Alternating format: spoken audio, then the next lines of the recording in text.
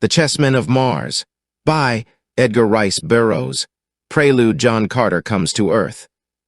Shay had just beaten me at chess, as usual, and, also as usual, I had gleaned what questionable satisfaction I might by twitting him with this indication of failing mentality, by calling his attention to the nth time to that theory, propounded by certain scientists, which is based upon the assertion that phenomenal chess players are always found to be from the ranks of children under 12, adults over 72, or the mentally defective. A theory that is lightly ignored upon those rare occasions that I win. Shay had gone to bed, and I should have followed suit, for we are always in the saddle here before sunrise. But instead, I sat there before the chess table in the library, idly blowing smoke at the dishonored head of my defeated king. While thus profitably employed, I heard the east door of the living room open and someone enter. I thought it was Shay returning to speak with me on some matter of tomorrow's work. But when I raised my eyes to the doorway that connects the two rooms, I saw framed there the figure of a bronze giant. His otherwise naked body trapped with a jewel-encrusted harness from which there hung at one side an ornate short sword and at the other a pistol of strange pattern. The black hair, the steel-gray eyes, brave and smiling, the noble features. I recognized them at once, and leaping to my feet, I advanced with outstretched hand. "John Carter," I cried. "You—" "None other, my son," he replied, taking my hand in one of his and placing the other upon my shoulder. "And what are you doing here?" I asked. "It has been long years since you revisited Earth, and never before in the trappings of Mars. Lord, but it is good to see you, and not a day older in appearance than when you trotted me on your knee in my babyhood. How do you explain it, John Carter, warlord of Mars, or do you try to explain it?" "Why attempt to explain the inexplicable?" he replied. "As I have told you before, I am a very old man. I do not know how old I am. I recall no childhood, but recollect only having been always as you see me now, and as you saw me first when you were 5 years old. You, yourself, have aged, though not as much as most men in a corresponding number of years, which may be accounted for by the fact that the same blood runs in our veins, but I have not aged at all. I have discussed the question with a noted Martian scientist, a friend of mine, but his theories are still only theories. However, I am content with the fact. I never age, and I love life and the vigor of youth. And now as to your natural question, as to what brings me to Earth again, and in this, to earthly eyes, strange habiliment. We may thank Kar Kamak, the bowman of Lothar. It was he who gave me the idea upon which I have been experimenting until at last I have achieved success. As you know, I have long possessed the power to cross the void in spirit, but never before have I been able to impart to inanimate things a similar power. Now, however, you see me for the first time precisely as my Martian fellows see me. You see the very short sword that has tasted the blood of many a savage foeman, the harness with the devices of helium and the insignia of my rank, the pistol that was presented to me by Tars Tarkas, Jeddak of Thark. Aside from seeing you, which is my principal reason for being here, and satisfying myself that I can transport inanimate things from Mars to Earth, and therefore animate things if I so desire, I have no purpose. Earth is not for me. My every interest is upon Barsoom. My wife, my children, my work, all are there. I will spend a quiet evening with you, and then back to the world I love even better than I love life." As he spoke, he dropped into the chair upon the opposite side of the chess table. "You spoke of children," I said. "Have you more than Carthoris?" "A daughter," he replied, "only a little younger than Carthoris, and, barring one, the fairest thing that ever breathed the thin air of dying Mars. Only Dejah Thoris, her mother, could be more beautiful than Tara of Helium." For a moment he fingered the chessman idly. "We have a game on Mars similar to chess," he said, "very similar. And there is a race there that plays it grimly with men and naked swords. We call the game Jetton. It is played on a board like yours, except that there are 100 squares and we use 20 pieces on each side. I never see it played without thinking of Tara of Helium and what befell her among the chessmen of Barsoom. Would you like to hear her story?" I said that I would, and so he told it to me. And now I shall try to retell it for you as nearly in the words of the warlord of Mars as I can recall them, but in the third person. If there be inconsistencies and errors, let the blame fall not upon John Carter, but rather upon my faulty memory where it belongs. It is a strange tale and utterly Barsoomian. Chapter 1, Tara in a Tantrum. Tara of Helium rose from the pile of silks and soft furs upon which she had been reclining, stretched her lithe body languidly, and crossed toward the center of the room, where, above a large table, a bronze disc depended from the low ceiling. Her carriage was that of health and physical perfection, the effortless harmony of faultless coordination. A scarf of silken gossamer crossing over one shoulder was wrapped about her body. Her black hair was piled high upon her head. With a wooden stick she tapped upon the bronze disc, lightly, and presently the summons was answered by a slave girl who entered smiling to be greeted similarly by her mistress. "Are my father's guests arriving?" asked the princess. "Yes, Tara of Helium, they come," replied the slave. "I have seen Kantos Kan, overlord of the navy, and Prince Soren of Tarth, and Jor Kantos, son of Kantos Kan." She shot a roguish glance at her mistress as she mentioned Jor Kantos' name, and, "Oh, there were others, many have come." "The bath, then, Uthia," said her mistress. "And why, Uthia," she added, "do you look thus and smile when you mention the name of Jor Kantos?" The slave girl laughed gaily. "It is so plain to all that he worships you," she replied. "It is not plain to me," said Tara of Helium. "He is the friend of my brother, Carthoris, and so he is here much, but not to see me. It is his friendship for Carthoris that brings him thus often to the palace of my father." "But Carthoris is hunting in the north with Talu, Jedak of Akkar," Uthia reminded her. "My bath, Uthia," cried Tara of Helium. "That tongue of yours will bring you to some misadventure yet." "The bath is ready, Tara of Helium." The girl responded, her eyes still twinkling with merriment, for she well knew that in the heart of her mistress was no anger that could displace the love of the princess for her slave. Preceding the daughter of the warlord, she opened the door of an adjoining room where lay the bath. A gleaming pool of scented water in a marble basin. Golden stanchions supported a chain of gold encircling it and leading down into the water on either side of marble steps.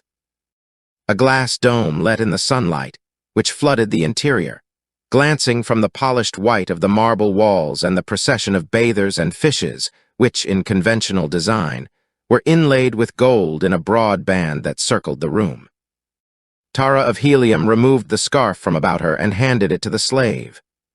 Slowly she descended the steps to the water, the temperature of which she tested with a symmetrical foot, undeformed by tight shoes and high heels. A lovely foot, as God intended that feet should be and seldom are. Finding the water to her liking, the girl swam leisurely to and fro about the pool. With the silken ease of the seal she swam, now at the surface, now below, her smooth muscles rolling softly beneath her clear skin. A wordless song of health and happiness and grace.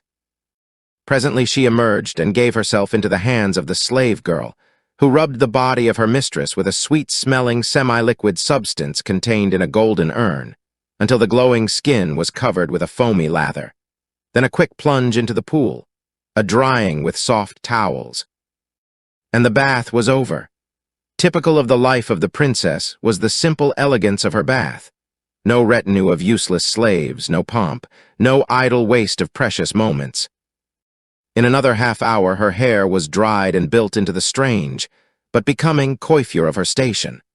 Her leathern trappings, encrusted with gold and jewels, had been adjusted to her figure, and she was ready to mingle with the guests that had been bidden to the midday function at the palace of the warlord. As she left her apartments to make her way to the gardens where the guests were congregating, 2 warriors, the insignia of the house of the Prince of Helium upon their harness, followed a few paces behind her, grim reminders that the assassin's blade may never be ignored upon Barsoom, where, in a measure, it counterbalances the great natural span of human life, which is estimated at not less than 1,000 years. As they neared the entrance to the garden, another woman, similarly guarded, approached them from another quarter of the great palace. As she neared them, Tara of Helium turned toward her with a smile and a happy greeting, while her guards knelt with bowed heads in willing and voluntary adoration of the beloved of Helium. Thus always, solely at the command of their own hearts, did the warriors of Helium greet Dejah Thoris, whose deathless beauty had more than once brought them to bloody warfare with other nations of Barsoom. So great was the love of the people of Helium for the mate of John Carter, it amounted practically to worship, as though she were indeed the goddess that she looked. The mother and daughter exchanged the gentle, Barsoomian, Kaor of greeting and kissed. Then together they entered the gardens where the guests were. A huge warrior drew his short sword and struck his metal shield with the flat of it, the brazen sound ringing out above the laughter and the speech. "The princess comes," he cried. "Dejah Thoris, the princess comes. Tara of Helium, thus always is royalty announced." The guests arose. The two women inclined their heads. The guards fell back upon either side of the entranceway. A number of nobles advanced to pay their respects. The laughing and the talking were resumed, and Dejah Thoris and her daughter moved simply and naturally among their guests. No suggestion of differing rank apparent in the bearing of any who were there, though there was more than a single Jeddak and many common warriors whose only title lay in brave deeds or noble patriotism. Thus it is upon Mars where men are judged upon their own merits rather than upon those of their grandsires, even though pride of lineage be great. Tara of Helium let her slow gaze wander among the throng of guests, until presently it halted upon one she sought. Was the faint shadow of a frown that crossed her brow an indication of displeasure at the sight that met her eyes, or did the brilliant rays of the noonday sun distress her? Who may say? She had been reared to believe that one day she should wed Jor Kantos, son of her father's best friend. It had been the dearest wish of Kantos, Kan, and the warlord that this should be, and Tara of Helium had accepted it as a matter of all but accomplished fact. Jor Kantos had seemed to accept the matter in the same way. They had spoken of it casually as something that would, as a matter of course, take place in the indefinite future. As, for instance, his promotion in the Navy in which he was now a padwar, or the set functions of the court of her grandfather, Tardos Mors, Jeddak of Helium, or death. They had never spoken of love, and that had puzzled Tara of Helium upon the rare occasions she gave it thought, for she knew that people who were to wed were usually much occupied with the matter of love, and she had all of a woman's curiosity. She wondered what love was like. She was very fond of Jor Kantos, and she knew that he was very fond of her. They liked to be together, for they liked the same things and the same people and the same books, and their dancing was a joy, not only to themselves but to those who watched them. She could not imagine wanting to marry anyone other than Jor Kantos. So perhaps it was only the sun that made her brows contract just the tiniest bit at the same instant that she discovered Jor Kantos sitting in earnest conversation with Alvia Marthais, daughter of the Jed of Haster.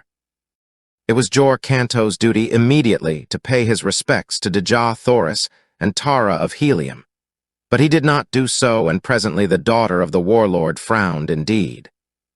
She looked long at Alvia Marthais, and though she had seen her many times before and knew her well, she looked at her today through new eyes that saw, apparently for the first time, that the girl from Haster was noticeably beautiful even among those other beautiful women of Helium. Tara of Helium was disturbed. She attempted to analyze her emotions, but found it difficult. Alvia Marthais was her friend. She was very fond of her, and she felt no anger toward her. Was she angry with Jor Kantos? No, she finally decided that she was not. It was merely surprise, then, that she felt. Surprise that Jor Kantos could be more interested in another than in herself. She was about to cross the garden and join them when she heard her father's voice directly behind her. Tara of Helium. He called, and she turned to see him approaching with a strange warrior whose harness and metal bore devices with which she was unfamiliar. Even among the gorgeous trappings of the men of Helium, and the visitors from distant empires, those of the stranger, were remarkable for their barbaric splendor. The leather of his harness was completely hidden beneath ornaments of platinum thickly set with brilliant diamonds, as were the scabbards of his swords and the ornate holster, that held his long Martian pistol. Moving through the sunlit garden at the side of the great warlord, the scintillant rays of his countless gems enveloping him as in an aureole of light imparted to his noble figure a suggestion of godliness. "Tara of Helium, I bring you Gahan, Jed of Gathol," said John Carter after the simple Barsumian custom of presentation. "Kaor, Gahan, Jed of Gathol," returned Tara of Helium. "My sword is at your feet, Tara of Helium," said the young chieftain. The warlord left them, and the two seated themselves upon an ursite bench beneath a spreading sorapus tree. "Far Gathol," mused the girl. "Ever in my mind has it been connected with mystery and romance and the half-forgotten lore of the ancients. I cannot think of Gathol as existing today, possibly because I have never before seen a Gatholian. And perhaps, too, because of the great distance that separates Helium and Gathol, as well as the comparative insignificance of my little free city, which might easily be lost in one corner of mighty Helium," added Gahan. "But what we lack in power we make up in pride," he continued, laughing. "We believe ours the oldest inhabited city upon Barsum. It is one of the few that has retained its freedom, and this despite the fact that its ancient diamond mines are the richest known and, unlike practically all the other fields, are today apparently as inexhaustible as ever." "Tell me of Gathol," urged the girl. "The very thought fills me with interest." Nor was it likely that the handsome face of the young Jed detracted anything from the glamour of far Gathol. Nor did Gahan seem displeased with the excuse for further monopolizing the society of his fair companion. His eyes seemed chained to her exquisite features, from which they moved no further than to a rounded breast, part hid beneath its jeweled covering, a naked shoulder or the symmetry of a perfect arm, resplendent in bracelets of barbaric magnificence. "Your ancient history has doubtless told you that Gathol was built upon an island in Thraxias, mightiest of the 5 oceans of old Barsum. As the ocean receded, Gathol crept down the sides of the mountain, the summit of which was the island upon which she had been built. Until today she covers the slopes from summit to base, while the bowels of the great hill are honeycombed with the galleries of her mines. Entirely surrounding us is a great salt marsh, which protects us from invasion by land, while the rugged and oft-times vertical topography of our mountain renders the landing of hostile airships a precarious undertaking." "That, and your brave warriors?" suggested the girl. Gahan smiled. "We do not speak of that except to enemies," he said, "and then with tongues of steel rather than of flesh. But what practice in the art of war has a people which nature has thus protected from attack?" Asked Tara of Helium, who had liked the young Jed's answer to her previous question, but yet in whose mind persisted a vague conviction of the possible effeminacy of her companion, induced, doubtless, by the magnificence of his trappings and weapons, which carried a suggestion of splendid show rather than grim utility. "Our natural barriers, while they have doubtless saved us from defeat on countless occasions, have not by any means rendered us immune from attack," he explained. "For so great is the wealth of Gathol's diamond treasury that there yet may be found those who will risk almost certain defeat in an effort to loot our unconquered city. So thus, we find occasional practice in the exercise of arms. But there is more to Gathol than the mountain city. My country extends from Polydona, equator, north 10 carads, and from the 10th carad west of Hors to the 20th west, including thus 1,000,000 square hods, the greater proportion of which is fine grazing land where run our great herds of thoats and zitidars. Surrounded as we are by predatory enemies, our herdsmen must indeed be warriors, or we should have no herds, and you may be assured they get plenty of fighting. Then there is our constant need of workers in the mines. The Gatholians consider themselves a race of warriors, and as such prefer not to labor in the mines. The law is, however, that each male Gatholian shall give an hour a day in labor to the government. That is practically the only tax that is levied upon them. They prefer, however, to furnish a substitute to perform this labor. And as our own people will not hire out for labor in the mines, it has been necessary to obtain slaves, and I do not need to tell you that slaves are not won without fighting. We sell these slaves in the public market, the the proceeds going, half and half, to the government and the warriors who bring them in. The purchasers are credited with the amount of labor performed by their particular slaves. At the end of a year, a good slave will have performed the labor tax of his master for 6 years, and if slaves are plentiful, he is freed and permitted to return to his own people. "You fight in platinum and diamonds?" asked Tara, indicating his gorgeous trappings with a quizzical smile. Gahan laughed. "We are a vain people," he admitted, good-naturedly, "and it is possible that we place too much value on personal appearances. We vie with one another in the splendor of our accoutrements when trapped for the observance of the lighter duties of life, though when we take the field our leather is the plainest I ever have seen worn by fighting men of Barsoom. We pride ourselves, too, upon our physical beauty, and especially upon the beauty of our women. May I dare to say, Tara of Helium, that I am hoping for the day when you will visit Gathol, that my people may see one who is really beautiful." "The women of Helium are taught to frown with displeasure upon the tongue of the flatterer," rejoined the girl, but Gahan, Jed of Gathol, observed that she smiled as she said it. A bugle sounded, clear and sweet, above the laughter and the talk.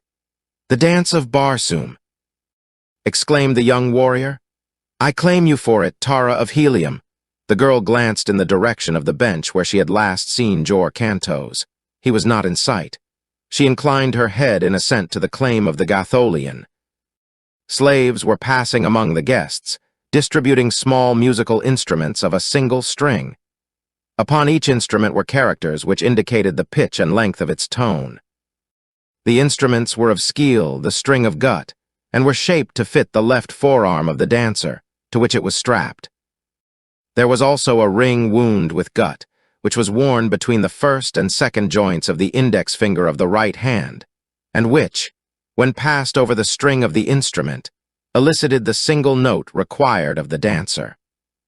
The guests had risen and were slowly making their way toward the expanse of scarlet sward at the south end of the gardens where the dance was to be held, when Jor Kantos came hurriedly toward Tara of Helium. "I claim," he exclaimed as he neared her, but she interrupted him with a gesture. "You are too late, Jor Kantos," she cried in mock anger. "No laggard may claim Tara of Helium, but haste now lest thou lose also Alvia Marthais, whom I have never seen wait long to be claimed for this or any other dance." "I have already lost her," admitted Jor Kantos ruefully. "And you mean to say that you came for Tara of Helium only after having lost Alvia Marthais?" demanded the girl, still simulating displeasure. "Oh, Tara of Helium, you know better than that," insisted the young man. "Was it not natural that I should assume that you would expect me, who alone has claimed you for the dance of Barsoom for at least 12 times past, and sit and play with my thumbs until you saw fit to come for me?" she questioned. "Ah, no, Jor Kantos. Tara of Helium is for no laggard." And she threw him a sweet smile and passed on toward the assembling dancers with Gahan, Jed of Far Gathol.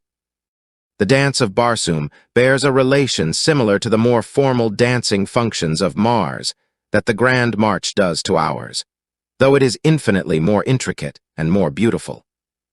Before a Martian youth of either sex may attend an important social function where there is dancing, he must have become proficient in at least 3 dances: the dance of Barsoom, his national dance, and the dance of his city. In these 3 dances, the dancers furnish their own music, which never varies, nor do the steps or figures vary, having been handed down from time immemorial. All Barsoomian dances are stately and beautiful, but the dance of Barsoom is a wondrous epic of motion and harmony. There is no grotesque posturing, no vulgar or suggestive movements. It has been described as the interpretation of the highest ideals of a world that aspired to grace and beauty and chastity in woman, and strength and dignity and loyalty in man. Today, John Carter, warlord of Mars, with Dejah Thoris, his mate, led in the dancing. And if there was another couple that vied with them in possession of the silent admiration of the guests, it was the resplendent Jed of Gathol and his beautiful partner. In the ever-changing figures of the dance, the man found himself now with the girl's hand in his and again, with an arm about the lithe body that the jeweled harness but inadequately covered. And the girl, though she had danced 1,000 dances in the past. Realized for the first time the personal contact of a man's arm against her naked flesh. It troubled her that she should notice it, and she looked up questioningly and almost with displeasure at the man, as though it was his fault. Their eyes met, and she saw in his that which she had never seen in the eyes of Jor Cantos. It was at the very end of the dance, and they both stopped suddenly with the music and stood there looking straight into each other's eyes. It was Gahan of Gathol who spoke first. "Tara of Helium, I love you," he said. The girl drew herself to her full height. "The Jed of Gathol forgets himself," she exclaimed haughtily. "The Jed of Gathol would forget everything but you, Tara of Helium," he replied. Fiercely, he pressed the soft hand that he still retained from the last position of the dance. "I love you, Tara of Helium," he repeated. "Why should your ears refuse to hear what your eyes but just now did not refuse to see? And answer." "What meanest thou?" she cried. "Are the men of Gathol such boors, then?" "They are neither boors nor fools," he replied quietly. "They know when they love a woman and when she loves them." Tara of Helium stamped her little foot in anger. "Go," she said, "before it is necessary to acquaint my father with the dishonor of his guest." She turned and walked away. "Wait," cried the man, "just another word." "Of apology?" she asked. "Of prophecy," he said. "I do not care to hear it," replied Tara of Helium, and left him standing there. She was strangely unstrung, and shortly thereafter returned to her own quarter of the palace, where she stood for a long time by a window looking out beyond the scarlet tower of Greater Helium toward the northwest. Presently she turned angrily away. "I hate him!" she exclaimed aloud. "Whom?" inquired the privileged Uthia. Tara of Helium stamped her foot. "That ill-mannered boor, the Jed of Gathol," she replied. Uthia raised her slim brows. At the stamping of the little foot, a great beast rose from the corner of the room and crossed to Tara of Helium, where it stood looking up into her face. She placed her hand upon the ugly head. "Dear old Wulla," she said, "no love could be deeper than yours, yet it never offends. Would that men might pattern themselves after you." Chapter 2, At the Gale's Mercy. Tara of Helium did not return to her father's guests, but awaited in her own apartments the word from Jor Cantos which she knew must come, begging her to return to the gardens. She would then refuse haughtily, but no appeal came from Jor Cantos. At first Tara of Helium was angry, then she was hurt, and always she was puzzled. She could not understand. Occasionally she thought of the Jed of Gathol, and then she would stamp her foot, for she was very angry indeed with Gahan. The presumption of the man. He had insinuated that he read love for him in her eyes. Never had she been so insulted and humiliated. Never had she so thoroughly hated a man. Suddenly she turned toward Uthia. "My flying leather," she commanded. "But the guests," exclaimed the slave girl. "Your father, the warlord, will expect you to return." "He will be disappointed," snapped Tara of Helium. The slave hesitated. "He does not approve of your flying alone," she reminded her mistress. The young princess sprang to her feet and seized the unhappy slave by the shoulders, shaking her. "You are becoming unbearable, Uthia," she cried. "Soon there will be no alternative than to send you to the public slave market. Then possibly you will find a master to your liking." Tears came to the soft eyes of the slave girl. "It is because I love you, my princess," she said softly. Tara of Helium melted. She took the slave in her arms and kissed her. "I have the disposition of a thoat, Uthia," she said. "Forgive me. I love you, and there is nothing that I would not do for you, and nothing would I do to harm you. Again, as I have so often in the past, I offer you your freedom." "I do not wish my freedom if it will separate me from you, Tara of Helium," replied Uthia. "I am happy here with you. I think that I should die without you." Again the girls kissed. "And you will not fly alone, then?" questioned the slave. Tara of Helium laughed and pinched her companion. "You persistent little pest," she cried. "Of course I shall fly. Does not Tara of Helium always do that which pleases her?" Uthia shook her head sorrowfully. "Alas, she does," she admitted. "Iron is the warlord of Barsoom to the influences of all but two. In the hands of Dejah Thoris and Tara of Helium he is as potter's clay. Then run and fetch my flying leather like the sweet slave you are." directed the mistress. Asterisk, asterisk, asterisk, far out across the ochre sea bottoms beyond the twin cities of Helium raced the swift flyer of Tara of Helium. Thrilling to the speed, and the buoyancy and the obedience of the little craft, the girl drove toward the northwest. Why she should choose that direction she did not pause to consider. Perhaps because in that direction lay the least known areas of Barsoom and, ergo, romance, mystery, and adventure. In that direction also lay far Gathol, but to that fact she gave no conscious thought. She did, however, think occasionally of the Jed of that distant kingdom, but the reaction to these thoughts was scarcely pleasurable. They still brought a flush of shame to her cheeks and a surge of angry blood to her heart. She was very angry with the Jed of Gathol, and though she should never see him again, she was quite sure that hate of him would remain fresh in her memory forever. Mostly her thoughts revolved about another, Jor Kantos. And when she thought of him, she thought also of Alvia Marthais of Haster. Tara of Helium thought that she was jealous of the fair Alvia, and it made her very angry to think that. She was angry with Jor Kantos and herself, but she was not angry at all with Alvia Marthais, whom she loved, and so, of course, she was not jealous really. The trouble was that Tara of Helium had failed for once to have her own way. Jor Kantos had not come running like a willing slave when she had expected him, and, here was the nub of the whole thing. Gahan, Jed of Gathol, a stranger, had been a witness to her humiliation.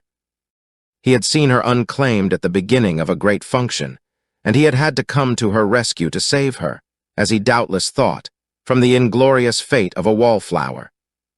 At the recurring thought, Tara of Helium could feel her whole body burning with scarlet shame, and then she went suddenly white and cold with rage.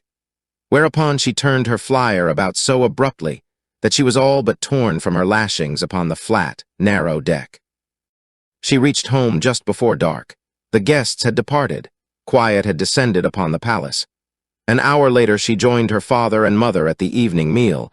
"You deserted us, Tara of Helium," said John Carter. "It is not what the guests of John Carter should expect." "They did not come to see me," replied Tara of Helium. "I did not ask them." "They were no less your guests," replied her father. The girl rose and came and stood beside him and put her arms about his neck.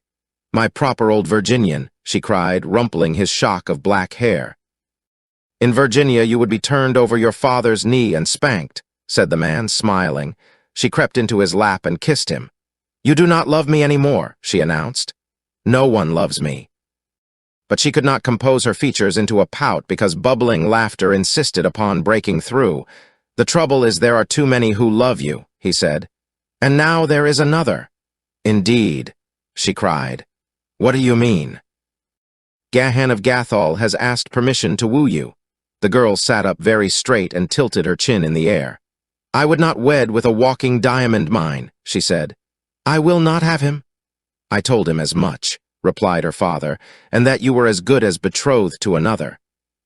He was very courteous about it, but at the same time he gave me to understand that he was accustomed to getting what he wanted, and that he wanted you very much. I suppose it will mean another war. Your mother's beauty kept Helium at war for many years, and... Well, Tara of Helium, if I were a young man, I should doubtless be willing to set all Barsoom afire to win you, as I still would to keep your divine mother. And he smiled across the Sorapus table and its golden service at the undimmed beauty of Mars' most beautiful woman. "Our little girl should not yet be troubled with such matters," said Dejah Thoris. "Remember, John Carter, that you are not dealing with an Earth child, whose span of life would be more than half completed before a daughter of Barsoom reached actual maturity. But do not the daughters of Barsoom sometimes marry as early as 20? He insisted. "Yes, but they will still be desirable in the eyes of men after 40 generations of Earth folk have returned to dust. There is no hurry, at least upon Barsoom. We do not fade and decay here as you tell me those of your planet do, though you yourself belie your own words. When the time seems proper, Tara of Helium shall wed with Jor Kantos, and until then let us give the matter no further thought." "No," said the girl. "The subject irks me, and I shall not marry Jor Kantos or another. I do not intend to wed." Her father and mother looked at her and smiled. "When Gahan of Gathol returns, he may carry you off," said the former. "He has gone?" asked the girl. "His flyer departs for Gathol in the morning," John Carter replied. "I have seen the last of him then," remarked Tara of Helium with a sigh of relief. "He says not," returned John Carter. The girl dismissed the subject with a shrug, and the conversation passed to other topics. A letter had arrived from Thuvia of Tarth, who was visiting at her father's court while Carthoris, her mate, hunted in Akkar. Word had been received that the Tharks and War-Hoons were again at war, or rather that there had been an engagement, for war was their habitual state. In the memory of man, there had been no peace between these two savage green hordes, only a single temporary truce. 2 new battleships had been launched at Haster. A little band of Holy Therns was attempting to revive the ancient and discredited religion of Issus, who they claimed still lived in spirit and had communicated with them. There were rumors of war from Dusar. A scientist claimed to have discovered human life on the further moon. A madman had attempted to destroy the atmosphere plant. 7 people had been assassinated in Greater Helium during the last 10 zodes, the equivalent of an Earth day. Following the meal, Dejah Thoris and the warlord played at Jetton, the Barsumian game of chess, which is played upon a board of 100 alternate black and orange squares. One player has 20 black pieces, the other 20 orange pieces. A brief description of the game may interest those Earth readers who care for chess, and will not be lost upon those who pursue this narrative to its conclusion, since before they are done, they will find that a knowledge of Jetton will add to the interest and the thrills that are in store for them. The men are placed upon the board as in chess upon the first 2 rows next the players. In order from left to right on the line of squares nearest the players, the Jetton pieces are warrior, padwar, dwar, flyer, chief, princess, flyer, dwar, padwar, warrior. In the next line, all are panthons except the end pieces, which are called thoats, and represent mounted warriors. The panthons, which are represented as warriors with 1 feather, may move 1 space in any direction except backward. The thoats, mounted warriors with 3 feathers, may move 1 straight and 1 diagonal and may jump intervening pieces.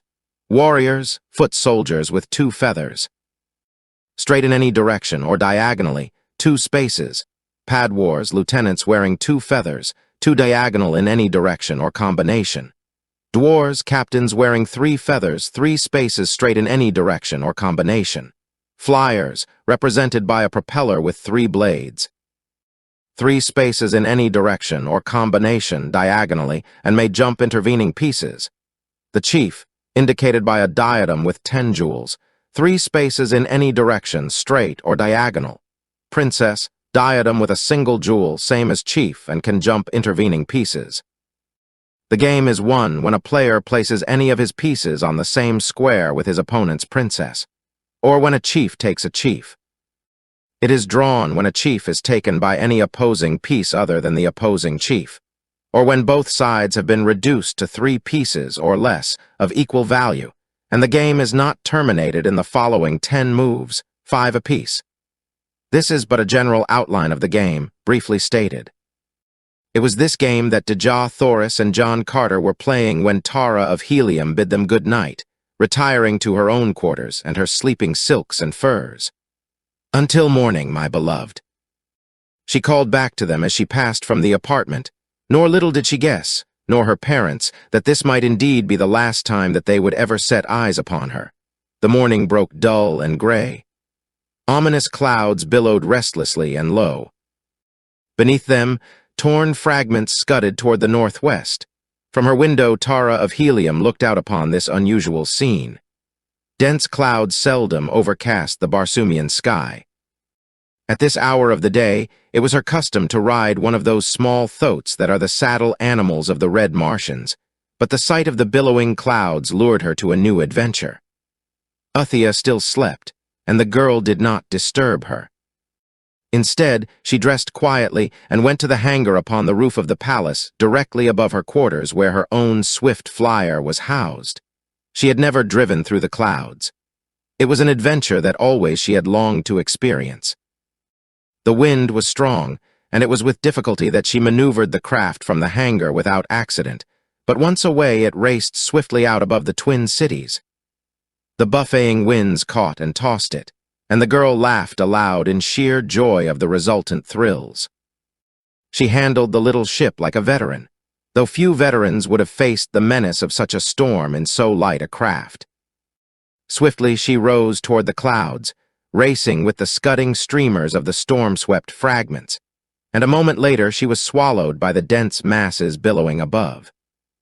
Here was a new world, a world of chaos unpeopled except for herself. But it was a cold, damp, lonely world, and she found it depressing after the novelty of it had been dissipated by an overpowering sense of the magnitude of the forces surging about her.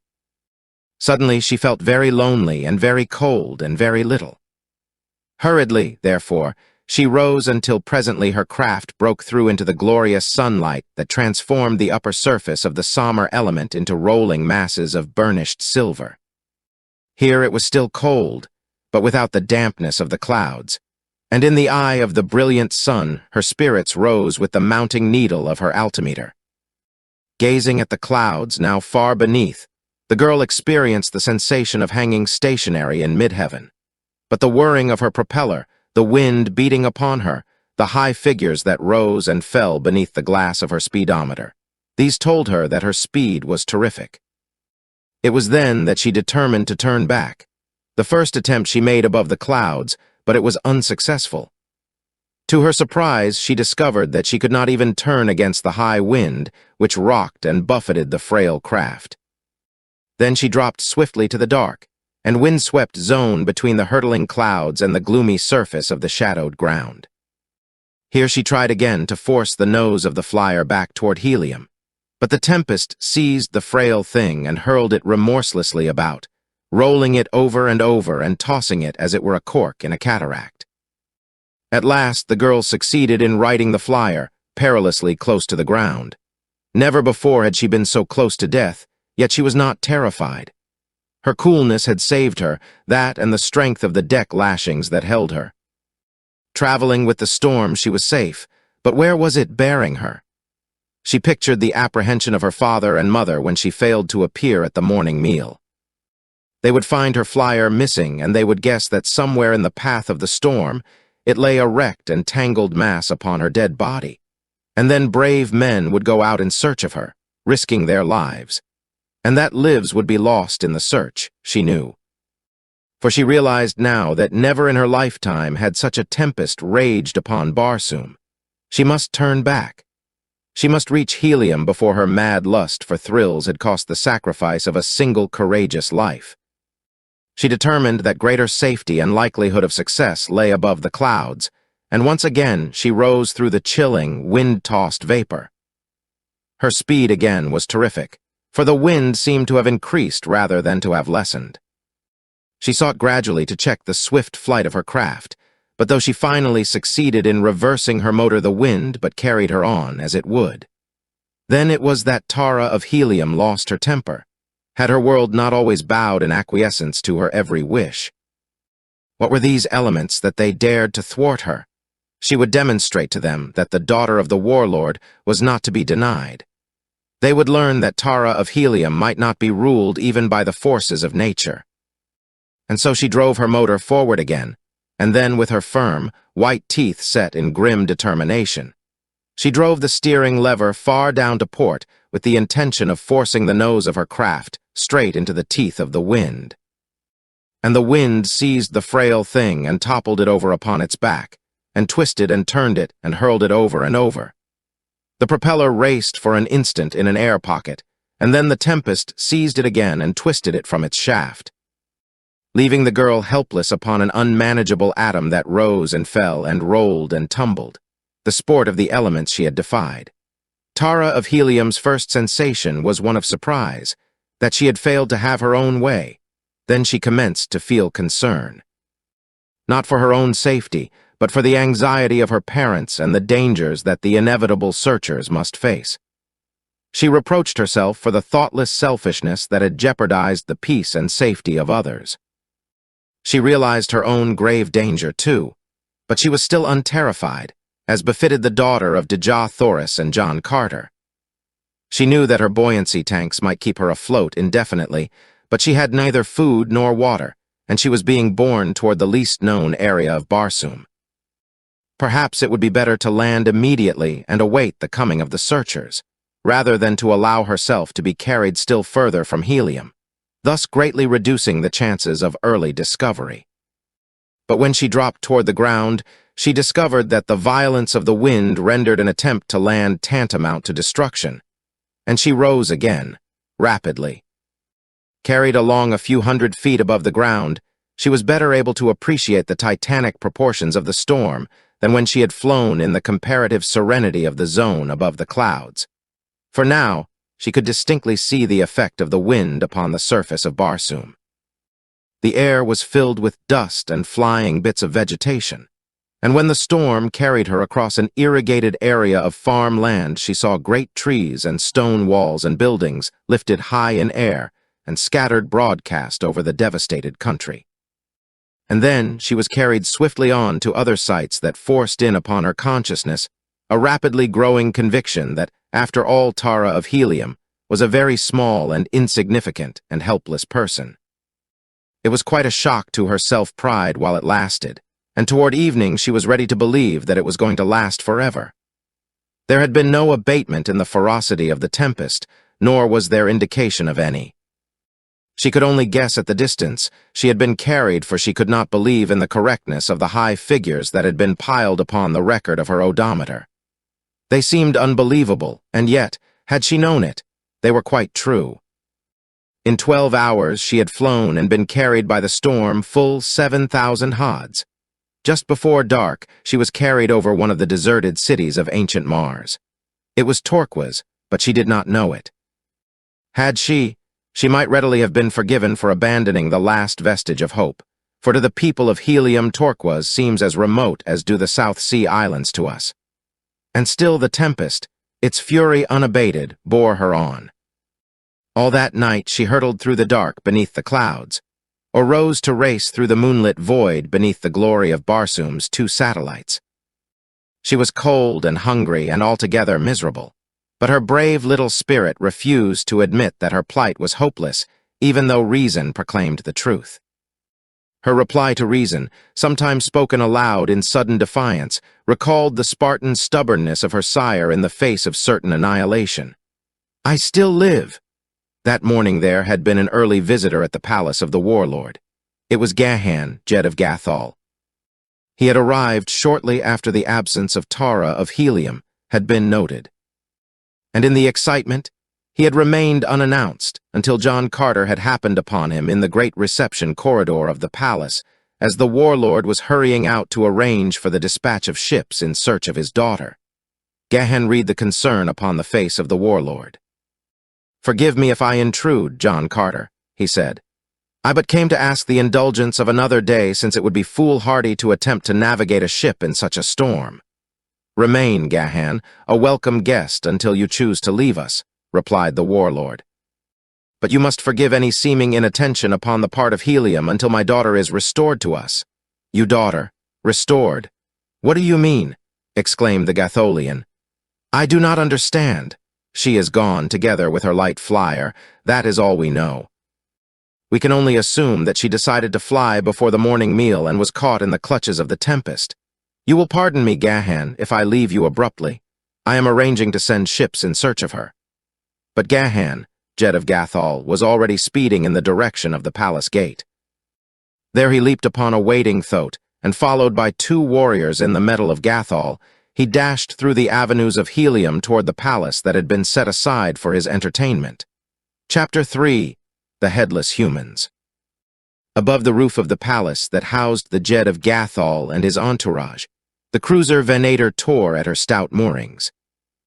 The groaning tackle bespoke the mad fury of the gale, while the worried faces of those members of the crew whose duties demanded their presence on the straining craft gave corroborative evidence of the gravity of the situation.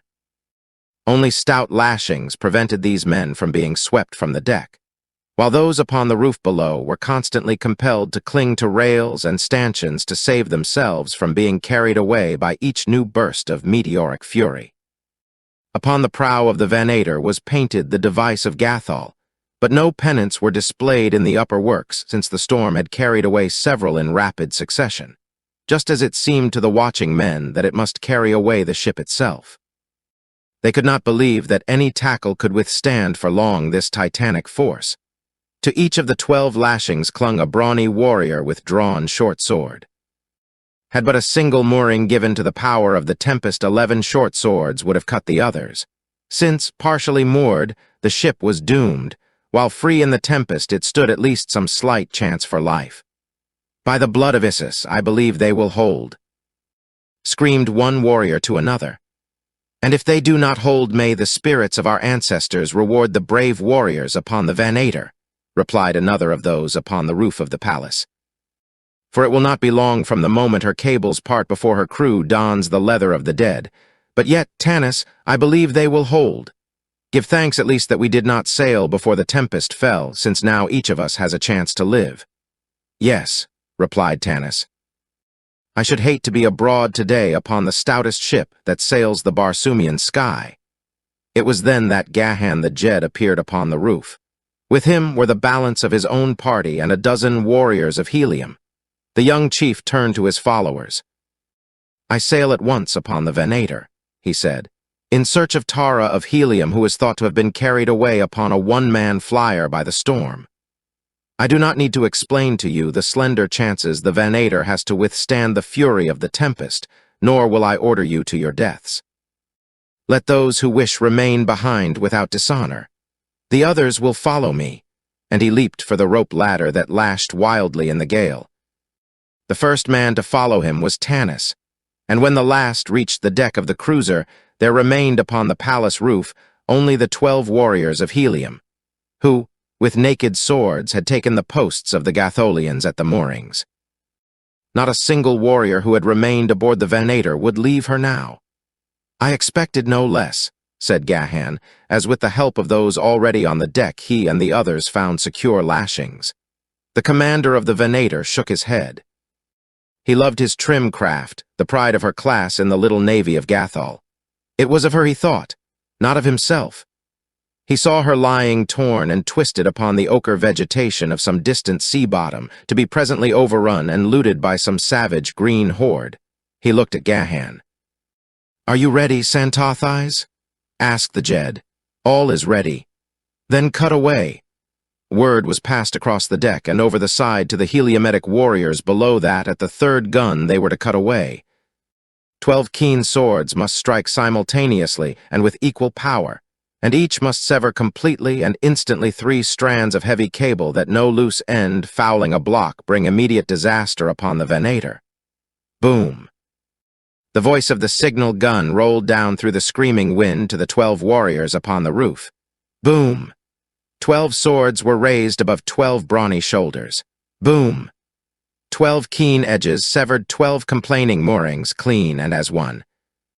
The Venator, her propellers whirling, shot forward with the storm. The tempest struck her in the stern as with a mailed fist and stood the great ship upon her nose, and then it caught her and spun her as a child's top spins. And upon the palace roof, the 12 men looked on in silent helplessness and prayed for the souls of the brave warriors who were going to their death. And others saw, from Helium's lofty landing stages and from 1,000 hangars upon 1,000 roofs. But only for an instant did the preparations stop that would send other brave men into the frightful maelstrom of that apparently hopeless search, for such is the courage of the warriors of Barsoom. But the Venator did not fall to the ground, within sight of the city at least, though as long as the watchers could see her, never for an instant did she rest upon an even keel. Sometimes she lay upon one side or the other, or again she hurtled along keel up, or rolled over and over, or stood upon her nose or her tail at the caprice of the great force that carried her along. And the watchers saw that this great ship was merely being blown away with the other bits of debris great and small that filled the sky. Never in the memory of man or the annals of recorded history had such a storm raged across the face of Barsoom. And in another instant was the Venator forgotten as the lofty, scarlet tower that had marked Lesser Helium for ages crashed to ground, carrying death and demolition upon the city beneath. Panic reigned. A fire broke out in the ruins. The city's every force seemed crippled, and it was then that the warlord ordered the men that were about to set forth in search of Tara of Helium to devote their energies to the salvation of the city. For he, too, had witnessed the start of the Venator, and realized the futility of wasting men who were needed sorely if lesser Helium was to be saved from utter destruction. Shortly after noon of the second day, the storm commenced to abate, and before the sun went down, the little craft upon which Tara of Helium had hovered between life and death, these many hours drifted slowly before a gentle breeze above a landscape of rolling hills that once had been lofty mountains upon a Martian continent. The girl was exhausted from loss of sleep, from lack of food and drink, and from the nervous reaction consequent to the terrifying experiences through which she had passed. In the near distance, just topping an intervening hill, she caught a momentary glimpse of what appeared to be a dome-capped tower. Quickly she dropped the flyer until the hill shut it off from the view of the possible occupants of the structure she had seen. The tower meant to her the habitation of man, suggesting the presence of water and, perhaps, of food. If the tower was the deserted relic of a bygone age, she would scarcely find food there, but there was still a chance that there might be water. If it was inhabited, then must her approach be cautious, for only enemies might be expected to abide in so far distant a land. Tara of Helium knew that she must be far from the twin cities of her grandfather's empire, but had she guessed within even 1,000 hods of the reality, she had been stunned by realization of the utter hopelessness of her state. Keeping the craft low, for the buoyancy tanks were still intact, the girl skimmed the ground until the gently moving wind had carried her to the side of the last hill that intervened between her and the structure she had thought a man-built tower. Here she brought the flyer to the ground among some stunted trees, and dragging it beneath one where it might be somewhat hidden from craft passing above, she made it fast and set forth to reconnoiter. Like most women of her class, she was armed only with a single slender blade, so that in such an emergency as now confronted her, she must depend almost solely upon her cleverness in remaining undiscovered by enemies. With utmost caution, she crept warily toward the crest of the hill, taking advantage of every natural screen that the landscape afforded to conceal her approach from possible observers ahead, while momentarily she cast quick glances rearward lest she be taken by surprise from that quarter. She came at last to the summit, where, from the concealment of a low bush, she could see what lay beyond. Beneath her spread a beautiful valley surrounded by low hills. Dotting it were numerous circular towers, dome-capped, and surrounding each tower was a stone wall enclosing several acres of ground. The valley appeared to be in a high state of cultivation. Upon the opposite side of the hill and just beneath her was a tower and enclosure. It was the roof of the former that had first attracted her attention. In all respects, it seemed identical in construction with those further out in the valley. A high, plastered wall of massive construction surrounding a similarly constructed tower, upon whose gray surface was painted in vivid colors a strange device.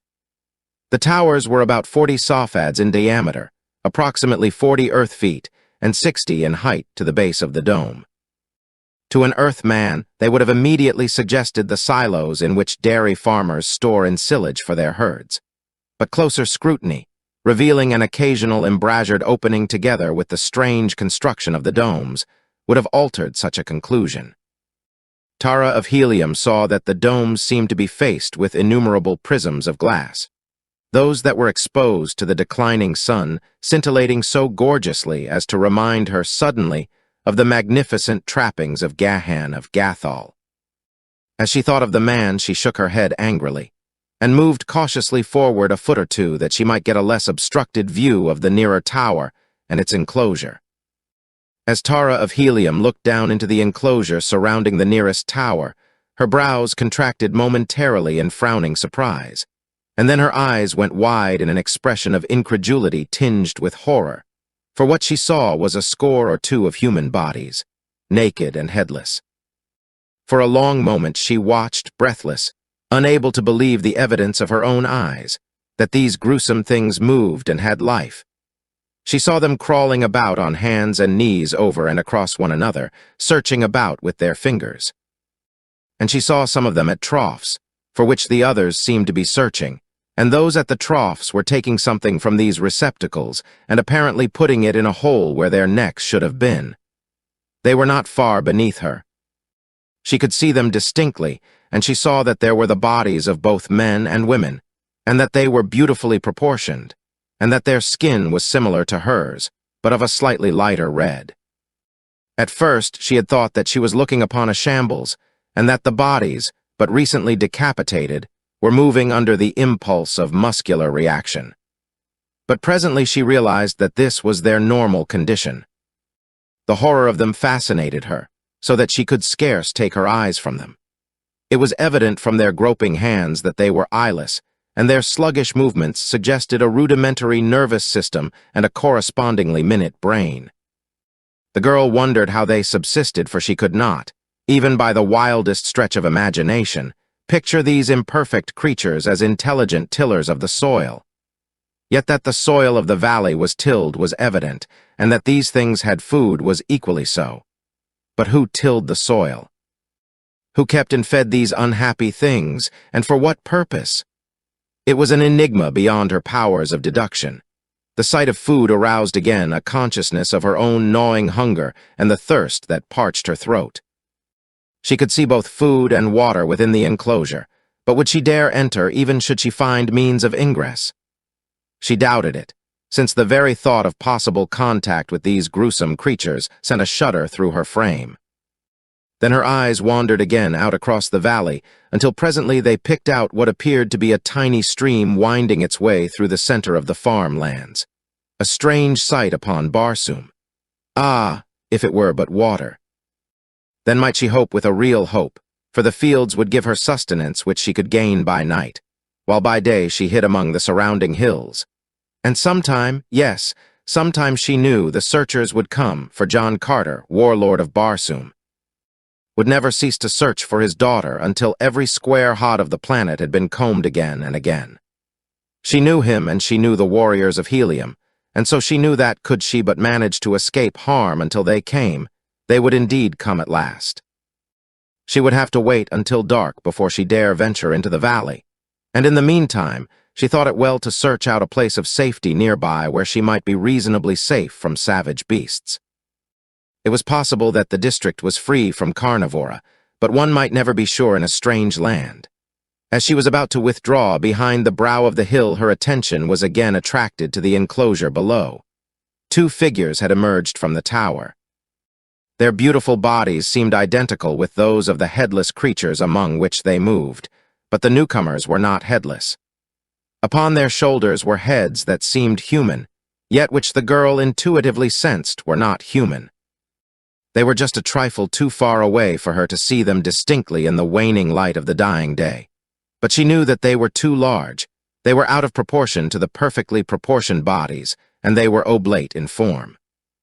She could see that the men wore some manner of harness to which were slung the customary long sword and short sword of the Barsoomian warrior, and that about their short necks were massive leather collars cut to fit closely over the shoulders and snugly to the lower part of the head.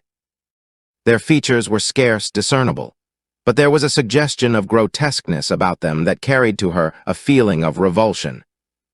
The two carried a long rope to which were fastened, at intervals of about 2 safads, what she later guessed were light manacles. For she saw the warriors passing among the poor creatures in the enclosure, and about the right wrist of each they fastened one of the manacles. When all had been thus fastened to the rope, one of the warriors commenced to pull and tug at the loose end, as though attempting to drag the headless company toward the tower, while the other went among them with a long, light whip with which he flicked them upon the naked skin. Slowly, dully, the creatures rose to their feet, and between the tugging of the warrior in front and the lashing of him behind the hopeless band was finally herded within the tower. Tara of Helium shuddered as she turned away. What manner of creatures were these? Suddenly it was night.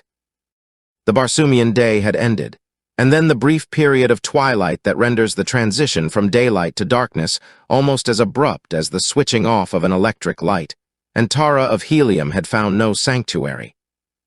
But perhaps there were no beasts to fear, or rather to avoid. Tara of Helium liked not the word fear.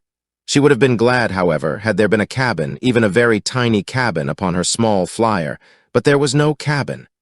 The interior of the hull was completely taken up by the buoyancy tanks. Ah, she had it. How stupid of her not to have thought of it before. She could moor the craft to the tree beneath which it rested and let it rise the length of the rope. Lashed to the deck rings, she would then be safe from any roaming beast of prey that chanced along. In the morning, she could drop to the ground again before the craft was discovered. As Tara of Helium crept over the brow of the hill down toward the valley, her presence was hidden by the darkness of the night from the sight of any chance observer who might be loitering by a window in the nearby tower. Cluros, the farther moon, was just rising above the horizon to commence his leisurely journey through the heavens. 8 zodes later he would set, a trifle over 19.5 Earth hours.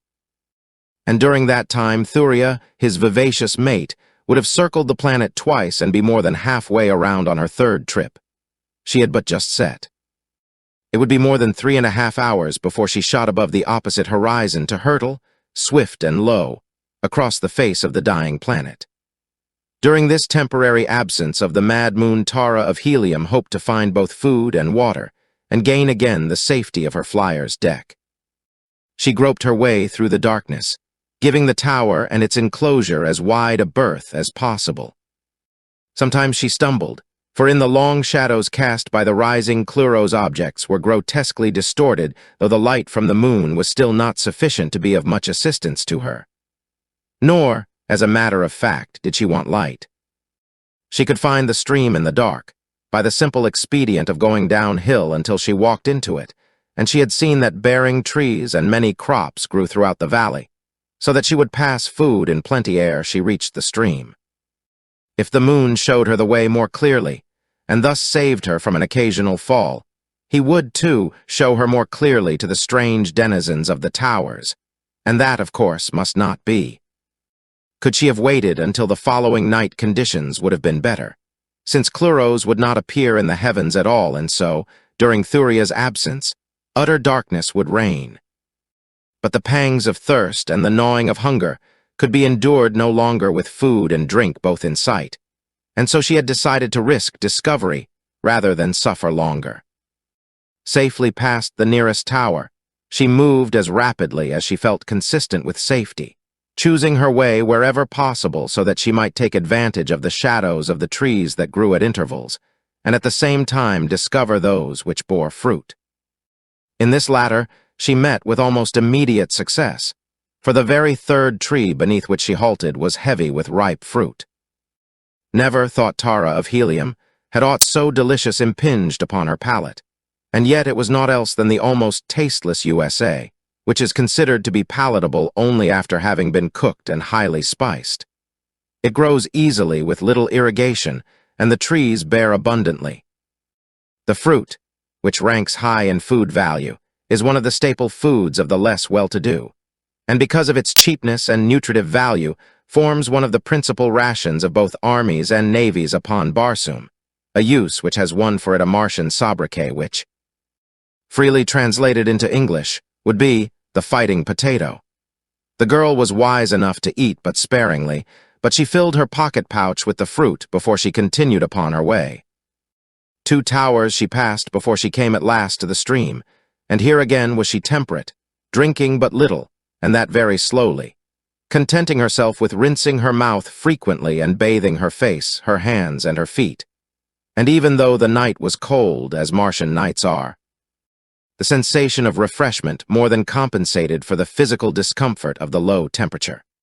Replacing her sandals, she sought among the growing track near the stream for whatever edible berries or tubers might be planted there, and found a couple of varieties that could be eaten raw. With these she replaced some of the USA in her pocket pouch, not only to ensure a variety, but because she found them more palatable. Occasionally she returned to the stream to drink, but each time moderately. Always were her eyes and ears alert for the first signs of danger, but she had neither seen nor heard aught to disturb her. And presently the time approached when she felt she must return to her flyer, lest she be caught in the revealing light of low, swinging Thuria. She dreaded leaving the water, for she knew that she must become very thirsty before she could hope to come again to the stream. If she only had some little receptacle in which to carry water, even a small amount would tide her over until the following night. But she had nothing, and so she must content herself as best she could with the juices of the fruit and tubers she had gathered. After a last drink at the stream, the longest and deepest she had allowed herself, she rose to retrace her steps toward the hills. But even as she did so, she became suddenly tense with apprehension. What was that? She could have sworn that she saw something move in the shadows beneath a tree not far away. For a long minute the girl did not move. She scarce breathed. Her eyes remained fixed upon the dense shadows below the tree, her ears strained through the silence of the night. A low moaning came down from the hills where her flyer was hidden. She knew it well, the weird note of the hunting banth, and the great carnivore lay directly in her path. But he was not so close as this other thing, hiding there in the shadows just a little way off. What was it? It was the strain of uncertainty that weighed heaviest upon her. Had she known the nature of the creature lurking there, half its menace would have vanished. She cast quickly about her in search of some haven of refuge should the thing prove dangerous. Again arose the moaning from the hills, but this time closer. Almost immediately it was answered from the opposite side of the valley behind her, and then from the distance to the right of her, and twice upon her left. Her eyes had found a tree quite near. Slowly, and without taking her eyes from the shadows of that other tree, she moved toward the overhanging branches that might afford her sanctuary in the event of need. And at her first move, a low growl rose from the spot she had been watching, and she heard the sudden moving of a big body. Simultaneously, the creature shot into the moonlight in full charge upon her, its tail erect, its tiny ears laid flat, its great mouth with its multiple rows of sharp and powerful fangs already yawning for its prey, its 10 legs carrying it forward in great leaps. And now from the beast's throat issued the frightful roar with which it seeks to paralyze its prey. It was a banth, the great maned lion of Barsoom. Tara of Helium saw it coming and leaped for the tree toward which she had been moving, and the banth realized her intention and redoubled his speed. As his hideous roar awakened the echoes in the hills, so too it awakened echoes in the valley. But these echoes came from the living throats of others of his kind, until it seemed to the girl that fate had thrown her into the midst of a countless multitude of these savage beasts. Almost incredibly swift is the speed of a charging banth, and fortunate it was that the girl had not been caught farther in the open. As it was, her margin of safety was next to negligible, for as she swung nimbly to the lower branches, the creature in pursuit of her crashed among the foliage almost upon her as it sprang upward to seize her. It was only a combination of good fortune and agility that saved her. A stout branch deflected the raking talons of the carnivore, but so close was the call that a giant forearm brushed her flesh in the instant before she scrambled to the higher branches. Baffled, the banth gave vent to his rage and disappointment in a series of frightful roars that caused the very ground to tremble. And to these were added the roarings and the growlings and the moanings of his fellows as they approached from every direction. In the hope of wresting from him whatever of his kill they could take by craft or prowess. And now he turned snarling upon them as they circled the tree, while the girl, huddled in a crotch above them, looked down upon the gaunt, yellow monsters padding on noiseless feet in a restless circle about her. She wondered now at the strange freak of fate that had permitted her to come down this far into the valley by night unharmed. But even more she wondered how she was to return to the hills. She knew that she would not dare venture it by night, and she guessed, too, that by day she might be confronted by even graver perils. To depend upon this valley for sustenance, she now saw to be beyond the pale of possibility, because of the banths that would keep her from food and water by night, while the dwellers in the towers would doubtless make it equally impossible for her to forage by day.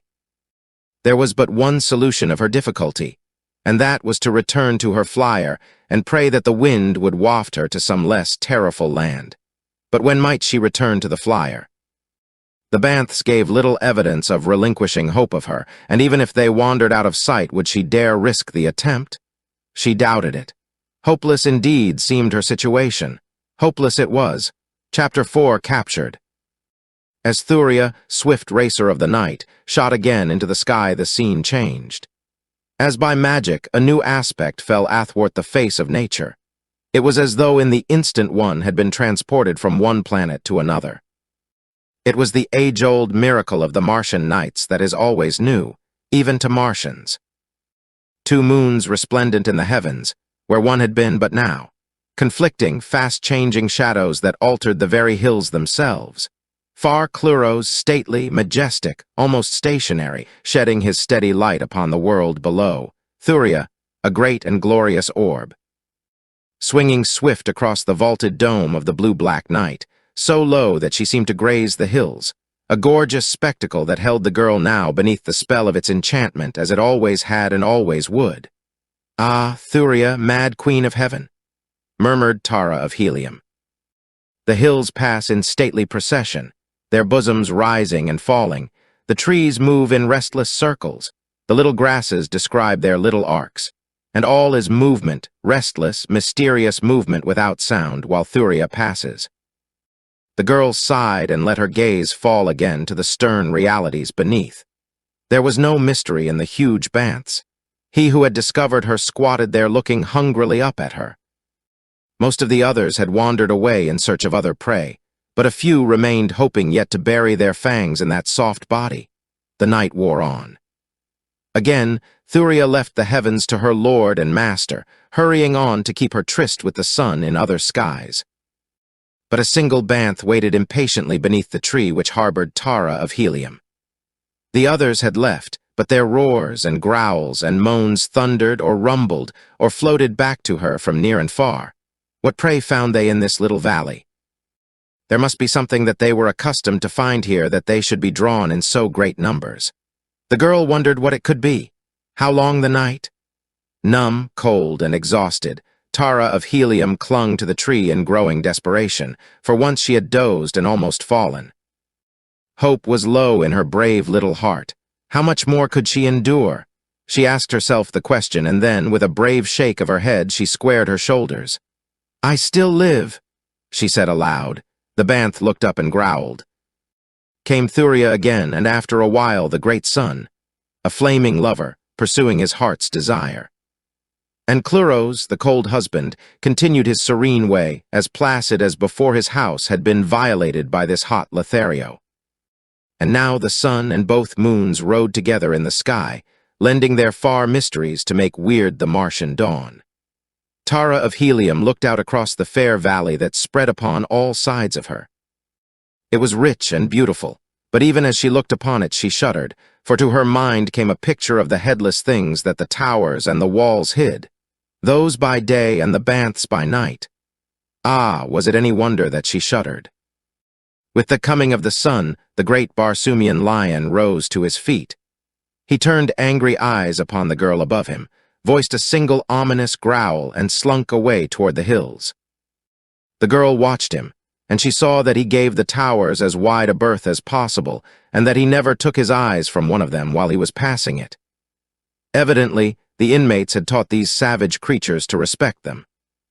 Presently he passed from sight in a narrow defile, nor in any direction that she could see was there another. Momentarily, at least, the landscape was deserted. The girl wondered if she dared to attempt to regain the hills and her flyer. She dreaded the coming of the workmen to the fields, as she was sure they would come. She shrank from again seeing the headless bodies, and found herself wondering if these things would come out into the fields and work. She looked toward the nearest tower. There was no sign of life there. The valley lay quiet now and deserted. She lowered herself stiffly to the ground. Her muscles were cramped, and every move brought a twinge of pain. Pausing a moment to drink again at the stream, she felt refreshed, and then turned without more delay toward the hills. To cover the distance as quickly as possible seemed the only plan to pursue. The trees no longer offered concealment, and so she did not go out of her way to be near them. The hills seemed very far away. She had not thought the night before that she had traveled so far. Really, it had not been far, but now, with the 3 towers to pass in broad daylight, the distance seemed great indeed. The second tower lay almost directly in her path. To make a detour would not lessen the chance of detection. It would only lengthen the period of her danger, and so she laid her course straight for the hill where her flyer was, regardless of the tower.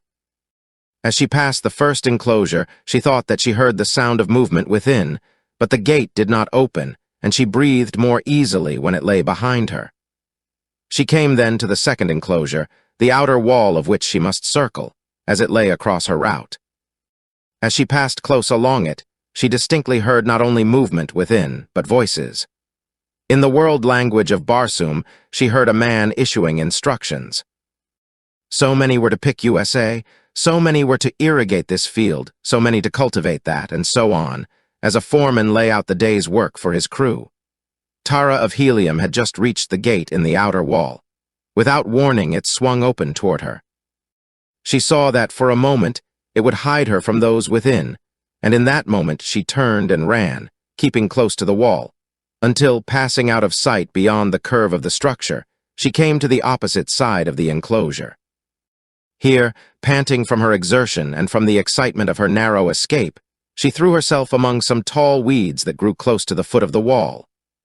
There she lay trembling for some time, not even daring to raise her head and look about. Never before had Tara of Helium felt the paralyzing effects of terror. She was shocked and angry at herself that she, daughter of John Carter, warlord of Barsoom, should exhibit fear. Not even the fact that there had been none there to witness, it lessened her shame and anger, and the worst of it was she knew that under similar circumstances she would again be equally as craven. It was not the fear of death. She knew that. No, it was the thought of those headless bodies, and that she might see them, and that they might even touch her, lay hands upon her, seize her. She shuddered and trembled at the thought. After a while, she gained sufficient command of herself to raise her head and look about. To her horror, she discovered that everywhere she looked she saw people working in the fields or preparing to do so. Workmen were coming from other towers. Little bands were passing to this field and that. There were even some already at work within 30 ads of her, about 100 yards. There were 10, perhaps, in the party nearest her, both men and women, and all were beautiful of form and grotesque of face. So meager were their trappings that they were practically naked, a fact that was in no way remarkable among the tillers of the fields of Mars. Each wore the peculiar, high leather collar that completely hid the neck, and each wore sufficient other leather to support a single sword and a pocket pouch. The leather was very old and worn, showing long, hard service, and was absolutely plain with the exception of a single device upon the left shoulder. The heads, however, were covered with ornaments of precious metals and jewels, so that little more than eyes, nose, and mouth were discernible. These were hideously inhuman, and yet grotesquely human at the same time. The eyes were far apart and protruding, the nose scarce more than 2 small, parallel slits set vertically above a round hole that was the mouth. The heads were peculiarly repulsive. So much so that it seemed unbelievable to the girl that they formed an integral part of the beautiful bodies below them. So fascinated was Tara of Helium that she could scarce take her eyes from the strange creatures. A fact that was to prove her undoing, for in order that she might see them, she was forced to expose a part of her own head, and presently, to her consternation, she saw that one of the creatures had stopped his work and was staring directly at her. She did not dare move, for it was still possible that the thing had not seen her, or at least was only suspicious that some creature lay hid among the weeds. If she could allay this suspicion by remaining motionless, the creature might believe that he had been mistaken and return to his work. But, alas, such was not to be the case. She saw the thing call the attention of others to her, and almost immediately 4 or 5 of them started to move in her direction. It was impossible now to escape discovery. Her only hope lay in flight. If she could elude them and reach the hills and the flyer ahead of them, she might escape, and that could be accomplished in but one way: flight, immediate and swift. Leaping to her feet, she darted along the base of the wall which she must skirt to the opposite side, beyond which lay the hill that was her goal. Her act was greeted by strange whistling sounds from the things behind her, and casting a glance over her shoulder, she saw them all in rapid pursuit. There were also shrill commands that she halt, but to these she paid no attention. Before she had half-circled the enclosure, she discovered that her chances for successful escape were great, since it was evident to her that her pursuers were not so fleet as she. High indeed, then, were her hopes as she came in sight of the hill, but they were soon dashed by what lay before her, for there, in the fields that lay between, were fully 100 creatures similar to those behind her, and all were on the alert, evidently warned by the whistling of their fellows. Instructions and commands were shouted to and fro, with the result that those before her spread roughly into a great half-circle to intercept her, and when she turned to the right, hoping to elude the net, she saw others coming from fields beyond, and to the left the same was true. But Tara of Helium would not admit defeat. Without once pausing, she turned directly toward the center of the advancing semicircle, beyond which lay her single chance of escape, and as she ran, she drew her long, slim dagger. Like her valiant sire, if die she must, she would die fighting. There were gaps in the thin line confronting her, and toward the widest of one of these, she directed her course. The things on either side of the opening guessed her intent, for they closed in to place themselves in her path. This widened the openings on either side of them, and as the girl appeared almost to rush into their arms, she turned suddenly at right angles, ran swiftly in the new direction for a few yards, and then dashed quickly toward the hill again.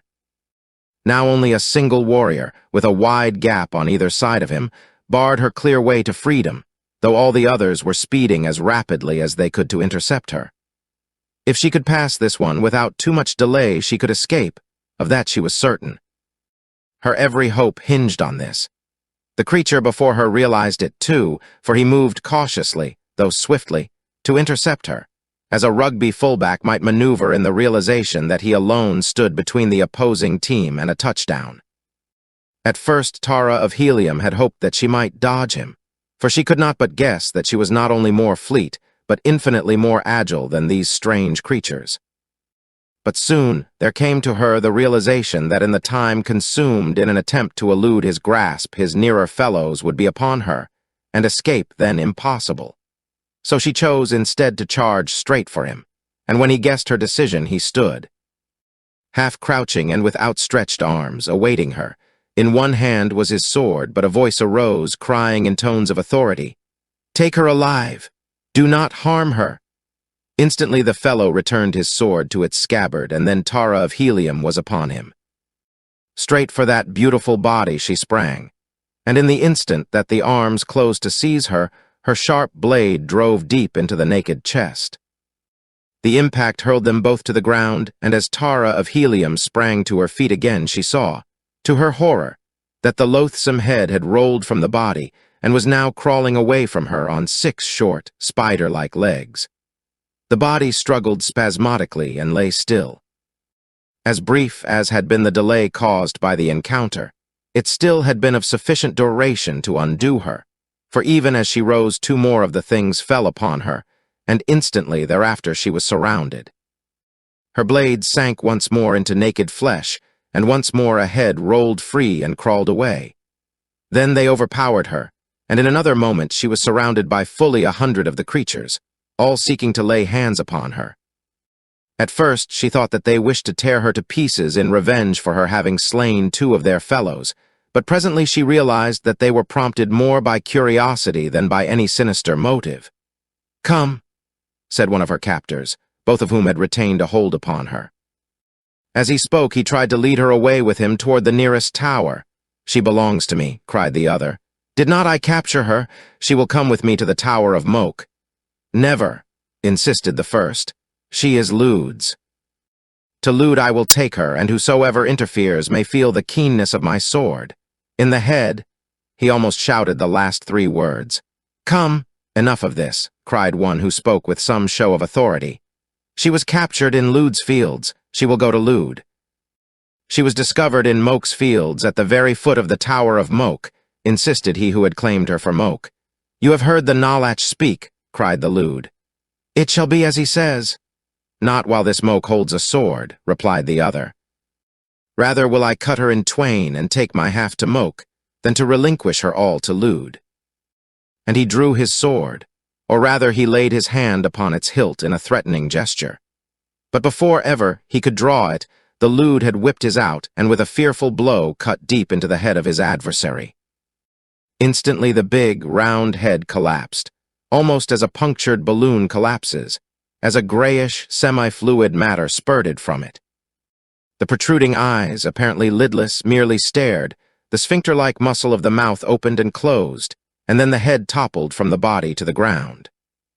The body stood dully for a moment, and then slowly started to wander aimlessly about, until one of the others seized it by the arm. One of the two heads crawling about on the ground now approached. "This Riker belongs to Moke," it said. "I am a Moke, I will take it." And without further discussion, it commenced to crawl up the front of the headless body, using its 6 short, spider-like legs and 2 stout chelae which grew just in front of its legs and strongly resembled those of an earthly lobster, except that they were both of the same size. The body in the meantime stood in passive indifference, its arms hanging idly at its sides. The head climbed to the shoulders and settled itself inside the leather collar that now hid its chelae and legs.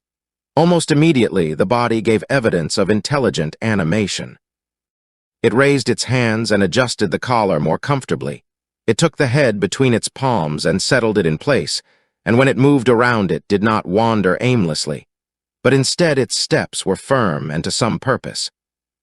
The girl watched all these things in growing wonder, and presently, no other of the Mokes seeming inclined to dispute the right of the lewd to her, she was led off by her captor toward the nearest tower. Several accompanied them, including one who carried the loose head under his arm. The head that was being carried conversed with the head upon the shoulders of the thing that carried it. Tara of Helium shivered. It was horrible.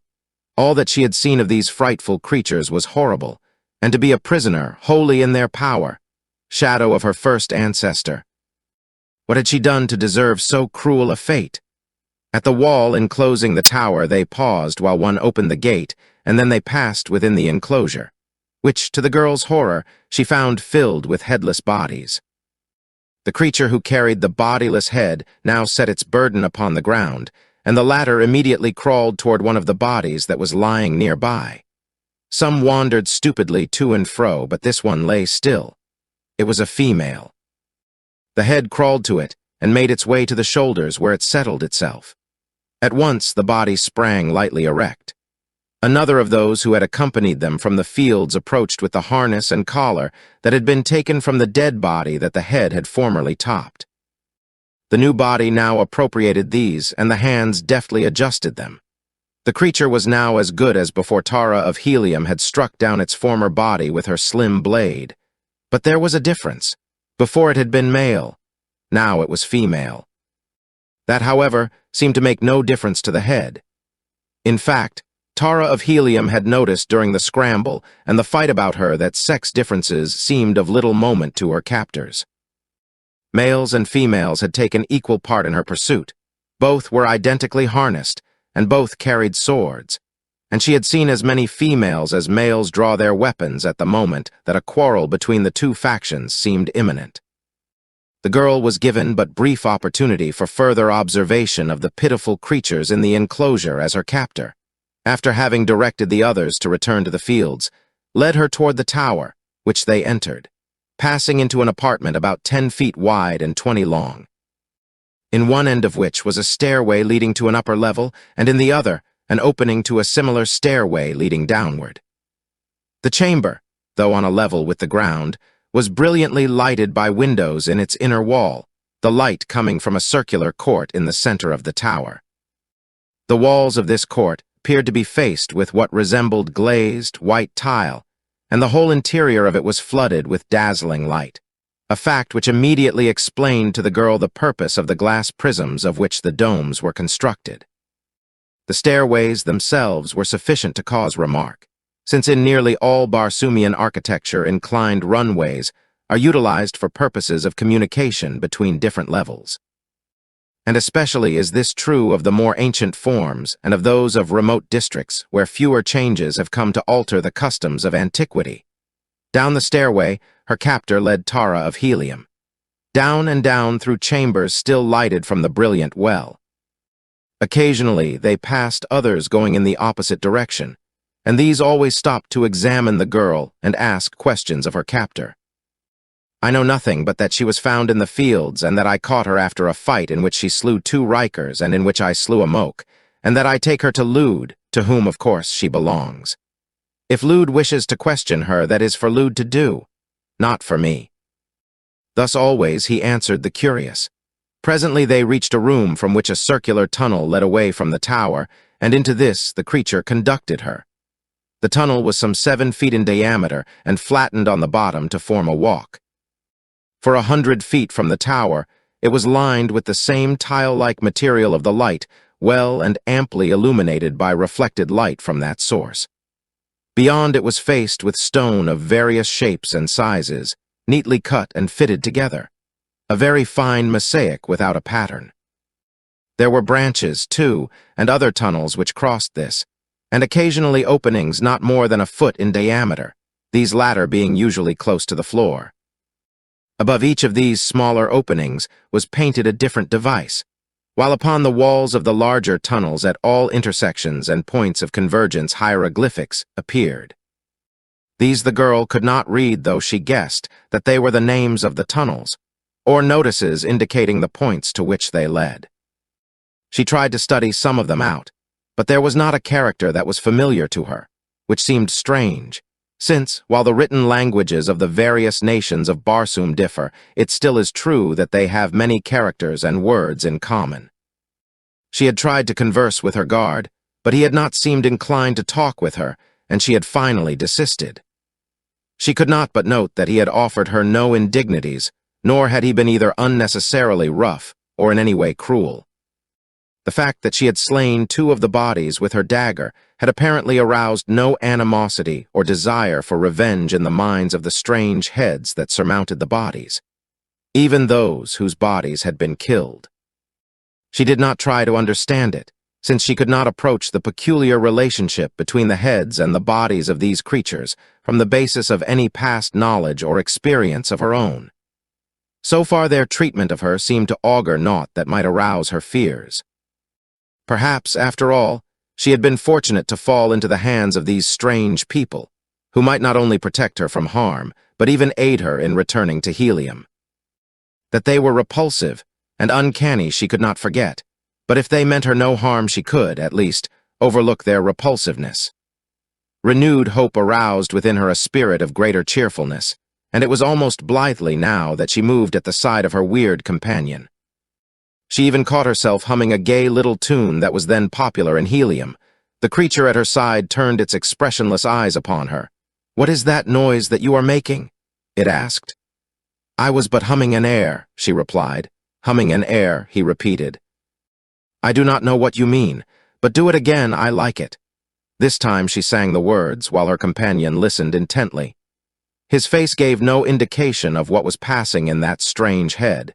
It was as devoid of expression as that of a spider. It reminded her of a spider. When she had finished, he turned toward her again. "That was different," he said. "I like that better even than the other. How do you do it?" "Why," she said, "it is singing. Do you not know what song is?" "No," he replied. "Tell me how you do it."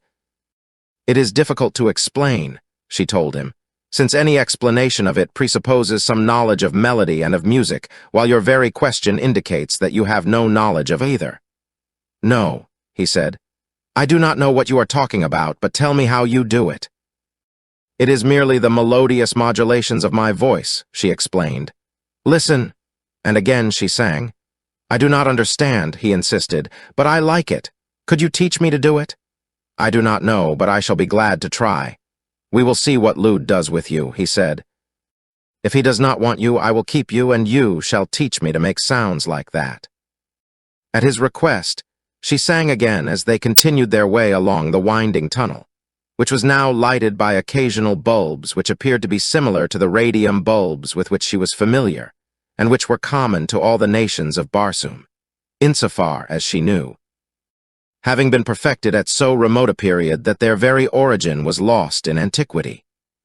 They consist, usually, of a hemispherical bowl of heavy glass in which is packed a compound containing what, according to John Carter, must be radium. The bowl is then cemented into a metal plate with a heavily insulated back, and the whole affair set in the masonry of wall or ceiling as desired, where it gives off light of greater or less intensity, according to the composition of the filling material, for an almost incalculable period of time. As they proceeded, they met a greater number of the inhabitants of this underground world, and the girl noted that among many of these the metal and harness were more ornate than had been those of the workers in the fields above. The heads and bodies, however, were similar, even identical, she thought. No one offered her harm, and she was now experiencing a feeling of relief almost akin to happiness, when her guide turned suddenly into an opening on the right side of the tunnel, and she found herself in a large, well-lighted chamber. Chapter 5, The Perfect Brain. The song that had been upon her lips as she entered died there, frozen by the sight of horror that met her eyes. In the center of the chamber a headless body lay upon the floor, a body that had been partially devoured. While over and upon it crawled a half a dozen heads upon their short, spider legs, and they tore at the flesh of the woman with their chelly and carried the bits to their awful mouths. They were eating human flesh, eating it raw. Tara of Helium gasped in horror and turning away covered her eyes with her palms. "Come," said her captor. "What is the matter?" "They are eating the flesh of the woman," she whispered in tones of horror. "Why not?" he inquired. "Did you suppose that we kept the Riker for labor alone?" "Ah, no. They are delicious when kept and fattened. Fortunate, too, are those that are bred for food, since they are never called upon to do aught but eat." "It is hideous," she cried. He looked at her steadily for a moment, but whether in surprise, in anger, or in pity his expressionless face did not reveal. Then he led her on across the room past the frightful thing, from which she turned away her eyes. Lying about the floor near the walls were half a dozen headless bodies in harness. These she guessed had been abandoned temporarily by the feasting heads until they again required their services. In the walls of this room there were many of the small, round openings she had noticed in various parts of the tunnels, the purpose of which she could not guess. They passed through another corridor and then into a second chamber, larger than the first and more brilliantly illuminated. Within were several of the creatures with heads and bodies assembled, while many headless bodies lay about near the walls. Here her captor halted and spoke to one of the occupants of the chamber. "I seek Lude," he said. "I bring to Lude a creature that I captured in the fields above." The others crowded about to examine Tara of Helium. One of them whistled, whereupon the girl learned something of the smaller openings in the walls, for almost immediately there crawled from them, like giant spiders, a score or more of the hideous heads. Each sought one of the recumbent bodies and fastened itself in place. Immediately the bodies reacted to the intelligent direction of the heads. They arose. The hands adjusted the leather collars and put the balance of the harness in order. Then the creatures crossed the room to where Tara of Helium stood. She noted that their leather was more highly ornamented than that worn by any of the others she had previously seen, and so she guessed that these must be higher in authority than the others. Nor was she mistaken. The demeanor of her captor indicated it. He addressed them as one who holds intercourse with superiors. Several of those who examined her felt her flesh, pinching it gently between thumb and forefinger, a familiarity that the girl resented. She struck down their hands. "Do not touch me," she cried imperiously, for was she not a princess of Helium? The expression on those terrible faces did not change. She could not tell whether they were angry or amused, whether her action had filled them with respect for her or contempt. Only one of them spoke immediately. "She will have to be fattened more," he said. The girl's eyes went wide with horror. She turned upon her captor. "Do these frightful creatures intend to devour me?" she cried. "That is for Lude to say," he replied, and then he leaned closer so that his mouth was near her ear.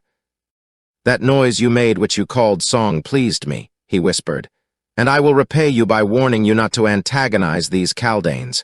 They are very powerful. Lude listens to them.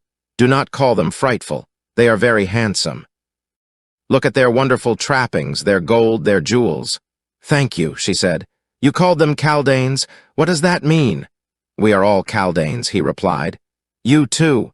And she pointed at him, her slim finger directed toward his chest. No, not this. He explained, touching his body. This is a Riker, but this, and he touched his head, is a Kaldane. It is the brain, the intellect, the power that directs all things.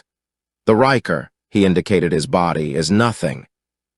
It is not so much even as the jewels upon our harness. No, not so much as the harness itself. It carries us about. It is true that we would find difficulty getting along without it, but it has less value than harness or jewels because it is less difficult to reproduce. He turned again to the other Kaldanes. Will you notify Lude that I am here? He asked. Sept has already gone to Lude. He will tell him, replied one. Where did you find this Riker with the strange Kaldane that cannot detach itself? The girl's captor narrated once more the story of her capture. He stated facts just as they had occurred, without embellishment, his voice as expressionless as his face, and his story was received in the same manner that it was delivered. The creatures seemed totally lacking in emotion, or, at least, the capacity to express it. It was impossible to judge what impression the story made upon them, or even if they heard it.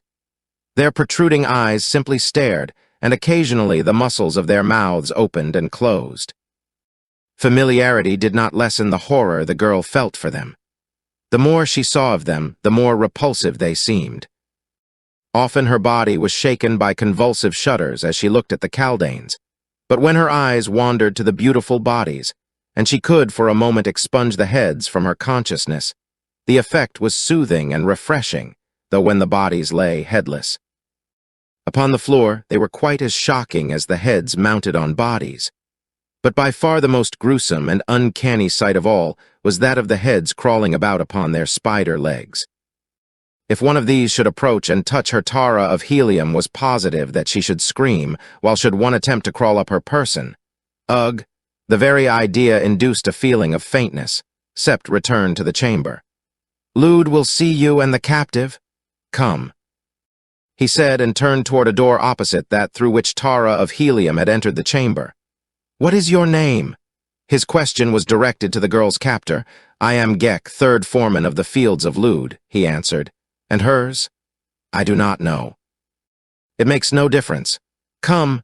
The patrician brows of Tara of helium went high. It made no difference, indeed. She, a princess of helium, only daughter of the warlord of Barsoom. Wait, she cried. It makes much difference who I am. If you are conducting me into the presence of your Jed, you may announce the Princess Tara of helium, daughter of John Carter, the warlord of Barsoom. Hold your peace, commanded Sept. Speak when you are spoken to. Come with me. The anger of Tara of helium all but choked her. Come, admonished Gek, and took her by the arm, and Tara of helium came. She was naught but a prisoner. Her rank and titles meant nothing to these inhuman monsters. They led her through a short, S-shaped passageway into a chamber entirely lined with the white, tile-like material with which the interior of the light wall was faced. Close to the base of the walls were numerous smaller apertures, circular in shape, but larger than those of similar aspect that she had noted elsewhere. The majority of these apertures were sealed. Directly opposite the entrance was one framed in gold, and above it, a peculiar device was inlaid in the same precious metal.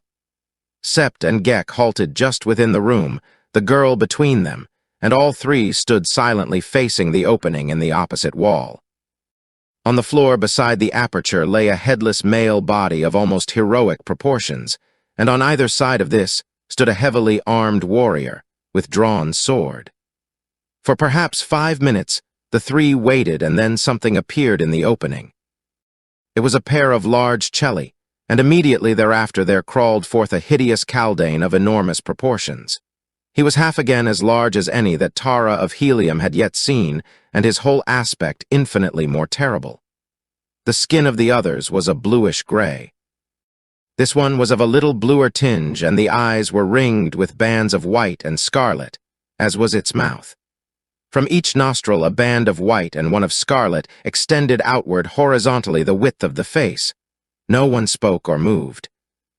The creature crawled to the prostrate body and affixed itself to the neck. Then the two rose as one and approached the girl. He looked at her, and then he spoke to her captor. "You are the third foreman of the fields of Lud?" he asked. "Yes, Lud, I am called Gek." "Tell me what you know of this," and he nodded toward Tara of Helium. Gek did as he was bid, and then Lud addressed the girl. "What were you doing within the borders of Bantum?" he asked. "I was blown hither in a great storm that injured my flyer and carried me I knew not where. I came down into the valley at night for food and drink. The Banths came and drove me to the safety of a tree, and then your people caught me as I was trying to leave the valley. I do not know why they took me. I was doing no harm. All I ask is that you let me go my way in peace." "None who enters Bantum ever leaves," replied Lud. "But my people are not at war with yours. I am a princess of Helium. My great-grandfather is a Jedak, my grandfather a Jed, and my father is warlord of all Barsum. You have no right to keep me, and I demand that you liberate me at once." "None who enters Bantum ever leaves," repeated the creature without expression. "I know nothing of the lesser creatures of Barsum of whom you speak. There is but one high race, the race of Bantumians. All nature exists to serve them. You shall do your share, but not yet. You are too skinny. We shall have to put some fat upon it, Sept. I tire of Riker. Perhaps this will have a different flavor. The Banths are too rank, and it is seldom that any other creature enters the valley. And you, Gek, you shall be rewarded. I shall promote you from the fields to the burrows. Hereafter you shall remain underground as every Bantumian longs to. No more shall you be forced to endure the hated sun, or look upon the hideous sky, or the hateful growing things that defile the surface. For the present you shall look after this thing that you have brought me, seeing that it sleeps and eats, and does nothing else. You understand me, Gek, nothing else?" "I understand, Lud," replied the other. "Take it away," commanded the creature. Gek turned and led Tara of Helium from the apartment. The girl was horrified by contemplation of the fate that awaited her, a fate from which it seemed there was no escape. It was only too evident that these creatures possessed no gentle or chivalric sentiments to which she could appeal, and that she might escape from the labyrinthine mazes of their underground burrows appeared impossible. Outside the audience chamber, Sept overtook them and conversed with Gek for a brief period. Then her keeper led her through a confusing web of winding tunnels until they came to a small apartment. "We are to remain here for a while. It may be that Lud will send for you again. If he does, you will probably not be fattened. He will use you for another purpose." It was fortunate for the girl's peace of mind that she did not realize what he meant. "Sing for me," said Gek presently. Tara of Helium did not feel at all like singing, but she sang nevertheless, for there was always the hope that she might escape if given the opportunity. And if she could win the friendship of one of the creatures, her chances would be increased proportionately. All during the ordeal, for such it was to the overwrought girl, Gek stood with his eyes fixed upon her. "It is wonderful," he said when she had finished. "But I did not tell Lud. You noticed that I did not tell Lud about it. Had he known, he would have had you sing to him, and that would have resulted in your being kept with him that he might hear you sing whenever he wished. But now I can have you all the time." "How do you know he would like my singing?" she asked. "He would have to," replied Gek. "If I like a thing, he has to like it, for are we not identical, all of us?" "The people of my race do not all like the same things," said the girl. "How strange," commented Gek. "All Kaldanes like the same things and dislike the same things. If I discover something new and like it, I know that all Kaldanes will like it. That is how I know that Lud would like your singing. You see, we are all exactly alike." "But you do not look like Lud," said the girl. "Lud is king. He is larger and more gorgeously marked, but otherwise he and I are identical, and why not? Did not Lud produce the egg from which I hatched?" "What?" queried the girl. "I do not understand you." "Yes," explained Gek.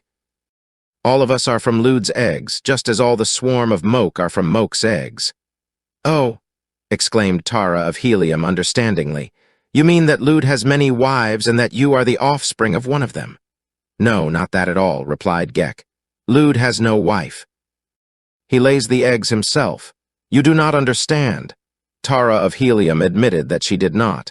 I will try to explain then, said Gek, if you will promise to sing to me later. I promise, she said. We are not like the Rikers, he began. They are creatures of a low order, like yourself and the Banths and such things. We have no sex. Not one of us except our king, who is bisexual. He produces many eggs from which we, the workers and the warriors, are hatched. And one in every 1,000 eggs is another king egg, from which a king is hatched. Did you notice the sealed openings in the room where you saw Lude? Sealed in each of those is another king. If one of them escaped, he would fall upon Lude and try to kill him, and if he succeeded, we should have a new king. But there would be no difference. His name would be Lude, and all would go on as before, for are we not all alike? Lude has lived a long time and has produced many kings, so he lets only a few live that there may be a successor to him when he dies. The others he kills. Why does he keep more than one? Queried the girl. Sometimes accidents occur, replied Gek. And all the kings that a swarm has saved are killed. When this happens, the swarm comes and obtains another king from a neighboring swarm. Are all of you the children of Lude? She asked. All but a few who are from the eggs of the preceding king, as was Lude, but Lude has lived a long time and not many of the others are left. You live a long time or short? Tara asked. A very long time. And the Rikers, too, they live a long time. No, the Rikers live for 10 years, perhaps, he said, if they remain strong and useful. When they can no longer be of service to us, either through age or sickness, we leave them in the fields and the Banths come at night and get them. How horrible, she exclaimed. Horrible. He repeated, I see nothing horrible about that. The Rikers are but brainless flesh. They neither see nor feel nor hear. They can scarce move but for us. If we did not bring them food, they would starve to death. They are less deserving of thought than our leather. All that they can do for themselves is to take food from a trough and put it in their mouths, but with us. Look at them. And he proudly exhibited the noble figure that he surmounted, palpitant with life and energy and feeling. How do you do it? Asked Tara of Helium. I do not understand it at all. I will show you, he said, and lay down upon the floor. Then he detached himself from the body, which lay as a thing dead. On his spider legs he walked toward the girl. Now look, he admonished her. Do you see this thing? And he extended what appeared to be a bundle of tentacles from the posterior part of his head. There is an aperture just back of the Riker's mouth and directly over the upper end of his spinal column. Into this aperture I insert my tentacles and seize the spinal cord. Immediately I control every muscle of the Riker's body. It becomes my own, just as you direct the movement of the muscles of your body. I feel what the Riker would feel if he had a head and brain. If he is hurt, I would suffer if I remained connected with him, but the instant one of them is injured or becomes sick, we desert it for another. As we would suffer the pains of their physical injuries, similarly do we enjoy the physical pleasures of the Rikers. When your body becomes fatigued, you are comparatively useless. It is sick, you are sick. If it is killed, you die. You are the slave of a mass of stupid flesh and bone and blood. There is nothing more wonderful about your carcass than there is about the carcass of a Banth. It is only your brain that makes you superior to the Banth, but your brain is bound by the limitations of your body. Not so ours. With us, brain is everything. 90% of our volume is brain. We have only the simplest of vital organs, and they are very small, for they do not have to assist in the support of a complicated system of nerves, muscles, flesh, and bone. We have no lungs, for we do not require air. Far below the levels to which we can take the Rikers is a vast network of burrows where the real life of the Kaldane is lived. There the air-breathing Riker would perish as you would perish. There we have stored vast quantities of food in hermetically sealed chambers. It will last forever. Far beneath the surface is water that will flow for countless ages after the surface water is exhausted. We are preparing for the time we know must come, the time when the last vestige of the Barsumian atmosphere is spent, when the waters and the food are gone. For this purpose were we created, that there might not perish from the planet nature's divinest creation, the perfect brain. But what purpose can you serve when that time comes? Asked the girl. You do not understand, he said. It is too big for you to grasp, but I will try to explain it. Barsoom, the moons, the sun, the stars, were created for a single purpose. From the beginning of time, nature has labored arduously toward the consummation of this purpose. At the very beginning, things existed with life, but with no brain. Gradually, rudimentary nervous systems and minute brains evolved. Evolution proceeded. The brains became larger and more powerful. In us you see the highest development, but there are those of us who believe that there is yet another step. That sometime in the far future our race shall develop into the super thing, just brain. The incubus of legs and chelae and vital organs will be removed. The future Kaldane will be nothing but a great brain. Deaf, dumb, and blind, it will lie sealed in its buried vault far beneath the surface of Barsoom. Just a great, wonderful, beautiful brain with nothing to distract it from eternal thought. You mean it will just lie there and think? Cried Tara of Helium. Just that, he exclaimed. Could aught be more wonderful? Yes, replied the girl. I can think of a number of things that would be infinitely more wonderful. Chapter 6 in the Toils of Horror. What the creature had told her gave Tara of Helium food for thought. She had been taught that every created thing fulfilled some useful purpose, and she tried conscientiously to discover just what was the rightful place of the Kaldane in the universal scheme of things. She knew that it must have its place, but what that place was, it was beyond her to conceive. She had to give it up. They recalled to her mind a little group of people in Helium who had forsworn the pleasures of life in the pursuit of knowledge. They were rather patronizing in their relations with those whom they thought not so intellectual. They considered themselves quite superior. She smiled at recollection of a remark her father had once made concerning them, to the effect that if one of them ever dropped his egotism and broke it, it would take a week to fumigate Helium. Her father liked normal people. People who knew too little, and people who knew too much were equally a bore. Tara of Helium was like her father in this respect, and like him too, she was both sane and normal. Outside of her personal danger, there was much in this strange world that interested her. The Rikers aroused her keenest pity and vast conjecture. How and from what form had they evolved? She asked Gek. Sing to me again, and I will tell you, he said. If Lud would let me have you, you should never die. I should keep you always to sing to me. The girl marveled at the effect her voice had upon the creature. Somewhere in that enormous brain, there was a chord that was touched by melody. It was the sole link between herself and the brain when detached from the Riker. When it dominated the Riker, it might have other human instincts, but these she dreaded even to think of. After she had sung, she waited for Gek to speak. For a long time he was silent, just looking at her through those awful eyes. I wonder, he said presently, if it might not be pleasant to be of your race. Do you all sing?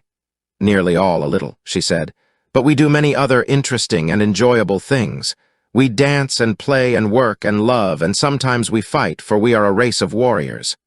Love, said the Kaldane.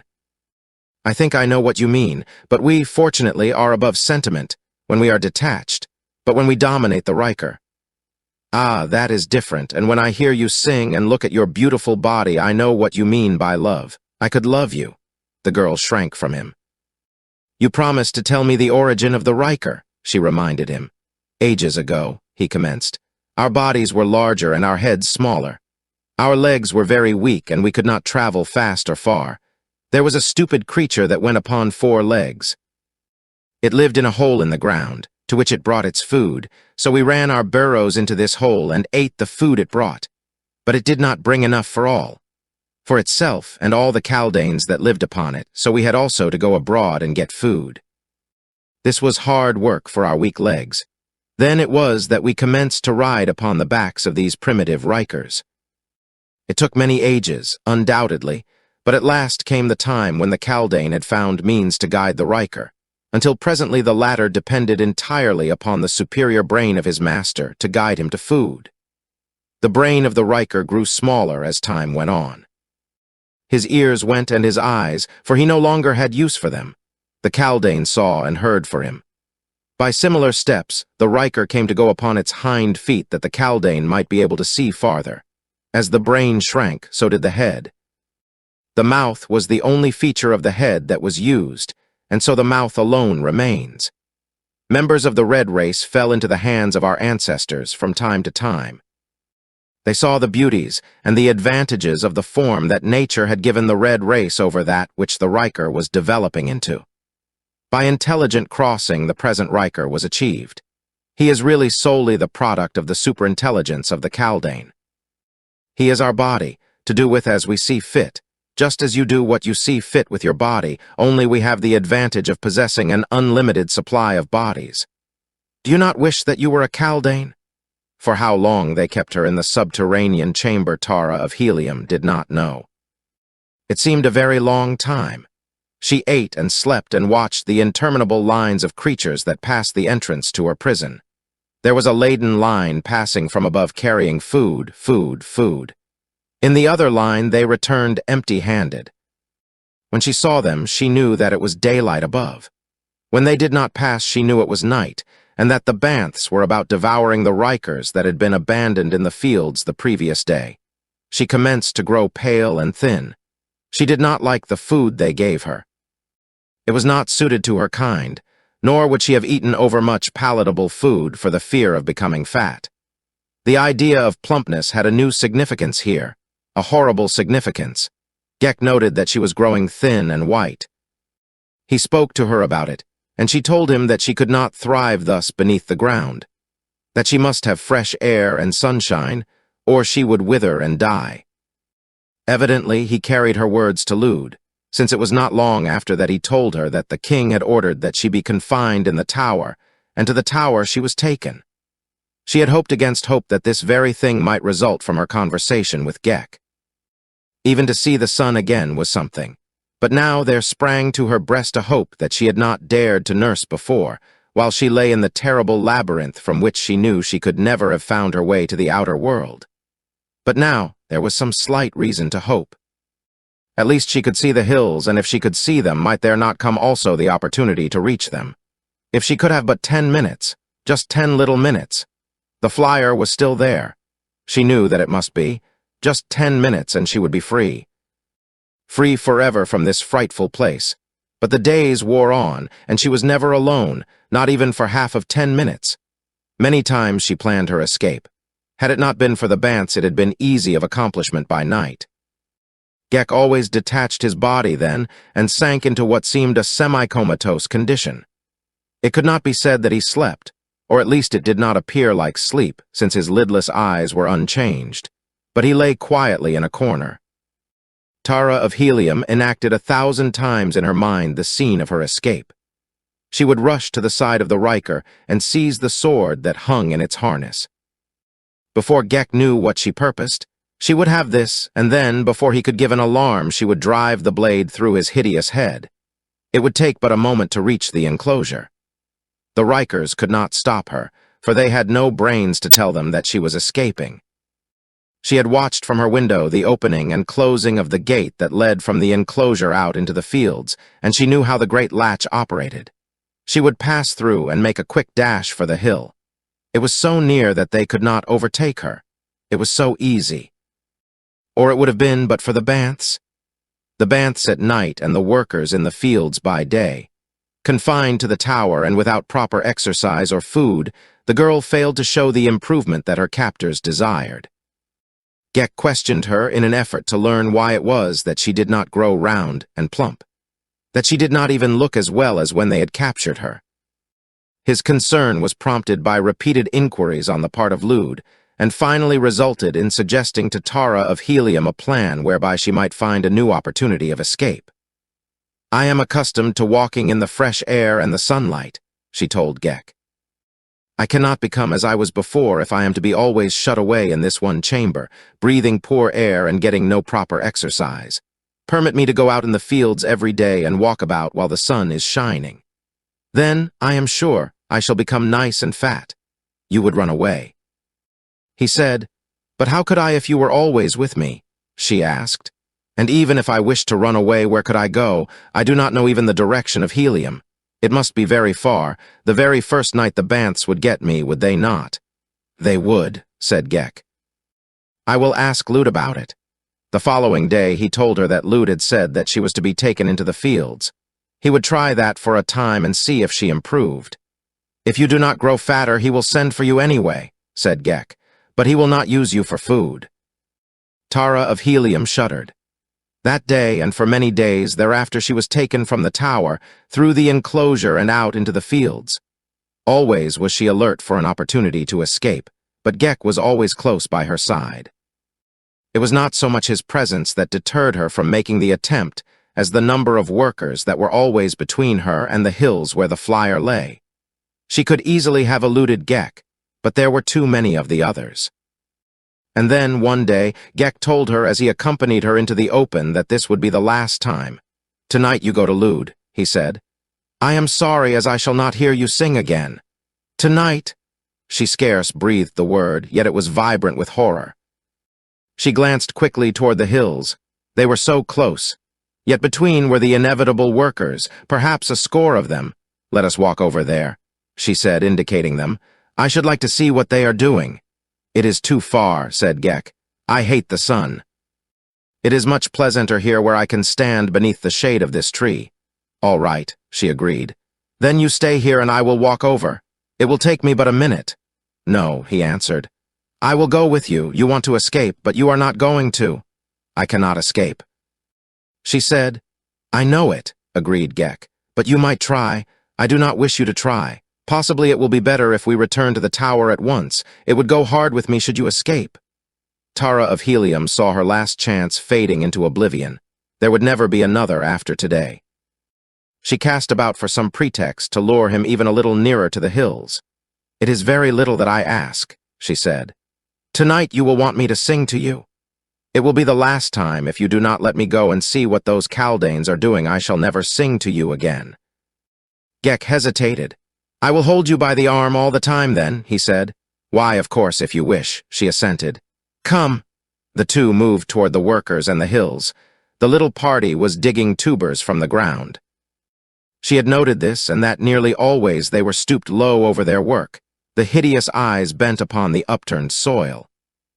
She led Gek quite close to them, pretending that she wished to see exactly how they did the work, and all the time he held her tightly by her left wrist. It is very interesting, she said with a sigh, and then, suddenly, Look, Gek, and pointed quickly back in the direction of the tower. The Kaldane, still holding her, turned half away from her to look in the direction she had indicated, and simultaneously, with the quickness of a Banth, she struck him with her right fist, backed by every ounce of strength she possessed. Struck the back of the pulpy head just above the collar. The blow was sufficient to accomplish her design, dislodging the Kaldane from its riker and tumbling it to the ground. Instantly the grasp upon her wrist relaxed as the body, no longer controlled by the brain of Gek, stumbled aimlessly about for an instant before it sank to its knees and then rolled over on its back.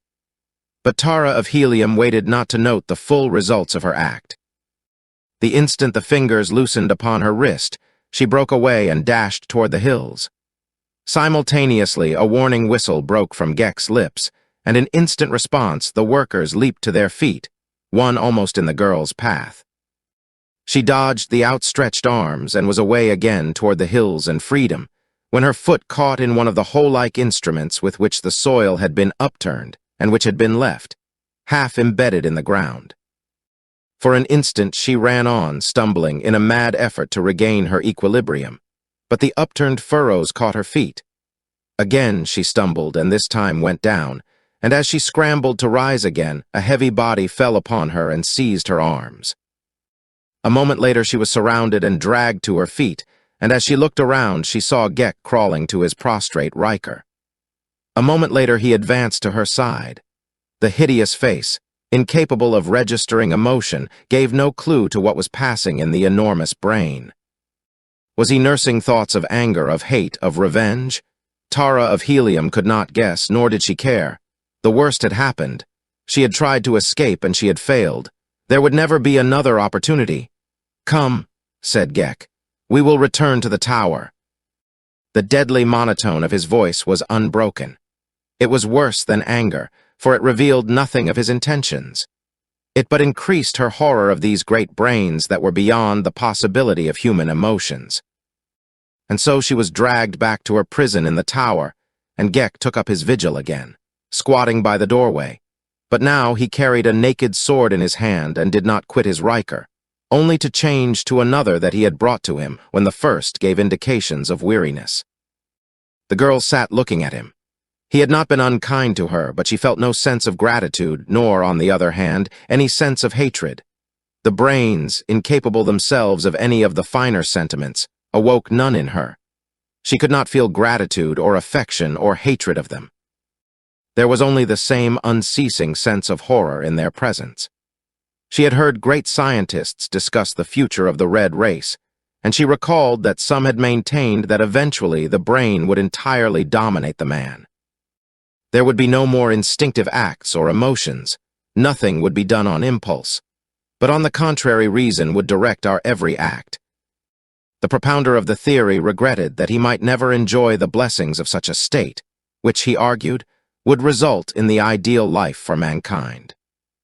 Tara of Helium wished with all her heart that this learned scientist might be here to experience to the full the practical results of the fulfillment of his prophecy. Between the purely physical Riker and the purely mental Kaldane, there was little choice. But in the happy medium of normal and imperfect man, as she knew him, lay the most desirable state of existence. It would have been a splendid object lesson, she thought, to all those idealists who seek mass perfection in any phase of human endeavor, since here they might discover the truth that absolute perfection is as little to be desired as is its antithesis. Gloomy were the thoughts that filled the mind of Tara of Helium as she awaited the summons from Lude. The summons that could mean for her but one thing: death. She guessed why he had sent for her, and she knew that she must find the means for self-destruction before the night was over, but still she clung to hope and to life. She would not give up until there was no other way. She startled Gek once by exclaiming aloud, almost fiercely, "I still live." "What do you mean?" asked the Kaldane. "I mean just what I say," she replied. "I still live, and while I live I may still find a way. Dead, there is no hope." "Find a way to what?" he asked. "To life and liberty and mine own people," she responded. "None who enters Bantum ever leaves," he droned. She did not reply, and after a time he spoke again. "Sing to me," he said. It was while she was singing that 4 warriors came to take her to Lude. They told Gek that he was to remain where he was. "Why?" asked Gek. "You have displeased Lude," replied one of the warriors. "How?" demanded Gek. "You have demonstrated a lack of uncontaminated reasoning power. You have permitted sentiment to influence you, thus demonstrating that you are a defective. You know the fate of defectives." "I know the fate of defectives, but I am no defective," insisted Gek. "You permitted the strange noises which issue from her throat to please and soothe you, knowing well that their origin and purpose had nothing whatever to do with logic or the powers of reason. This in itself constitutes an unimpeachable indictment of weakness. Then, influenced doubtless by an illogical feeling of sentiment, you permitted her to walk abroad in the fields to a place where she was able to make an almost successful attempt to escape. Your own reasoning power, were it not defective, would convince you that you are unfit. The natural and reasonable consequence is destruction. Therefore you will be destroyed in such a way that the example will be beneficial to all other Kaldanes of the swarm of Lude. In the meantime you will remain where you are." "You are right," said Gek.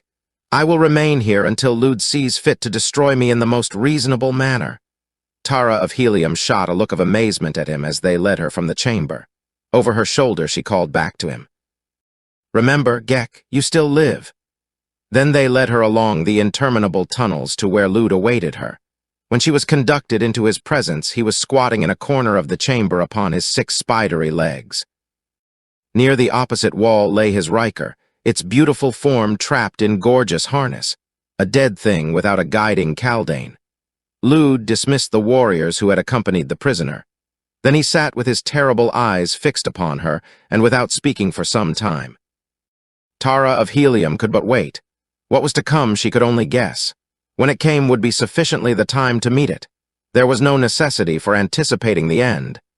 Presently Lude spoke. "You think to escape," he said, in the deadly, expressionless monotone of his kind. The only possible result of orally expressing reason uninfluenced by sentiment.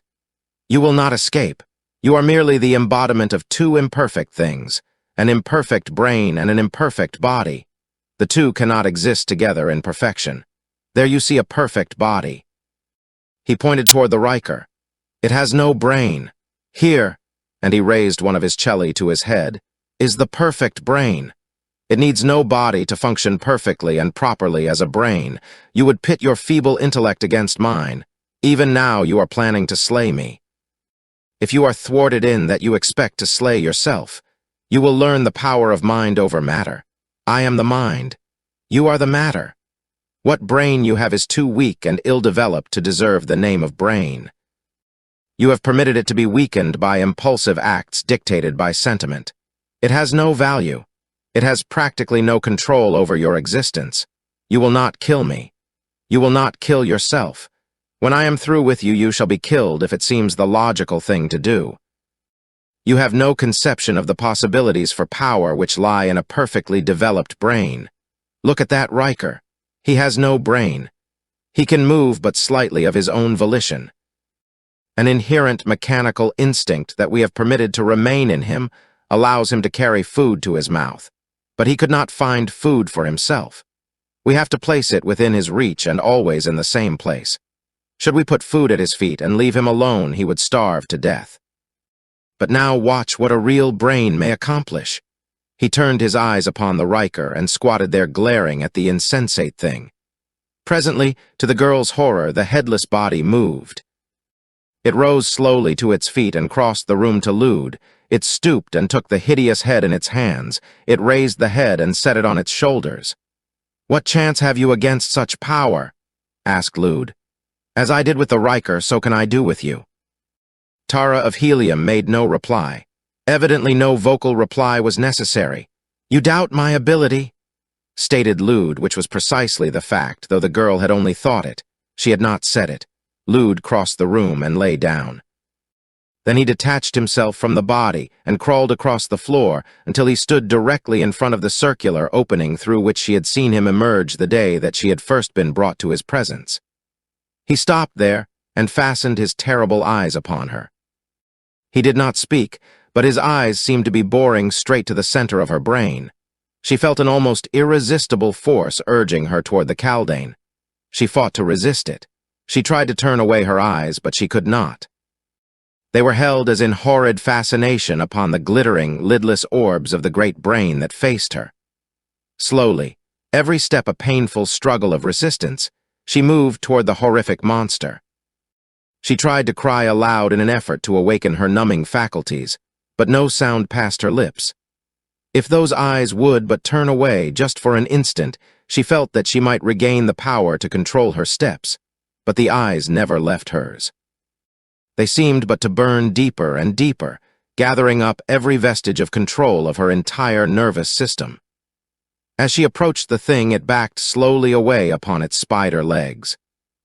She noticed that its celli waved slowly to and fro before it as it backed through the round aperture in the wall.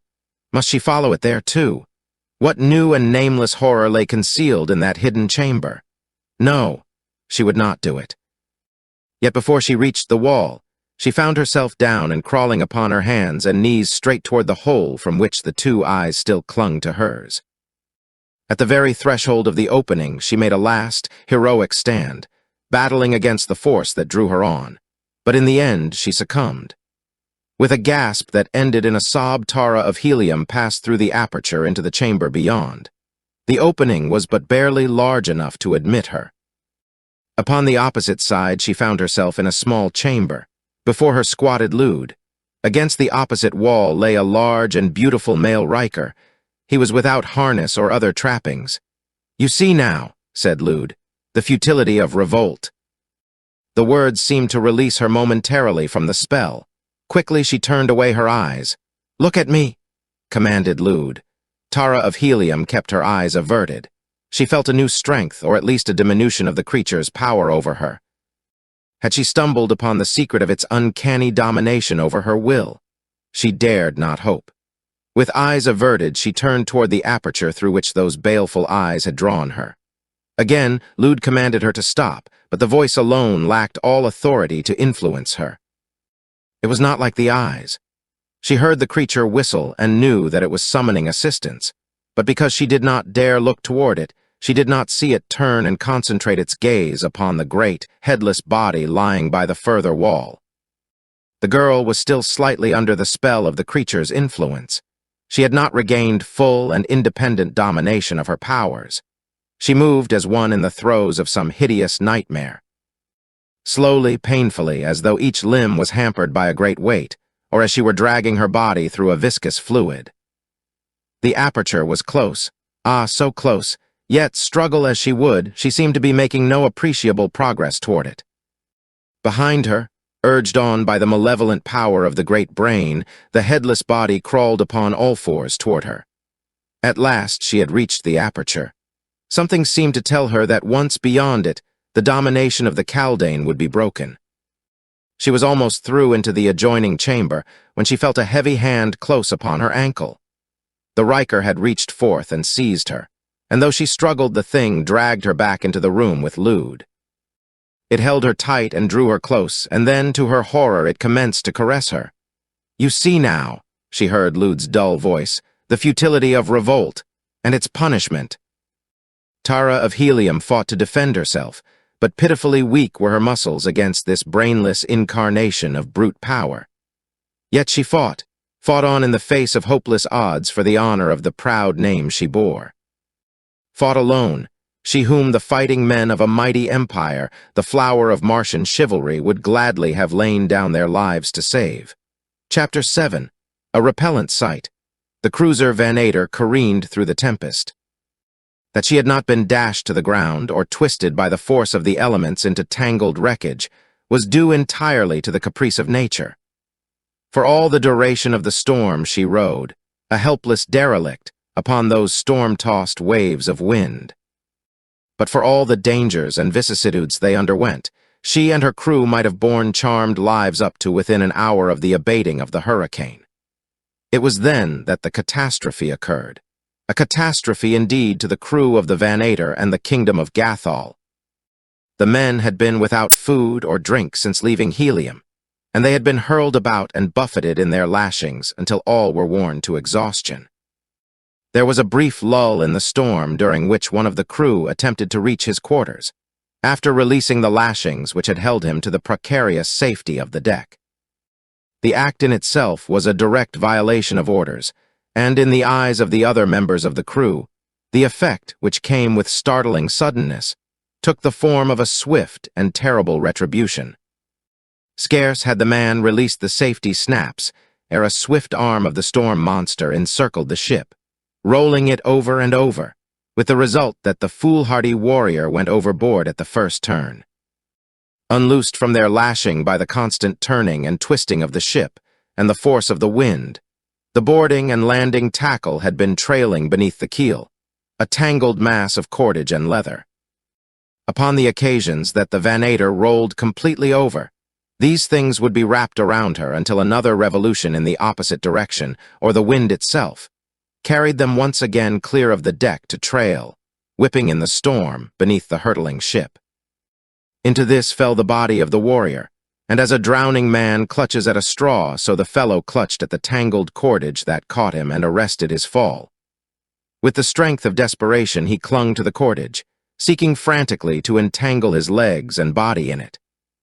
With each jerk of the ship, his handholds were all but torn loose, and though he knew that eventually they would be, and that he must be dashed to the ground beneath, yet he fought with the madness that is born of hopelessness for the pitiful second which but prolonged his agony. It was upon this sight, then, that Gahan of Gathol looked over the edge of the careening deck of the Vanator, as he sought to learn the fate of his warrior. Lashed to the gunwale close at hand, a single landing leather that had not fouled the tangled mass beneath whipped free from the ship's side, the hook snapping at its outer end.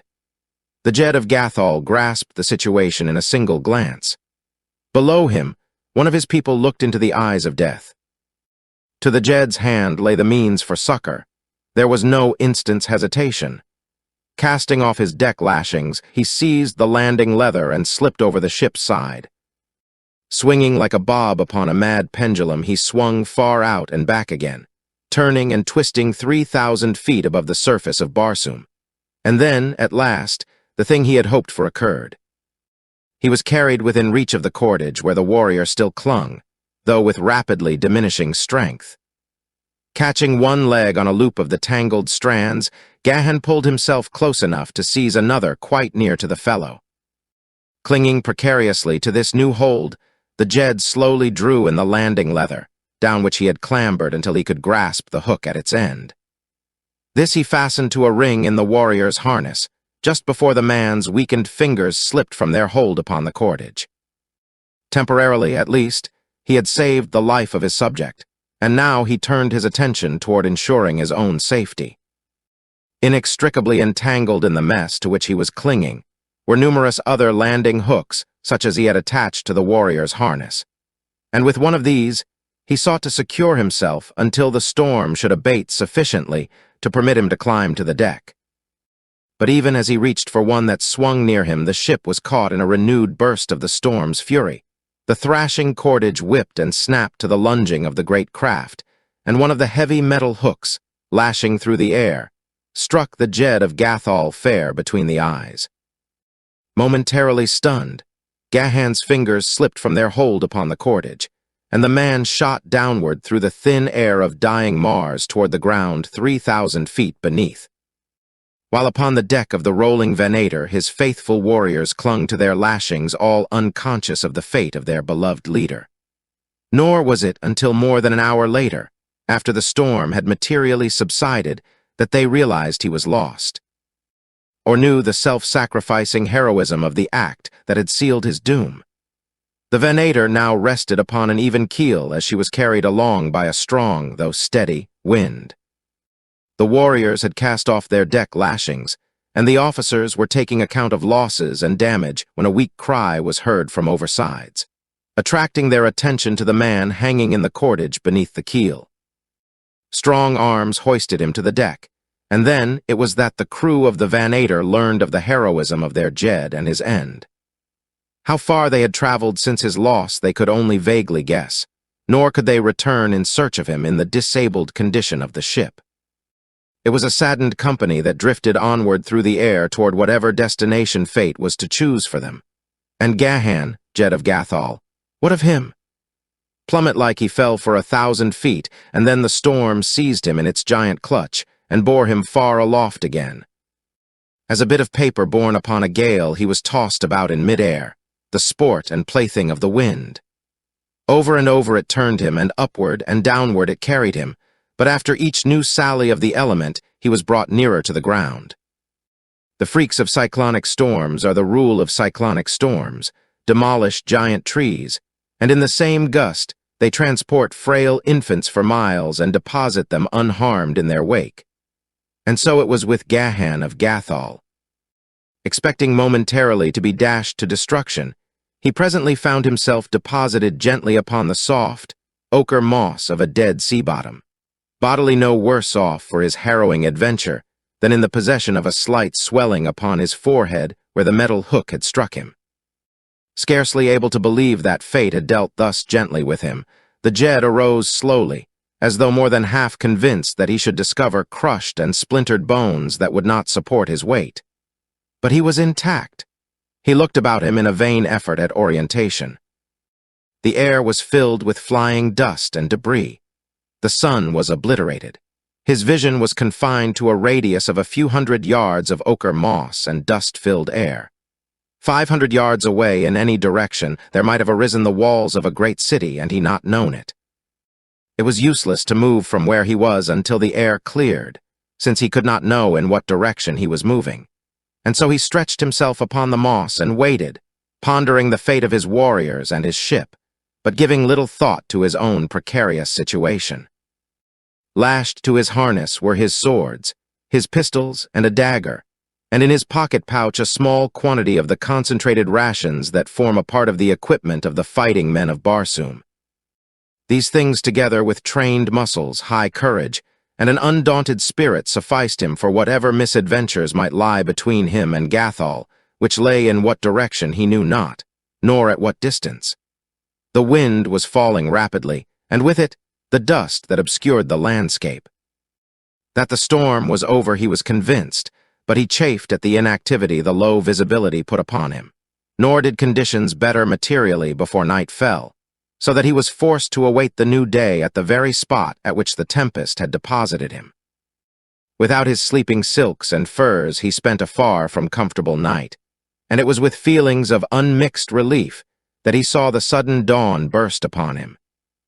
The air was now clear, and in the light of the new day he saw an undulating plain stretching in all directions about him, while to the northwest there were barely discernible the outlines of low hills.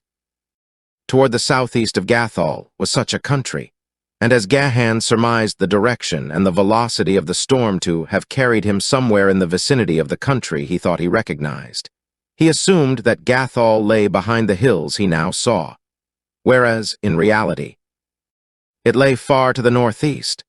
It was 2 days before Gahan had crossed the plain and reached the summit of the hills from which he hoped to see his own country, only to meet at last with disappointment.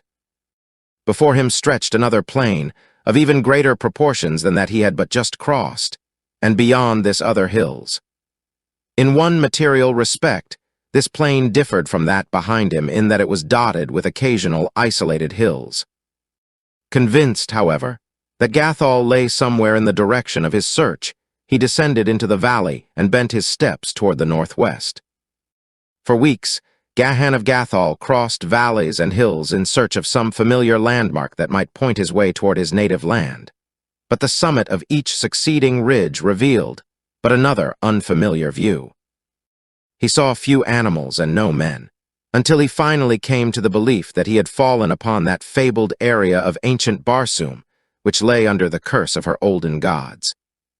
The once rich and fertile country whose people in their pride and arrogance had denied the deities, and whose punishment had been extermination. And then, one day, he scaled low hills and looked into an inhabited valley. A valley of trees and cultivated fields and plots of ground enclosed by stone walls surrounding strange towers. He saw people working in the fields, but he did not rush down to greet them. First, he must know more of them, and whether they might be assumed to be friends or enemies.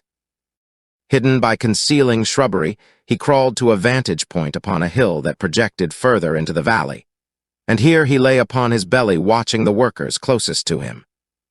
They were still quite a distance from him, and he could not be quite sure of them, but there was something verging upon the unnatural about them. Their heads seemed out of proportion to their bodies, too large. For a long time he lay watching them, and ever more forcibly it was borne in upon his consciousness that they were not as he, and that it would be rash to trust himself among them. Presently he saw a couple appear from the nearest enclosure, and slowly approach those who were working nearest to the hill where he lay in hiding. Immediately he was aware that one of these differed from all the others. Even at the greater distance, he noted that the head was smaller, and as they approached, he was confident that the harness of one of them was not as the harness of its companion or of that of any of those who tilled the fields. The two stopped often, apparently in argument, as though one would proceed in the direction that they were going while the other demurred. But each time the smaller won reluctant consent from the other, and so they came closer and closer to the last line of workers toiling between the enclosure from which they had come and the hill, where Gahan of Gathol lay watching. And then suddenly, the smaller figure struck its companion full in the face. Gahan, horrified, saw the latter's head topple from its body, saw the body stagger and fall to the ground. The man half rose from his concealment the better to view the happening in the valley below. The creature that had felled its companion was dashing madly in the direction of the hill upon which he was hidden. It dodged one of the workers that sought to seize it.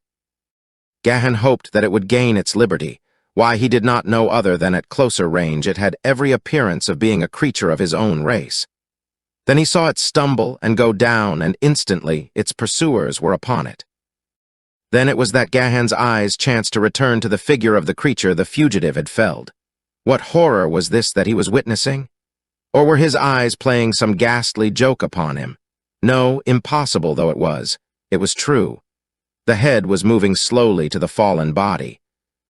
It placed itself upon the shoulders, the body rose, and the creature, seemingly as good as new, ran quickly to where its fellows were dragging the hapless captive to its feet. The watcher saw the creature take its prisoner by the arm and lead it back to the enclosure, and even across the distance that separated them from him, he could note dejection and utter hopelessness in the bearing of the prisoner and, too, he was half convinced that it was a woman. Perhaps a red Martian of his own race. Could he be sure that this was true, he must make some effort to rescue her, even though the customs of his strange world required it only in case she was of his own country. But he was not sure. She might not be a red Martian at all, or if she were, it was as possible that she sprang from an enemy people as not. His first duty was to return to his own people with as little personal risk as possible. And though the thought of adventure stirred his blood, he put the temptation aside with a sigh and turned away from the peaceful and beautiful valley that he longed to enter. For it was his intention to skirt its eastern edge and continue his search for Gathol beyond. As Gahan of Gathol turned his steps along the southern slopes of the hills that bound Bantum upon the south and east, his attention was attracted toward a small cluster of trees a short distance to his right. The low sun was casting long shadows. It would soon be night. The trees were off the path that he had chosen, and he had little mind to be diverted from his way. But as he looked again, he hesitated. There was something there besides boles of trees and underbrush. There were suggestions of familiar lines of the handicraft of man. Gahan stopped and strained his eyes in the direction of the thing that had arrested his attention. No, he must be mistaken. The branches of the trees and a low bush had taken on an unnatural semblance in the horizontal rays of the setting sun. He turned and continued upon his way. But as he cast another side glance in the direction of the object of his interest, the sun's rays were shot back into his eyes from a glistening point of radiance among the trees. Gahan shook his head and walked quickly toward the mystery, determined now to solve it. The shining object still lured him on, and when he had come closer to it, his eyes went wide in surprise, for the thing they saw was naught else than the jewel-encrusted emblem upon the prow of a small flyer. Gahan, his hand upon his short sword, moved silently forward, but as he neared the craft, he saw that he had naught to fear, for it was deserted. Then he turned his attention toward the emblem. As its significance was flashed to his understanding, his face paled and his heart went cold. It was the insignia of the house of the warlord of Barsum. Instantly, he saw the dejected figure of the captive being led back to her prison in the valley just beyond the hills. Tara of Helium? And he had been so near to deserting her to her fate. The cold sweat stood in beads upon his brow. A hasty examination of the deserted craft unfolded to the young Jed the whole tragic story. The same tempest that had proved his undoing had borne Tara of Helium to this distant country. Here, doubtless, she had landed in hope of obtaining food and water since, without a propeller, she could not hope to reach her native city or any other friendly port, other than by the merest caprice of fate. The flyer seemed intact except for the missing propeller, and the fact that it had been carefully moored in the shelter of the clump of trees indicated that the girl had expected to return to it, while the dust and leaves upon its deck spoke of the long days, and even weeks, since she had landed. Mute yet eloquent proofs, these things, that Tara of Helium was a prisoner, and that she was the very prisoner whose bold dash for liberty he had so recently witnessed, he now had not the slightest doubt. The question now revolved solely about her rescue. He knew to which tower she had been taken, that much and no more. Of the number, the kind, or the disposition of her captors he knew nothing, nor did he care. For Tara of Helium he would face a hostile world alone. Rapidly he considered several plans for succoring her, but the one that appealed most strongly to him was that which offered the greatest chance of escape for the girl should he be successful in reaching her. His decision reached, he turned his attention quickly toward the flyer. Casting off its lashings, he dragged it out from beneath the trees, and, mounting to the deck, tested out the various controls. The motor started at a touch and purred sweetly, the buoyancy tanks were well stocked, and the ship answered perfectly to the controls which regulated her altitude. There was nothing needed but a propeller to make her fit for the long voyage to Helium. Gahan shrugged impatiently. There must not be a propeller within 1,000 hods. But what mattered it? The craft, even without a propeller, would still answer the purpose his plan required of it. Provided the captors of Tara of Helium were a people without ships, and he had seen nothing to suggest that they had ships. The architecture of their towers and enclosures assured him that they had not. The sudden Barsumian night had fallen. Cluros rode majestically the high heavens. The rumbling roar of a banth reverberated among the hills. Gahan of Gathol let the ship rise a few feet from the ground, then, seizing a bow rope, he dropped over the side. To tow the little craft was now a thing of ease, and as Gahan moved rapidly toward the brow of the hill above Bantum, the flyer floated behind him as lightly as a swan upon a quiet lake. Now down the hill toward the tower, dimly visible in the moonlight, the Gatholian turned his steps. Closer behind him sounded the roar of the hunting banth. He wondered if the beast sought him or was following some other spoor. He could not be delayed now by any hungry beast of prey, for what might that very instant be befalling Tara of Helium he could not guess, and so he hastened his steps. But closer and closer came the horrid screams of the great carnivore, and now he heard the swift fall of padded feet upon the hillside behind him. He glanced back just in time to see the beast break into a rapid charge. His hand leaped to the hilt of his long sword, but he did not draw, for in the same instant he saw the futility of armed resistance, since behind the first banth came a herd of at least a dozen others. There was but a single alternative to a futile stand, and that he grasped in the instant that he saw the overwhelming numbers of his antagonists. Springing lightly from the ground, he swarmed up the rope toward the bow of the flyer. His weight drew the craft slightly lower, and at the very instant that the man drew himself to the deck at the bow of the vessel, the leading banth sprang for the stern. Gahan leaped to his feet and rushed toward the great beast in the hope of dislodging it before it had succeeded in clambering aboard. At the same instant, he saw that others of the banths were racing toward them with the quite evident intention of following their leader to the ship's deck. Should they reach it in any numbers, he would be lost. There was but a single hope. Leaping for the altitude control, Gahan pulled it wide. Simultaneously, 3 banths leaped for the deck. The craft rose swiftly. Gahan felt the impact of a body against the keel, followed by the soft thuds of the great bodies as they struck the ground beneath. His act had not been an instant too soon. And now the leader had gained the deck and stood at the stern with glaring eyes and snarling jaws. Gahan drew his sword. The beast, possibly disconcerted by the novelty of its position, did not charge. Instead, it crept slowly toward its intended prey. The craft was rising, and Gahan placed a foot upon the control and stopped the ascent. He did not wish to chance rising to some higher air current that would bear him away. Already the craft was moving slowly toward the tower, carried thither by the impetus of the banth's heavy body leaping upon it from astern. The man watched the slow approach of the monster, the slavering jowls, the malignant expression of the devilish face. The creature, finding the deck stable, appeared to be gaining confidence, and then the man leaped suddenly to one side of the deck, and the tiny flyer heeled as suddenly in response. The banth slipped and clutched frantically at the deck.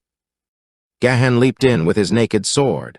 The great beast caught itself and reared upon its hind legs to reach forth and seize this presumptuous mortal that dared question its right to the flesh it craved. And then the man sprang to the opposite side of the deck. The banth toppled sideways at the same instant that it attempted to spring. A raking talon passed close to Gahan's head at the moment that his sword lunged through the savage heart, and as the warrior wrenched his blade from the carcass, it slipped silently over the side of the ship. A glance below showed that the vessel was drifting in the direction of the tower to which Gahan had seen the prisoner led. In another moment or two, it would be directly over it. The man sprang to the control and let the craft drop quickly toward the ground where followed the banths, still hot for their prey. To land outside the enclosure spelled certain death, while inside he could see many forms huddled upon the ground as in sleep. The ship floated now, but a few feet above the wall of the enclosure.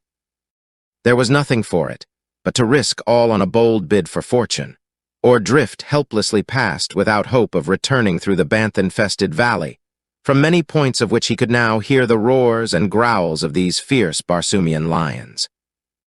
Slipping over the side, Gahan descended by the trailing anchor rope until his feet touched the top of the wall, where he had no difficulty in arresting the slow drifting of the ship. Then he drew up the anchor and lowered it inside the enclosure. Still, there was no movement upon the part of the sleepers beneath. They lay as dead men. Dull lights shone from openings in the tower, but there was no sign of guard or waking inmate. Clinging to the rope, Gahan lowered himself within the enclosure, where he had his first close view of the creatures lying there in what he had thought sleep.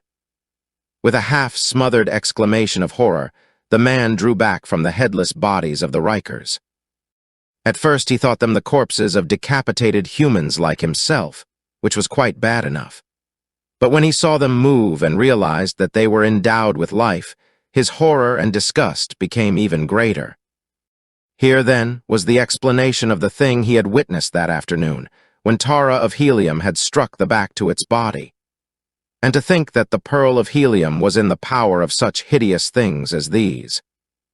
Again the man shuddered, but he hastened to make fast the flyer, clamber again to its deck, and lower it to the floor of the enclosure. Then he strode toward a door in the base of the tower, stepping lightly over the recumbent forms of the unconscious Rikers, and crossing the threshold disappeared within. Chapter 8, Close Work. Gek, in his happier days third foreman of the fields of Lud, sat nursing his anger and his humiliation. Recently, something had awakened within him the existence of which he had never before even dreamed. Had the influence of the strange captive woman aught to do with this unrest and dissatisfaction? He did not know. He missed the soothing influence of the noise she called singing. Could it be that there were other things more desirable than cold logic and undefiled brain power? Was well-balanced imperfection more to be sought after then than the high development of a single characteristic? He thought of the great, ultimate brain toward which all Kaldanes were striving. It would be deaf and dumb and blind. 1,000 beautiful strangers might sing and dance about it, but it could derive no pleasure from the singing or the dancing since it would possess no perceptive faculties. Already had the Kaldanes shut themselves off from most of the gratifications of the senses.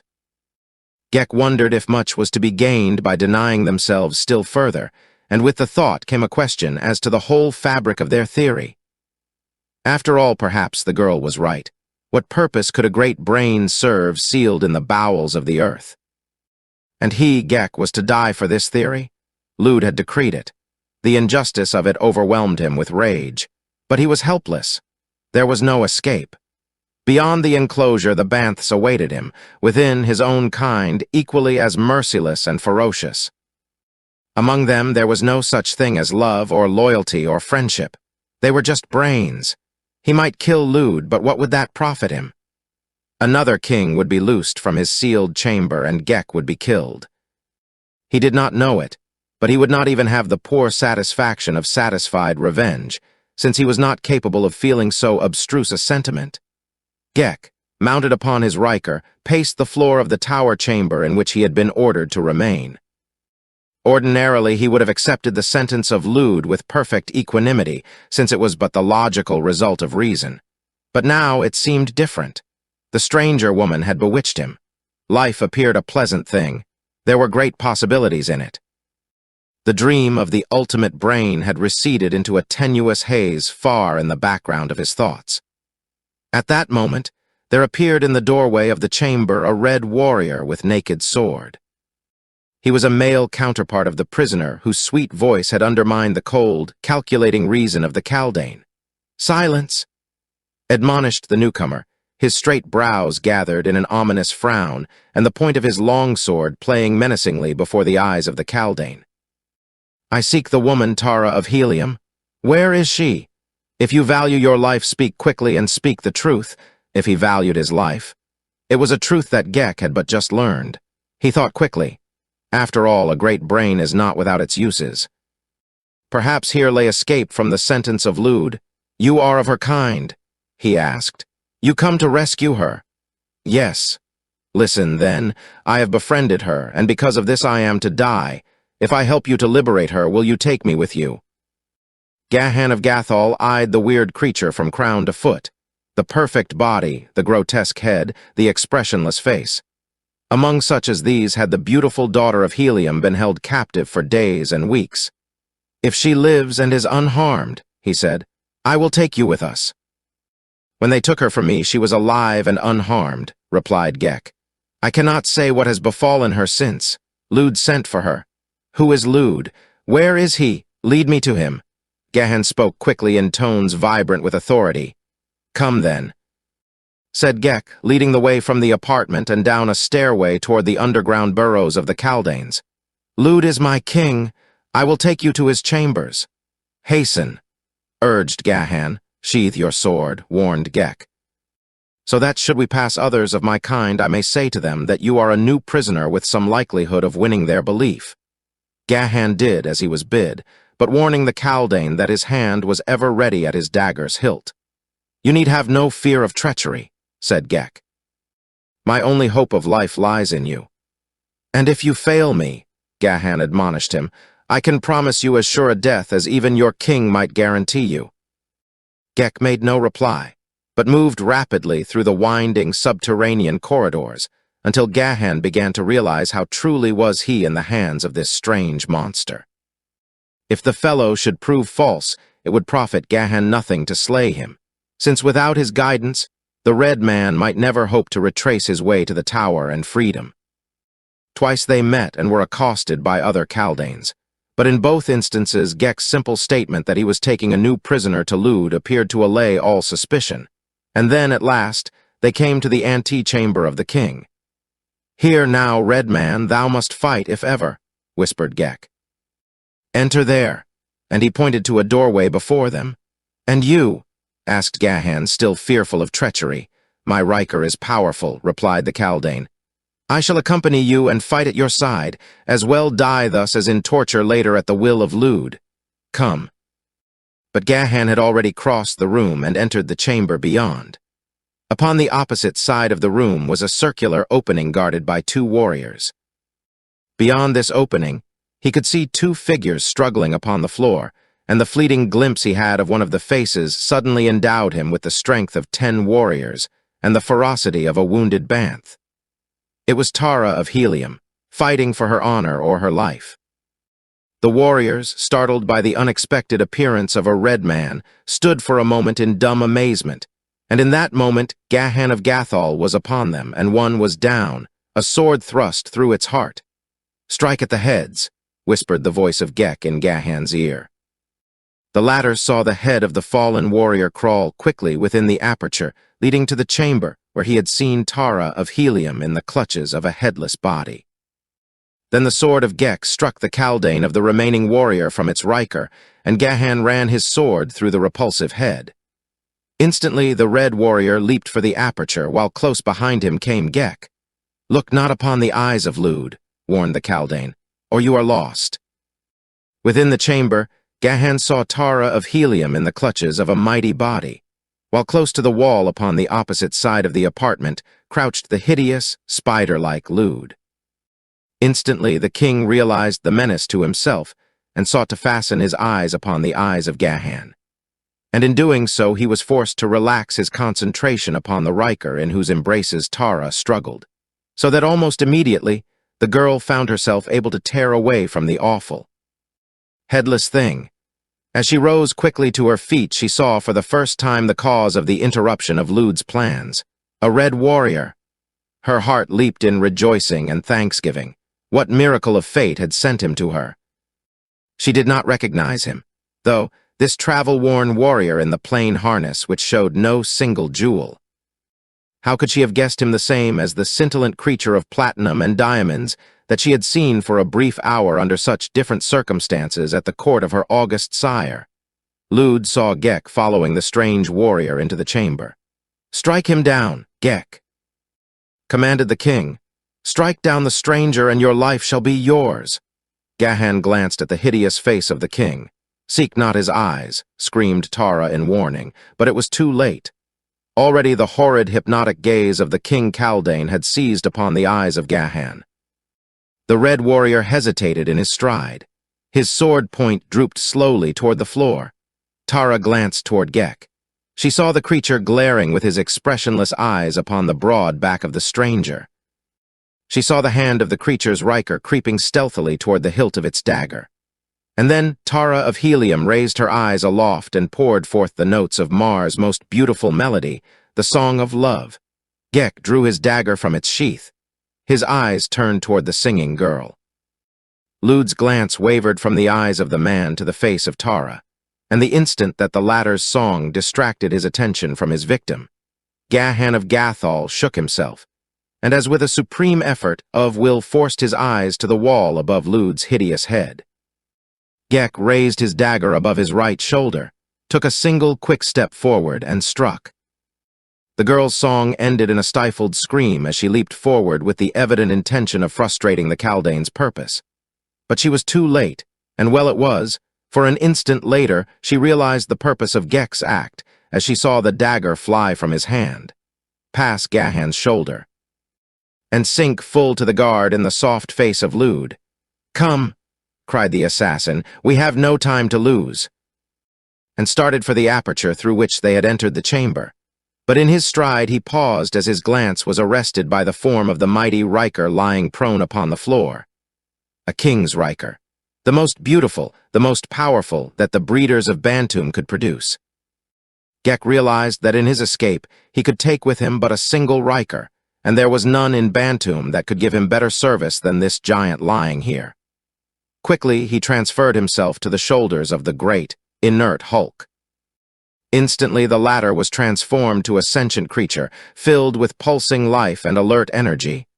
"Now," said the Kaldane, "we are ready. Let whoso would revert to nothingness impede me." Even as he spoke, he stooped and crawled into the chamber beyond, while Gahan, taking Tara by the arm, motioned her to follow. The girl looked him full in the eyes for the first time. "The gods of my people have been kind," she said.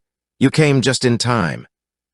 To the thanks of Tara of Helium shall be added those of the warlord of Barsoom and his people. Thy reward shall surpass thy greatest desires." Gahan of Gathol saw that she did not recognize him, and quickly he checked the warm greeting that had been upon his lips. "Be thou Tara of Helium or another," he replied, "is immaterial. To serve thus a red woman of Barsoom is in itself sufficient reward."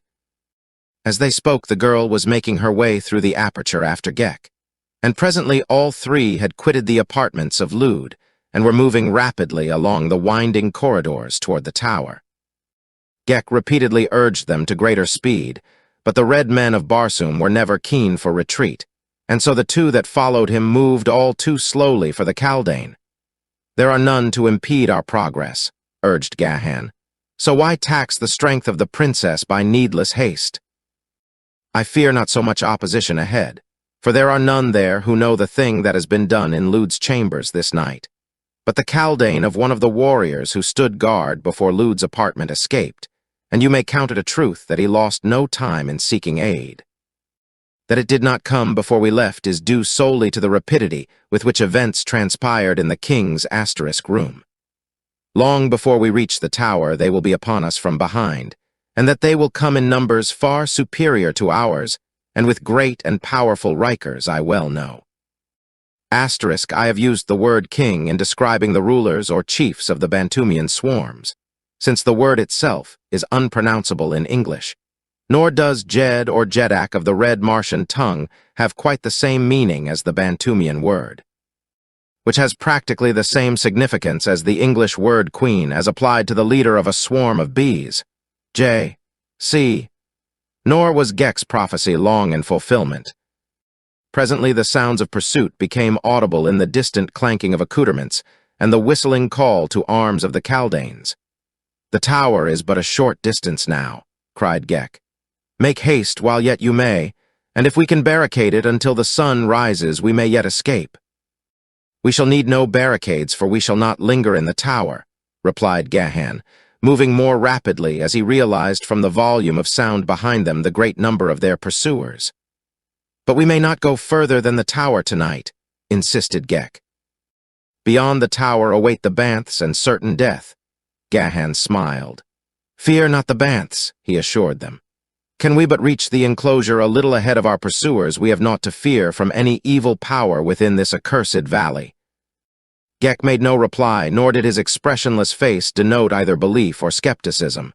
The girl looked into the face of the man questioningly. She did not understand. "Your flyer," he said. "It is moored before the tower." Her face lighted with pleasure and relief. "You found it." She exclaimed, "What fortune!" "It was fortune indeed," he replied, "since it not only told that you were a prisoner here, but it saved me from the Banths as I was crossing the valley from the hills to this tower into which I saw them take you this afternoon after your brave attempt at escape." "How did you know it was I?" she asked, her puzzled brows scanning his face as though she sought to recall from past memories some scene in which he figured. "Who is there but knows of the loss of the Princess Tara of Helium?" he replied. "And when I saw the device upon your flyer, I knew at once, though I had not known when I saw you among them in the fields a short time earlier. Too great was the distance for me to make certain whether the captive was man or woman. Had chance not divulged the hiding place of your flyer, I had gone my way, Tara of Helium. I shudder to think how close was the chance at that. But for the momentary shining of the sun upon the emblazoned device on the prow of your craft, I had passed on unknowing." The girl shuddered. "The gods sent you," she whispered reverently. "The gods sent me, Tara of Helium," he replied. "But I do not recognize you," she said.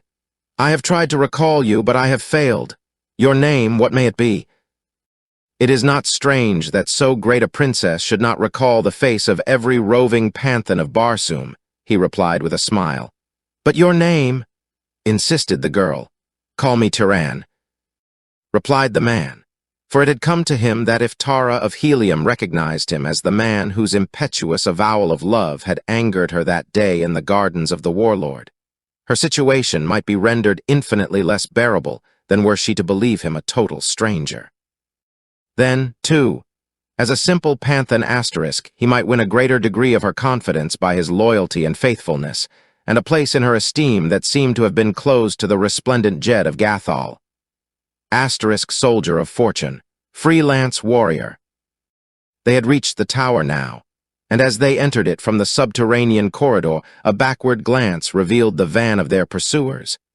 Hideous Kaldanes mounted upon swift and powerful Rikers. As rapidly as might be, the three ascended the stairways leading to the ground level. But after them, even more rapidly, came the minions of Lud. Gek led the way, grasping one of Tara's hands the more easily to guide and assist her, while Gahan of Gathol followed a few paces in their rear, his bared sword ready for the assault that all realized must come upon them now before ever they reached the enclosure and the flyer. "Let Gek drop behind to your side," said Tara, "and fight with you."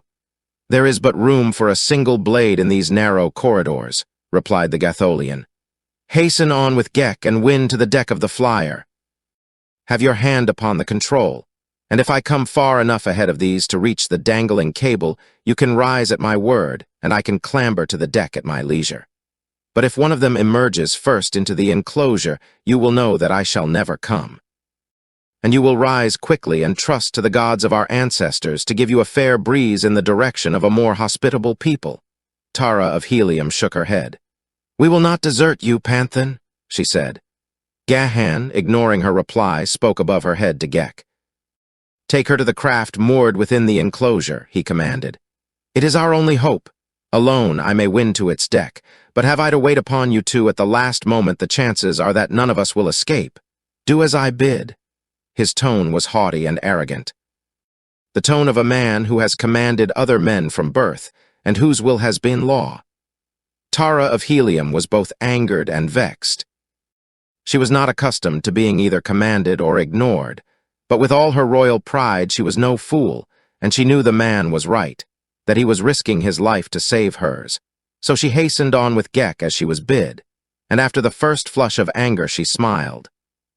For the realization came to her that this fellow was but a rough, untutored warrior, skilled not in the finer usages of cultured courts. His heart was right, though, a brave and loyal heart, and gladly she forgave him the offense of his tone and manner. But what a tone! Recollection of it gave her sudden pause.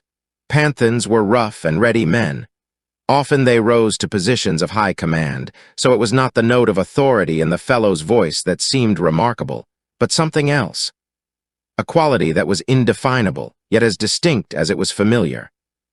She had heard it before when the voice of her great-grandsire, Tardos Mors, Jeddak of Helium, had risen in command, and in the voice of her grandfather, Mors Kajak, the Jed, and in the ringing tones of her illustrious sire, John Carter, warlord of Barsoom, when he addressed his warriors. But now she had no time to speculate upon so trivial a thing, for behind her came the sudden clash of arms, and she knew that Turan, the Panthan, had crossed swords with the first of their pursuers. As she glanced back, he was still visible beyond a turn in the stairway, so that she could see the quick swordplay that ensued. Daughter of a world's greatest swordsman, she knew well the finest points of the art. She saw the clumsy attack of the Kaldane and the quick, sure return of the Panthan. As she looked down from above upon his almost naked body, trapped only in the simplest of unadorned harness, and saw the play of the lithe muscles beneath the red bronze skin, and witnessed the quick and delicate play of his sword point. To her sense of obligation was added a spontaneous admission of admiration that was but the natural tribute of a woman to skill and bravery, and, perchance, some trifle to manly symmetry and strength.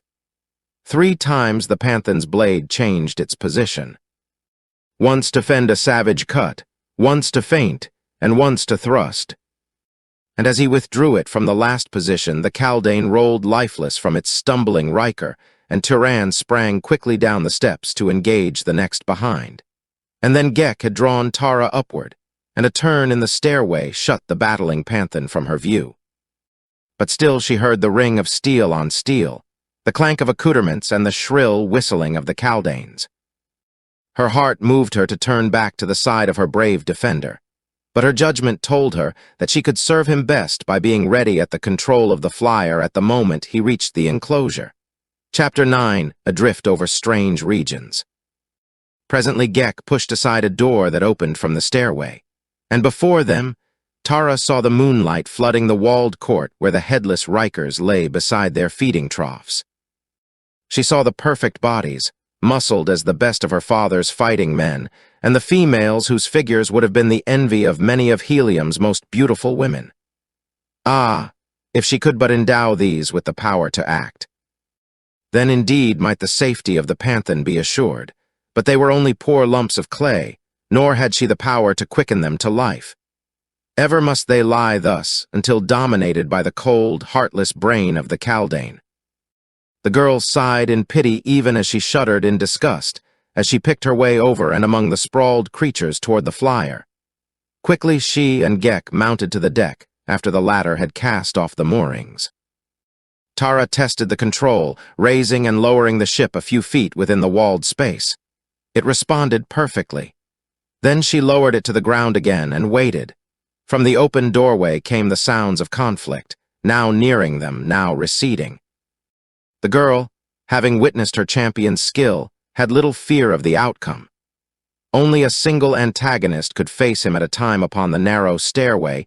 He had the advantage of position and of the defensive, and he was a master of the sword while they were clumsy bunglers by comparison. Their sole advantage was in their numbers, unless they might find a way to come upon him from behind. She paled at the thought. Could she have seen him, she might have been further perturbed, for he took no advantage of many opportunities to win nearer the enclosure. He fought coolly, but with a savage persistence that bore little semblance to purely defensive action. Often he clambered over the body of a fallen foe to leap against the next behind, and once there lay 5 dead Kaldanes behind him, so far had he pushed back his antagonists.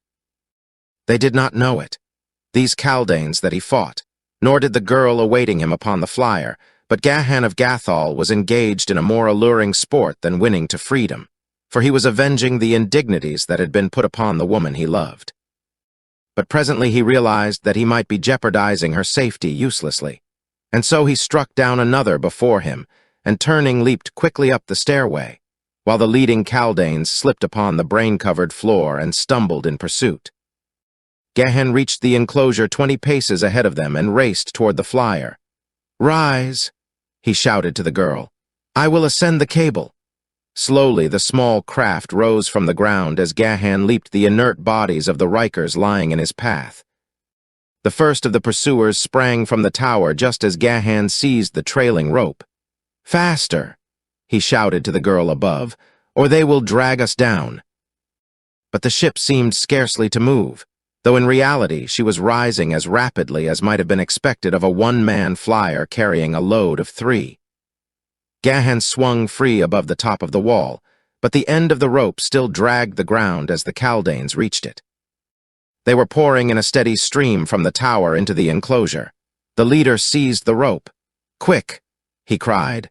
"Lay hold and we will drag them down." It needed but the weight of a few to accomplish his design.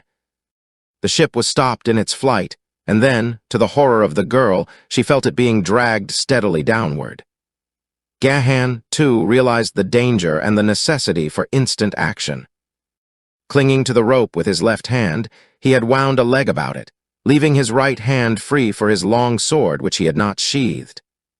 A downward cut clove the soft head of a Kaldane, and another severed the taut rope beneath the Panthan's feet. The girl heard a sudden renewal of the shrill whistling of her foes, and at the same time she realized that the craft was rising again. Slowly it drifted upward, out of reach of the enemy, and a moment later she saw the figure of Tyran clamber over the side. For the first time in many weeks her heart was filled with the joy of thanksgiving, but her first thought was of another. "You are not wounded?" she asked. "No, Tara of Helium," he replied. "They were scarce worth the effort of my blade, and never were they a menace to me because of their swords." "They should have slain you easily," said Gek. "So great and highly developed is the power of reason among us that they should have known before you struck just where, logically, you must seek to strike, and so they should have been able to parry your every thrust and easily find an opening to your heart. But they did not, Gek." Gahan reminded him. "Their theory of development is wrong, for it does not tend toward a perfectly balanced whole. You have developed the brain and neglected the body, and you can never do with the hands of another what you can do with your own hands. Mine are trained to the sword. Every muscle responds instantly and accurately, and almost mechanically, to the need of the instant. I am scarcely objectively aware that I think when I fight. So quickly does my point take advantage of every opening, or spring to my defense if I am threatened, that it is almost as though the cold steel had eyes and brains.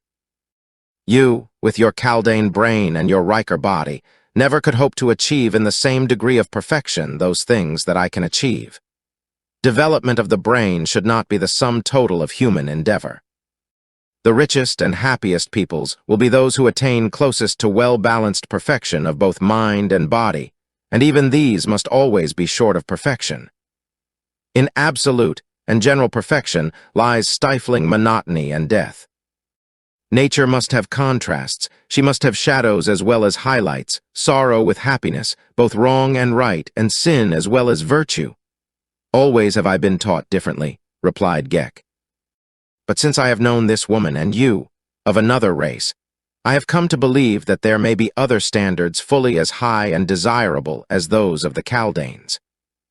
At least I have had a glimpse of the thing you call happiness, and I realize that it may be good even though I have no means of expressing it.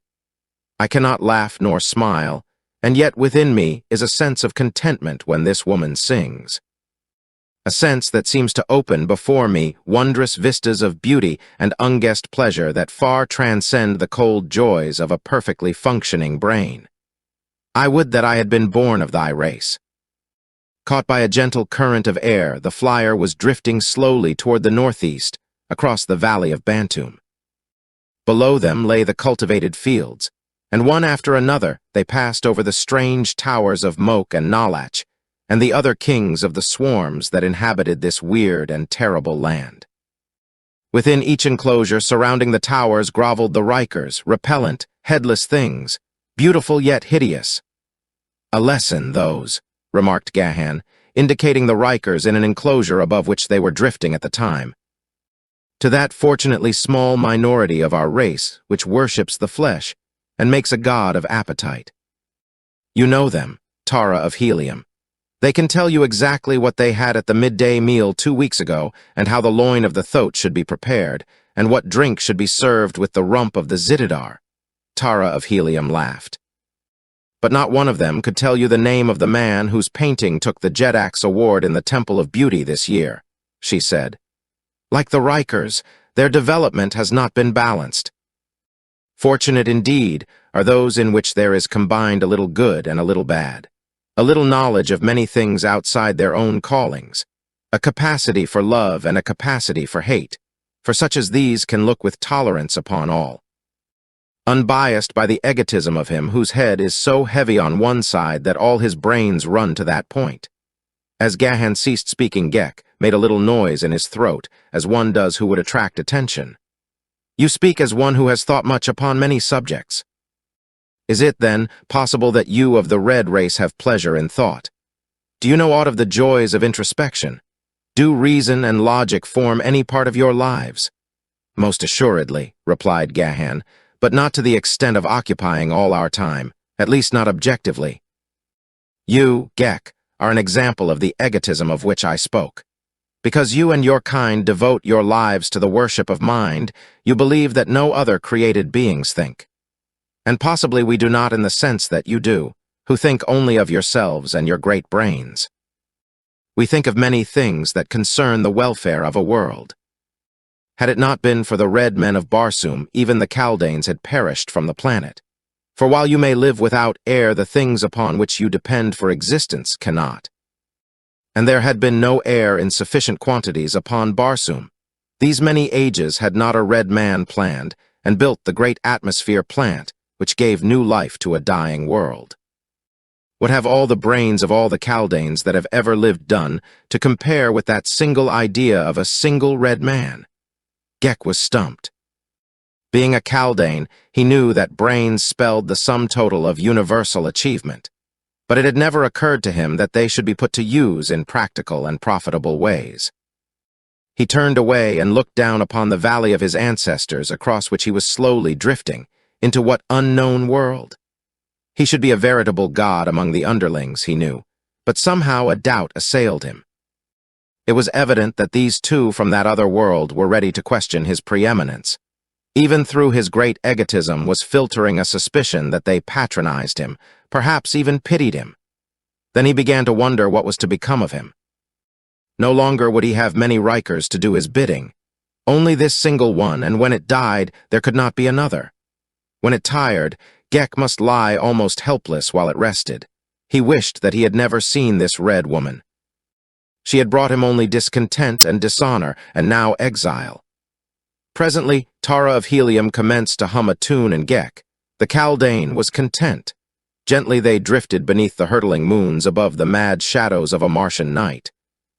The roaring of the banths came in diminishing volume to their ears as their craft passed on beyond the boundaries of Bantoom, leaving behind the terrors of that unhappy land. But to what were they being born? The girl looked at the man sitting cross-legged upon the deck of the tiny flyer, gazing off into the night ahead, apparently absorbed in thought. "Where are we?" she asked. "Toward what are we drifting?" Turan shrugged his broad shoulders. "The stars tell me that we are drifting toward the northeast," he replied. "But where we are, or what lies in our path, I cannot even guess. A week since I could have sworn that I knew what lay behind each succeeding ridge that I approached. But now I admit in all humility that I have no conception of what lies a mile in any direction. Tara of Helium, I am lost, and that is all that I can tell you." He was smiling, and the girl smiled back at him. There was a slightly puzzled expression on her face. There was something tantalizingly familiar about that smile of his. She had met many a panthan. They came and went, following the fighting of a world, but she could not place this one. "From what country are you, Turan?" she asked suddenly. "Know you not, Tara of Helium," he countered, "that a panthan has no country? Today he fights beneath the banner of one master, tomorrow beneath that of another. But you must own allegiance to some country when you are not fighting, she insisted. What banner, then, owns you now? He rose and stood before her then, bowing low. And I am acceptable, he said. I serve beneath the banner of the daughter of the warlord now, and forever. She reached forth and touched his arm with a slim brown hand. Your services are accepted, she said, and if ever we reach Helium, I promise that your reward shall be all that your heart could desire. I shall serve faithfully, hoping for that reward. He said, but Tara of Helium did not guess what was in his mind, thinking rather that he was mercenary. For how could the proud daughter of the warlord guess that a simple panthan aspired to her hand and heart? The dawn found them moving rapidly over an unfamiliar landscape. The wind had increased during the night and had borne them far from Bantum. The country below them was rough and inhospitable. No water was visible, and the surface of the ground was cut by deep gorges, while nowhere was any but the most meager vegetation discernible. They saw no life of any nature, nor was there any indication that the country could support life. For 2 days they drifted over this horrid wasteland. They were without food or water and suffered accordingly. Gek had temporarily abandoned his Riker after enlisting Turan's assistance in lashing it safely to the deck. The less he used it, the less would its vitality be spent. Already it was showing the effects of privation. Gek crawled about the vessel like a great spider. Over the side, down beneath the keel, and up over the opposite rail. He seemed equally at home one place as another. For his companions, however, the quarters were cramped, for the deck of a one-man flyer is not intended for 3. Turan sought always ahead for signs of water. Water they must have, or that water-giving plant which makes life possible upon many of the seemingly arid areas of Mars. But there was neither the one nor the other for these 2 days, and now the 3rd night was upon them. The girl did not complain, but Turan knew that she must be suffering, and his heart was heavy within him. Gek suffered least of all, and he explained to them that his kind could exist for long periods without food or water. Turan almost cursed him as he saw the form of Tara of Helium slowly wasting away before his eyes, while the hideous Kaldane seemed as full of vitality as ever. There are circumstances, remarked Gek, under which a gross and material body is less desirable than a highly developed brain. Turan looked at him but said nothing. Tara of Helium smiled faintly. One cannot blame him, she said. Were we not a bit boastful in the pride of our superiority? When our stomachs were filled, she added. Perhaps there is something to be said for their system, Turan admitted. If we could but lay aside our stomachs when they cried for food and water, I have no doubt but that we should do so. I should never miss mine now, assented Tara. It is mighty poor company. A new day had dawned, revealing a less desolate country and renewing again the hope that had been low within them. Suddenly Turan leaned forward, pointing ahead. Look, Tara of Helium, he cried. A city! As I am Ga, as I am Turan the Panthan, a city. Far in the distance, the domes and walls and slender towers of a city shone in the rising sun. Quickly the man seized the control, and the ship dropped rapidly behind a low range of intervening hills. For well Turan knew that they must not be seen until they could discover whether friend or foe inhabited the strange city. Chances were that they were far from the abode of friends, and so must the Panthan move with the utmost caution. But there was a city, and where a city was water, even though it were a deserted city, and food if it were inhabited. To the red man, food and water, even in the citadel of an enemy, meant food and drink for Tara of Helium. He would accept it from friends, or he would take it from enemies. Just so long as it was there, he would have it. And there was shown the egotism of the fighting man, though Turan did not see it, nor Tara, who came from a long line of fighting men, but Gek might have smiled had he known how. Turan permitted the flyer to drift closer behind the screening hills, and then when he could advance no farther without fear of discovery, he dropped the craft gently to ground in a little ravine, and leaping over the side made her fast to a stout tree. For several moments they discussed their plans. Whether it would be best to wait where they were until darkness hid their movements, and then approach the city in search of food and water, or approach it now, taking advantage of what cover they could, until they could glean something of the nature of its inhabitants. It was Turan's plan which finally prevailed. They would approach as close as safety dictated in the hope of finding water outside the city, food, too, perhaps. If they did not, they could at least reconnoiter the ground by daylight, and then when night came, Turan could quickly come close to the city, and in comparative safety prosecute his search for food and drink. Following the ravine upward, they finally topped the summit of the ridge, from which they had an excellent view of that part of the city which lay nearest them, though themselves hidden by the brush behind which they crouched. Gek had resumed his Riker, which had suffered less than either Tara or Turan through their enforced fast. The first glance at the city, now much closer than when they had first discovered it, revealed the fact that it was inhabited. Banners and pennons broke from many a staff. People were moving about the gate before them. The high white walls were paced by sentinels at far intervals. Upon the roofs of higher buildings, the women could be seen airing the sleeping silks and furs. Turan watched it all in silence for some time. "I do not know them," he said at last. "I cannot guess what city this may be, but it is an ancient city. Its people have no flyers and no firearms. It must be old indeed." "How do you know they have not these things?" asked the girl. "There are no landing stages upon the roofs." "Not one that can be seen from here. While were we looking similarly at helium, we would see hundreds. And they have no firearms because their defenses are all built to withstand the attack of spear and arrow with spear and arrow. They are an ancient people." "If they are ancient, perhaps they are friendly," suggested the girl. "Did we not learn as children in the history of our planet that it was once peopled by a friendly, peace-loving race?" "But I fear they are not as ancient as that," replied Turan, laughing. "It has been long ages since the men of Barsoom loved peace." "My father loves peace," returned the girl. "And yet he is always at war," said the man. She laughed. "But he says he likes peace." "We all like peace," he rejoined. "Peace with honor, but our neighbors will not let us have it, and so we must fight. And to fight well, men must like to fight," she added. "And to like to fight, they must know how to fight," he said. "For no man likes to do the thing that he does not know how to do well, or that some other man can do better than he.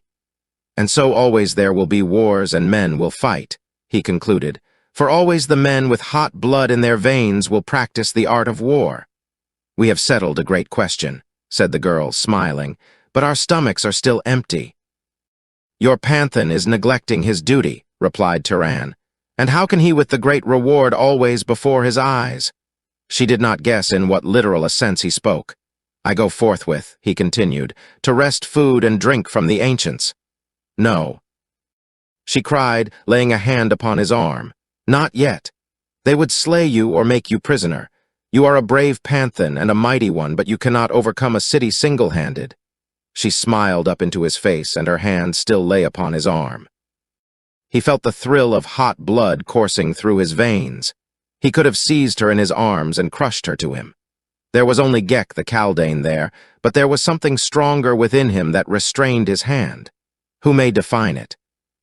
That inherent chivalry that renders certain men the natural protectors of women. From their vantage point, they saw a body of armed warriors ride forth from the gate, and winding along a well-beaten road, pass from sight about the foot of the hill from which they watched. The men were red, like themselves, and they rode the small saddle thoats of the red race. Their trappings were barbaric and magnificent, and in their headdress were many feathers, as had been the custom of ancients. They were armed with swords and long spears, and they rode almost naked, their bodies being painted in ochre and blue and white. There were, perhaps, a score of them in the party, and as they galloped away on their tireless mounts, they presented a picture at once savage and beautiful. "They have the appearance of splendid warriors," said Turan. "I have a great mind to walk boldly into their city and seek service." Tara shook her head. "Wait," she admonished. "What would I do without you, and if you were captured, how could you collect your reward?" "I should escape." He said, "At any rate, I shall try it," and he started to rise. "You shall not," said the girl, her tone all authority. The man looked at her quickly, questioningly. "You have entered my service," she said, a trifle haughtily. You have entered my service for hire, and you shall do as I bid you." Tiran sank down beside her again with a half-smile upon his lips. "It is yours to command, princess," he said. The day passed. Gek, tiring of the sunlight, had deserted his Riker and crawled down a hole he had discovered close by. Tara and Tiran reclined beneath the scant shade of a small tree. They watched the people coming and going through the gate. The party of horsemen did not return. A small herd of Zitidars was driven into the city during the day, and once a caravan of broad-wheeled carts drawn by these huge animals wound out of the distant horizon and came down to the city. It, too, passed from their sight within the gateway. Then darkness came, and Tara of Helium bid her Panthan search for food and drink, but she cautioned him against attempting to enter the city. Before he left her, he bent and kissed her hand as a warrior may kiss the hand of his queen. Chapter 10, Entrapped. Tiran the Panthan approached the strange city under cover of the darkness. He entertained little hope of finding either food or water outside the wall, but he would try, and then, if he failed, he would attempt to make his way into the city, for Tara of Helium must have sustenance, and have it soon. He saw that the walls were poorly sentineled, but they were sufficiently high to render an attempt to scale them foredoomed to failure. Taking advantage of underbrush and trees, Tiran managed to reach the base of the wall without detection. Silently, he moved north past the gateway, which was closed by a massive gate which effectively barred even the slightest glimpse within the city beyond. It was Tiran's hope to find upon the north side of the city away from the hills a level plain where grew the crops of the inhabitants, and here too water from their irrigating system. But though he traveled far along that seemingly interminable wall, he found no fields nor any water. He searched also for some means of ingress to the city, yet here, too, failure was his only reward. And now, as he went, keen eyes watched him from above, and a silent stalker kept pace with him for a time upon the summit of the wall. But presently, the shadower descended to the pavement within, and hurrying swiftly raced ahead of the stranger without. He came presently to a small gate beside which was a low building, and before the doorway of the building a warrior standing guard.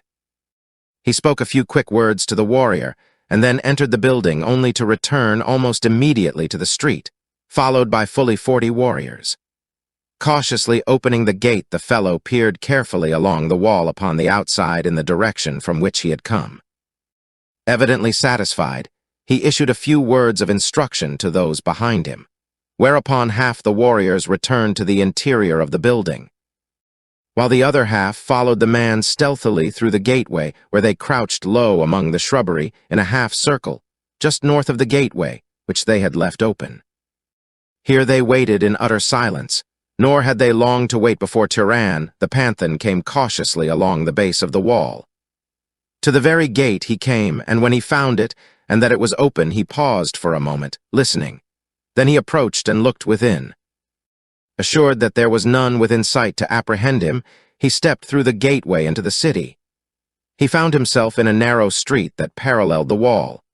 Upon the opposite side rose buildings of an architecture unknown to him, yet strangely beautiful. While the buildings were packed closely together, there seemed to be no two alike, and their fronts were of all shapes and heights, and of many hues. The skyline was broken by spire and dome and minaret and tall, slender towers, while the walls supported many a balcony, and in the soft light of Cluros, the farther moon, now low in the west, he saw, to his surprise and consternation, the figures of people upon the balconies. Directly opposite him were 2 women and a man. They sat leaning upon the rail of the balcony, looking, apparently, directly at him. But if they saw him, they gave no sign. Tiran hesitated a moment in the face of almost certain discovery, and then, assured that they must take him for one of their own people, he moved boldly into the avenue. Having no idea of the direction in which he might best hope to find what he sought, and not wishing to arouse suspicion by further hesitation, he turned to the left and stepped briskly along the pavement, with the intention of placing himself as quickly as possible beyond the observation of those nocturnal watchers. He knew that the night must be far spent, and so he could not but wonder why people should sit upon their balconies when they should have been asleep among their silks and furs. At first he had thought them the late guests of some convivial host, but the windows behind them were shrouded in darkness and utter quiet prevailed, quite upsetting such a theory. And as he proceeded, he passed many another group sitting silently upon other balconies. They paid no attention to him, seeming not even to note his passing. Some leaned with a single elbow upon the rail, their chins resting in their palms. Others leaned upon both arms across the balcony, looking down into the street, while several that he saw held musical instruments in their hands, but their fingers moved not upon the strings. And then Turan came to a point where the avenue turned to the right, to skirt a building that jutted from the inside of the city wall. And as he rounded the corner, he came full upon two warriors standing upon either side of the entrance to a building upon his right. It was impossible for them not to be aware of his presence, yet neither moved, nor gave other evidence that they had seen him. He stood there waiting, his hand upon the hilt of his long sword, but they neither challenged nor halted him. Could it be that these also thought him one of their own kind? Indeed, upon no other grounds could he explain their inaction. As Turan had passed through the gateway into the city and taken his unhindered way along the avenue, 20 warriors had entered the city and closed the gate behind them, and then one had taken to the wall and followed along its summit in the rear of Turan. And another had followed him along the avenue, while a third had crossed the street and entered one of the buildings upon the opposite side. The balance of them, with the exception of a single sentinel beside the gate, had re-entered the building from which they had been summoned. They were well-built, strapping, painted fellows, their naked figures covered now by gorgeous robes against the chill of night. As they spoke of the stranger, they laughed at the ease with which they had tricked him, and were still laughing as they threw themselves upon their sleeping silks and furs to resume their broken slumber. It was evident that they constituted a guard detailed for the gate beside which they slept, and it was equally evident that the gates were guarded, and the city watched much more carefully than Turan had believed. Chagrined indeed had been the Jed of Gathol, had he dreamed that he was being so neatly tricked. As Turan proceeded along the avenue, he passed other sentries beside other doors, but now he gave them small heed, since they neither challenged nor otherwise outwardly noted his passing. But while at nearly every turn of the erratic avenue he passed one or more of these silent sentinels, he could not guess that he had passed one of them many times, and that his every move was watched by silent, clever stalkers.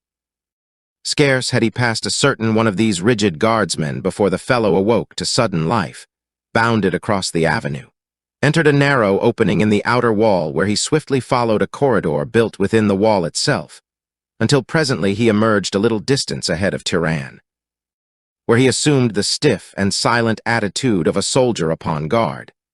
Nor did Turan know that a second followed in the shadows of the buildings behind him, nor of the third who hastened ahead of him upon some urgent mission.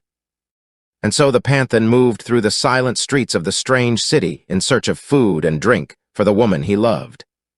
Men and women looked down upon him from shadowy balconies, but spoke not, and sentinels saw him pass and did not challenge.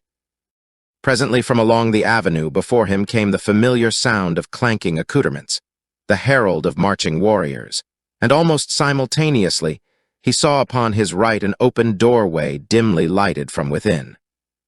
It was the only available place where he might seek to hide from the approaching company, and while he had passed several sentries unquestioned, he could scarce hope to escape scrutiny and questioning from a patrol, as he naturally assumed this body of men to be.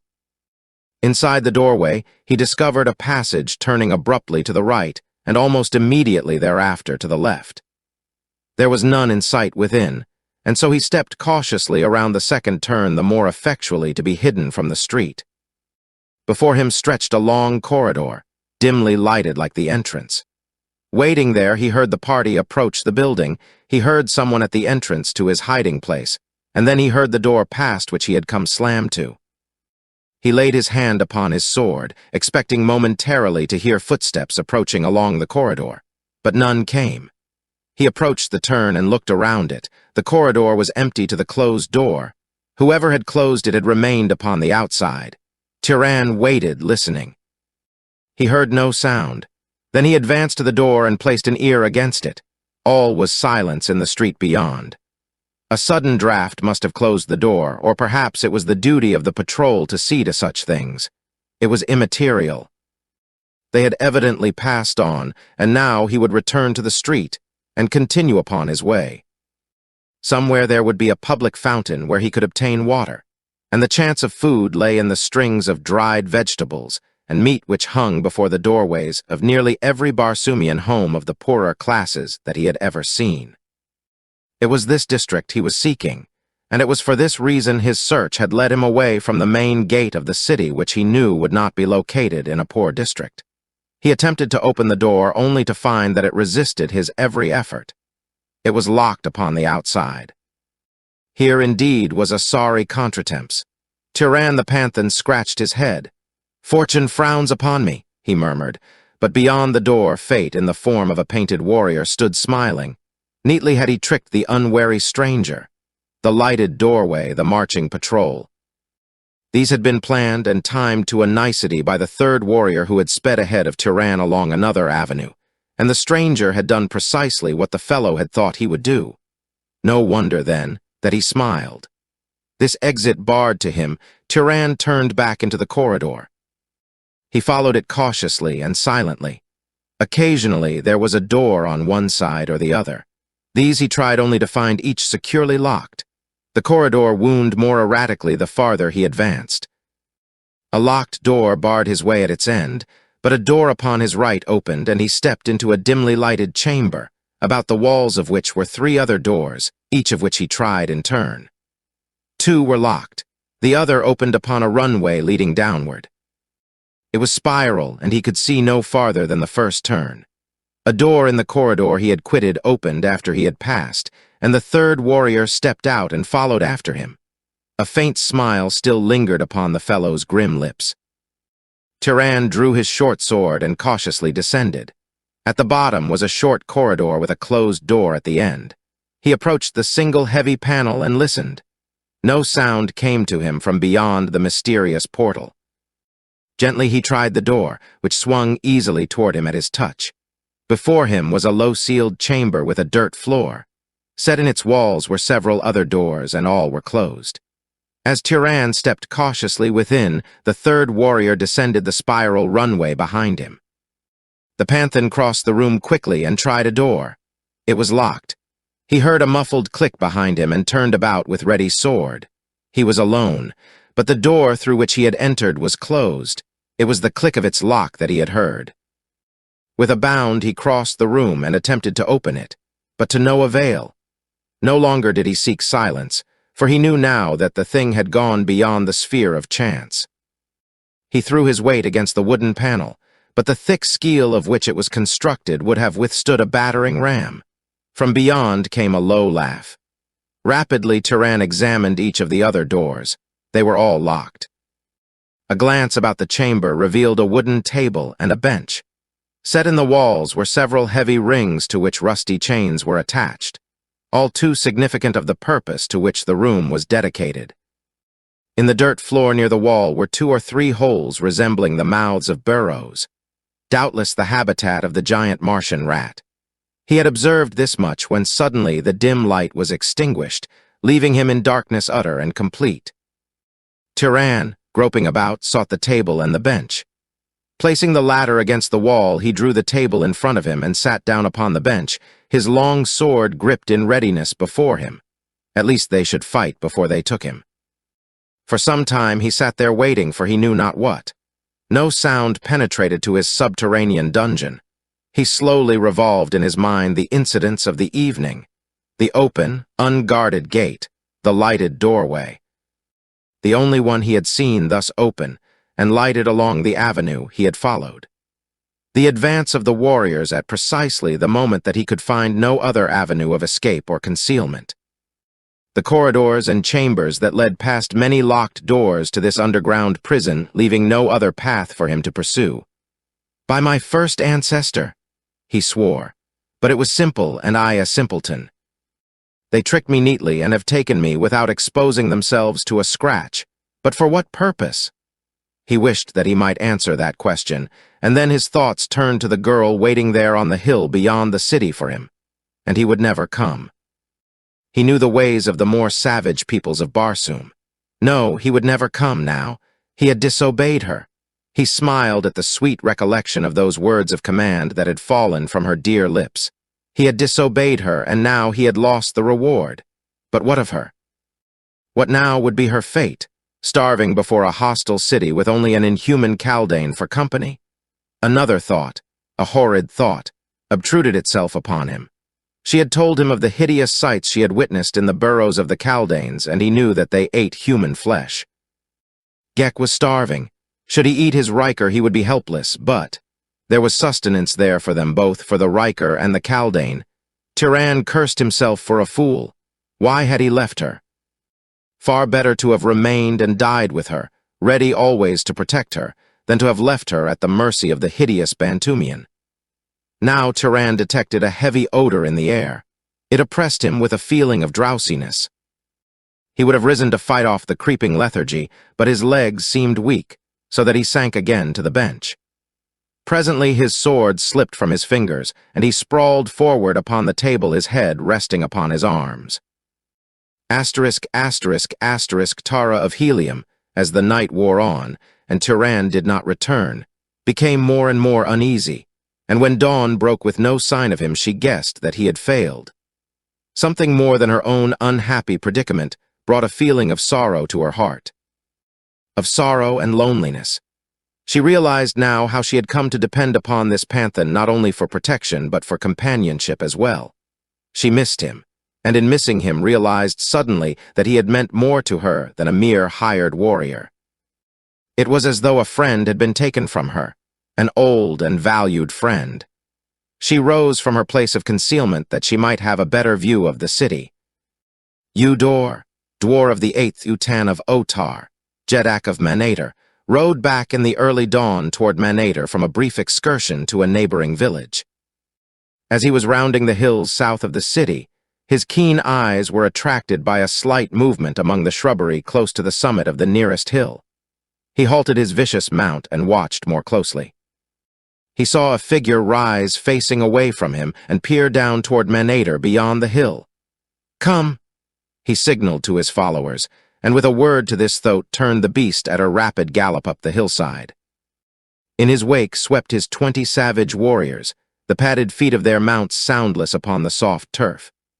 It was the rattle of sidearms and harness that brought Tara of Helium suddenly about, facing them. She saw a score of warriors with couched lances bearing down upon her. She glanced at Gek. What would the Spiderman do in this emergency? She saw him crawl to his Riker and attach himself. Then he arose, the beautiful body once again animated and alert. She thought that the creature was preparing for flight. Well, it made little difference to her. Against such as were streaming up the hill toward them, a single mediocre swordsman such as Gek was worse than no defense at all. "Hurry, Gek," she admonished him. "Back into the hills. You may find there a hiding place." But the creature only stepped between her and the oncoming riders, drawing his long sword. "It is useless, Gek," she said, when she saw that he intended to defend her. "What can a single sword accomplish against such odds?" "I can die but once," replied the Kaldane. "You and your Panthan saved me from Lude, and I but do what your Panthan would do were he here to protect you." "It is brave, but it is useless," she replied. "Sheathe your sword. They may not intend us harm." Gek let the point of his weapon drop to the ground, but he did not sheathe it, and thus the two stood waiting as Eudor the dwarf stopped his thoat before them, while his 20 warriors formed a rough circle about. For a long minute, Eudor sat his mount in silence, looking searchingly first at Tara of Helium and then at her hideous companion. "What manner of creature are you?" he asked presently. "And what do you before the gates of Manator?" "We are from far countries," replied the girl. "And we are lost and starving. We ask only food and rest and the privilege to go our way seeking our own homes." Eudor smiled a grim smile. "Manator and the hills which guard it alone know the age of Manator," he said. "Yet in all the ages that have rolled by since Manator first was, there be no record in the annals of Manator of a stranger departing from Manator. But I am a princess, cried the girl haughtily, "and my country is not at war with yours. You must give me and my companions aid and assist us to return to our own land. It is the law of Barsoom." "Manator knows only the laws of Manator," replied Eudor. "But come, you shall go with us to the city where you, being beautiful, need have no fear. I myself will protect you if Otar so decrees, and as for your companion— But hold, you said companions. There are others of your party, then?" "You see what you see," replied Tara haughtily. "Be that as it may," said Eudor. "If there be more, they shall not escape Manator. But as I was saying, if your companion fights, well, he too may live, for Otar is just, and just are the laws of Manator. Come." Gek demurred. "It is useless," said the girl, seeing that he would have stood his ground and fought them. "Let us go with them. Why pit your puny blade against their mighty ones when there should lie in your great brain the means to outwit them?" She spoke in a low whisper, rapidly.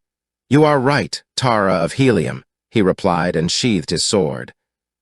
And so they moved down the hillside toward the gates of Manator, Tara, Princess of Helium, and Gek, the Kaldane of Bantum. And surrounding them rode the savage, painted warriors of Eudor, Dwar of the 8th Utan of Otar, Jedak of Manator. Chapter 11, The Choice of Tara. The dazzling sunlight of Barsoom clothed Manator in an aureole of splendor, as the girl and her captors rode into the city through the gate of enemies. Here the wall was some 50 feet thick, and the sides of the passageway within the gate were covered with parallel shelves of masonry from bottom to top. Within these shelves, or long horizontal niches, stood row upon row of small figures, appearing like tiny, grotesque statuettes of men, their long black hair falling below their feet and sometimes trailing to the shelf beneath. The figures were scarce a foot in height, and but for their diminutive proportions might have been the mummified bodies of once living men. The girl noticed that as they passed, the warriors saluted the figures with their spears after the manner of Barsoomian fighting men in extending a military courtesy. And then they rode on into the avenue beyond, which ran, wide and stately, through the city toward the east. On either side were great buildings wondrously wrought. Paintings of great beauty and antiquity covered many of the walls, their colors softened and blended by the suns of ages. Upon the pavement, the life of the newly awakened city was already afoot. Women in brilliant trappings befeathered warriors, their bodies daubed with paint. Artisans, armed but less gaily caparisoned, took their various ways upon the duties of the day. A giant zitidar, magnificent in rich harness, rumbled its broad-wheeled cart along the stone pavement toward the gate of enemies. Life and color and beauty wrought together a picture that filled the eyes of Tara of Helium with wonder and with admiration, for here was a scene out of the dead past of dying Mars. Such had been the cities of the founders of her race before Throxius, mightiest of oceans, had disappeared from the face of a world. And from balconies on either side, men and women looked down in silence upon the scene below. The people in the street looked at the two prisoners, especially at the hideous Gek, and called out in question or comment to their guard. But the watchers upon the balconies spoke not, nor did one so much as turn a head to note their passing. There were many balconies on each building, and not a one that did not hold its silent party of richly trapped men and women, with here and there a child or two. But even the children maintained the uniform silence and immobility of their elders. As they approached the center of the city, the girl saw that even the roofs bore companies of these idle watchers, harnessed and bejeweled, as for some gala day of laughter and music. But no laughter broke from those silent lips, nor any music from the strings of the instruments that many of them held in jeweled fingers. And now the avenue widened into an immense square, at the far end of which rose a stately edifice gleaming white in virgin marble among the gaily painted buildings surrounding it, and its scarlet sward and gaily flowering, green-foliaged shrubbery. Toward this, Eudor led his prisoners and their guard to the great arched entrance before which a line of 50 mounted warriors barred the way. When the commander of the guard recognized Eudor, the guardsmen fell back to either side, leaving a broad avenue through which the party passed. Directly inside the entrance were inclined runways leading upward on either side. Eudor turned to the left and led them upward to the second floor and down a long corridor. Here they passed other mounted men, and in chambers upon either side they saw more. Occasionally, there was another runway leading either up or down. A warrior, his steed at full gallop, dashed into sight from one of these and raced swiftly past them upon some errand. Nowhere as yet had Tara of Helium seen a man afoot in this great building, but when at a turn, Eudor led them to the third floor, she caught glimpses of chambers in which many riderless thoats were penned, and others adjoining where dismounted warriors lolled at ease or played games of skill or chance, and many there were who played at jeton. And then the party passed into a long, wide hall of state, as magnificent an apartment as even a princess of mighty Helium ever had seen. The length of the room ran an arched ceiling ablaze with countless radium bulbs. The mighty spans extended from wall to wall, leaving the vast floor unbroken by a single column. The arches were of white marble, apparently quarried in single, huge blocks from which each arch was cut complete. Between the arches, the ceiling was set solid about the radium bulbs with precious stones whose scintillant fire and color and beauty filled the whole apartment. The stones were carried down the walls in an irregular fringe for a few feet, where they appeared to hang like a beautiful and gorgeous drapery against the white marble of the wall. The marble ended some 6 or 7 feet from the floor, the walls from that point down being wainscoted in solid gold. The floor itself was of marble richly inlaid with gold.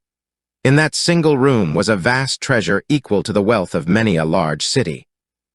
But what riveted the girls' attention even more than the fabulous treasure of decorations were the files of gorgeously harnessed warriors who sat their thoats in grim silence and immobility on either side of the central aisle, rank after rank of them to the farther walls. And as the party passed between them, she could not note so much as the flicker of an eyelid or the twitching of a thoat's ear. "The Hall of Chiefs," whispered one of her guard, evidently noting her interest. There was a note of pride in the fellow's voice and something of hushed awe. Then they passed through a great doorway into the chamber beyond, a large, square room in which a dozen mounted warriors lolled in their saddles.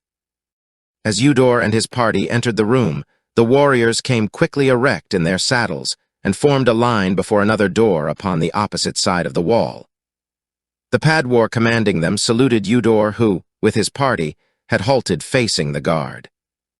"Send one to Otar announcing that Eudor brings 2 prisoners worthy of the observation of the great Jeddak," said Eudor.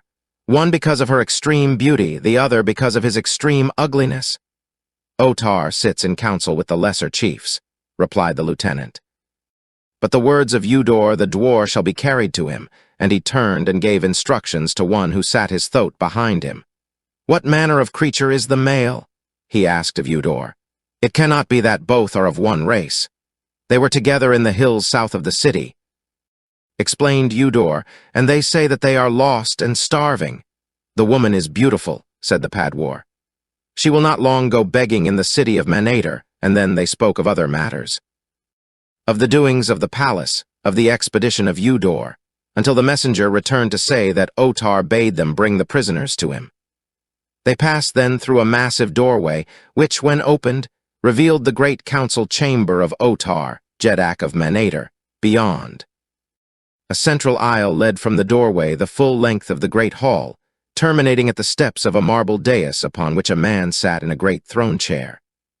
Upon either side of the aisle were ranged rows of highly carved desks and chairs of skeel, a hard wood of great beauty. Only a few of the desks were occupied, those in the front row, just below the rostrum. At the entrance, Eudor dismounted with 4 of his followers, who formed a guard about the 2 prisoners, who were then conducted toward the foot of the throne, following a few paces behind Eudor. As they halted at the foot of the marble steps, the proud gaze of Tara of Helium rested upon the enthroned figure of the man above her. He sat erect without stiffness, a commanding presence trapped in the barbaric splendor that the Barsumian chieftain loves. He was a large man, the perfection of whose handsome face was marred only by the hauteur of his cold eyes and the suggestion of cruelty imparted by 2 thin lips. It needed no second glance to assure the least observing that here indeed was a ruler of men. A fighting Jeddak whose people might worship but not love, and for whose slightest favor warriors would vie with one another to go forth and die. This was Otar, Jeddak of Manator, and as Tara of Helium saw him for the first time, she could not but acknowledge a certain admiration for this savage chieftain, who so virally personified the ancient virtues of the god of war. Eudor and the Jeddak interchanged the simple greetings of Barsoom, and then the former recounted the details of the discovery and capture of the prisoners. Otar scrutinized them both intently during Eudor's narration of events, his expression revealing naught of what passed in the brain behind those inscrutable eyes. When the officer had finished, the Jeddak fastened his gaze upon Gek. "And you?" he asked. "What manner of thing are you? From what country? Why are you in Manator?" "I am a Kaldane," replied Gek, "the highest type of created creature upon the face of Barsoom. I am mind, you are matter. I come from Bantum. I am here because we were lost and starving.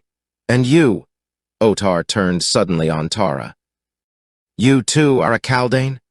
"I am a princess of Helium," replied the girl. "I was a prisoner in Bantum. This Kaldane and a warrior of my own race rescued me. The warrior left us to search for food and water. He has doubtless fallen into the hands of your people. I ask you to free him and give us food and drink and let us go upon our way. I am a granddaughter of a Jeddak, the daughter of a Jeddak of Jeddaks, the warlord of Barsoom. I ask only the treatment that my people would accord you or yours." "Helium," repeated Otar. "I know naught of Helium, nor does the Jeddak of Helium rule Manator. I, Otar, am Jeddak of Manator. I alone rule. I protect my own. You have never seen a woman or a warrior of Manator captive in Helium. Why should I protect the people of another Jeddak? It is his duty to protect them. If he cannot, he is weak, and his people must fall into the hands of the strong. I, Otar, am strong. I will keep you. That," he pointed at Gek, "can it fight?" "It is brave," replied Tara of Helium, "but it has not the skill at arms which my people possess." "There is none then to fight for you?" asked Otar. "We are just people," he continued without waiting for a reply, "and had you one to fight for you, he might win to freedom for himself and you as well." "But Eudor assured me that no stranger ever had departed from Manator," she answered. Otar shrugged. "That does not disprove the justice of the laws of Manator," replied Otar, "but rather that the warriors of Manator are invincible. Had there come one who could defeat our warriors, that one had won to liberty." "And you fetch my warrior," cried Tara haughtily. "You shall see such swordplay as doubtless the crumbling walls of your decaying city never have witnessed. And if there be no trick in your offer, we are already as good as free." Otar smiled more broadly than before, and Eudor smiled too. And the chiefs and warriors who looked on nudged one another and whispered, laughing. And Tara of Helium knew then that there was trickery in their justice. But though her situation seemed hopeless, she did not cease to hope. For was she not the daughter of John Carter, warlord of Barsoom, whose famous challenge to fate, "I still live," remained the one irreducible defense against despair? At thought of her noble sire, the patrician chin of Tara of Helium rose a shade higher. Ah, if he but knew where she was, there were little to fear then. The hosts of Helium would batter at the gates of Manator. The great green warriors of John Carter's savage allies would swarm up from the dead sea bottoms lusting for pillage and for loot. The stately ships of her beloved navy would soar above the unprotected towers and minarets of the doomed city which only capitulation and heavy tribute could then save. But John Carter did not know. There was only one other to whom she might hope to look. Tiran the Panthan, but where was he? She had seen his sword in play, and she knew that it had been wielded by a master hand, and who should know swordplay better than Tara of Helium, who had learned it well under the constant tutorage of John Carter himself. Tricks she knew that discounted even far greater physical prowess than her own, and a method of attack that might have been at once the envy and despair of the cleverest of warriors. And so it was that her thoughts turned to Tiran the Panthan, though not alone because of the protection he might afford her. She had realized, since he had left her in search of food, that there had grown between them a certain comradeship that she now missed. There had been that about him which seemed to have bridged the gulf between their stations in life. With him, she had failed to consider that he was a panthan or that she was a princess. They had been comrades. Suddenly she realized that she missed him for himself more than for his sword.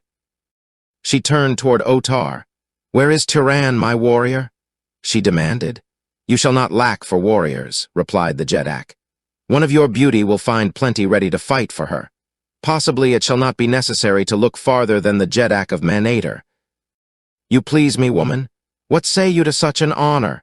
Through narrowed lids, the Princess of Helium scrutinized the Jednak of Manator, from feathered headdress to sandaled foot and back to feathered headdress. "Honor," she mimicked in tones of scorn. "I please thee, do I? Then know, swine, that thou pleaseth me not, that the daughter of John Carter is not for such as thou." A sudden, tense silence fell upon the assembled chiefs. Slowly the blood receded from the sinister face of Otar, Jednak of Manator, leaving him a sickly purple in his wrath. His eyes narrowed to two thin slits, his lips were compressed to a bloodless line of malevolence. For a long moment, there was no sound in the throne room of the palace at Manator. Then the Jednak turned toward Eudor. "Take her away," he said in a level voice that belied his appearance of rage. "Take her away, and at the next games let the prisoners and the common warriors play at Jeton for her." "And this?" asked Eudor, pointing at Gek. "To the pits until the next games," replied Otar. "So this is your vaunted justice?" cried Tara of Helium. "That two strangers who have not wronged you shall be sentenced without trial, and one of them is a woman. The swine of Manator are as just as they are brave. Away with her," shouted Otar, and at a sign from Eudor the guards formed about the two prisoners and conducted them from the chamber. Outside the palace, Gek and Tara of Helium were separated. The girl was led through long avenues toward the center of the city, and finally into a low building, topped by lofty towers of massive construction. Here she was turned over to a warrior who wore the insignia of a dwar or captain. "It is Otar's wish," explained Eudor to this one, "that she be kept until the next games, when the prisoners and the common warriors shall play for her. Had she not the tongue of a thoat, she had been a worthy stake for our noblest steel," and Eudor sighed. "Perhaps even yet I may win a pardon for her. It were too bad to see such beauty fall to the lot of some common fellow. I would have honored her myself. If I am to be imprisoned, imprison me," said the girl. "I do not recall that I was sentenced to listen to the insults of every low-born boor who chanced to admire me." "You see, Acor," cried Eudor, "the tongue that she has. Even so and worse spoke she to Otar the Jednak." "I see," replied Acor, whom Tara saw was with difficulty restraining a smile. "Come then with me, woman," he said, "and we shall find a safe place within the towers of Jeton. But stay. What ails thee?" The girl had staggered and would have fallen had not the man caught her in his arms. She seemed to gather herself then and bravely sought to stand erect without support. Acor glanced at Eudor. "Knew you the woman was ill?" he asked. "Possibly it is lack of food," replied the other. "She mentioned, I believe, that she and her companions had not eaten for several days." "Brave are the warriors of Otar," sneered Acor. "Lavish their hospitality. Eudor, whose riches are uncounted, and the brave Otar, whose squealing thoats are stabled within marble halls and fed from troughs of gold, can spare no crust to feed a starving girl." The black-haired Eudor scowled. "Thy tongue will yet pierce thy heart, son of a slave," he cried. "Once too often maced, thus try the patience of the just Otar. Hereafter guard thy speech as well as thy towers." "Think not to taunt me with my mother's state," said Acor. "'Tis the blood of the slave woman that fills my veins with pride, and my only shame is that I am also the son of thy Jednak." "And Otar heard this?" queried Eudor. "Otar has already heard it from my own lips," replied Acor. "This and more." He turned upon his heel, a supporting arm still around the waist of Tara of Helium, and thus he half led, half carried her into the towers of Jeton, while Eudor wheeled his thoat and galloped back in the direction of the palace. Within the main entrance to the Tower of Jeton lolled a half-dozen warriors. To one of these spoke Acor, keeper of the towers. "Fetch Lano, the slave girl, and bid her bring food and drink to the upper level of the Thurian tower." Then he lifted the half-fainting girl in his arms and bore her along the spiral, inclined runway that led upward within the tower. Somewhere in the long ascent, Tara lost consciousness.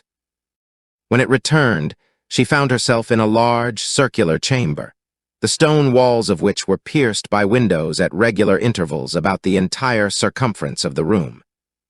She was lying upon a pile of sleeping silks and furs while there knelt above her a young woman who was forcing drops of some cooling beverage between her parched lips. Tara of Helium half rose upon an elbow and looked about.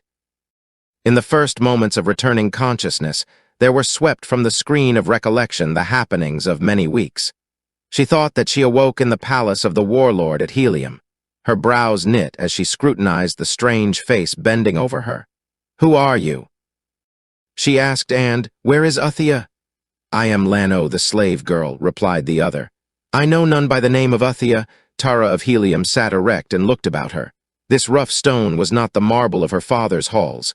"Where am I?" she asked. "In the Thurian tower," replied the girl, and then seeing that the other still did not understand, she guessed the truth. "You are a prisoner in the towers of Jetton in the city of Manator," she explained. "You were brought to this chamber, weak and fainting, by Acor, dwarf of the towers of Jetton, who sent me to you with food and drink, for kind is the heart of Acor." "I remember now," said Tara slowly. "I remember, but where is Turan, my warrior? Did they speak of him?" "I heard naught of another," replied Lano. "You alone were brought to the towers. In that you are fortunate, for there be no nobler man in Manator than Acor. It is his mother's blood that makes him so. She was a slave girl from Gathol." "Gathol?" exclaimed Tara of Helium. "Lies Gathol close by Manator?" "Not close, yet still the nearest country," replied Lano. "About 22 degrees asterisk east it lies, asterisk approximately 814 Earth miles." "Gathol!" murmured Tara. "Far Gathol?" "But you are not from Gathol," said the slave girl. "Your harness is not of Gathol." "I am from Helium," said Tara. "It is far from Helium to Gathol," said the slave girl. "But in our studies we learned much of the greatness of Helium, we of Gathol, so it seems not so far away." "You, too, are from Gathol?" asked Tara. "Many of us are from Gathol who are slaves in Manator," replied the girl. "It is to Gathol, nearest country, that the Manatorians look for slaves most often. They go in great numbers at intervals of 3 or 7 years, and haunt the roads that lead to Gathol, and thus they capture whole caravans, leaving none to bear warning to Gathol of their fate. Nor do any ever escape from Manator to carry word of us back to Gahan Arjed." Tara of Helium ate slowly and in silence. The girl's words aroused memories of the last hours she had spent in her father's palace and the great midday function at which she had met Gahan of Gathol. Even now she flushed as she recalled his daring words. Upon her reveries, the door opened, and a burly warrior appeared in the opening, a hulking fellow with thick lips and an evil, leering face. The slave girl sprang to her feet, facing him. "What does this mean, Emed?" she cried. "Was it not the will of Acor that this woman be not disturbed?" "The will of Acor, indeed." And the man sneered. "The will of Acor is without power in the towers of Jetton, or elsewhere, for Acor lies now in the pits of Otar, and Emed is dwarf of the towers." Tara of Helium saw the face of the slave girl pale and the terror in her eyes. Chapter 12, Gek Plays Pranks. While Tara of Helium was being led to the towers of Jetton, Gek was escorted to the pits beneath the palace, where he was imprisoned in a dimly lighted chamber. Here he found a bench and a table standing upon the dirt floor near the wall, and set in the wall several rings from which depended short lengths of chain. At the base of the walls were several holes in the dirt floor. These, alone, of the several things he saw, interested him. Gek sat down upon the bench and waited in silence, listening. Presently the lights were extinguished. If Gek could have smiled, he would have then, for Gek could see as well in the dark as in the light. Better, perhaps. He watched the dark openings of the holes in the floor and waited. Presently he detected a change in the air about him. It grew heavy with a strange odor, and once again might Gek have smiled, could he have smiled. Let them replace all the air in the chamber with their most deadly fumes. It would be all the same to Gek, the Kaldane who, having no lungs, required no air. With the Riker it might be different. Deprived of air it would die. But if only a sufficient amount of the gas was introduced to stupefy an ordinary creature, it would have no effect upon the Riker, who had no objective mind to overcome. So long as the excess of carbon dioxide in the blood was not sufficient to prevent heart action, the Riker would suffer only a diminution of vitality, but would still respond to the exciting agency of the Kaldane's brain. Gek caused the Riker to assume a sitting position with its back against the wall where it might remain without direction from his brain. Then he released his contact with its spinal cord, but remained in position upon its shoulders, waiting and watching, for the Kaldane's curiosity was aroused. He had not long to wait before the lights were flashed on, and one of the locked doors opened to admit a half-dozen warriors. They approached him rapidly and worked quickly. First they removed all his weapons, and then, snapping a fetter about one of the Riker's ankles, secured him to the end of one of the chains hanging from the walls. Next they dragged the long table to a new position, and there bolted it to the floor so that an end, instead of the middle, was directly before the prisoner. On the table before him they set food and water, and upon the opposite end of the table they laid the key to the fetter. Then they unlocked and opened all the doors and departed. When Tyran the Panthan regained consciousness, it was to the realization of a sharp pain in one of his forearms. The effects of the gas departed as rapidly as they had overcome him, so that, as he opened his eyes, he was in full possession of all his faculties. The lights were on again, and in their glow there was revealed to the man the figure of a giant Martian rat crouching upon the table and gnawing upon his arm. Snatching his arm away, he reached for his short sword, while the rat, growling, sought to seize his arm again. It was then that Tyran discovered that his weapons had been removed: short sword, long sword, dagger, and pistol. The rat charged him then, and striking the creature away with his hand, the man rose and backed off, searching for something with which to strike a harder blow. Again the rat charged, and as Tyran stepped quickly back to avoid the menacing jaws, something seemed to jerk suddenly upon his right ankle. And as he drew his left foot back to regain his equilibrium, his heel caught upon a taut chain, and he fell heavily backward to the floor just as the rat leaped upon his breast and sought his throat. The Martian rat is a fierce and unlovely thing. It is many-legged and hairless, its hide resembling that of a newborn mouse in repulsiveness. In size and weight it is comparable to a large Airedale terrier. Its eyes are small and close-set, and almost hidden in deep, fleshy apertures. But its most ferocious and repulsive feature is its jaws, the entire bony structure of which protrudes several inches beyond the flesh, revealing 5 sharp, spade-like teeth in the upper jaw, and the same number of similar teeth in the lower, the whole suggesting the appearance of a rotting face from which much of the flesh has sloughed away. It was such a thing that leaped upon the breast of the Panthan to tear at his jugular. Twice Tyran struck it away as he sought to regain his feet, but both times it returned with increased ferocity to renew the attack. Its only weapons are its jaws, since its broad, splay feet are armed with blunt talons. With its protruding jaws it excavates its winding burrows, and with its broad feet it pushes the dirt behind it. To keep the jaws from his flesh, then, was Tyran's only concern, and this he succeeded in doing until chance gave him a hold upon the creature's throat. After that the end was but a matter of moments. Rising at last, he flung the lifeless thing from him with a shudder of disgust. Now he turned his attention to a hurried inventory of the new conditions which surrounded him since the moment of his incarceration. He realized vaguely what had happened. He had been anesthetized and stripped of his weapons, and as he rose to his feet, he saw that one ankle was fettered to a chain in the wall. He looked about the room. All the doors swung wide open. His captors would render his imprisonment the more cruel by leaving ever before him tempting glimpses of open aisles to the freedom he could not attain. Upon the end of the table, and within easy reach, was food and drink. This at least was attainable, and at sight of it, his starved stomach seemed almost to cry aloud for sustenance. It was with difficulty that he ate and drank in moderation. As he devoured the food, his eyes wandered about the confines of his prison, until suddenly they seized upon a thing that lay on the table at the end farthest from him. It was a key. He raised his fettered ankle and examined the lock. There could be no doubt of it. The key that lay there on the table before him was the key to that very lock. A careless warrior had laid it there and departed, forgetting. Hope surged high in the breast of Gahan of Gathol, of Turan the Panthan. Furtively his eyes sought the open doorways. There was no one in sight. Ah, if he could but gain his freedom!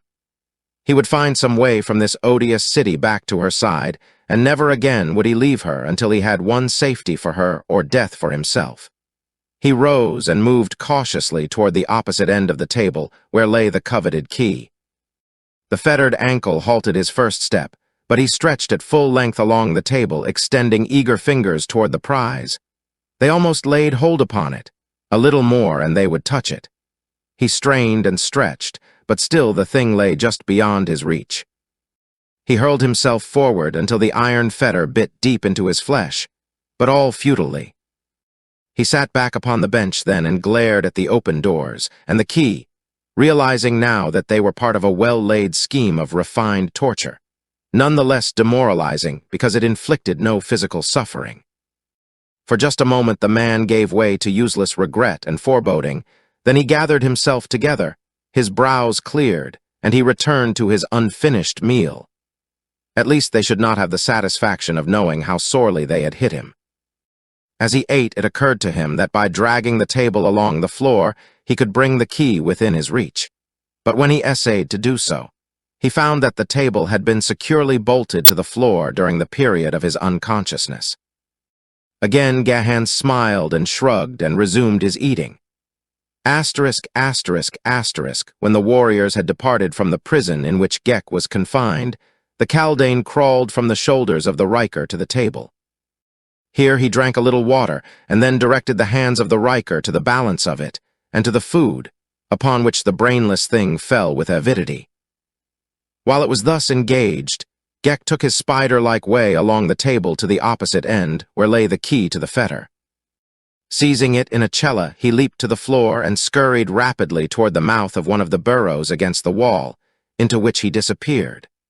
For long had the brain been contemplating these burrow entrances.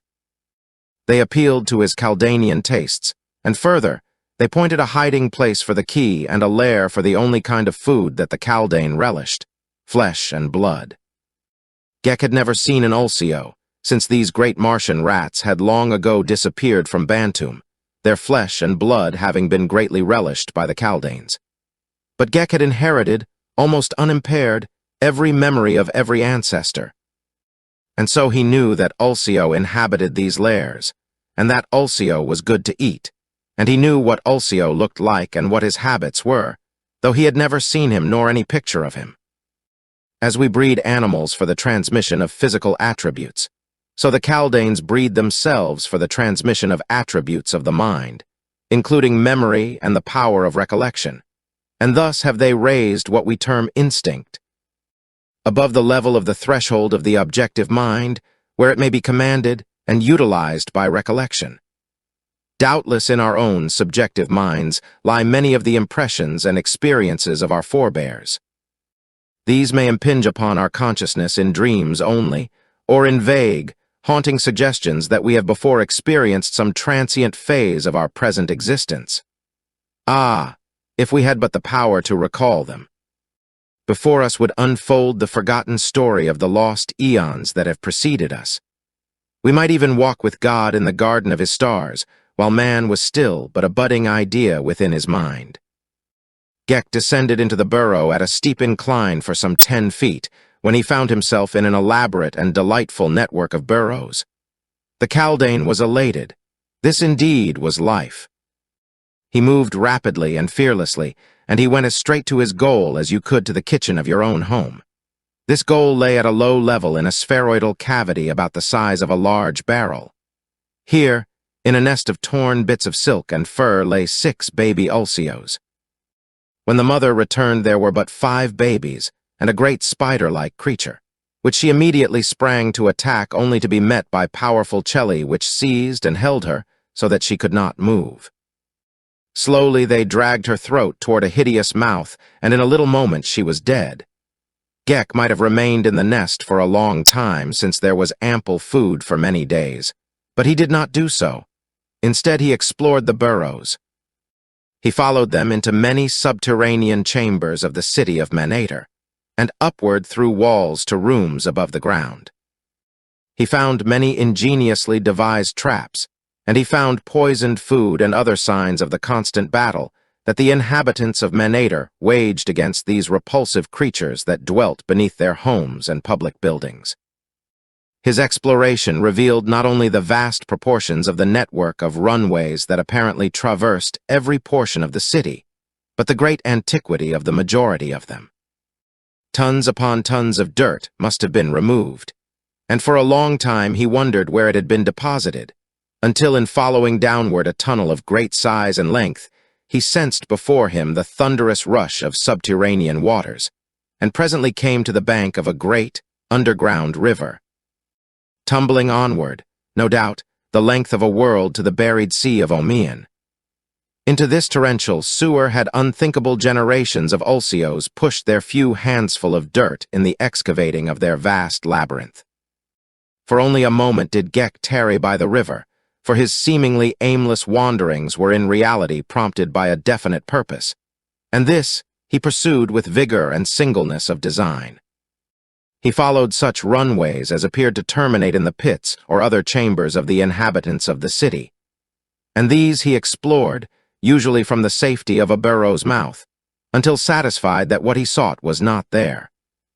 He moved swiftly upon his spider legs and covered remarkable distances in short periods of time. His search not being rewarded with immediate success, he decided to return to the pit where his Riker lay chained and look to its wants. As he approached the end of the burrow that terminated in the pit, he slackened his pace, stopping just within the entrance of the runway that he might scan the interior of the chamber before entering it. As he did so, he saw the figure of a warrior appear suddenly in an opposite doorway. The Riker sprawled upon the table, his hands groping blindly for more food. Gek saw the warrior pause and gaze in sudden astonishment at the Riker. He saw the fellow's eyes go wide and an ashen hue replace the copper bronze of his cheek. He stepped back as though someone had struck him in the face. For an instant only he stood thus as in a paralysis of fear, then he uttered a smothered shriek and turned and fled. Again was it a catastrophe that Gek, the Kaldane, could not smile. Quickly entering the room, he crawled to the table top and affixed himself to the shoulders of his Riker, and there he waited. And who may say that Gek, though he could not smile, possessed not a sense of humor? For a half-hour he sat there, and then there came to him the sound of men approaching along corridors of stone. He could hear their arms clank against the rocky walls, and he knew that they came at a rapid pace. But just before they reached the entrance to his prison, they paused and advanced more slowly. In the lead was an officer, and just behind him, wide-eyed and perhaps still a little ashen, the warrior who had so recently departed in haste. At the doorway they halted, and the officer turned sternly upon the warrior. With upraised finger he pointed at Gek. "There sits the creature. Didst thou dare lie then to thy dwar?" "I swear," cried the warrior, "that I spoke the truth. But a moment since the thing groveled, headless, upon this very table. And may my first ancestor strike me dead upon the spot if I speak other than a true word." The officer looked puzzled. The men of Mars seldom, if ever, lie. He scratched his head. Then he addressed Gek. "How long have you been here?" he asked. "Who knows better than those who placed me here and chained me to a wall?" He returned in reply. "Saw you this warrior enter here a few minutes since?" "I saw him," replied Gek. "And you sat there where you sit now," continued the officer. "Look thou to my chain, and tell me then, where else might I sit?" cried Gek. "Art the people of thy city all fools?" 3 other warriors pressed behind the 2 in front, craning their necks to view the prisoner while they grinned at the discomfiture of their fellow. The officer scowled at Gek. Thy tongue is as venomous as that of the she-banth otar sent to the towers of Jetton, he said. You speak of the young woman who was captured with me? Asked Gek, his expressionless monotone and face revealing naught of the interest he felt. I speak of her, replied the dwarf, and then turning to the warrior who had summoned him. Return to thy quarters and remain there until the next games. Perhaps by that time thy eyes may have learned not to deceive thee. The fellow cast a venomous glance at Gek and turned away. The officer shook his head. I do not understand it, he muttered. Always has Yuvan been a true and dependable warrior. Could it be? He glanced piercingly at Gek. Thou hast a strange head that misfits thy body, fellow, he cried. Our legends tell us of those ancient creatures that placed hallucinations upon the mind of their fellows. If thou be such then, maybe Yuvan suffered from thy forbidden powers. If thou be such, Otar will know well how to deal with thee. He wheeled about and motioned his warriors to follow him. Wait, cried Gek. Unless I am to be starved, send me food.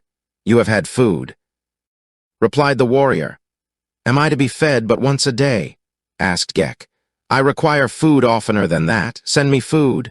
You shall have food, replied the officer. None may say that the prisoners of Manator are ill-fed. Just are the laws of Manator, and he departed.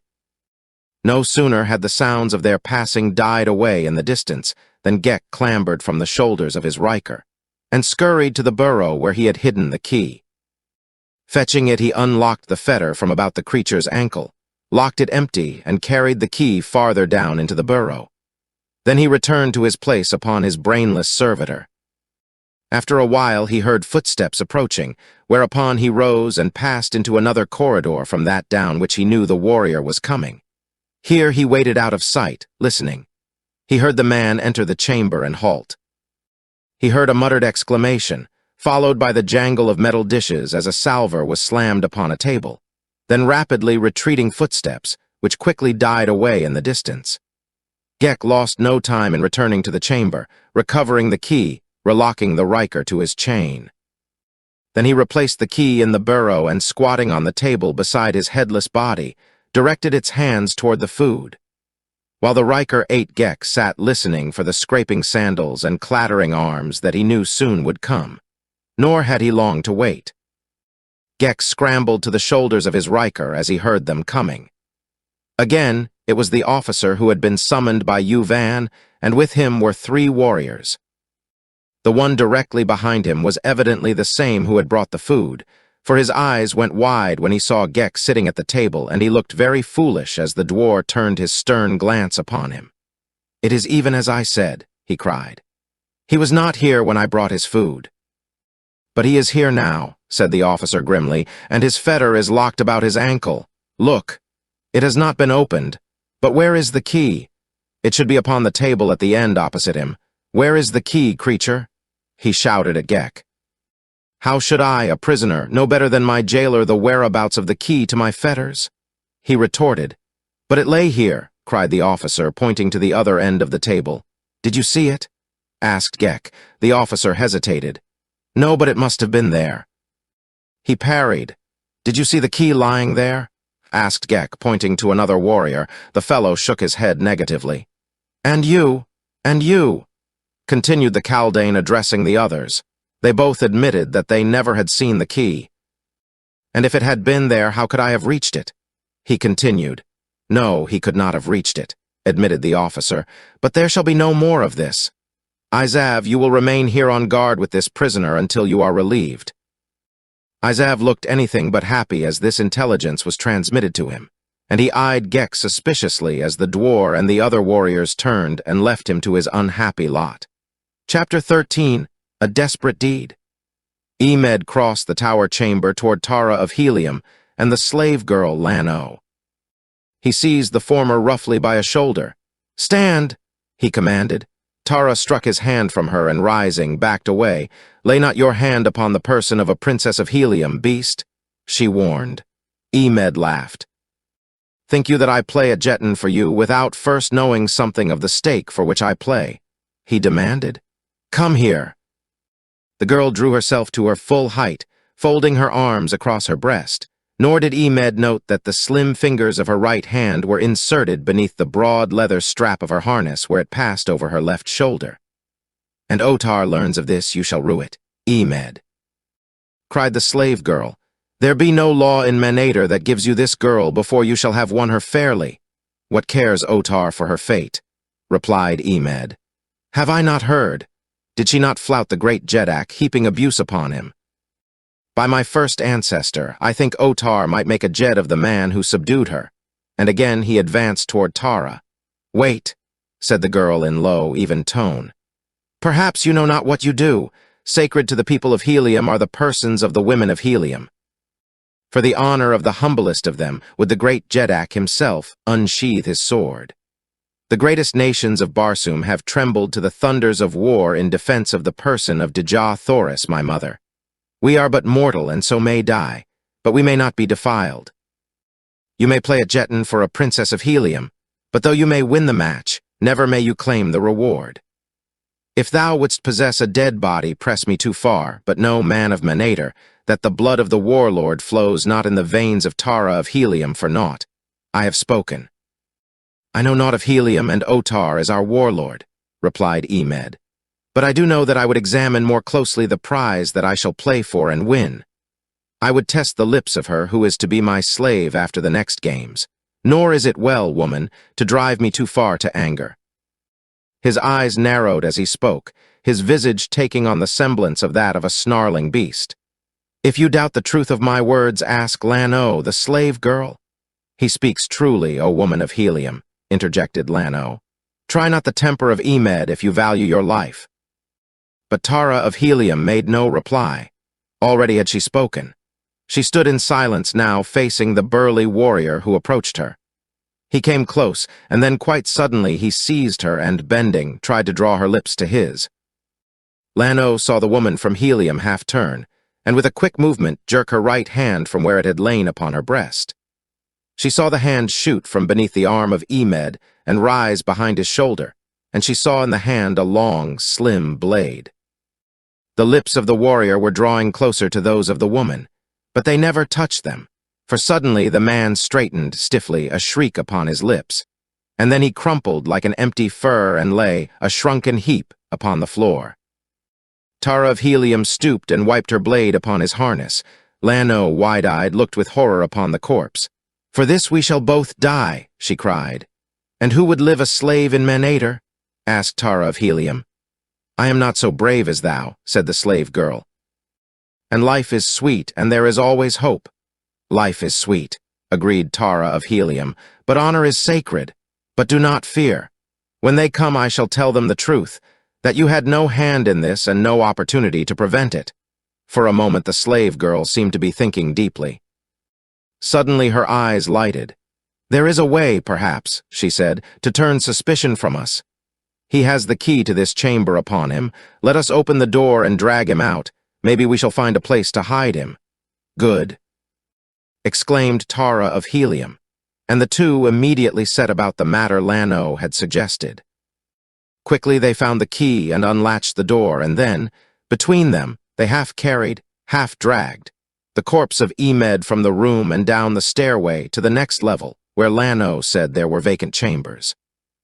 The first door they tried was unlatched, and through this the two bore their grisly burden into a small room lighted by a single window.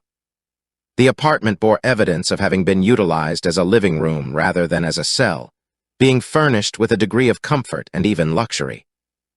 The walls were paneled to a height of about 7 feet from the floor, while the plaster above and the ceiling were decorated with faded paintings of another day. As Tara's eyes ran quickly over the interior, her attention was drawn to a section of paneling that seemed to be separated at one edge from the piece next adjoining it. Quickly she crossed to it, discovering that one vertical edge of an entire panel projected a half-inch beyond the others.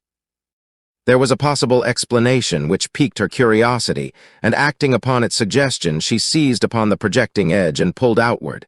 Slowly the panel swung toward her, revealing a dark aperture in the wall behind.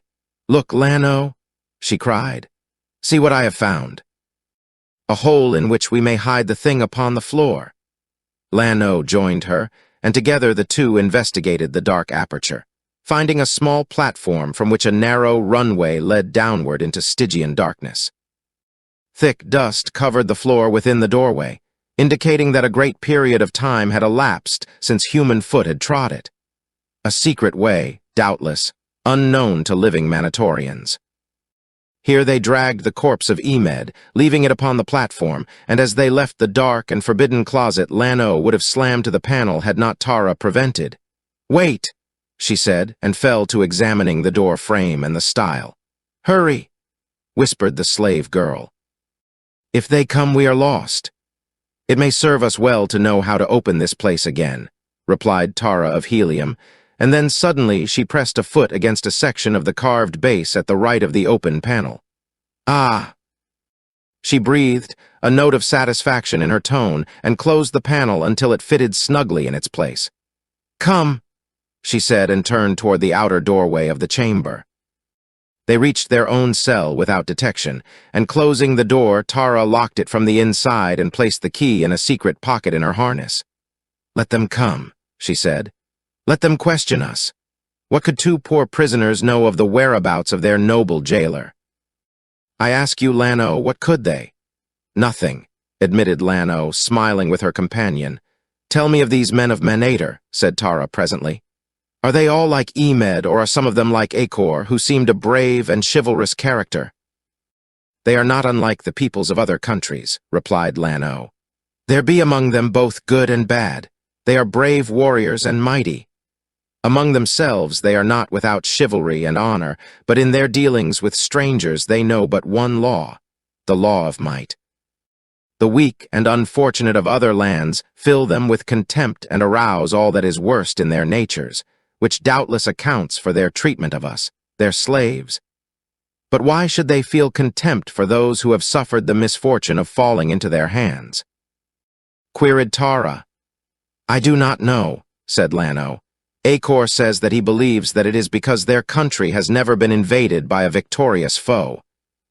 In their stealthy raids never have they been defeated, because they have never waited to face a powerful force, and so they have come to believe themselves invincible, and the other peoples are held in contempt as inferior in valor and the practice of arms. Yet Acor is one of them," said Tara. "He is a son of Otar, the Jeddak," replied Lano. "But his mother was a high-born Gatholian, captured and made slave by Otar, and Acor boasts that in his veins runs only the blood of his mother, and indeed is he different from the others. His chivalry is of a gentler form, though not even his worst enemy has dared question his courage, while his skill with the sword and the spear and the thoat is famous throughout the length and breadth of Manator. What think you they will do with him?" asked Tara of Helium. "Sentence him to the games," replied Lano. "If Otar be not greatly angered, he may be sentenced to but a single game, in which case he may come out alive. But if Otar wishes really to dispose of him, he will be sentenced to the entire series, and no warrior has ever survived the full 10, or rather none who was under a sentence from Otar." "What are the games?" "I do not understand," said Tara. "I have heard them speak of playing at Jetton, but surely no one can be killed at Jetton. We play it often at home."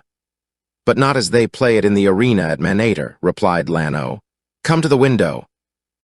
And together the two approached an aperture facing toward the east.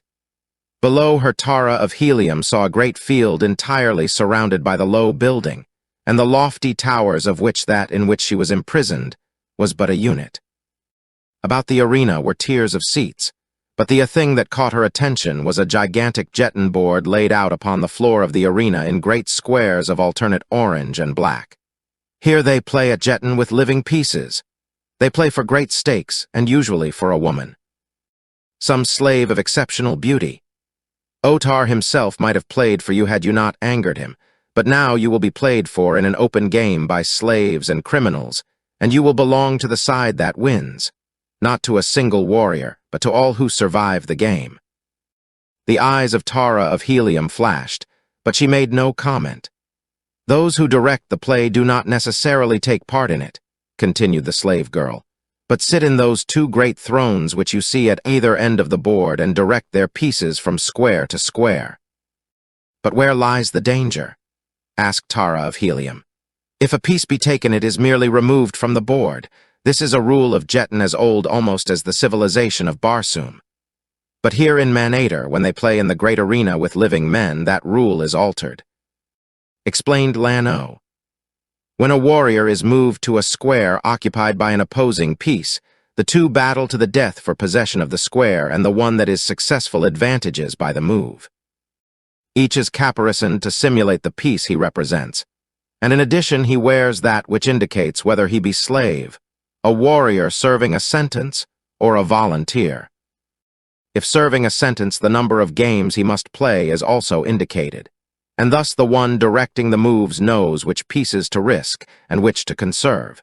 And further than this, a man's chances are affected by the position that is assigned him for the game. Those whom they wish to die are always panthans in the game, for the panthan has the least chance of surviving. Do those who direct the play ever actually take part in it? Asked Tara. Oh, yes, said Lan-O. Often when two warriors, even of the highest class, hold a grievance against one another, Otar compels them to settle it upon the arena. Then it is that they take active part, and with drawn swords direct their own players from the position of chief. They pick their own players, usually the best of their own warriors and slaves if they be powerful men who possess such, or their friends may volunteer, or they may obtain prisoners from the pits. These are games indeed, the very best that are seen. Often the great chiefs themselves are slain. It is within this amphitheater that the justice of Manator is meted then? Asked Tara. Very largely, replied Lan-O. How then, through such justice, could a prisoner win his liberty? Continued the girl from Helium. If a man, and he survived 10 games, his liberty would be his, replied Lan-O. But none ever survives, queried Tara. And if a woman? No stranger within the gates of Manator ever has survived 10 games, replied the slave girl. They are permitted to offer themselves into perpetual slavery if they prefer that to fighting at Jetton. Of course they may be called upon, as any warrior, to take part in a game, but their chances then of surviving are increased, since they may never again have the chance of winning to liberty. But a woman, insisted Tara. How may a woman win her freedom? Lan-O laughed. Very simply, she cried derisively. She has but to find a warrior who will fight through 10 consecutive games for her and survive. Just are the laws of Manator, quoted Tara scornfully. Then it was that they heard footsteps outside their cell, and a moment later a key turned in the lock and the door opened. A warrior faced them. Hast seen Emed the Dwar? He asked. Yes, replied Tara. He was here some time ago. The man glanced quickly about the bear chamber and then searchingly first at Tara of Helium and then at the slave girl, Lan-O. The puzzled expression upon his face increased. He scratched his head. It is strange, he said. A score of men saw him ascend into this tower, and though there is but a single exit, and that well guarded, no man has seen him pass out. Tara of Helium hid a yawn with the back of a shapely hand. The Princess of Helium is hungry, fellow, she drawled. Tell your master that she would eat. It was an hour later that food was brought, an officer and several warriors accompanying the bearer. The former examined the room carefully, but there was no sign that aught amiss had occurred there. The wound that had sent Emed the Dwar to his ancestors had not bled, fortunately for Tara of Helium. Woman, cried the officer, turning upon Tara, you were the last to see Emed the Dwar. Answer me now and answer me truthfully. Did you see him leave this room? I did. Answered Tara of Helium. Where did he go from here? How should I know? Think you that I can pass through a locked door of skeel? The girl's tone was scornful. Of that we do not know, said the officer. Strange things have happened in the cell of your companion in the pits of Manator. Perhaps you could pass through a locked door of skeel as easily as he performs seemingly more impossible feats. Whom do you mean? She cried. Tyran the Panthan? He lives then. Tell me, is he here in Manator unharmed? I speak of that thing which calls itself Gek the Kaldane, replied the officer. But Tyran, tell me, Padwar, have you heard aught of him? Tara's tone was insistent, and she leaned a little forward toward the officer, her lips slightly parted in expectancy. Into the eyes of the slave girl, Lano, who was watching her, there crept a soft light of understanding, but the officer ignored Tara's question. What was the fate of another slave to him? Men do not disappear into thin air, he growled, and if Emed be not found soon, Otar himself may take a hand in this. I warn you, woman, if you be one of those horrid Corfels that by commanding the spirits of the wicked dead gains evil mastery over the living, as many now believe the thing called Gek to be, that lest you return Emed, Otar will have no mercy on you. What foolishness is this? Cried the girl. I am a princess of Helium, as I have told you all a score of times. Even if the fabled Corfels existed, as none but the most ignorant now believes, the lore of the ancients tells us that they entered only into the bodies of wicked criminals of the lowest class. Man of Manator, thou art a fool, and thy Jedak and all his people. And she turned her royal back upon the Padwar, and gazed through the window across the field of Jeton, and the roofs of Manator through the low hills and the rolling country and freedom. And you know so much of Corfels, then? He cried. You know that while no common man dare harm them, they may be slain by the hand of a Jedak with impunity. The girl did not reply, nor would she speak again for all his threats and rage, for she knew now that none in all Manator dared harm her save Otar, the Jedak. And after a while the Padwar left, taking his men with him. And after they had gone, Tara stood for long looking out upon the city of Manator, and wondering what more of cruel wrongs fate held in store for her. She was standing thus in silent meditation, when there rose to her the strains of martial music from the city below. The deep, mellow tones of the long war trumpets of mounted troops, the clear, ringing notes of foot soldiers' music. The girl raised her head and looked about, listening, and Lano, standing at an opposite window, looking toward the west, motioned Tara to join her. Now they could see across roofs and avenues to the gate of enemies, through which troops were marching into the city. The great Jed is coming, said Lano. None other dares enter thus with blaring trumpets the city of Manator. It is Uthor, Jed of Manato's, second city of Manator. They call him the great Jed, the length and breadth of Manator, and because the people love him, Otar hates him. They say, who know, that it would need but slight provocation to inflame the two to war. How such a war would end no one could guess, for the people of Manator worship the great Otar, though they do not love him. Uthor they love, but he is not the Jedak. And Tara understood, as only a Martian may, how much that simple statement encompassed. The loyalty of a Martian to his Jedak is almost an instinct, and second not even to the instinct of self-preservation at that. Nor is this strange in a race whose religion includes ancestor worship, and where families trace their origin back into remote ages, and a Jedak sits upon the same throne that his direct progenitors have occupied for, perhaps, hundreds of thousands of years, and rules the descendants of the same people that his forebears ruled.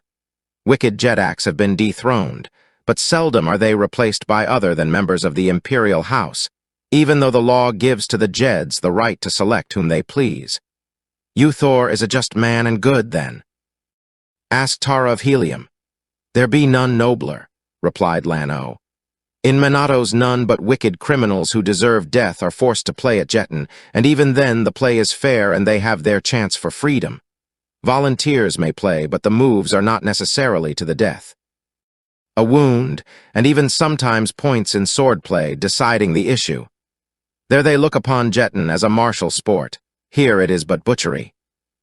And Uthor is opposed to the ancient slave raids, and to the policy that keeps Manator forever isolated from the other nations of Barsoom.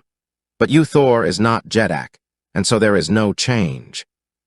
The two girls watched the column moving up the broad avenue from the Gate of Enemies toward the palace of Otar. A gorgeous, barbaric procession of painted warriors in jewel-studded harness and waving feathers. Vicious, squealing thoats caparisoned in rich trappings. Far above their heads, the long lances of their riders bore fluttering pennons, foot soldiers swinging easily along the stone pavement. Their sandals of Zididar hide giving forth no sound. And at the rear of each Utan, a train of painted chariots, drawn by mammoth Zididars, carrying the equipment of the company to which they were attached. Utan after Utan entered through the great gate, and even when the head of the column reached the palace of Otar, they were not all within the city. "I have been here many years," said the girl, Lano, "but never have I seen even the great Jed bring so many fighting men into the city of Manator." Through half-closed eyes, Tara of Helium watched the warriors marching up the broad avenue, trying to imagine them the fighting men of her beloved Helium coming to the rescue of their princess. That splendid figure upon the great thoat might be John Carter, himself, warlord of Barsoom, and behind him Utan after Utan of the veterans of the Empire. And then the girl opened her eyes again and saw the host of painted, befeathered barbarians and sighed. But yet she watched, fascinated by the martial scene, and now she noted again the groups of silent figures upon the balconies. No waving silks, no cries of welcome, no showers of flowers and jewels such as would have marked the entry of such a splendid, friendly pageant into the twin cities of her birth. "The people do not seem friendly to the warriors of Manatos," she remarked to Lano. "I have not seen a single welcoming sign from the people on the balconies."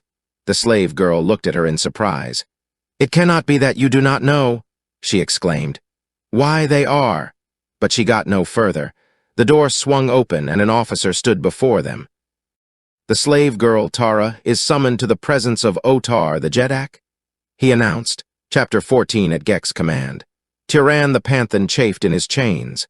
Time dragged, silence and monotony prolonged minutes into hours. Uncertainty of the fate of the woman he loved turned each hour into an eternity of hell. He listened impatiently for the sound of approaching footsteps, that he might see and speak to some living creature and learn, perchance, some word of Tara of Helium. After torturing hours, his ears were rewarded by the rattle of harness and arms. Men were coming. He waited breathlessly. Perhaps they were his executioners, but he would welcome them notwithstanding. He would question them. But if they knew naught of Tara, he would not divulge the location of the hiding place in which he had left her. Now they came. A half-dozen warriors and an officer, escorting an unarmed man. A prisoner, doubtless. Of this Tiran was not left long in doubt, since they brought the newcomer and chained him to an adjoining ring. Immediately the Panthan commenced to question the officer in charge of the guard. "Tell me," he demanded, "why I have been made prisoner and if other strangers were captured since I entered your city." "What other prisoners?" asked the officer. "A woman and a man with a strange head," replied Tiran. "It is possible," said the officer, "but what were their names?" "The woman was Tara, Princess of Helium, and the man was Gek, a Kaldane of Bantum." "These were your friends?" asked the officer. "Yes," replied Tiran. "It is what I would know," said the officer, and with a curt command to his men to follow him, he turned and left the cell. "Tell me of them," cried Tiran after him. "Tell me of Tara of Helium. Is she safe?" But the man did not answer, and soon the sound of their departure died in the distance. "Tara of Helium was safe but a short time since," said the prisoner chained at Tiran's side. The Panthan turned toward the speaker, seeing a large man, handsome of face and with a manner both stately and dignified. "You have seen her?" he asked. "They captured her then? She is in danger." "She is being held in the towers of Jetton as a prize for the next games," replied the stranger. "And who are you?" asked Tiran. "And why are you here, a prisoner?" "I am Akor the Dwar, keeper of the towers of Jetton," replied the other. "I am here because I dared speak the truth of Otar the Jedak to one of his officers." "And your punishment?" asked Tiran. "I do not know. Otar has not yet spoken. Doubtless the games, perhaps the full 10, for Otar does not love Akor his son." "You are the Jedak's son?" asked Tiran. "I am the son of Otar and of a slave, Haja of Gathol, who was a princess in her own land." Tiran looked searchingly at the speaker. A son of Haja of Gathol. A son of his mother's sister, this man, then, was his own cousin. Well did Gahan remember the mysterious disappearance of the Princess Haja and an entire Utan of her personal troops.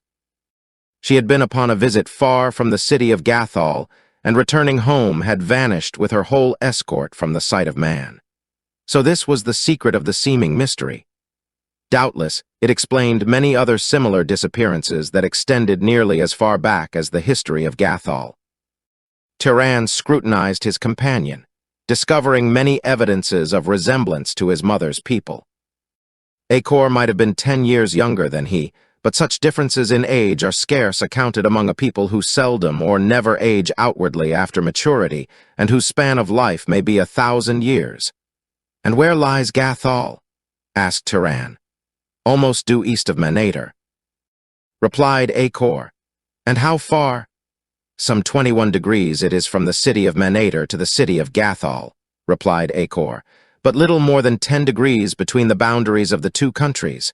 Between them, though, there lies a country of torn rocks and yawning chasms."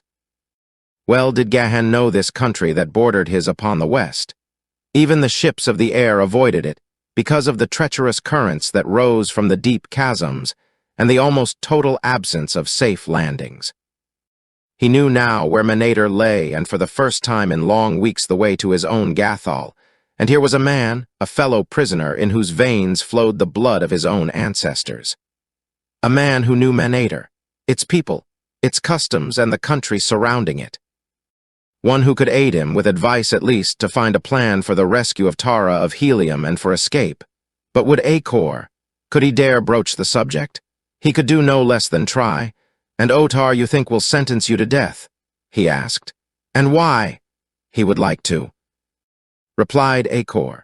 "For the people chafe beneath his iron hand, and their loyalty is but the loyalty of a people to the long line of illustrious Jedaks from which he is sprung. He is a jealous man, and has found the means of disposing of most of those whose blood might entitle them to a claim upon the throne, and whose place in the affections of the people endowed them with any political significance. The fact that I was the son of a slave relegated me to a position of minor importance in the consideration of Otar, yet I am still the son of a Jednak, and might sit upon the throne of Manator with as perfect congruity as Otar himself. Combined with this is the fact that of recent years the people, and especially many of the younger warriors, have evinced a growing affection for me, which I attribute to certain virtues of character and training derived from my mother, but which Otar assumes to be the result of an ambition upon my part to occupy the throne of Manator. And now, I am firmly convinced, he has seized upon my criticism of his treatment of the slave girl Tara as a pretext for ridding himself of me. "But if you could escape and reach Gathol," suggested Tiran. "I have thought of that," mused Acor, "but how much better off would I be? In the eyes of the Gatholians I would be, not a Gatholian, but a stranger, and doubtless they would accord me the same treatment that we of Manator accord strangers. Could you convince them that you are the son of the Princess Haja, your welcome would be assured," said Tiran. "While on the other hand you could purchase your freedom and citizenship with a brief period of labor in the diamond mines. How know you all these things?" asked Acor. "I thought you were from Helium." "I am a Panthan," replied Tiran, "and I have served many countries, among them Gathol." "It is what the slaves from Gathol have told me," said Acor thoughtfully, "and my mother before Otar sent her to live at Manatos. I think he must have feared her power and influence among the slaves from Gathol and their descendants, who number perhaps 1 million people throughout the land of Manator." "Are these slaves organized?" asked Tiran. Acor looked straight into the eyes of the Panthan for a long moment before he replied. "You are a man of honor," he said. "I read it in your face, and I am seldom mistaken in my estimate of a man, but—" and he leaned closer to the other. "Even the walls have ears," he whispered, and Tiran's question was answered.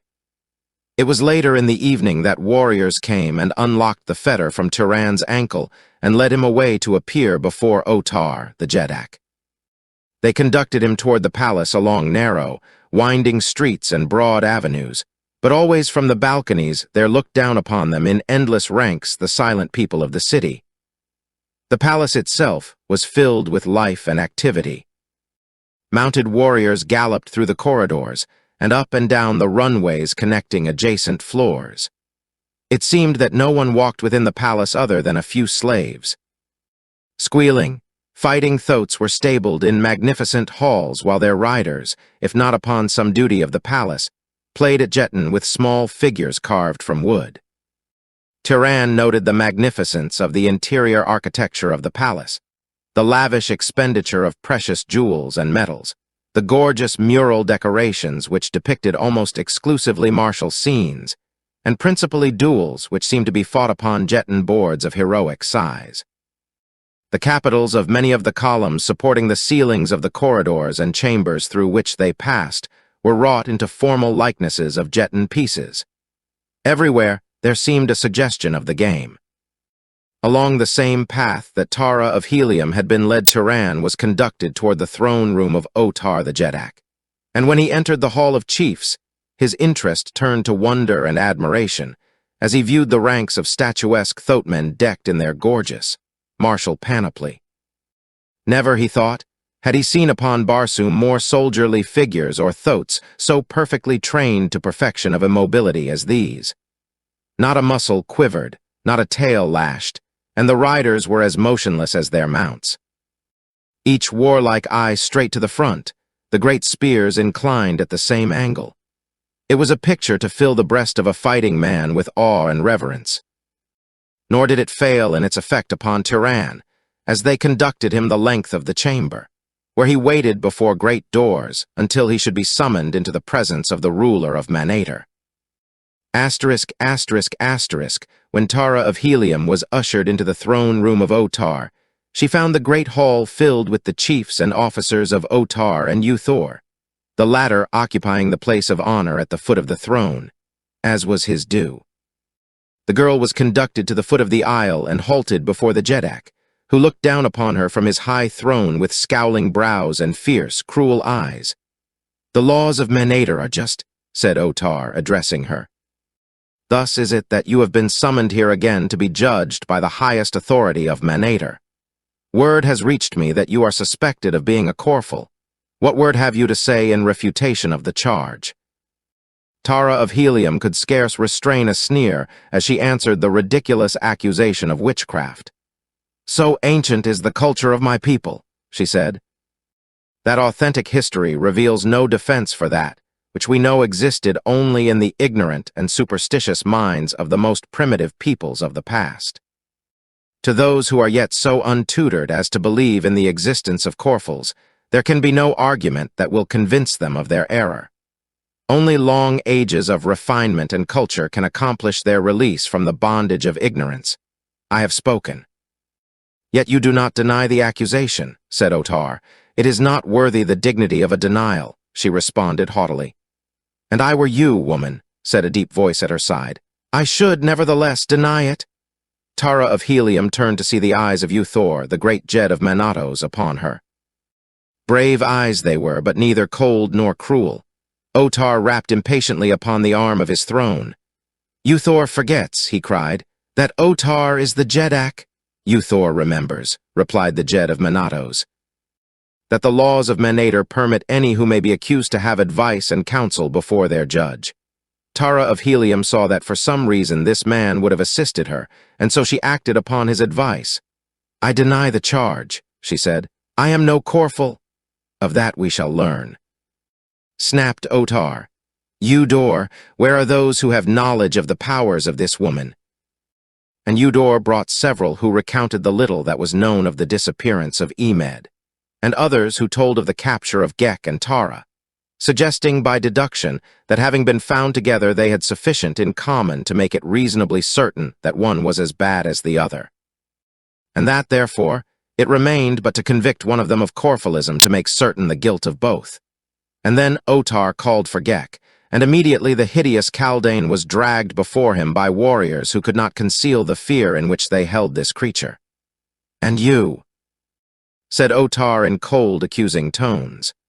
"Already have I been told enough of you to warrant me in passing through your heart the Jedak's steel.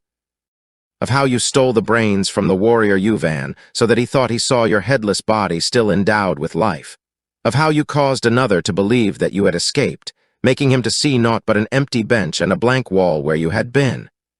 "Ah, Otar, but that is as nothing," cried a young Padwar who had come in command of the escort that brought Gek. "The thing which he did to Izav here would prove his guilt alone." "What did he to the warrior Izav?" demanded Otar. "Let Izav speak." The warrior Izav, a great fellow of bulging muscles and thick neck, advanced to the foot of the throne. He was pale and still trembling visibly as from a nervous shock. "Let my first ancestor be my witness, Otar, that I speak the truth," he began. I was left to guard this creature, who sat upon a bench, shackled to the wall. I stood by the open doorway at the opposite side of the chamber. He could not reach me, yet Otar mayest engulf me if he did not drag me to him helpless as an unhatched egg. He dragged me to him, greatest of Jedaks, with his eyes. With his eyes he seized upon my eyes and dragged me to him, and he made me lay my swords and dagger upon the table and back off into a corner. And still keeping his eyes upon my eyes, his head quitted his body, and crawling upon 6 short legs, it descended to the floor and backed part way into the hole of an ulcio. But not so far that the eyes were not still upon me, and then it returned with the key to its fetter, and after resuming its place upon its own shoulders, it unlocked the fetter and again dragged me across the room, and made me to sit upon the bench where it had been, and there it fastened the fetter about my ankle, and I could do naught for the power of its eyes, and the fact that it wore my 2 swords and my dagger.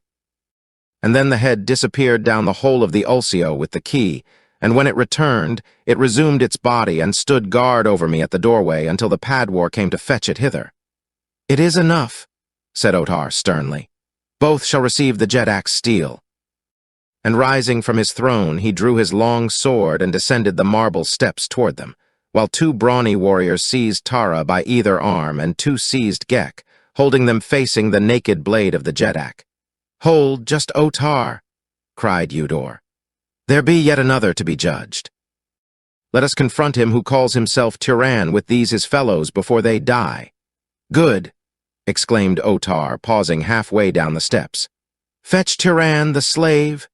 When Tyrann had been brought into the chamber, he was placed a little to Tara's left and a step nearer the throne. Otar eyed him menacingly. "You are Tyrann," he asked, "friend and companion of these?" The Panthan was about to reply when Tara of Helium spoke. "I know not this fellow," she said. "Who dares say that he be a friend and companion of the Princess Tara of Helium?" Tyrann and Gek looked at her in surprise, but at Tyrann she did not look, and to Gek she passed a quick glance of warning as to say, "Hold thy peace." The Panthan tried not to fathom her purpose, for the head is useless when the heart usurps its functions, and Tyrann knew only that the woman he loved had denied him, and though he tried not even to think it, his foolish heart urged but a single explanation: that she refused to recognize him lest she be involved in his difficulties. Otar looked first at one and then at another of them, but none of them spoke. "Were they not captured together?" he asked of Eudor. "No," replied the dwarf. "He who is called Tyrann was found seeking entrance to the city and was enticed to the pits. The following morning I discovered the other 2 upon the hill beyond the gate of enemies." "But they are friends and companions," said a young padwar. "For this Tyrann inquired of me concerning these 2, calling them by name and saying that they were his friends." "It is enough," stated Otar. "All 3 shall die," and he took another step downward from the throne. "For what shall we die?" asked Gek. "Your people prate of the just laws of Manator, and yet you would slay 3 strangers without telling them of what crime they are accused." "He is right," said a deep voice. It was the voice of Uthor, the great Jed of Manatos. Otar looked at him and scowled, but there came voices from other portions of the chamber seconding the demand for justice. "Then know, though you shall die anyway," cried Otar, "that all 3 are convicted of Corphilism, and that as only a Jedak may slay such as you in safety, you are about to be honored with the steel of Otar." "Fool!" cried Tyrann. "Know you not that in the veins of this woman flows the blood of 10,000 Jedaks? That greater than yours is her power in her own land? She is Tara, Princess of Helium, great-granddaughter of Tardos Moors, daughter of John Carter, warlord of Barsoom. She cannot be a Corphil, nor is this creature Gek, nor am I. And you would know more. I can prove my right to be heard and to be believed if I may have word with the Princess Haja of Gathol, whose son is my fellow prisoner in the pits of Otar, his father." At this Uthor rose to his feet and faced Otar. "What means this?" he asked. "Speaks the man the truth? Is the son of Haja a prisoner in thy pits, Otar?" And what is it to the Jed of Manatos who be the prisoners in the pits of his Jedak? Demanded Otar angrily. It is this to the Jed of Manatos, replied Uthor in a voice so low as to be scarce more than a whisper, and yet that was heard the whole length and breadth of the great throne room of Otar, Jedak of Manator. You gave me a slave woman, Haja, who had been a princess in Gathol, because you feared her influence among the slaves from Gathol. I have made of her a free woman, and I have married her and made her thus a princess of Manatos. Her son is my son, Otar, and though thou be my Jedak, I say to you that for any harm that befalls Acor you shall answer to Uthor of Manatos. Otar looked long at Uthor, but he made no reply. Then he turned again to Turan. If one be a Corful, he said, then all of you be Corfals, and we know well from the things that this creature has done, he pointed at Gek, that he is a Corful, for no mortal has such powers as he, and as you are all Corfals, you must all die. He took another step downward when Gek spoke. These two have no such powers as I, he said. They are but ordinary, brainless things such as yourself. I have done all the things that your poor, ignorant warriors have told you, but this only demonstrates that I am of a higher order than yourselves, as is indeed the fact. I am a Kaldane, not a Corful. There is nothing supernatural or mysterious about me, other than that to the ignorant all things which they cannot understand are mysterious. Easily might I have eluded your warriors and escaped your pits, but I remained in the hope that I might help these two foolish creatures who have not the brains to escape without help. They befriended me and saved my life. I owe them this debt. Do not slay them. They are harmless. Slay me if you will. I offer my life if it will appease your ignorant wrath. I cannot return to Bantum, and so I might as well die, for there is no pleasure in intercourse with the feeble intellects that cumber the face of the world outside the valley of Bantum. Hideous egotist. Said Otar, prepare to die and assume not to dictate to Otar the Jedak. He has passed sentence, and all three of you shall feel the Jedak's naked steel. I have spoken. He took another step downward, and then a strange thing happened. He paused, his eyes fixed upon the eyes of Gek. His sword slipped from nerveless fingers, and still he stood there swaying forward and back. A Jed rose to rush to his side, but Gek stopped him with a word. Wait, he cried. The life of your Jedak is in my hands. You believe me a Corful, and so you believe, too, that only the sword of a Jedak may slay me. Therefore your blades are useless against me. Offer harm to any one of us, or seek to approach your Jedak until I have spoken, and he shall sink lifeless to the marble. Release the two prisoners and let them come to my side. I would speak to them privately. Quick, do as I say. I would as lief as not slay Otar. I but let him live that I may gain freedom for my friends. Obstruct me and he dies. The guards fell back, releasing Tara and Turan, who came close to Gek's side. Do as I tell you and do it quickly, whispered the Kaldane. I cannot hold this fellow long, nor could I kill him thus. There are many minds working against mine, and presently mine will tire and Otar will be himself again. You must make the best of your opportunity while you may. Behind the arras that you see hanging in the rear of the throne above you is a secret opening. From it a corridor leads to the pits of the palace, where there are storerooms containing food and drink. Few people go there. From these pits lead others to all parts of the city. Follow one that runs due west, and it will bring you to the gate of enemies. The rest will then lie with you. I can do no more. Hurry before my waning powers fail me. I am not as Lud, who was a king. He could have held this creature forever. Make haste. Go. Chapter 15, The Old Man of the Pits. I shall not desert you, Gek, said Tara of Helium simply. Go. Go. Whispered the Kaldane. You can do me no good. Go, or all I have done is for naught. Tara shook her head. I cannot, she said. They will slay her. Said Gek to Turan. And the Panthan, torn between loyalty to this strange creature who had offered its life for him, and love of the woman, hesitated but a moment. Then he swept Tara from her feet, and lifting her in his arms, leaped up the steps that led to the throne of Manator. Behind the throne he parted the arras and found the secret opening.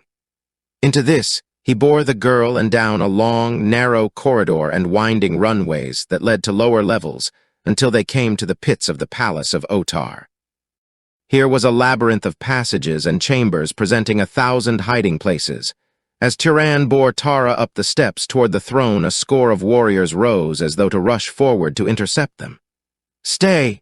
cried Gek, "or your Jeddak dies." And they halted in their tracks, waiting the will of this strange, uncanny creature. Presently Gek took his eyes from the eyes of Otar, and the Jeddak shook himself as one who would be rid of a bad dream and straightened up, half dazed still. "Look," said Gek then. "I have given your Jeddak his life, nor have I harmed one of those whom I might easily have slain when they were in my power. No harm have I or my friends done in the city of Manator. Why then should you persecute us? Give us our lives, give us our liberty." Otar, now in command of his faculties, stooped and regained his sword. In the room was silence as all waited to hear the Jeddak's answer. "Just are the laws of Manator," he said at last. "Perhaps, after all, there is truth in the words of the stranger. Return him then to the pits, and pursue the others and capture them. Through the mercy of Otar, they shall be permitted to win their freedom upon the field of Jetton in the coming games." Still ashen was the face of the Jeddak as Gek was led away, and his appearance was that of a man who had been snatched from the brink of eternity into which he has gazed, not with the composure of great courage, but with fear. There were those in the throne room who knew that the execution of the 3 prisoners had but been delayed, and the responsibility placed upon the shoulders of others. And one of those who knew was Thor, the great Jed of Manatos. His curling lip betokened his scorn of the Jeddak who had chosen humiliation rather than death. He knew that Otar had lost more of prestige in those few moments than he could regain in a lifetime, for the Martians are jealous of the courage of their chiefs. There can be no evasions of stern duty, no temporizing with honor. That there were others in the room who shared Thor's belief was evidenced by the silence and the grim scowls. Otar glanced quickly around. He must have sensed the hostility and guessed its cause, for he went suddenly angry, and as one who seeks by the vehemence of his words to establish the courage of his heart, he roared forth what could be considered as naught other than a challenge. "The will of Otar, the Jeddak, is the law of Manator," he cried, "and the laws of Manator are just. They cannot err. Dor, dispatch those who will search the palace, the pits, and the city, and return the fugitives to their cells. And now for you, Thor of Manatos. Think you with impunity to threaten your Jeddak, to question his right to punish traitors and instigators of treason? What am I to think of your own loyalty, who takes to wife a woman I have banished from my court, because of her intrigues against the authority of her Jeddak and her master? But Otar is just. Make your explanations and your peace then, before it is too late." "Thor has nothing to explain," replied the Jed of Manatos. "Nor is he at war with his Jeddak. But he has the right that every Jed and every warrior enjoys, of demanding justice at the hands of the Jeddak for whomsoever he believes to be persecuted. With increasing rigor has the Jeddak of Manator persecuted the slaves from Gathol, since he took to himself the unwilling Princess Haja. If the slaves from Gathol have harbored thoughts of vengeance and escaped, 'tis no more than might be expected from a proud and courageous people.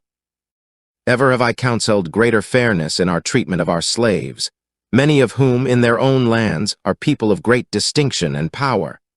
But always has Otar, the Jeddak, flouted with arrogance my every suggestion.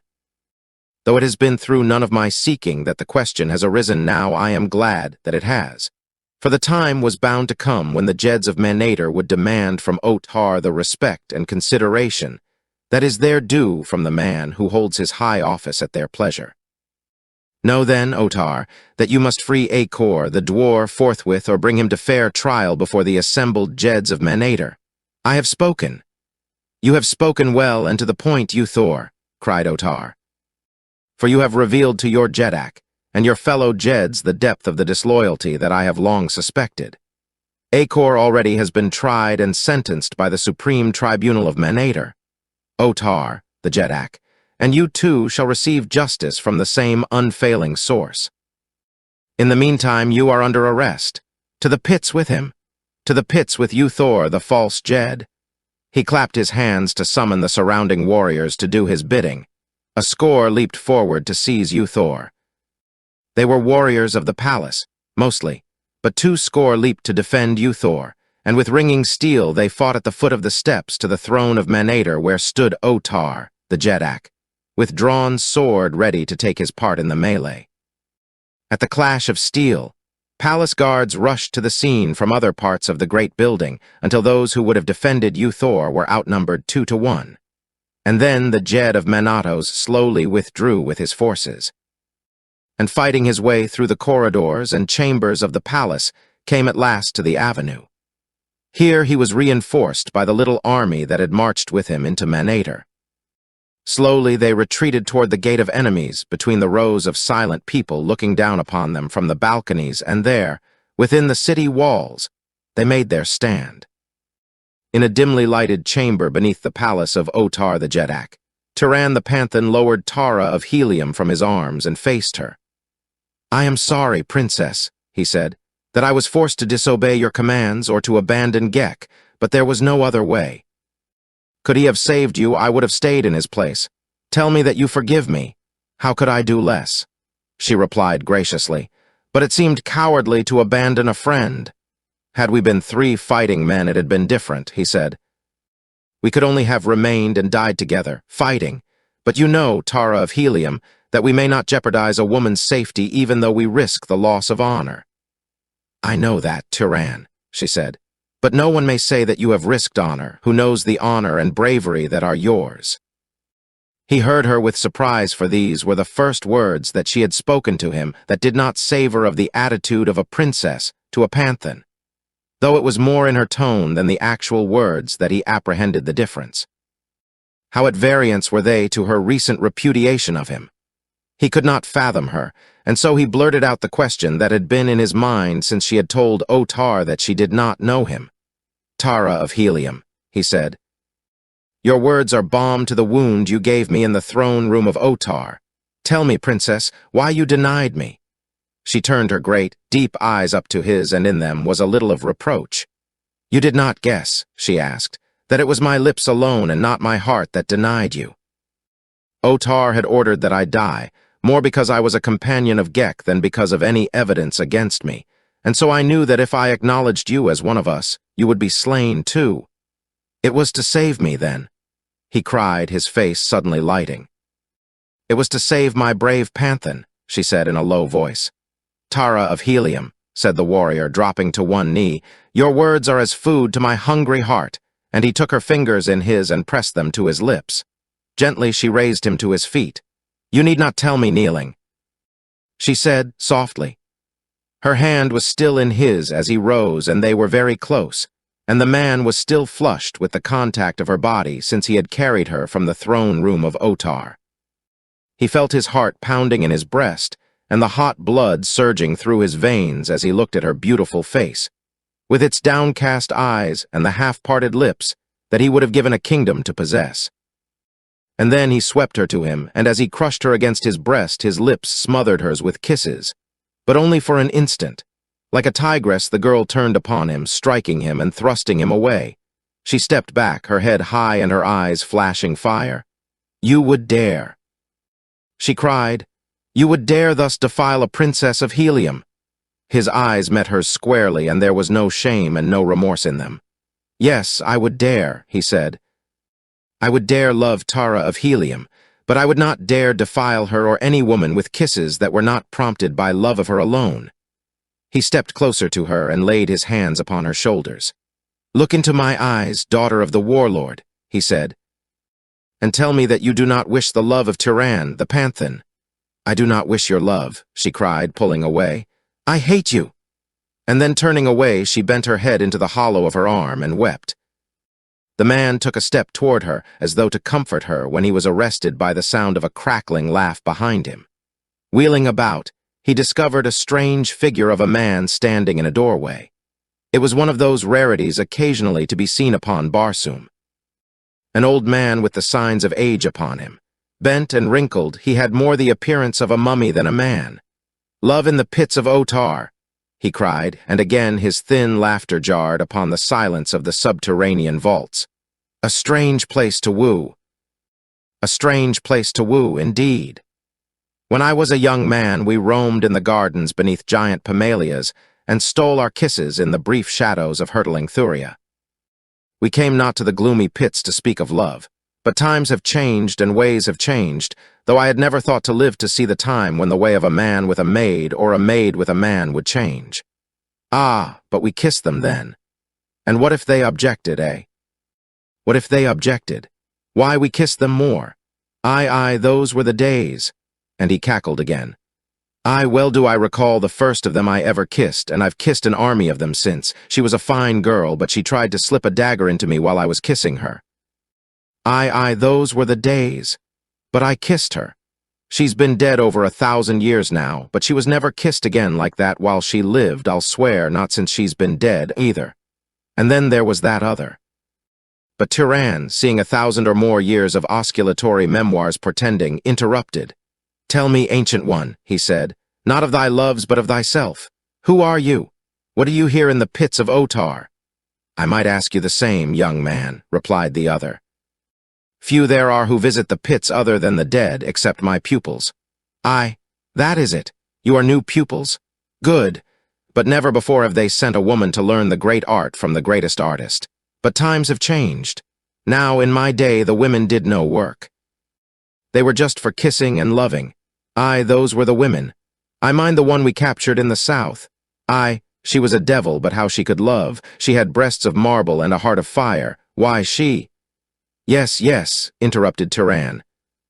We are pupils, and we are anxious to get to work. Lead on, and we will follow. Aye, yes. Come, all is rush and hurry as though there were not another countless myriad of ages ahead. Aye, yes, as many as lie behind.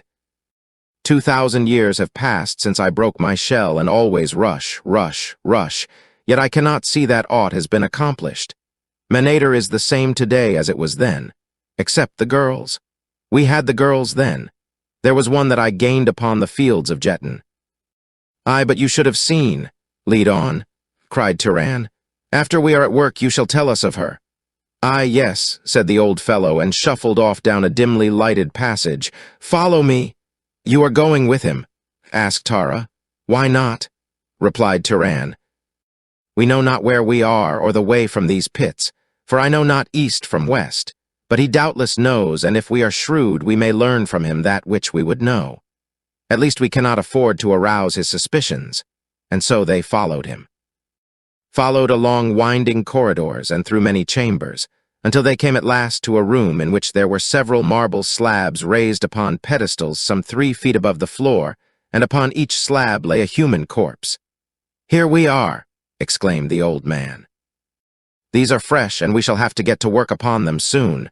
I am working now on one for the Gate of Enemies. He slew many of our warriors. Truly is he entitled to a place in the gate. Come, you shall see him. He led them to an adjoining apartment. Upon the floor were many fresh, human bones, and upon a marble slab a mass of shapeless flesh. You will learn this later, announced the old man. But it will not harm you to watch me now, for there are not many thus prepared, and it may be long before you will have the opportunity to see another prepared for the Gate of Enemies.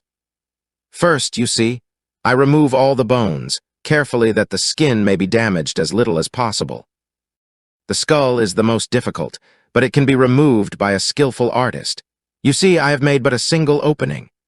This I now sew up, and that done, the body is hung so. And he fastened a piece of rope to the hair of the corpse and swung the horrid thing to a ring in the ceiling. Directly below it was a circular manhole in the floor from which he removed the cover, revealing a well partially filled with a reddish liquid. Now we lower it into this, the formula for which you shall learn in due time. We fasten it thus to the bottom of the cover, which we now replace. In a year it will be ready, but it must be examined often in the meantime and the liquid kept above the level of its crown. It will be a very beautiful piece, this one, when it is ready. And you are fortunate again, for there is one to come out today. He crossed to the opposite side of the room and raised another cover, reached in and dragged a grotesque-looking figure from the hole.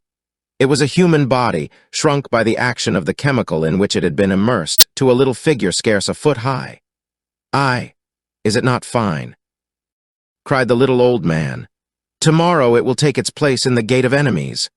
He dried it off with cloths and packed it away carefully in a basket. "Perhaps you would like to see some of my life work," he suggested, and without waiting for their assent, led them to another apartment, a large chamber in which were 40 or 50 people. All were sitting or standing quietly about the walls, with the exception of one huge warrior who bestrode a great thoat in the very center of the room, and all were motionless. Instantly there sprang to the minds of Tara and Turan the rows of silent people upon the balconies that lined the avenues of the city, and the noble array of mounted warriors in the Hall of Chiefs. And the same explanation came to both, but neither dared voice the question that was in his mind, for fear of revealing by his ignorance the fact that they were strangers in Manator and therefore impostors in the guise of pupils. "It is very wonderful," said Turan. "It must require great skill and patience and time." "That it does," replied the old man. "Though having done it so long, I am quicker than most, but mine are the most natural. Why, I would defy the wife of that warrior to say that insofar as appearances are concerned he does not live," and he pointed at the man upon the thoat. "Many of them, of course, are brought here wasted or badly wounded, and these I have to repair. That is where great skill is required, for everyone wants his dead to look as they did at their best in life, but you shall learn to mount them and paint them and repair them, and sometimes to make an ugly one look beautiful. And it will be a great comfort to be able to mount your own. Why, for 1,500 years no one has mounted my own dead but myself.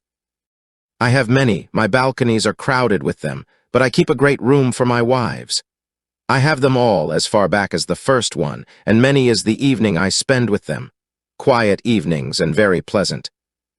And then the pleasure of preparing them and making them even more beautiful than in life partially recompenses one for their loss. I take my time with them, looking for a new one while I am working on the old. When I'm not sure about a new one, I bring her to the chamber where my wives are and compare her charms with theirs, and there is always a great satisfaction at such times in knowing that they will not object. I love harmony. Did you prepare all the warriors in the Hall of Chiefs?" asked Turan. "Yes, I prepare them and repair them," replied the old man. "Otar will trust no other. Even now I have 2 in another room who were damaged in some way and brought down to me. Otar does not like to have them gone long, since it leaves 2 riderless thoats in the hall, but I shall have them ready presently. He wants them all there in the event any momentous question arises upon which the living Jeds cannot agree, or do not agree with Otar. Such questions he carries to the Jeds in the Hall of Chiefs. There he shuts himself up alone with the great chiefs who have attained wisdom through death. It is an excellent plan, and there is never any friction or misunderstandings. Otar has said that it is the finest deliberative body upon Barsoom, much more intelligent than that composed of the living Jeds. But come, we must get to work. Come into the next chamber, and I will begin your instruction." He led the way into the chamber in which lay the several corpses upon their marble slabs, and going to a cabinet, he donned a pair of huge spectacles and commenced to select various tools from little compartments. This done, he turned again toward his 2 pupils. "Now let me have a look at you," he said. "My eyes are not what they once were, and I need these powerful lenses for my work, or to see distinctly the features of those around me." He turned his eyes upon the 2 before him. Turan held his breath, for he knew that now the man must discover that they wore not the harness or insignia of Manator. He had wondered before why the old fellow had not noticed it, for he had not known that he was half-blind. The other examined their faces, his eyes lingering long upon the beauty of Tara of Helium, and then they drifted to the harness of the 2. Turan thought that he noted an appreciable start of surprise on the part of the taxidermist, but if the old man noticed anything, his next words did not reveal it. "Come with Igos," he said to Turan. "I have materials in the next room that I would have you fetch hither. Remain here, woman, we shall be gone but a moment." He led the way to one of the numerous doors opening into the chamber and entered ahead of Turan. Just inside the door he stopped, and pointing to a bundle of silks and furs upon the opposite side of the room, directed Turan to fetch them. The latter had crossed the room and was stooping to raise the bundle when he heard the click of a lock behind him. Wheeling instantly, he saw that he was alone in the room and that the single door was closed. Running rapidly to it, he strove to open it, only to find that he was a prisoner. Igos, stepping out and locking the door behind him, turned toward Tara.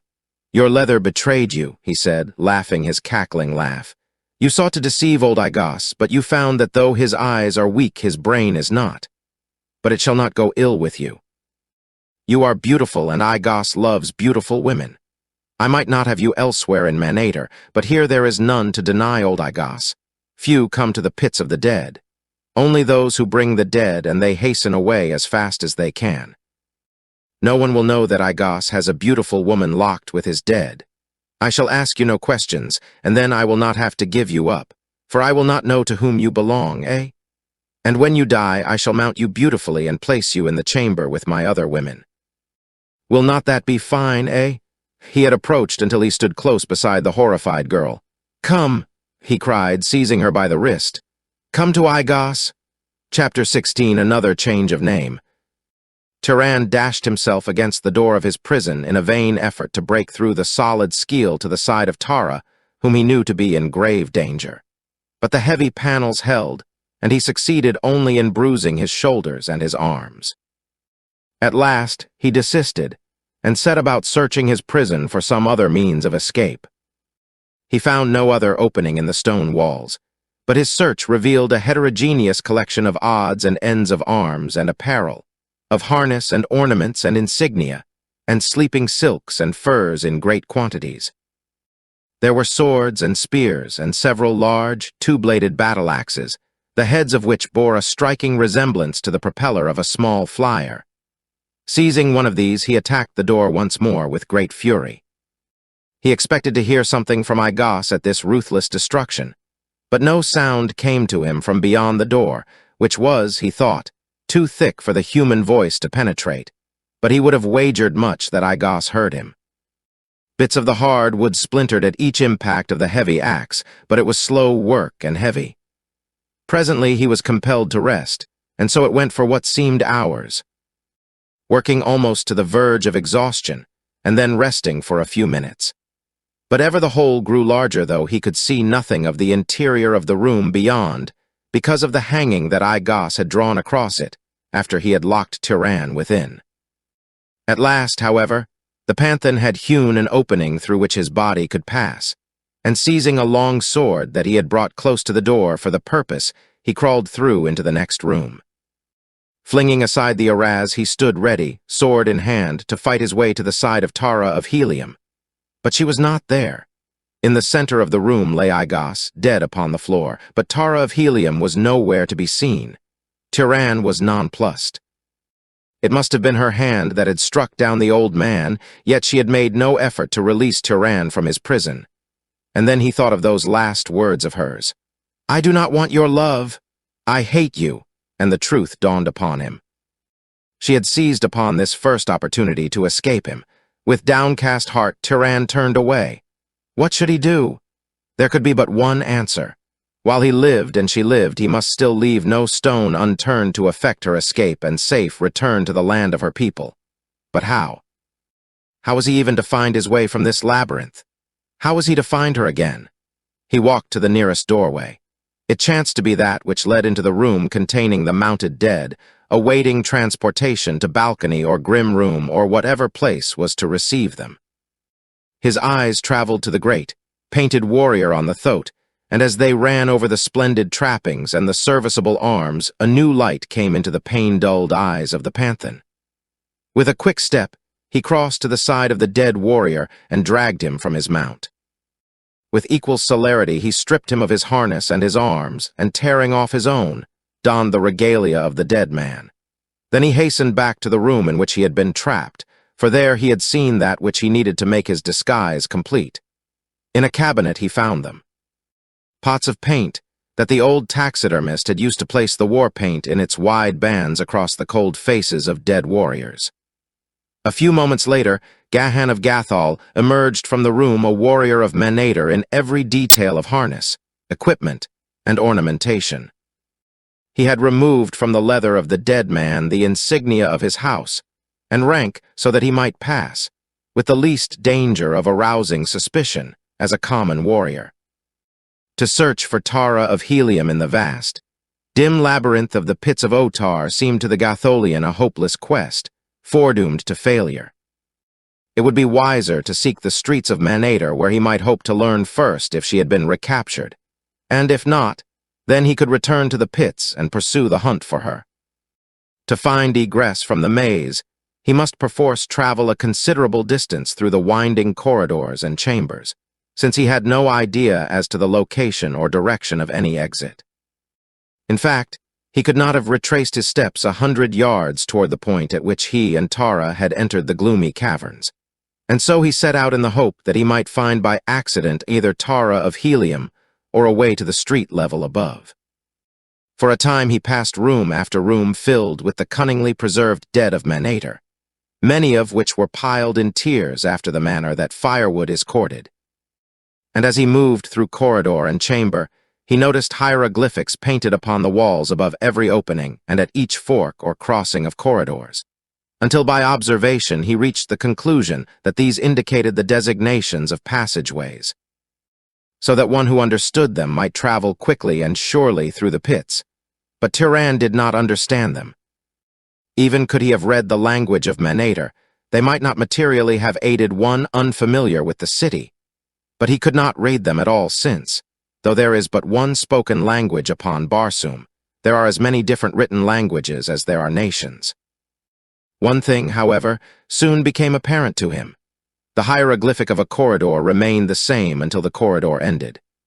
It was not long before Tyran realized from the distance that he had traveled that the pits were part of a vast system undermining, possibly, the entire city. At least he was convinced that he had passed beyond the precincts of the palace. The corridors and chambers varied in appearance and architecture from time to time. All were lighted, though usually quite dimly, with radium bulbs. For a long time he saw no signs of life other than an occasional ulcio. Then quite suddenly he came face to face with a warrior at one of the numerous crossings.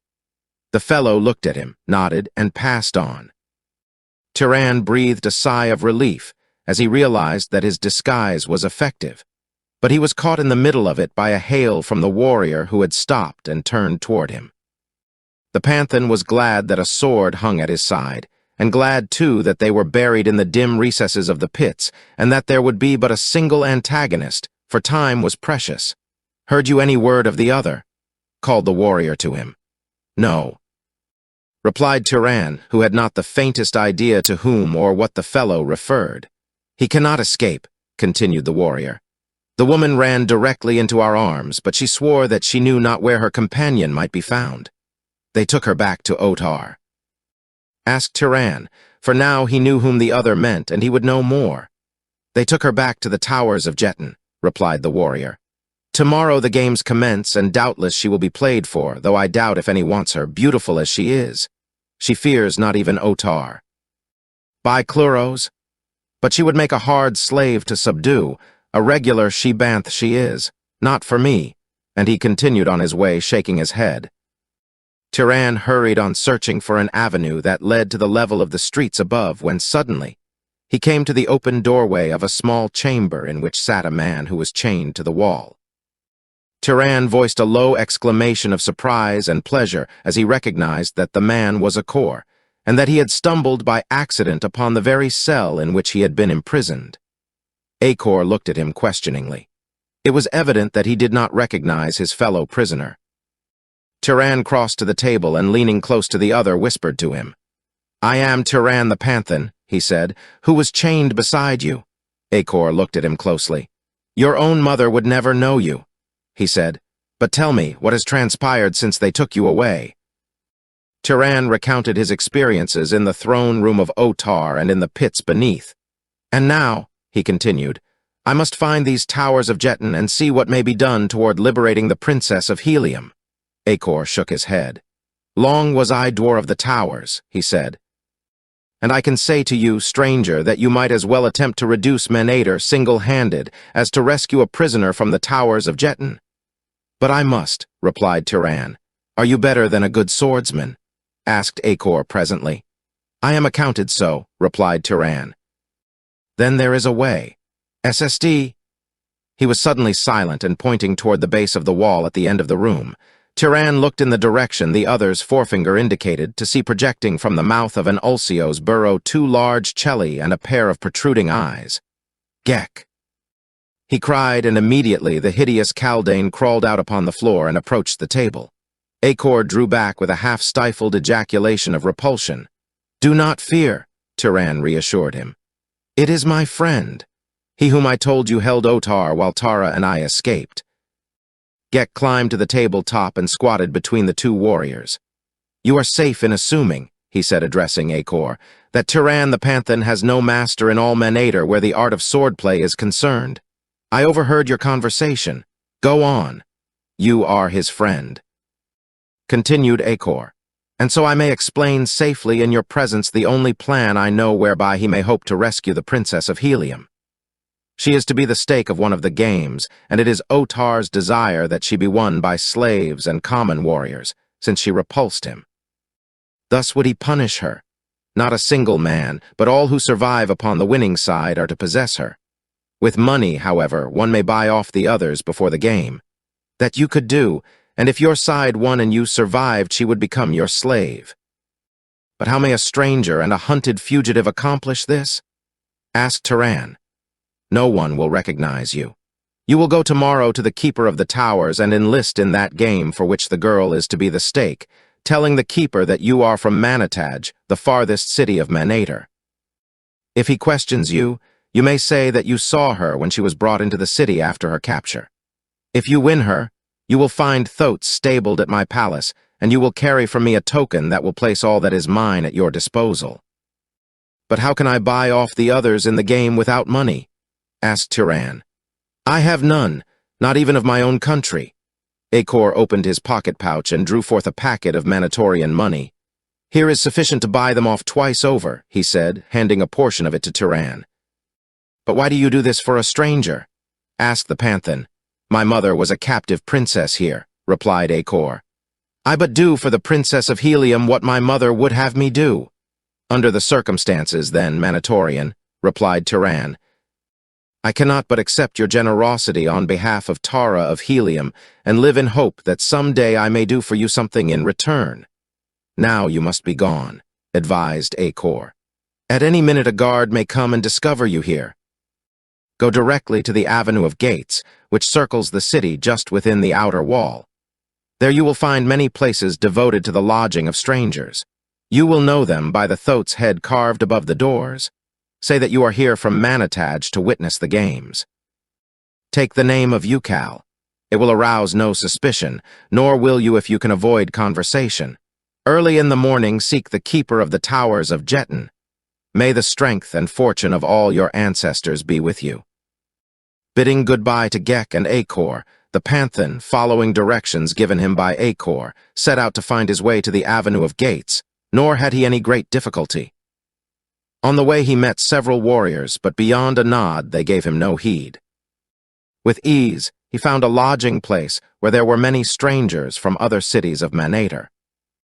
As he had had no sleep since the previous night, he threw himself among the silks and furs of his couch to gain the rest which he must have. Was he to give the best possible account of himself in the service of Tara of Helium the following day? It was already morning when he awoke, and rising he paid for his lodgings, sought a place to eat, and a short time later was on his way toward the Towers of Jeton, which he had no difficulty in finding owing to the great crowds that were winding along the avenues toward the games.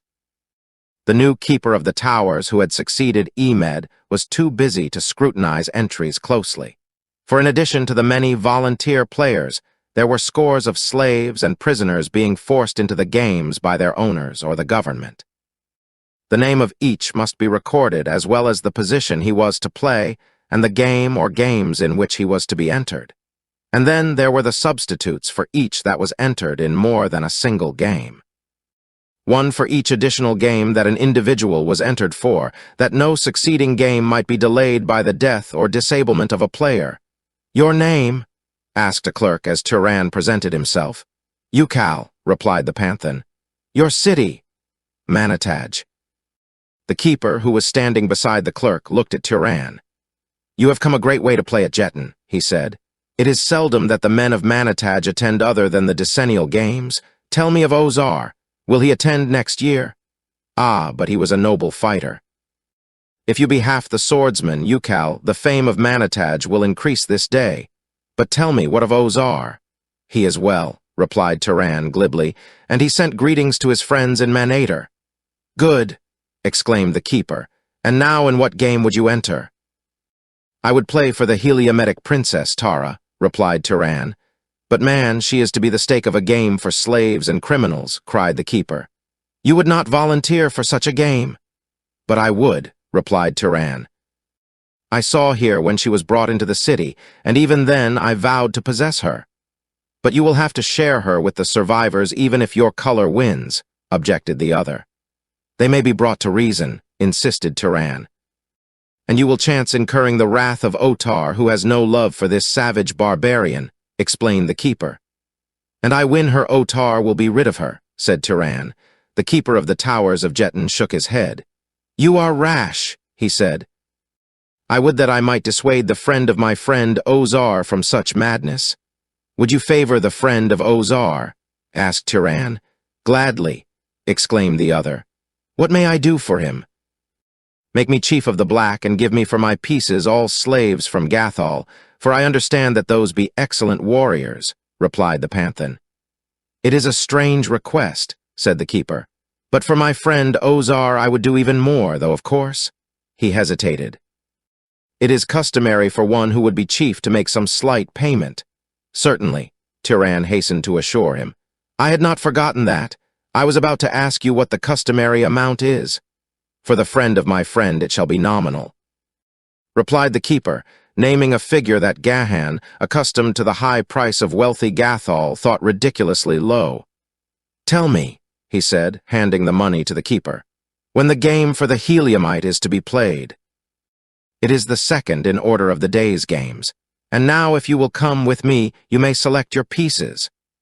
Turan followed the keeper to a large court which lay between the towers and the Jetton field, where hundreds of warriors were assembled. Already chiefs for the games of the day were selecting their pieces and assigning them to positions, though for the principal games, these matters had been arranged for weeks before.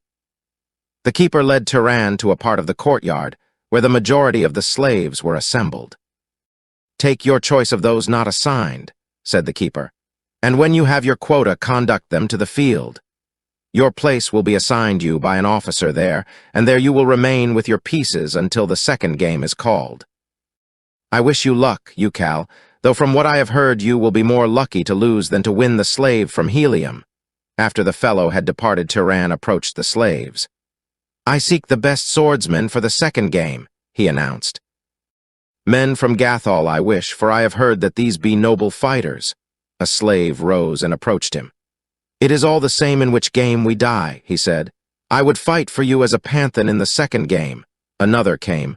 "I am not from Gathol," he said. "I am from Helium, and I would fight for the honor of a princess of Helium." "Good," exclaimed Turan. "Art a swordsman of repute in Helium?" "I was a dwarf under the great warlord, and I have fought at his side in a score of battles from the Golden Cliffs to the Carrion Caves. My name is Valdor. Who knows Helium knows my prowess." The name was well known to Gahan, who had heard the man spoken of on his last visit to Helium and his mysterious disappearance discussed, as well as his renown as a fighter. "How could I know aught of Helium?" asked Turan. "But if you be such a fighter, as you say, no position could suit you better than that of flyer." "What say you?" The man's eyes denoted sudden surprise. He looked keenly at Turan, his eyes running quickly over the other's harness. Then he stepped quite close so that his words might not be overheard. "Methinks you may know more of Helium than of Manator," he whispered. "What mean you, fellow?" demanded Turan, seeking to cudgel his brains for the source of this man's knowledge, guess, or inspiration. "I mean," replied Valdor, "that you are not of Manator, and that if you wish to hide the fact, it is well that you speak not to a Manatorian as you did just speak to me of. Flyers? There be no flyers in Manator, and no piece in their game of Jetton bearing that name. Instead they call him who stands next to the chief or princess, Odd War. The piece has the same moves and power that the flyer has in the game as played outside Manator. Remember this then, and remember, too, that if you have a secret it be safe in the keeping of Valdor of Helium. Tyran made no reply but turned to the task of selecting the remainder of his pieces. Valdor, the Heliumite, and Florin, the volunteer from Gathol, were of great assistance to him, since one or the other of them knew most of the slaves from whom his selection was to be made. The pieces all chosen, Tyran led them to the place beside the playing field where they were to wait their turn. And here he passed the word around that they were to fight for more than the stake he offered for the princess, should they win. This stake they accepted, so that Tyran was sure of possessing Tara if his side was victorious. But he knew that these men would fight even more valorously for chivalry than for money. Nor was it difficult to enlist the interest even of the Gatholians in the service of the princess. And now he held out the possibility of a still further reward. "I cannot promise you," he explained, "but I may say I have heard that this day which makes it possible that should we win this game we may even win your freedom." They leaped to their feet and crowded around him with many questions. "It may not be spoken of aloud," he said, "but Florin and Valdor know, and they assure me that you may all be trusted. Listen. What I would tell you places my life in your hands, but you must know that every man will realize that he is fighting today the greatest battle of his life. For the honor and the freedom of Barsoom's most wondrous princess, and for his own freedom as well. For the chance to return each to his own country and to the woman who awaits him there. First, then, is my secret. I am not of Manator. Like yourselves, I am a slave, though for the moment disguised as a Manatorian from Manataj. My country and my identity must remain undisclosed for reasons that have no bearing upon our game today. I, then, am one of you. I fight for the same things that you will fight for, and now for that which I have but just learned. You, Thor, the great Jed of Manatos, quarreled with Otar in the palace the day before yesterday, and their warriors set upon one another. Uthor was driven as far as the Gate of Enemies, where he now lies encamped. At any moment the fight may be renewed, but it is thought that Uthor has sent to Manatos for reinforcements. Now, men of Gathol, here is the thing that interests you. Uthor has recently taken to wife the Princess Haja of Gathol, who was slave to Otar and whose son, Akor, was dwarf of the towers of Jetton. Haja's heart is filled with loyalty for Gathol and compassion for her sons who are here enslaved, and this latter sentiment she has to some extent transmitted to Uthor. Aid me, therefore, in freeing the Princess Tara of Helium, and I believe that I can aid you and her and myself to escape the city. Bend close your ears, slaves of Otar, that no cruel enemy may hear my words." And Gahan of Gathol whispered in low tones the daring plan he had conceived. "And now," he demanded when he had finished, "let him who does not dare speak now." None replied. "Is there none? And it would not betray you should I cast my sword at thy feet, it had been done ere this," said one in low tones pregnant with suppressed feeling.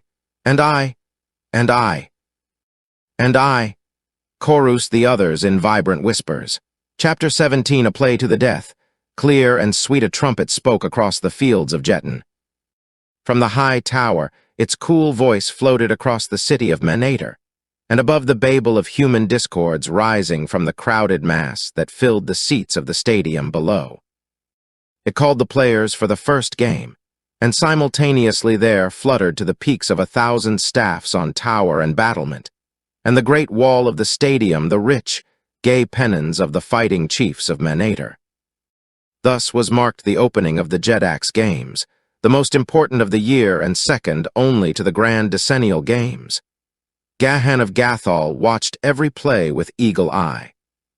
The match was an unimportant one, being but to settle some petty dispute between two chiefs, and was played with professional Jetton players for points only. No one was killed, and there was but little blood spilled. It lasted about an hour and was terminated by the chief of the losing side deliberately permitting himself to be outpointed, that the game might be called a draw. Again the trumpet sounded, this time announcing the second and last game of the afternoon. While this was not considered an important match, those being reserved for the 4th and 5th days of the games, It promised to afford sufficient excitement since it was a game to the death. The vital difference between the game played with living men and that in which inanimate pieces are used lies in the fact that while in the latter, the mere placing of a piece upon a square occupied by an opponent piece terminates the move. In the former, the two pieces thus brought together engage in a duel for possession of the square. Therefore, there enters into the former game not only the strategy of Jetton, but the personal prowess and bravery of each individual piece, so that a knowledge not only of one's own men, but of each player upon the opposing side, is of vast value to a chief. In this respect, was Gahan handicapped, though the loyalty of his players did much to offset his ignorance of them, since they aided him in arranging the board to the best advantage and told him honestly the faults and virtues of each. One fought best in a losing game, another was too slow, another too impetuous. This one had fire and a heart of steel but lacked endurance. Of the opponents, though they knew little or nothing, and now as the two sides took their places upon the black and orange squares of the great Jetton board, Gahan obtained, for the first time, a close view of those who opposed him. The orange chief had not yet entered the field, but his men were all in place. Valdor turned to Gahan. "They are all criminals from the pits of Manator," he said. "There is no slave among them. We shall not have to fight against a single fellow countryman, and every life we take will be the life of an enemy." "It is well," replied Gahan, "but where is their chief, and where the two princesses?" "They are coming now, see." And he pointed across the field to where two women could be seen approaching under guard. As they came nearer, Gahan saw that one was indeed Tara of Helium, but the other he did not recognize, and then they were brought to the center of the field midway between the two sides, and there waited until the orange chief arrived. Florin voiced an exclamation of surprise when he recognized him. "By my first ancestor, if it is not one of their great chiefs," he said, "and we were told that slaves and criminals were to play for the stake of this game." His words were interrupted by the keeper of the towers, whose duty it was not only to announce the games and the stakes, but to act as referee as well. Of this, the second game of the first day of the Jeddak Games in the 433rd year of Otar, Jeddak of Manator, the princesses of each side shall be the sole stakes, and to the survivors of the winning side shall belong both the princesses, to do with as they shall see fit. The orange princess is the slave woman Lano of Gathol. The black princess is the slave woman Tara, a princess of Helium. The black chief is Ukal of Manataj, a volunteer player. The orange chief is the Dwar Udor of the 8th Utan of the Jeddak of Manator, also a volunteer player. The squares shall be contested to the death. Just are the laws of Manator. I have spoken. The initial move was won by Udor, following which the two chiefs escorted their respective princesses to the square each was to occupy. It was the first time Gahan had been alone with Tara since she had been brought upon the field. He saw her scrutinizing him closely as he approached to lead her to her place and wondered if she recognized him. But if she did, she gave no sign of it.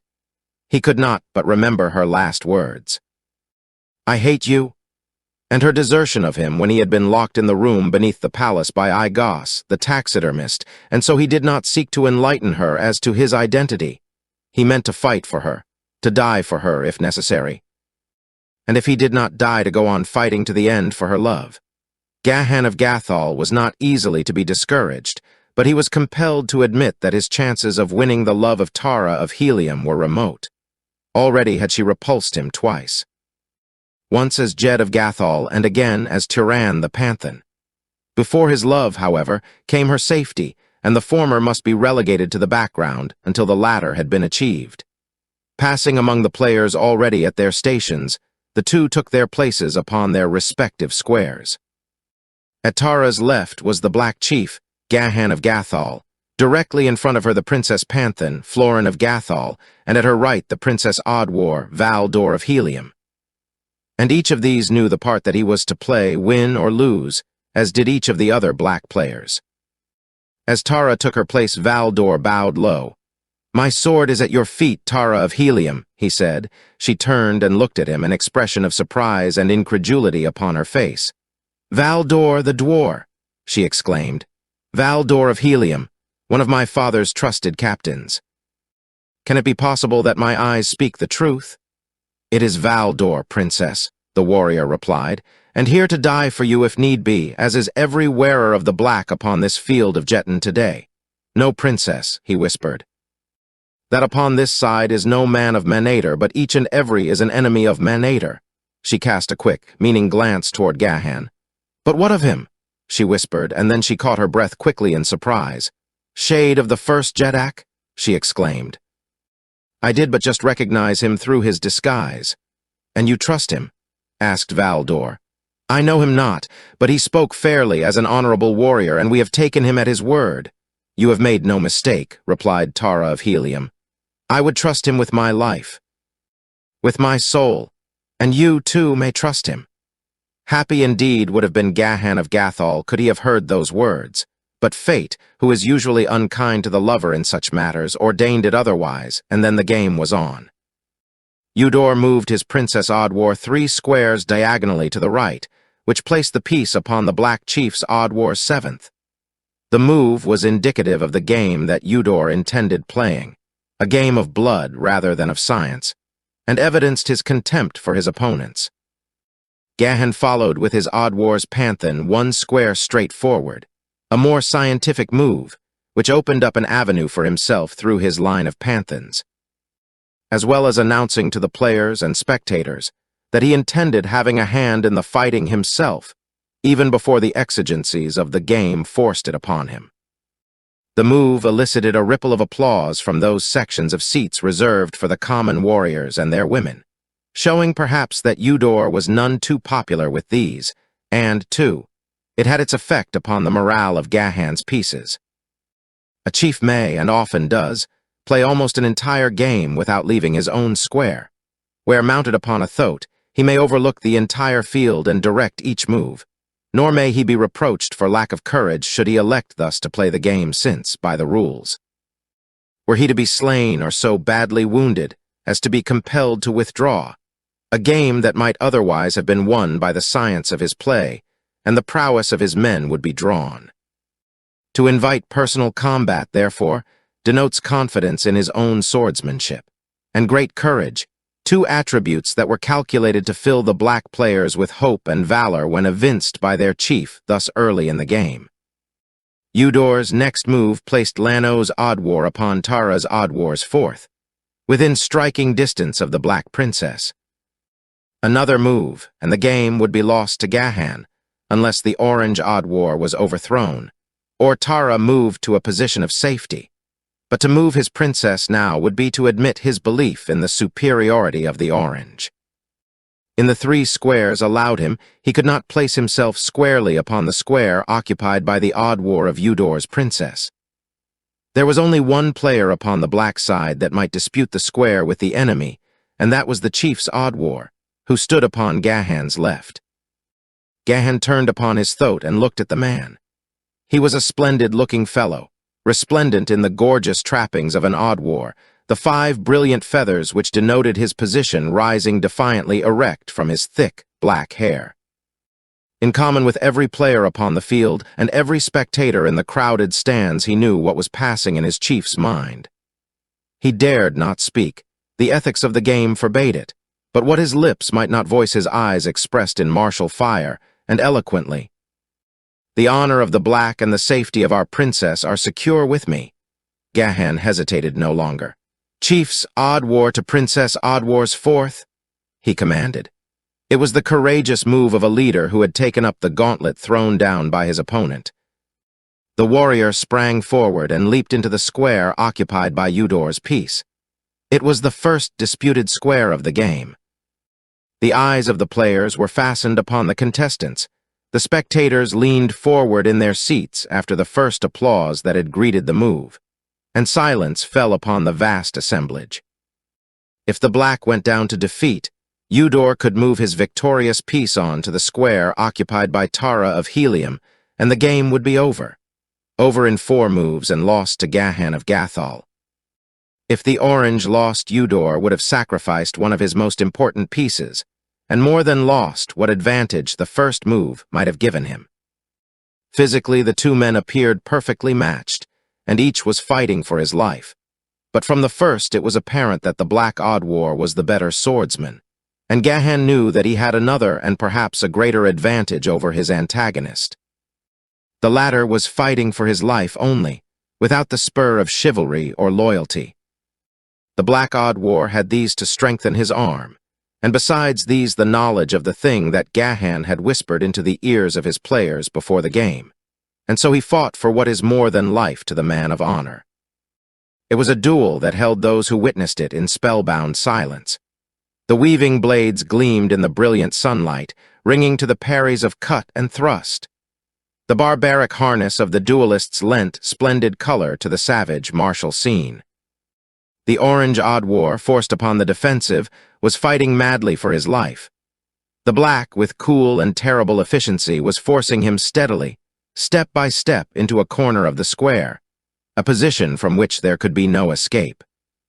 To abandon the square was to lose it to his opponent, and win for himself ignoble and immediate death before the jeering populace.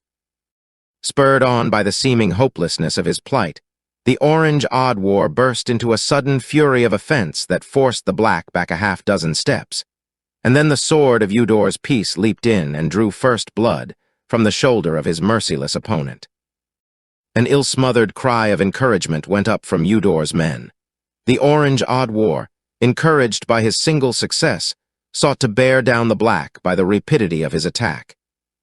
There was a moment in which the swords moved with a rapidity that no man's eye might follow, and then the Black Odd War made a lightning parry of a vicious thrust, leaned quickly forward into the opening he had effected, and drove his sword through the heart of the Orange Odd War. To the hilt, he drove it through the body of the Orange Odd War. A shout arose from the stands, for wherever may have been the favor of the spectators, none there was who could say that it had not been a pretty fight, or that the better man had not won. And from the Black players came a sigh of relief as they relaxed from the tension of the past moments. I shall not weary you with the details of the game. Only the high features of it are necessary to your understanding of the outcome. The fourth move after the victory of the Black Odd War found Gahan upon Eudor's fourth. An orange panthan was on the adjoining square diagonally to his right, and the only opposing piece that could engage him other than Eudor himself.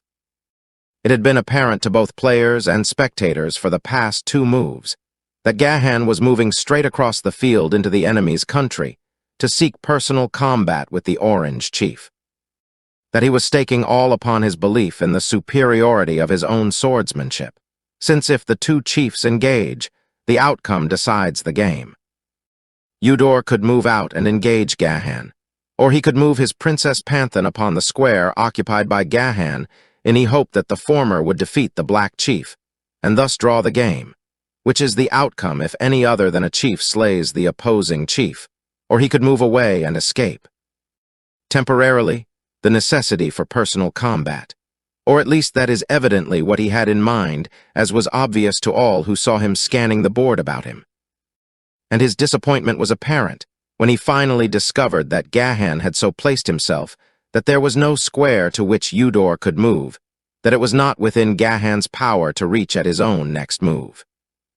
Eudor had placed his own princess 4 squares east of Gahan when her position had been threatened, and he had hoped to lure the Black Chief after her and away from Eudor. But in that, he had failed. He now discovered that he might play his own odd war into personal combat with Gahan, but he had already lost one odd war and could ill spare the other. His position was a delicate one, since he did not wish to engage Gahan personally, while it appeared that there was little likelihood of his being able to escape.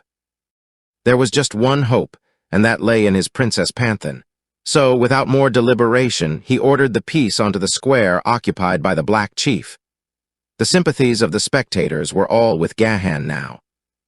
If he lost, the game would be declared a draw, nor do they think better of drawn games upon Barsoom than do Earthmen.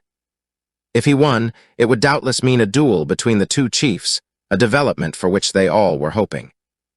The game already bade fair to be a short one, and it would be an angry crowd should it be decided a draw with only 2 men slain. There were great, historic games on record where of the 40 pieces on the field when the game opened only 3 survived. The 2 princesses and the victorious chief.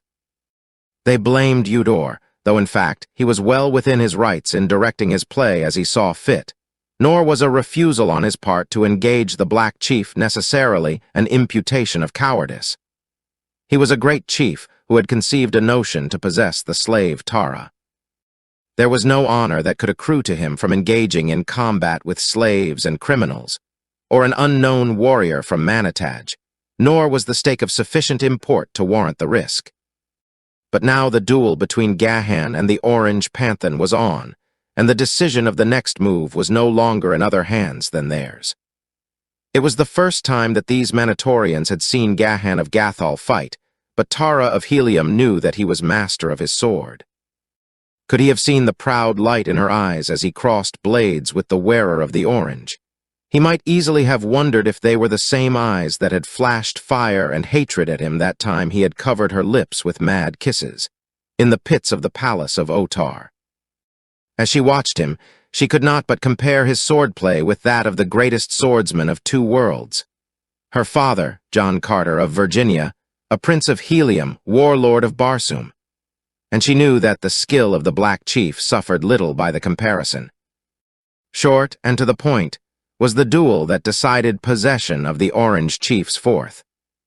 The spectators had settled themselves for an interesting engagement of at least average duration, when they were brought almost standing by a brilliant flash of rapid swordplay that was over ere one could catch his breath. They saw the Black Chief step quickly back, his point upon the ground, while his opponent, his sword slipping from his fingers, clutched his breast, sank to his knees, and then lunged forward upon his face. And then Gahan of Gathol turned his eyes directly upon Eudor of Manator, 3 squares away. 3 squares is a chief's move.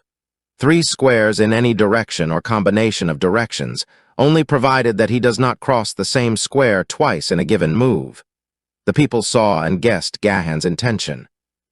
They rose and roared forth their approval as he moved deliberately across the intervening squares toward the Orange Chief. Otar, in the royal enclosure, sat frowning upon the scene. Otar was angry.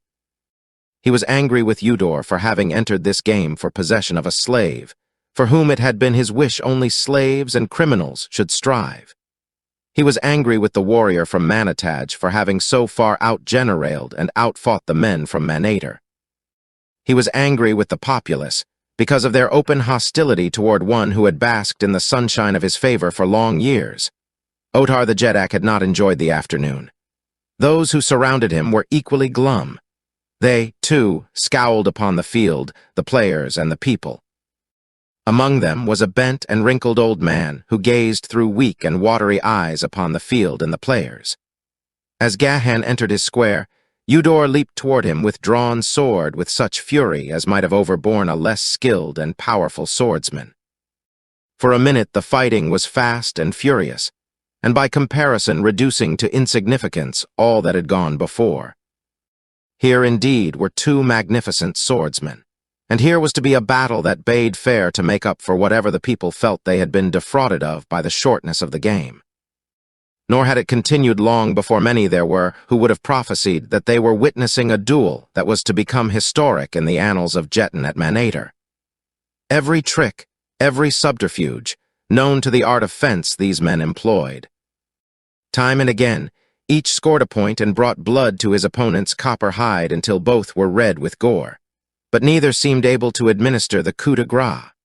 From her position upon the opposite side of the field, Tara of Helium watched the long-drawn battle.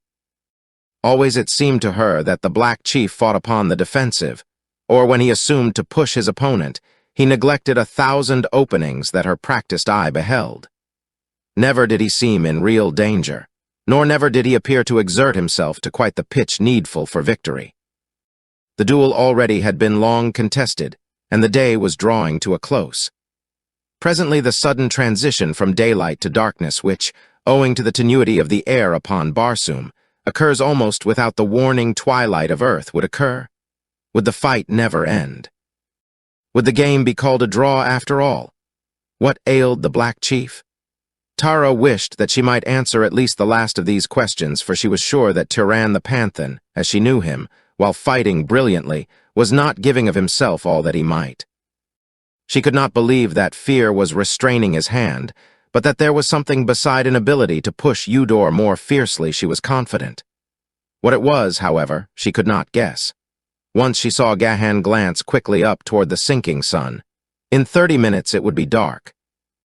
And then she saw, and all those others saw, a strange transition steal over the swordplay of the Black Chief. It was as though he had been playing with the great dwarf, Eudor, all these hours, and now he still played with him, but there was a difference. He played with him terribly, as a carnivore plays with its victim in the instant before the kill.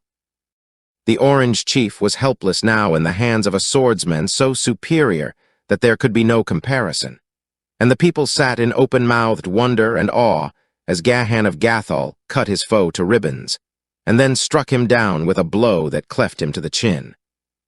In 20 minutes the sun would set. But what of that? Chapter 18, A Task for Loyalty.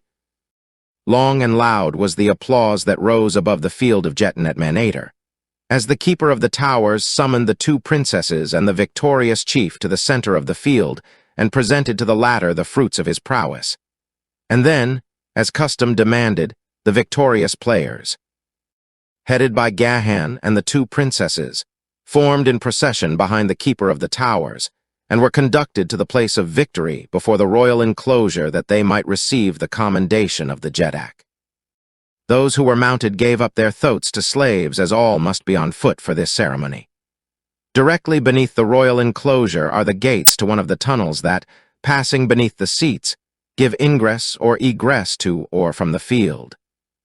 Before this gate, the party halted while Otar looked down upon them from above. Valdor and Florin, passing quietly ahead of the others, went directly to the gates, where they were hidden from those who occupied the enclosure with Otar.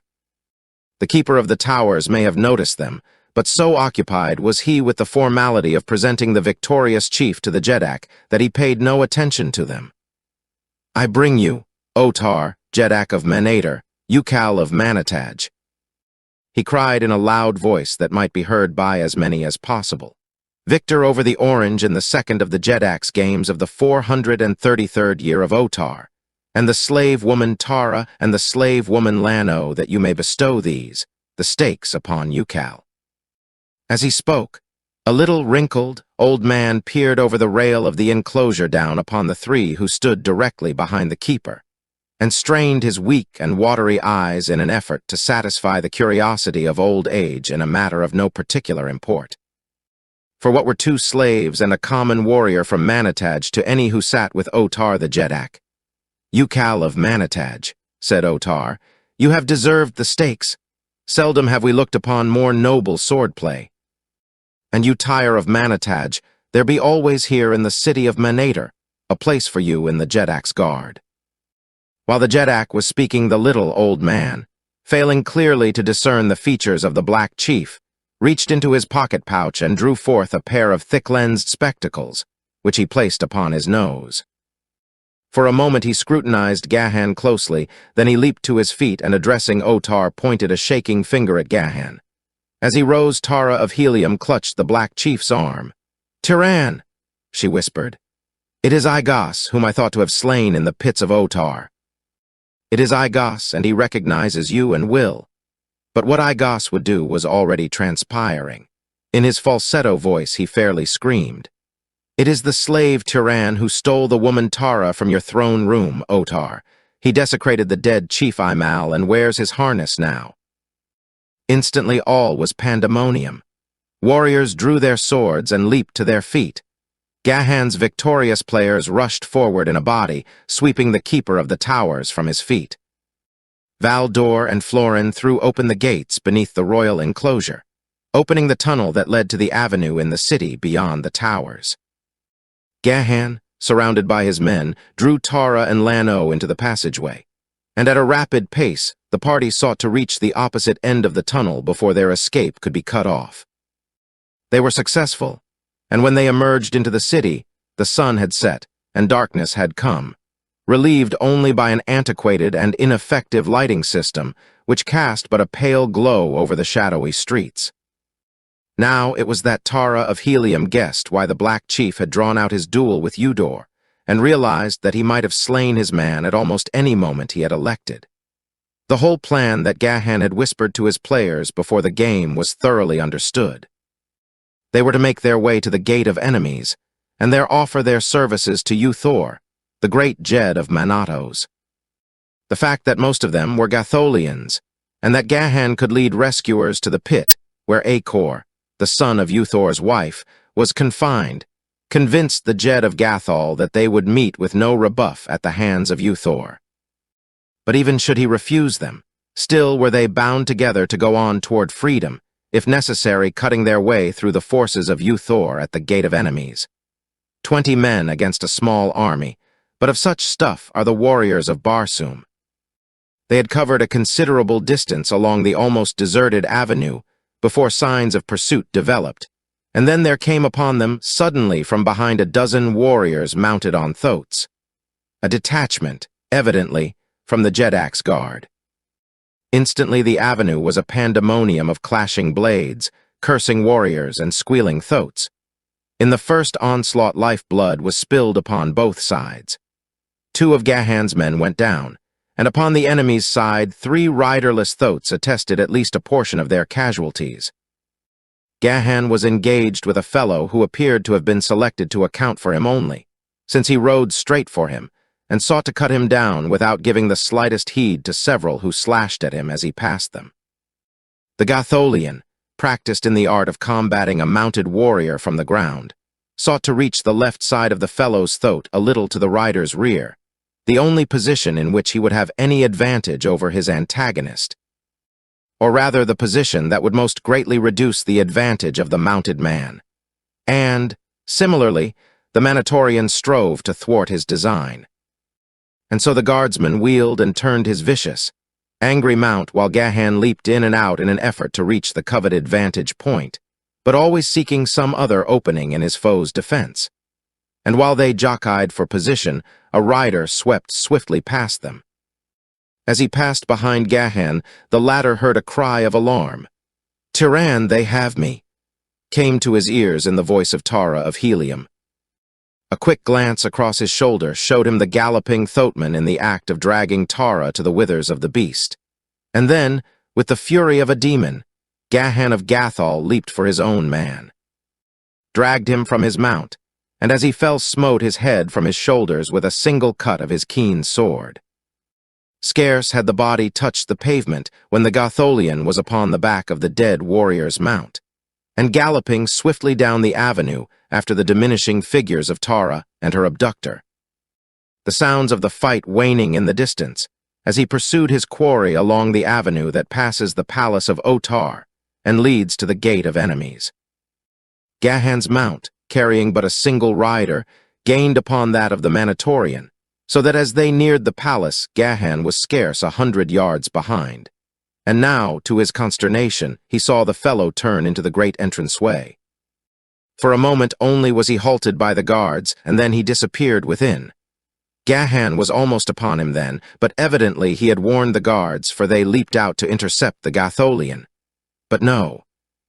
The fellow could not have known that he was pursued, since he had not seen Gahan seize a mount, nor would he have thought that pursuit would come so soon. If he had passed then, so could Gahan pass, for did he not wear the trappings of a Manatorian? The Gatholian thought quickly, and stopping his thoat called to the guardsmen to let him pass. "In the name of Otar." They hesitated a moment. "Aside," cried Gahan. "Must the Jedak's messenger parley for the right to deliver his message? To whom would you deliver it?" "Ask the Padwar of the guard. Saw you not him who just entered?" cried Gahan, and without waiting for a reply urged his thoat straight past them into the palace, and while they were deliberating what was best to be done, it was too late to do anything, which is not unusual. Along the marble corridors, Gahan guided his thoat, and because he had gone that way before, rather than because he knew which way Tara had been taken, he followed the runways and passed through the chambers that led to the throne room of Otar. On the second level he met a slave.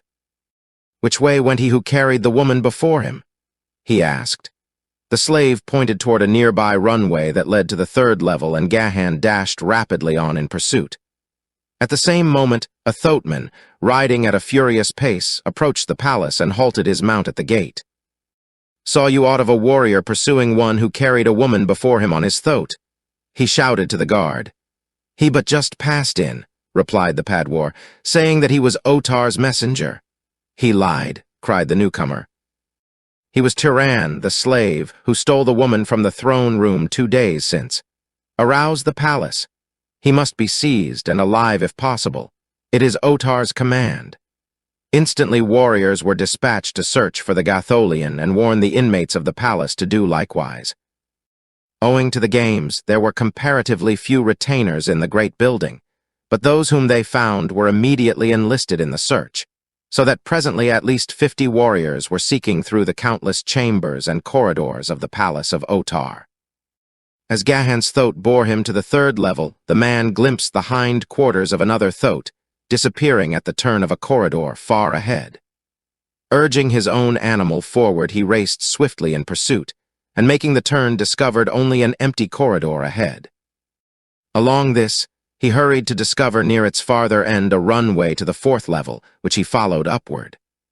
Here he saw that he had gained upon his quarry, who was just turning through a doorway 50 yards ahead. As Gahan reached the opening, he saw that the warrior had dismounted and was dragging Tara toward a small door on the opposite side of the chamber. At the same instant, the clank of harness to his rear caused him to cast a glance behind where, along the corridor he had just traversed, he saw 3 warriors approaching on foot at a run. Leaping from his thoat, Gahan sprang into the chamber where Tara was struggling to free herself from the grasp of her captor, slammed the door behind him, shot the great bolt into its seat, and drawing his sword crossed the room at a run to engage the Manatorian.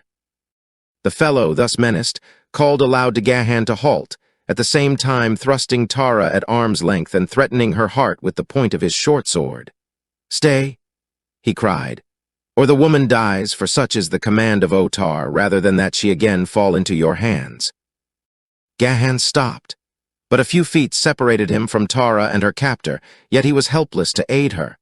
Slowly, the warrior backed toward the open doorway behind him, dragging Tara with him. The girl struggled and fought, but the warrior was a powerful man, and having seized her by the harness from behind, was able to hold her in a position of helplessness. "Save me, Tiran," she cried. "Let them not drag me to a fate worse than death. Better that I die now while my eyes behold a brave friend than later, fighting alone among enemies in defense of my honor." He took a step nearer. The warrior made a threatening gesture with his sword close to the soft, smooth skin of the princess, and Gahan halted. "I cannot, Tara of Helium," he cried. "Think not ill of me that I am weak, that I cannot see you die. Too great is my love for you, daughter of Helium." The Manatorian warrior, a derisive grin upon his lips, backed steadily away.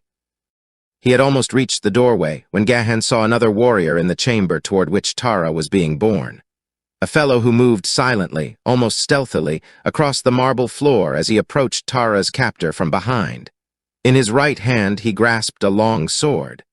2 to 1, thought Gahan, and a grim smile touched his lips, for he had no doubt that once they had Tara safely in the adjoining chamber, the two would set upon him. If he could not save her, he could at least die for her. And then, suddenly, Gahan's eyes fastened with amazement upon the figure of the warrior behind the grinning fellow who held Tara and was forcing her to the doorway. He saw the newcomer step almost within arm's reach of the other. He saw him stop, an expression of malevolent hatred upon his features. He saw the great sword swing through the arc of a great circle, gathering swift and terrific momentum from its own weight backed by the brawn of the steel thews that guided it.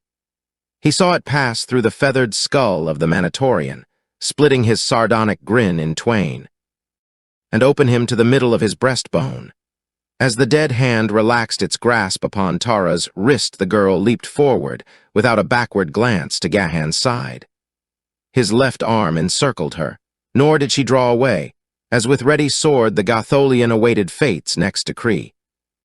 Before them, Tara's deliverer was wiping the blood from his sword upon the hair of his victim. He was evidently a Manatorian, his trappings those of the Jedak's guard, and so his act was inexplicable to Gahan and to Tara. Presently he sheathed his sword and approached them. "When a man chooses to hide his identity behind an assumed name," he said, looking straight into Gahan's eyes, "whatever friend pierces the deception were no friend if he divulged the other's secret." He paused as though awaiting a reply. "Your integrity has perceived, and your lips voiced an unalterable truth," replied Gahan, whose mind was filled with wonder if the implication could by any possibility be true, that this Manatorian had guessed his identity. "We are thus agreed," continued the other. "And I may tell you that though I am here known as Aesor, my real name is Tasser." He paused and watched Gahan's face intently for any sign of the effect of this knowledge, and was rewarded with a quick, though guarded expression of recognition. Tasser, friend of his youth. The son of that great Gatholian noble who had given his life so gloriously, however futilely, in an attempt to defend Gahan's sire from the daggers of the assassins. Tasser and Underpad wore in the guard of Otar, Jedak of Manator. It was inconceivable. And yet it was he, there could be no doubt of it. "Tasser," Gahan repeated aloud, "but it is no Manatorian name." The statement was half interrogatory, for Gahan's curiosity was aroused. He would know how his friend and loyal subject had become a Manatorian.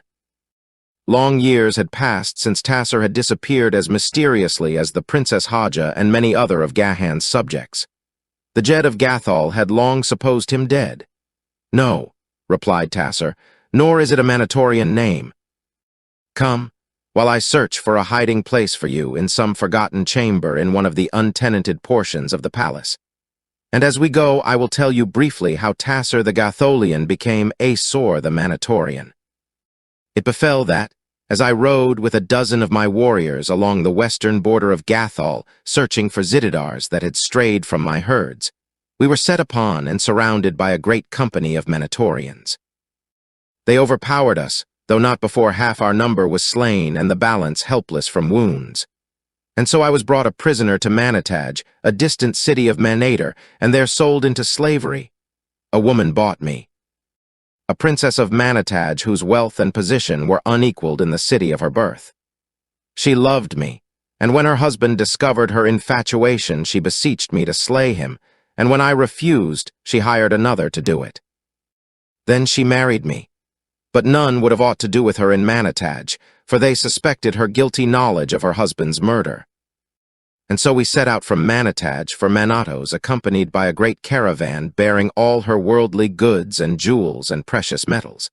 And on the way she caused the rumor to be spread that she and I had died. Then we came to Manator instead, she taking a new name and I the name Aesor, that we might not be traced through our names. With her great wealth she bought me a post in the Jedak's guard, and none knows that I am not a Manatorian, for she is dead. She was beautiful, but she was a devil. "And you never sought to return to your native city?" asked Gahan. "Never has the hope been absent from my heart, or my mind empty of a plan," replied Tasser. "I dream of it by day and by night, but always must I return to the same conclusion, that there can be but a single means for escape. I must wait until fortune favors me with a place in a raiding party to Gathol. Then, once within the boundaries of my own country, they shall see me no more." "Perhaps your opportunity lies already within your grasp," said Gahan. "Has not your fealty to your own Jed been undermined by years of association with the men of Manator?" The statement was half challenge. "And my Jed stood before me now," cried Tasser. "And my avowal could be made without violating his confidence. I should cast my sword at his feet and beg the high privilege of dying for him as my sire died for his sire." There could be no doubt of his sincerity, nor any that he was cognizant of Gahan's identity. The Jed of Gathol smiled. "And if your Jed were here, there is little doubt but that he would command you to devote your talents and your prowess to the rescue of the Princess Tara of Helium," he said meaningly. "And he possessed the knowledge I have gained during my captivity, he would say to you, 'Go, Tasser, to the pit where Acor, son of Haja of Gathol, is confined and set him free, and with him arouse the slaves from Gathol, and march to the gate of enemies, and offer your services to Uthor of Manataj, who is wed to Haja of Gathol, and ask of him in return that he attack the palace of Otar and rescue Tara of Helium. And when that thing is accomplished, that he free the slaves of Gathol, and furnish them with the arms and the means to return to their own country. That, Tasser of Gathol, is what Gahan your Jed would demand of you. And that, Tiran the slave, is what I shall bend my every effort to accomplish after I have found a safe refuge for Tara of Helium and her Panthan, replied Tasser. Gahan's glance carried to Tasser an intimation of his Jed's gratification, and filled him with a chivalrous determination to do the thing required of him, or die. For he considered that he had received from the lips of his beloved ruler a commission that placed upon his shoulders a responsibility that encompassed not alone the life of Gahan and Tara, but the welfare, perhaps the whole future, of Gathol. And so he hastened them onward through the musty corridors of the old palace, where the dust of ages lay undisturbed upon the marble tiles. Now and again he tried a door until he found one that was unlocked. Opening it, he ushered them into a chamber, heavy with dust. Crumbling silks and furs adorned the walls with ancient weapons and great paintings whose colors were toned by age to wondrous softness. "This be as good as any place," he said. "No one comes here. Never have I been here before, so I know no more of the other chambers than you. But this one, at least, I can find again when I bring you food and drink." Omai the Cruel occupied this portion of the palace during his reign, 5,000 years before Otar. In one of these apartments he was found dead, his face contorted in an expression of fear so horrible that it drove to madness those who looked upon it. Yet there was no mark of violence upon him. Since then, the quarters of Omai have been shunned, for the legends have it that the ghosts of Corfels pursue the spirit of the wicked Jeddak nightly through these chambers, shrieking and moaning as they go. "But," he added, as though to reassure himself as well as his companions, "such things may not be countenanced by the culture of Gathol or Helium." Gahan laughed. "And if all who looked upon him were driven mad, who then was there to perform the last rites or prepare the body of the Jeddak for them?" "There was none," replied Tasser. "Where they found him, they left him, and there, to this very day, his moldering bones lie hid in some forgotten chamber of this forbidden suite." Tasser left them, then assuring them that he would seek the first opportunity to speak with Acor, and upon the following day he would bring them food and drink. ***, those who have read John Carter's description of the Green Martians in A Princess of Mars will recall that these strange people could exist for considerable periods of time without food or water, and to a lesser degree is the same true of all Martians. After Tasser had gone, Tara turned to Gahan, and approaching laid a hand upon his arm. "So swiftly have events transpired since I recognized you beneath your disguise," she said, "that I have had no opportunity to assure you of my gratitude, and the high esteem that your valor has won for you in my consideration. Let me now acknowledge my indebtedness, and if promises be not vain from one whose life and liberty are in grave jeopardy, accept my assurance of the great reward that awaits you at the hand of my father in Helium." "I desire no reward," he replied, "other than the happiness of knowing that the woman I love is happy." For an instant the eyes of Tara of Helium blazed as she drew herself haughtily to her full height, and then they softened and her attitude relaxed as she shook her head sadly. "I have it not in my heart to reprimand you, Tiran," she said, "however great your fault, for you have been an honorable and a loyal friend to Tara of Helium, but you must not say what my ears must not hear." "You mean," he asked, "that the ears of a princess must not listen to words of love from a panthan?" "It is not that, Tiran," she replied, "but rather that I may not in honor listen to words of love from another than him to whom I am betrothed, a fellow countryman, Jorcantos." "You mean Tara of Helium." He cried, "That were it not for that you would." "Stop," she commanded. "You have no right to assume aught else than my lips testify." "The eyes are ofttimes more eloquent than the lips, Tara," he replied. "And in yours, I have read that which is neither hatred nor contempt for Tiran the Panthan, and my heart tells me that your lips bore false witness when they cried in anger, I hate you."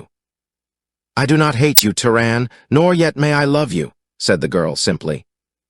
"When I broke my way out from the chamber of Igos, I was indeed upon the verge of believing that you did hate me," he said. "For only hatred, it seemed to me, could account for the fact that you had gone without making an effort to liberate me. But presently both my heart and my judgment told me that Tara of Helium could not have deserted a companion in distress.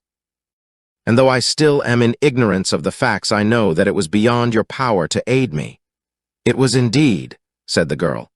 "Scarce had Igos fallen at the bite of my dagger than I heard the approach of warriors. I ran then to hide until they had passed, thinking to return and liberate you. But in seeking to elude the party I had heard, I ran full into the arms of another. They questioned me as to your whereabouts, and I told them that you had gone ahead and that I was following you, and thus I led them from you." "I knew," was Gahan's only comment, but his heart was glad with elation, as a lover's must be who has heard from the lips of his divinity an avowal of interest and loyalty, however little tinged by a suggestion of warmer regard it may be. To be abused, even, by the mistress of one's heart is better than to be ignored.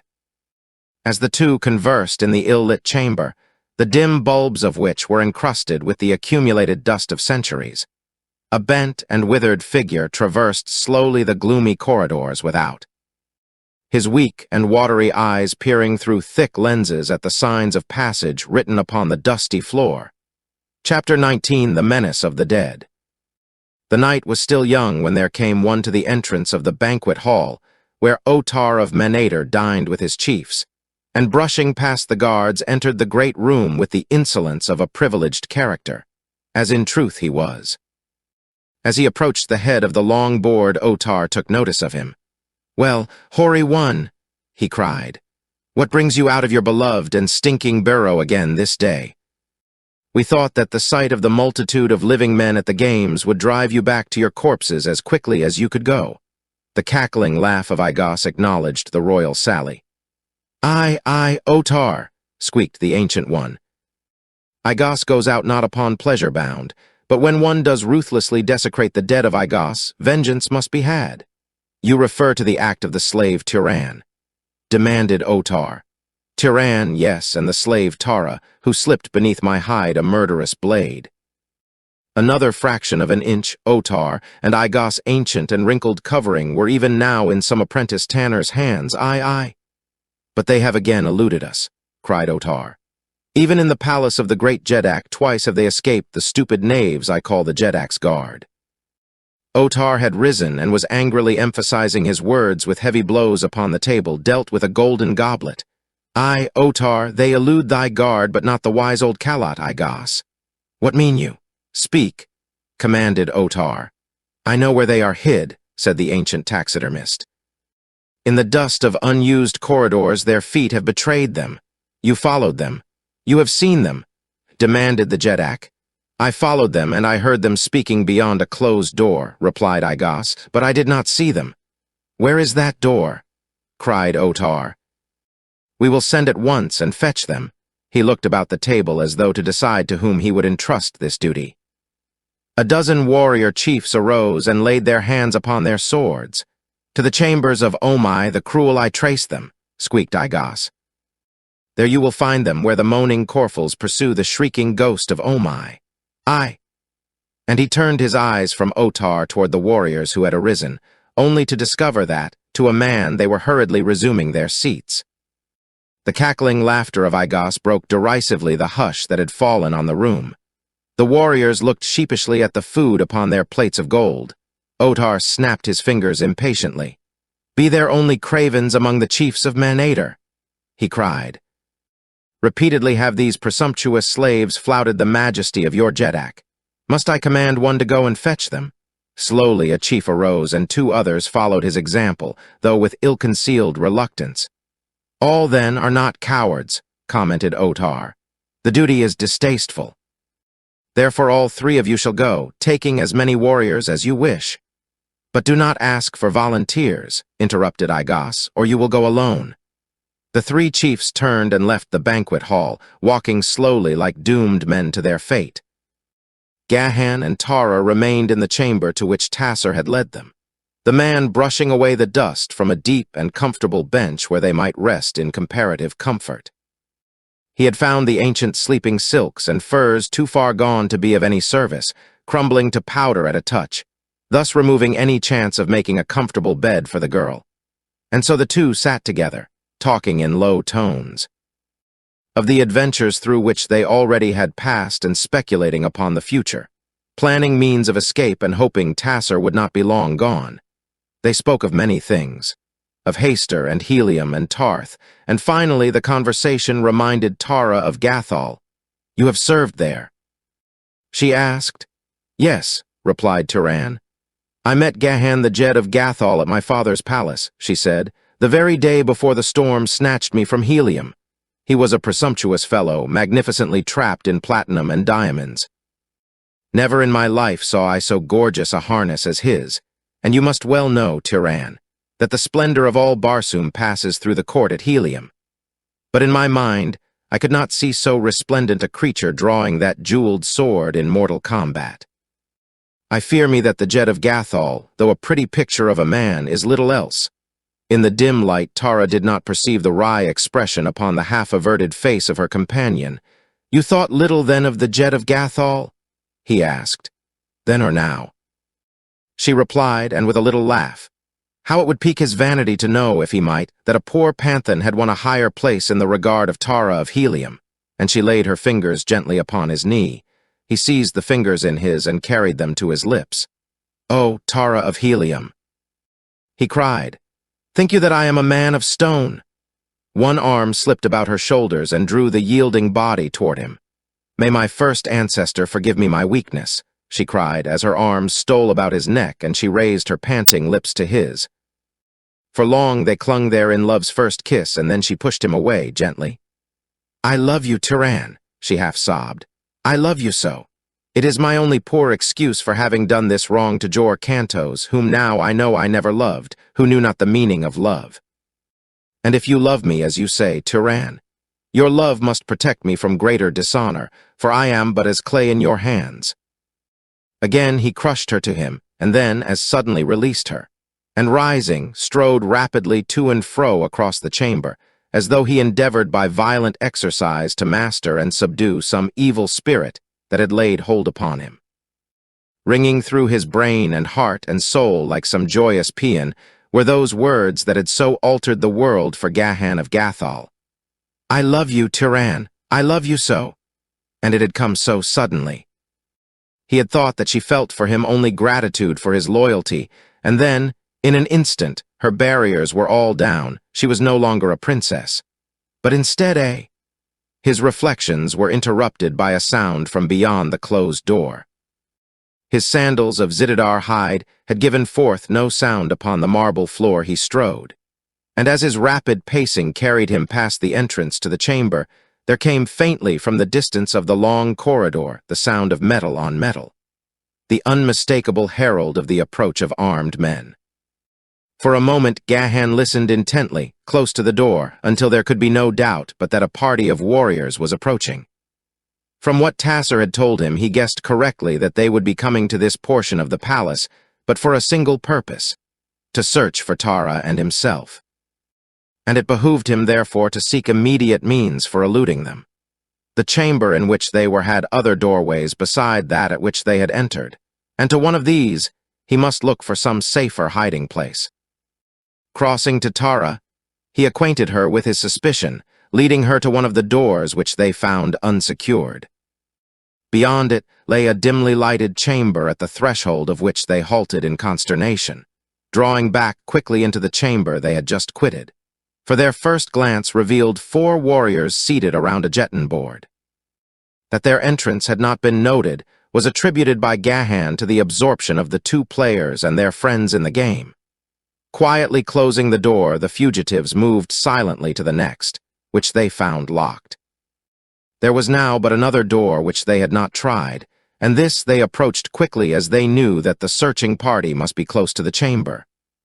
To their chagrin, they found this avenue of escape barred. Now indeed were they in a sorry plight, for should the searchers have information leading them to this room, they were lost. Again leading Tara to the door behind which were the Jetton players, Gahan drew his sword and waited, listening. The sound of the party in the corridor came distinctly to their ears. They must be quite close, and doubtless they were coming in force. Beyond the door were but 4 warriors who might be readily surprised. There could, then, be but one choice, and acting upon it, Gahan quietly opened the door again, stepped through into the adjoining chamber, Tara's hand in his, and closed the door behind them. The 4 at the Jetton board evidently failed to hear them. One player had either just made or was contemplating a move, for his fingers grasped a piece that still rested upon the board. The other 3 were watching his move. For an instant Gahan looked at them, playing Jetton there in the dim light of this forgotten and forbidden chamber, and then a slow smile of understanding lighted his face. "Come," he said to Tara. "We have nothing to fear from these." For more than 5,000 years they have sat thus, a monument to the handiwork of some ancient taxidermist. As they approached more closely, they saw that the lifelike figures were coated with dust, but that otherwise the skin was in as fine a state of preservation as the most recent of Igos groups. And then they heard the door of the chamber they had quitted open and knew that the searchers were close upon them. Across the room they saw the opening of what appeared to be a corridor, and which investigation proved to be a short passageway, terminating in a chamber in the center of which was an ornate sleeping dais. This room, like the others, was but poorly lighted, time having dimmed the radiance of its bulbs and coated them with dust. A glance showed that it was hung with heavy goods, and contained considerable massive furniture in addition to the sleeping platform. A second glance at which revealed what appeared to be the form of a man lying partially on the floor and partially on the dais. No doorways were visible other than that at which they had entered, though both knew that others might be concealed by the hangings. Gahan, his curiosity aroused by the legends surrounding this portion of the palace, crossed to the dais to examine the figure that apparently had fallen from it, to find the dried and shriveled corpse of a man lying upon his back on the floor with arms outstretched and fingers stiffly outspread. One of his feet was doubled partially beneath him, while the other was still entangled in the sleeping silks and furs upon the dais. After 5,000 years, the expression of the withered face and the eyeless sockets retained the aspect of horrid fear to such an extent that Gahan knew that he was looking upon the body of Omai the Cruel. Suddenly Tara, who stood close beside him, clutched his arm and pointed toward a far corner of the room. Gahan looked and looking felt the hairs upon his neck rising. He threw his left arm about the girl and with bared sword stood between her and the hangings that they watched, and then slowly Gahan of Gathol backed away, for in this grim and somber chamber, which no human foot had trod for 5,000 years, and to which no breath of wind might enter, the heavy hangings in the far corner had moved. Not gently had they moved as a draught might have moved them had there been a draught, but suddenly they had bulged out as though pushed against from behind. To the opposite corner backed Gahan until they stood with their backs against the hangings there, and then hearing the approach of their pursuers across the chamber beyond, Gahan pushed Tara through the hangings, and following her, kept open with his left hand, which he had disengaged from the girl's grasp, a tiny opening through which he could view the apartment and the doorway upon the opposite side through which the pursuers would enter, if they came this far. Behind the hangings there was a space of about 3 feet in width between them and the wall, making a passageway entirely around the room, broken only by the single entrance opposite them, this being a common arrangement especially in the sleeping apartments of the rich and powerful upon Barsoom. The purposes of this arrangement were several. The passageway afforded a station for guards in the same room with their master, without intruding entirely upon his privacy. It concealed secret exits from the chamber. It permitted the occupant of the room to hide eavesdroppers and assassins for use against enemies, that he might lure to his chamber. The 3 chiefs with a dozen warriors had had no difficulty in following the tracks of the fugitives through the dust of the corridors and chambers they had traversed. To enter this portion of the palace at all had required all the courage they possessed, and now that they were within the very chambers of Omai, their nerves were pitched to the highest key. Another turn, and they would snap, for the people of Manator are filled with weird superstitions. As they entered the outer chamber, they moved slowly, with drawn swords, no one seeming anxious to take the lead, and the 12 warriors hanging back in unconcealed and shameless terror, while the 3 chiefs, spurred on by fear of Otar and by pride, pressed together for mutual encouragement as they slowly crossed the dimly lighted room. Following the tracks of Gahan and Tara, they found that though each doorway had been approached, only one threshold had been crossed, and this door they gingerly opened, revealing to their astonished gaze the 4 warriors at the Jeton table. For a moment they were on the verge of flight, for though they knew what they were, coming as they did upon them in this mysterious and haunted suite, they were as startled as though they had beheld the very ghosts of the departed. But they presently regained their courage sufficiently to cross this chamber too, and enter the short passageway that led to the ancient sleeping apartment of Omai the Cruel. They did not know that this awful chamber lay just before them, or it were doubtful that they would have proceeded farther.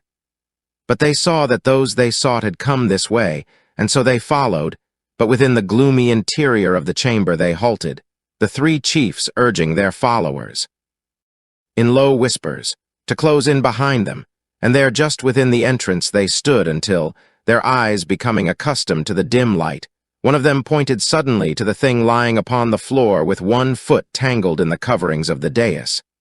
"Look," he gasped.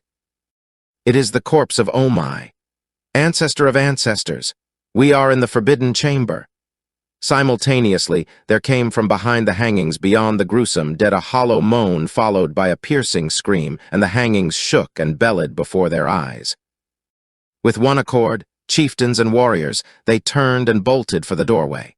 A narrow doorway where they jammed, fighting and screaming in an effort to escape.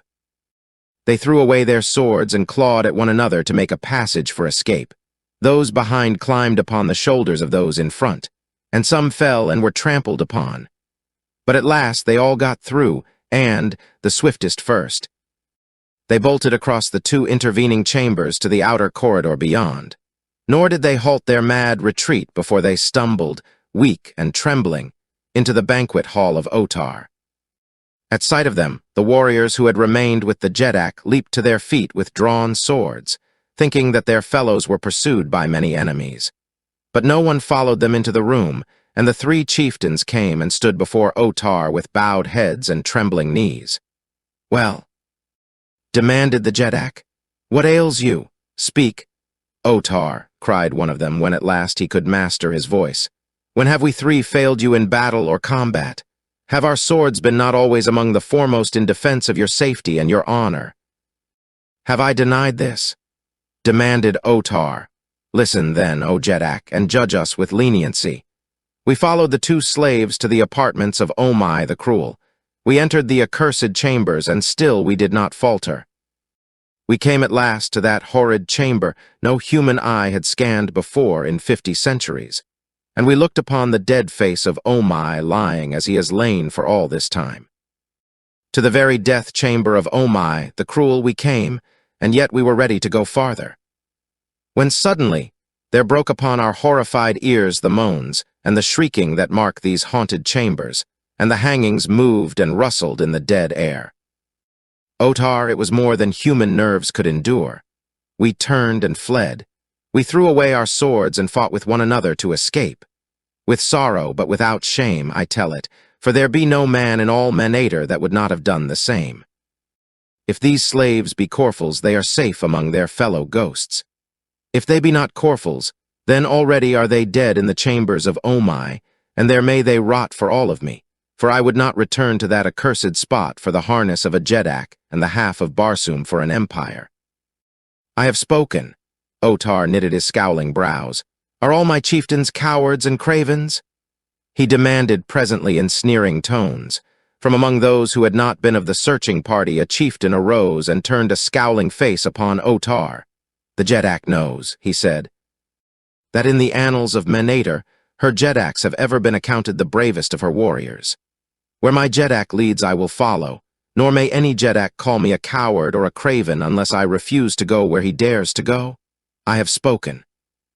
After he had resumed his seat, there was a painful silence, for all knew that the speaker had challenged the courage of Otar the jedak of Manator, and all awaited the reply of their ruler. In every mind was the same thought. Otar must lead them at once to the chamber of Omai the Cruel, or accept forever the stigma of cowardice, and there could be no coward upon the throne of Manator. That they all knew, and that Otar knew as well. But Otar hesitated. He looked about upon the faces of those around him at the banquet board, but he saw only the grim visages of relentless warriors. There was no trace of leniency in the face of any. And then his eyes wandered to a small entrance at one side of the great chamber. An expression of relief expunged the scowl of anxiety from his features. "Look," he exclaimed. "See who has come." Chapter 20, The Charge of Cowardice. Gahan, watching through the aperture between the hangings, saw the frantic flight of their pursuers. A grim smile rested upon his lips as he viewed the mad scramble for safety, and saw them throw away their swords and fight with one another to be first from the chamber of fear. And when they were all gone, he turned back toward Tara, the smile still upon his lips. But the smile died the instant that he turned, for he saw that Tara had disappeared. "Tara," he called in a loud voice, for he knew that there was no danger that their pursuers would return, but there was no response unless it was a faint sound as of cackling laughter from afar. Hurriedly he searched the passageway behind the hangings, finding several doors, one of which was ajar.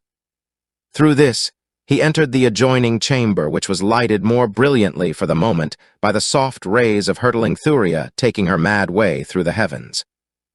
Here he found the dust upon the floor disturbed, and the imprint of sandals. They had come this way, Tara and whatever the creature was that had stolen her. But what could it have been?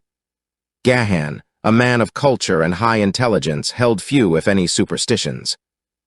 In common with nearly all races of Barsoom, he clung, more or less inherently, to a certain exalted form of ancestor worship, though it was rather the memory or legends of the virtues and heroic deeds of his forebears that he deified rather than themselves. He never expected any tangible evidence of their existence after death. He did not believe that they had the power either for good or for evil other than the effect that their example, while living, might have had upon following generations. He did not believe, therefore, in the materialization of dead spirits. If there was a life hereafter, he knew nothing of it, for he knew that science had demonstrated the existence of some material cause for every seemingly supernatural phenomenon of ancient religions and superstitions. Yet he was at a loss to know what power might have removed Tara so suddenly and mysteriously from his side in a chamber that had not known the presence of man for 5,000 years. In the darkness, he could not see whether there were the imprints of other sandals than Tara's. Only that the dust was disturbed, and when it led him into gloomy corridors, he lost the trail altogether. A perfect labyrinth of passages and apartments were now revealed to him as he hurried on through the deserted quarters of Omai. Here was an ancient bath, doubtless that of the jedak himself, and again he passed through a room in which a meal had been laid upon a table 5,000 years before. The untasted breakfast of Omai, perhaps. There passed before his eyes in the brief moments that he traversed the chambers a wealth of ornaments and jewels and precious metals that surprised even the Jed of Gathol, whose harness was of diamonds and platinum, and whose riches were the envy of a world. But at last, his search of Omai's chambers ended in a small closet in the floor of which was the opening to a spiral runway leading straight down into Stygian darkness. The dust at the entrance of the closet had been freshly disturbed, and as this was the only possible indication that Gahan had of the direction taken by the abductor of Tara, it seemed as well to follow on as to search elsewhere. So, without hesitation, he descended into the utter darkness below. Feeling with a foot before taking a forward step, his descent was necessarily slow. But Gahan was a Barsoomian, and so knew the pitfalls that might await the unwary in such dark, forbidden portions of a jedak's palace. He had descended for what he judged might be 3 full levels and was pausing, as he occasionally did, to listen when he distinctly heard a peculiar shuffling, scraping sound approaching him from below. Whatever the thing was, it was ascending the runway at a steady pace and would soon be near him. Gahan laid his hand upon the hilt of his sword and drew it slowly from its scabbard that he might make no noise that would apprise the creature of his presence. He wished that there might be even the slightest lessening of the darkness. If he could see but the outline of the thing that approached him, he would feel that he had a fairer chance in the meeting. But he could see nothing, and then, because he could see nothing, the end of his scabbard struck the stone side of the runway, giving off a sound that the stillness and the narrow confines of the passage and the darkness seemed to magnify to a terrific clatter. Instantly, the shuffling sound of approach ceased.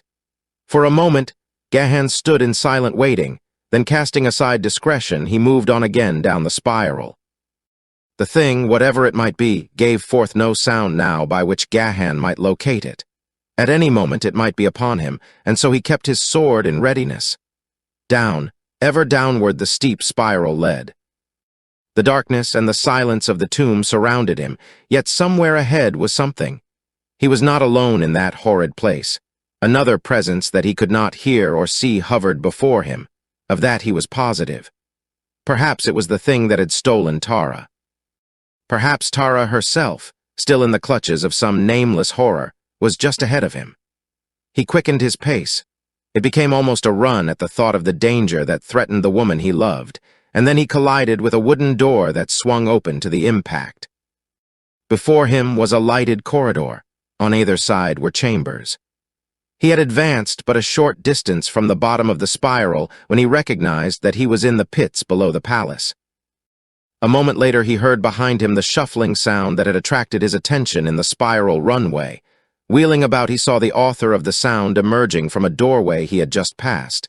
It was Gek the Kaldane. "Gek," exclaimed Gahan. "It was you in the runway. Have you seen Tara of Helium?"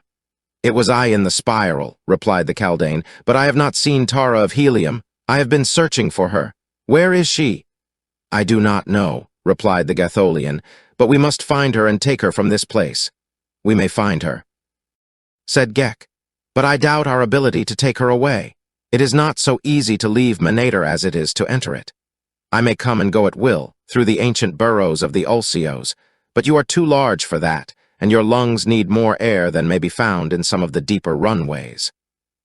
"But you, Thor," exclaimed Gahan, "have you heard aught of him or his intentions?" "I have heard much," replied Gek. "He camps at the Gate of Enemies. That spot he holds, and his warriors lie just beyond the gate, but he has not sufficient force to enter the city and take the palace. An hour since, and you might have made your way to him. But now every avenue is strongly guarded since Otar learned that Akor had escaped to Uthor." "Akor has escaped and joined Uthor," exclaimed Gahan. "But little more than an hour since. I was with him when a warrior came. A man whose name is Tasser, who brought a message from you. It was decided that Tasser should accompany Akor in an attempt to reach the camp of Uthor, the great Jed of Manatos, and exact from him the assurances you required. Then Uthor was to return and take food to you and the Princess of Helium. I accompanied them. We won through easily and found Uthor more than willing to respect your every wish. But when Tasser would have returned to you, the way was blocked by the warriors of Otar. Then it was that I volunteered to come to you and report and find food and drink, and then go forth among the Gatholian slaves of Manator and prepare them for their part in the plan that Uthor and Tasser conceived. And what was this plan? Uthor has sent for reinforcements. To Manatos he has sent, and to all the outlying districts that are his. It will take a month to collect and bring them hither, and in the meantime, the slaves within the city are to organize secretly, stealing and hiding arms against the day that the reinforcements arrive. When that day comes, the forces of Uthor will enter the Gate of Enemies, and as the warriors of Otar rush to repulse them, the slaves from Gathol will fall upon them from the rear with the majority of their numbers, while the balance will assault the palace. They hope thus to divert so many from the gate that Uthor will have little difficulty in forcing an entrance to the city. Perhaps they will succeed, commented Gahan. But the warriors of Otar are many, and those who fight in defense of their homes and their Jeddak have always an advantage. Ah, Gek, would that we had the great warships of Gathol or of Helium to pour their merciless fire into the streets of Manator while Uthor marched to the palace over the corpses of the slain. He paused, deep in thought, and then turned his gaze again upon the Kaldane. Heard you aught of the party that escaped with me from the field of Jetton, of Florin, Valdor, and the others? What of them? 10 of these won through to Uthor at the Gate of Enemies and were well received by him. 8 fell in the fighting upon the way. Valdor and Florin live, I believe, for I am sure that I heard Uthor address 2 warriors by these names. Good, exclaimed Gahan. Go then, through the burrows of the Ulcios to the Gate of Enemies and carry to Florin the message that I shall write in his own language. Come, while I write the message. In a nearby room they found a bench and table, and there Gahan sat and wrote in the strange, stenographic characters of Martian script a message to Florin of Gathol. Why? He asked when he had finished it. Did you search for Tara through the spiral runway where we nearly met? Tasser told me where you were to be found, and as I have explored the greater part of the palace by means of the Ulcio runways and the darker and less frequented passages, I knew precisely where you were and how to reach you. This secret spiral ascends from the pits to the roof of the loftiest of the palace towers. It has secret openings at every level, but there is no living Manatorian, I believe, who knows of its existence. At least never have I met one within it, and I have used it many times. Thrice have I been in the chamber where Omai lies, though I knew nothing of his identity or the story of his death until Tasser told it to us in the camp of Uthor. You know the palace thoroughly, then? Gahan interrupted. Better than Otar himself or any of his servants? Good. And you would serve the Princess Tara, Gek. You may serve her best by accompanying Florin and following his instructions. I will write them here at the close of my message to him, for the walls have ears, Gek, while none but a Gatholian may read what I have written to Florin. He will transmit it to you. Can I trust you? I may never return to Bantum, replied Gek. Therefore I have but 2 friends in all Barsoom. What better may I do than serve them faithfully? You may trust me, Gatholian, who with a woman of your kind has taught me that there be finer and nobler things than perfect mentality uninfluenced by the unreasoning tuitions of the heart. I go. Asterisk, asterisk, asterisk. As Otar pointed to the little doorway, all eyes turned in the direction he indicated, and surprise was writ large upon the faces of the warriors when they recognized the 2 who had entered the banquet hall. There was Igos, and he dragged behind him one who was gagged and whose hands were fastened behind with a ribbon of tough silk. It was the slave girl. Igos' cackling laughter rose above the silence of the room. I, he shrilled. What the young warriors of Otar cannot do, old Igos does alone. Only a Corful may capture a Corful, growled one of the chiefs who had fled from the chambers of Omai. Igos laughed. Terror turned your heart to water, he replied, and shame your tongue to libel. This be no Corful, but only a woman of Helium, her companion a warrior who can match blades with the best of you and cut your putrid hearts. Not so in the days of Igos' youth. Ah, then were there men in Manator. Well do I recall that day that I. Peace, doddering fool. Commanded Otar, where is the man? Where I found the woman, in the death chamber of Omai. Let your wise and brave chieftains go thither and fetch him. I am an old man and could bring but one. You have done well, Igos. Otar hastened to assure him, for when he learned that Gahan might still be in the haunted chambers, he wished to appease the wrath of Igos, knowing well the vitriolic tongue and temper of the Ancient One. You think she is no Corful, then, Igos? He asked, wishing to carry the subject from the man who was still at large. No more than you, replied the ancient taxidermist. Otar looked long and searchingly at Tara of Helium. All the beauty that was hers seemed suddenly to be carried to every fiber of his consciousness.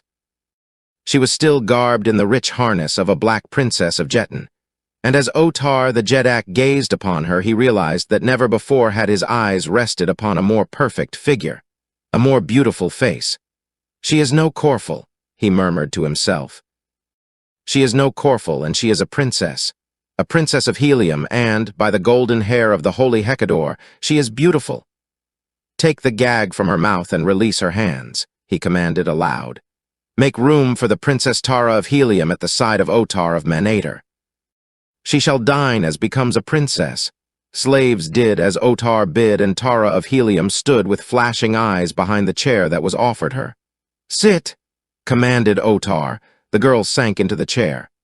I sit as a prisoner, she said. Not as a guest at the board of my enemy, Otar of Manator. Otar motioned his followers from the room. I would speak alone with the Princess of Helium, he said. The company and the slaves withdrew, and once more the Jeddak of Manator turned toward the girl. Otar of Manator would be your friend, he said. Tara of Helium sat with arms folded upon her small, firm breasts, her eyes flashing from behind narrowed lids, nor did she deign to answer his overture. Otar leaned closer to her. He noted the hostility of her bearing, and he recalled his first encounter with her. She was a she-banth, but she was beautiful. She was by far the most desirable woman that Otar had ever looked upon, and he was determined to possess her. He told her so. I could take you as my slave. He said to her, but it pleases me to make you my wife. You shall be Jadara of Manator. You shall have 7 days in which to prepare for the great honor that Otar is conferring upon you. And at this hour of the 7th day, you shall become an empress and the wife of Otar in the throne room of the Jeddaks of Manator. He struck a gong that stood beside him upon the table, and when a slave appeared, he bade him recall the company. Slowly, the chiefs filed in and took their places at the table.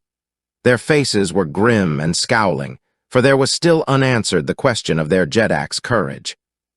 If Otar had hoped they would forget, he had been mistaken in his men. Otar arose. In 7 days, he announced, there will be a great feast in honor of the new Jadara of Manator, and he waved his hand toward Tara of Helium. The ceremony will occur at the beginning of the 7th Zode asterisk in the throne room. In the meantime, the Princess of Helium will be cared for in the tower of the women's quarters of the palace. Conduct her thither, Ethaz, with a suitable guard of honor, and see to it that slaves and eunuchs be placed at her disposal, who shall attend upon all her wants and guard her carefully from harm. Asterisk about 8:30 p.m. Earth time. Now Ethaz knew that the real meaning concealed in these fine words was that he should conduct the prisoner under a strong guard to the women's quarters, and confine her there in the tower for 7 days, placing about her trustworthy guards who would prevent her escape or frustrate any attempted rescue. As Tara was departing from the chamber with Ethaz and the guard, Otar leaned close to her ear and whispered, Consider well during these 7 days the high honor I have offered you and its sole alternative. As though she had not heard him, the girl passed out of the banquet hall, her head high and her eyes straight to the front.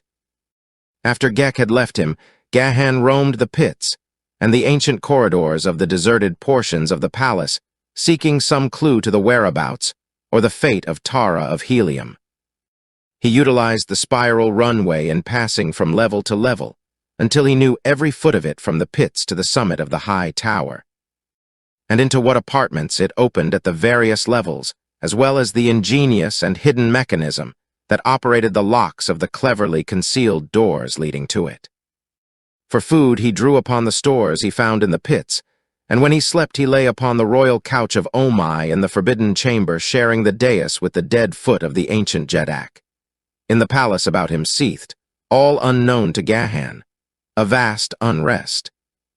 Warriors and chieftains pursued the duties of their vocations with dour faces, and little knots of them were collecting here and there, and with frowns of anger discussing some subject that was uppermost in the minds of all. It was upon the 4th day following Tara's incarceration in the tower that Ethaz, the major domo of the palace and one of Otar's creatures, came to his master upon some trivial errand. Otar was alone in one of the smaller chambers of his personal suite when the majordomo was announced, and after the matter upon which Ethaz had come was disposed of, the Jeddak signed him to remain. From the position of an obscure warrior I have elevated you, Ethaz, to the honors of a chief. Within the confines of the palace, your word is second only to mine.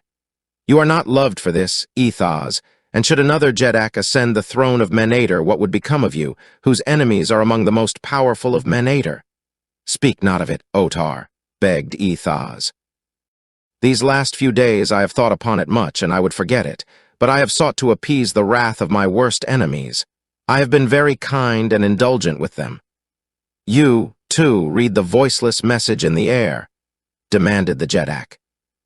Ethos was palpably uneasy, and he did not reply. Why did you not come to me with your apprehensions? Demanded Otar. Be this loyalty? I feared, O mighty Jeddak, replied Ethos. I feared that you would not understand and that you would be angry. What know you? Speak the whole truth, commanded Otar. There is much unrest among the chieftains and the warriors, replied Ethos. Even those who were your friends fear the power of those who speak against you. What say they? Growled the Jeddak. They say that you are afraid to enter the apartments of Omai in search of the slave Tiran. Oh, do not be angry with me, Jeddak. It is but what they say that I repeat. I, your loyal Ethos, believe no such foul slander. No, no, why should I fear? Demanded Otar. We do not know that he is there. Did not my chiefs go thither and see nothing of him? But they say that you did not go, pursued Ethos, and that they will have none of a coward upon the throne of Menader. They said that treason.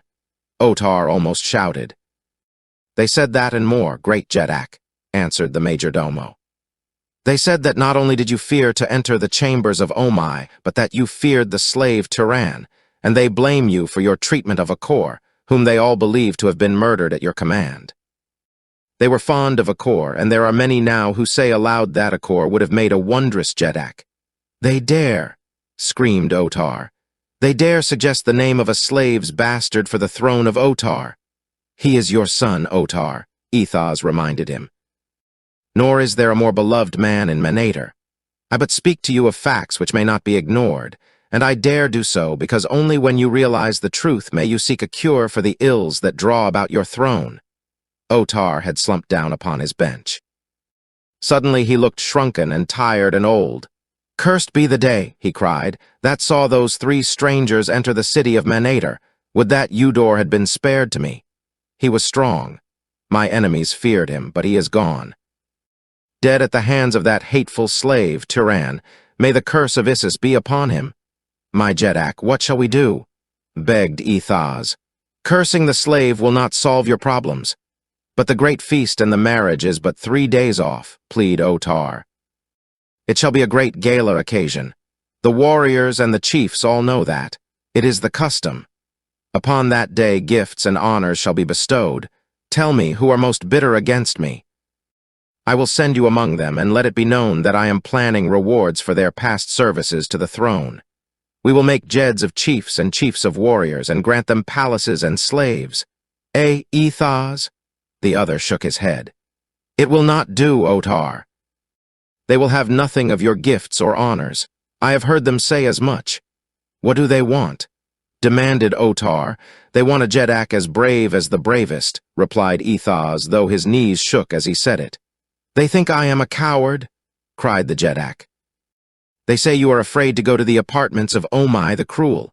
For a long time Otar sat, his head sunk upon his breast, staring blankly at the floor.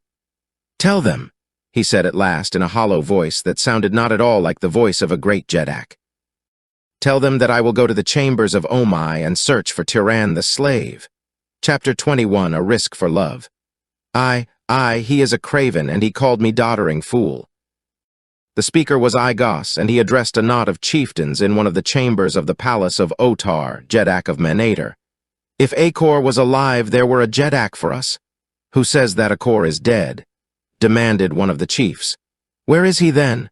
Asked Igos. Have not others disappeared whom Otar thought too well beloved for men so near the throne as they?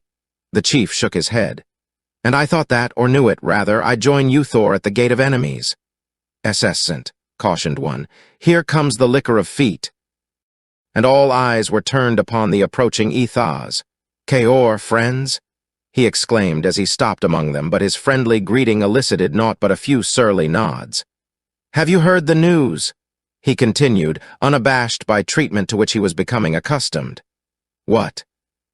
Has Otar seen an ulcio and fainted?" demanded Igos with broad sarcasm. "Men have died for less than that, ancient one," Ethos reminded him. "I am safe," retorted Igos, "for I am not a brave and popular son of the Jeddak of Menator." This was indeed open treason, but Ethos feigned not to hear it. He ignored Igos and turned to the others.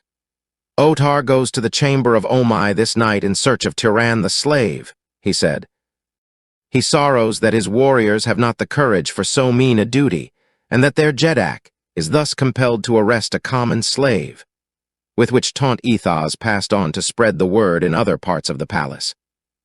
As a matter of fact, the latter part of his message was purely original with himself, and he took great delight in delivering it to the discomfiture of his enemies. As he was leaving the little group of men, Igos called after him. "At what hour does Otar intend visiting the chambers of Omai?" he asked. "Toward the end of the 8th Zode asterisk," replied the majordomo, and went his way. Asterisk about 1 o'clock a.m. Earth time. "We shall see," stated Igos.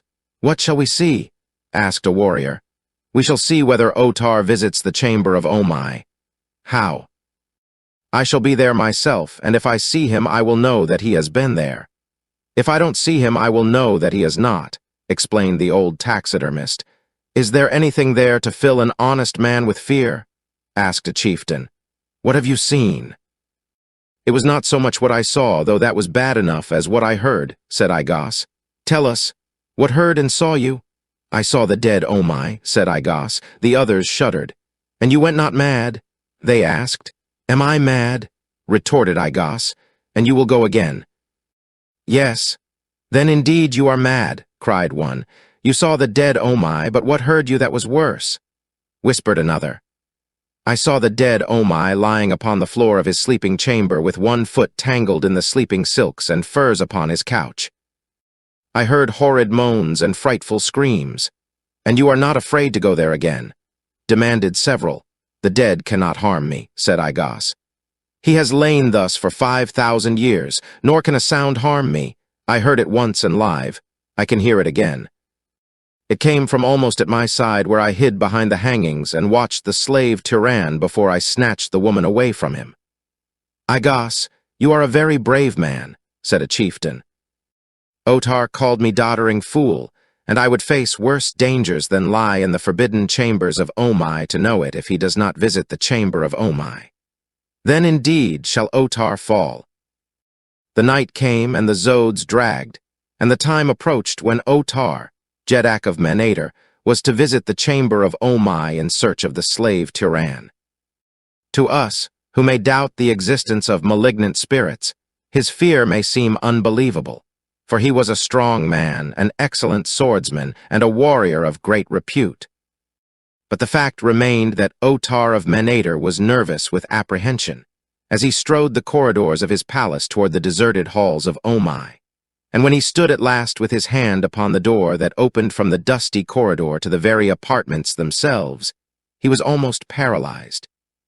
With terror, he had come alone for two very excellent reasons, the first of which was that thus none might note his terror-stricken state nor his defection, should he fail at the last moment. And the other was that should he accomplish the thing alone, or be able to make his chiefs believe that he had, the credit would be far greater than were he to be accompanied by warriors. But though he had started alone, he had become aware that he was being followed, and he knew that it was because his people had no faith in either his courage or his veracity. He did not believe that he would find the slave Tiran. He did not very much want to find him, for though Otar was an excellent swordsman and a brave warrior in physical combat, he had seen how Tiran had played with Eudor, and he had no stomach for a passage at arms with one whom he knew outclassed him.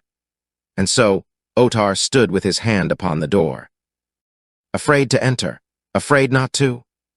But at last his fear of his own warriors, watching behind him, grew greater than the fear of the unknown behind the ancient door, and he pushed the heavy skeel aside and entered. Silence and gloom and the dust of centuries lay heavy upon the chamber. From his warriors, he knew the route that he must take to the horrid chamber of Omai, and so he forced his unwilling feet across the room before him, across the room where the Jetton players sat at their eternal game, and came to the short corridor that led into the room of Omai. His naked sword trembled in his grasp. He paused after each forward step to listen, and when he was almost at the door of the ghost-haunted chamber, his heart stood still within his breast, and the cold sweat broke from the clammy skin of his forehead. For from within there came to his affrighted ears the sound of muffled breathing. Then it was that Otar of Manator came near to fleeing from the nameless horror that he could not see, but that he knew lay waiting for him in that chamber just ahead. But again came the fear of the wrath and contempt of his warriors and his chiefs. They would degrade him, and they would slay him into the bargain. There was no doubt of what his fate would be should he flee the apartments of Omai in terror. His only hope, therefore, lay in daring the unknown in preference to the known. He moved forward. A few steps took him to the doorway. The chamber before him was darker than the corridor, so that he could just indistinctly make out the objects in the room. He saw a sleeping dais near the center, with a darker blotch of something lying on the marble floor beside it. He moved a step farther into the doorway, and the scabbard of his sword scraped against the stone frame. To his horror, he saw the sleeping silks and furs upon the central dais move. He saw a figure slowly arising to a sitting posture from the deathbed of Omai the Cruel. His knees shook, but he gathered all his moral forces, and gripping his sword more tightly in his trembling fingers prepared to leap across the chamber upon the horrid apparition. He hesitated just a moment. He felt eyes upon him. Ghoulish eyes that bored through the darkness into his withering heart. Eyes that he could not see. He gathered himself for the rush. And then there broke from the thing upon the couch an awful shriek, and Otar sank senseless to the floor. Gahan rose from the couch of Omai, smiling, only to swing quickly about with drawn sword as the shadow of a noise impinged upon his keen ears from the shadows behind him. Between the parted hangings he saw a bent and wrinkled figure. It was Igas. "Sheathe your sword, Tyran," said the old man. "You have naught to fear from Igas." "What do you here?" demanded Gahan. "I came to make sure that the great coward did not cheat us. And he called me doddering fool, but look at him now." Stricken insensible by terror, but one might forgive him that who had heard your uncanny scream. It all but blasted my own courage. And it was you, then, who moaned and screamed when the chiefs came the day that I stole Tara from you. It was you, then, old scoundrel, demanded Gahan, moving threateningly toward Igas.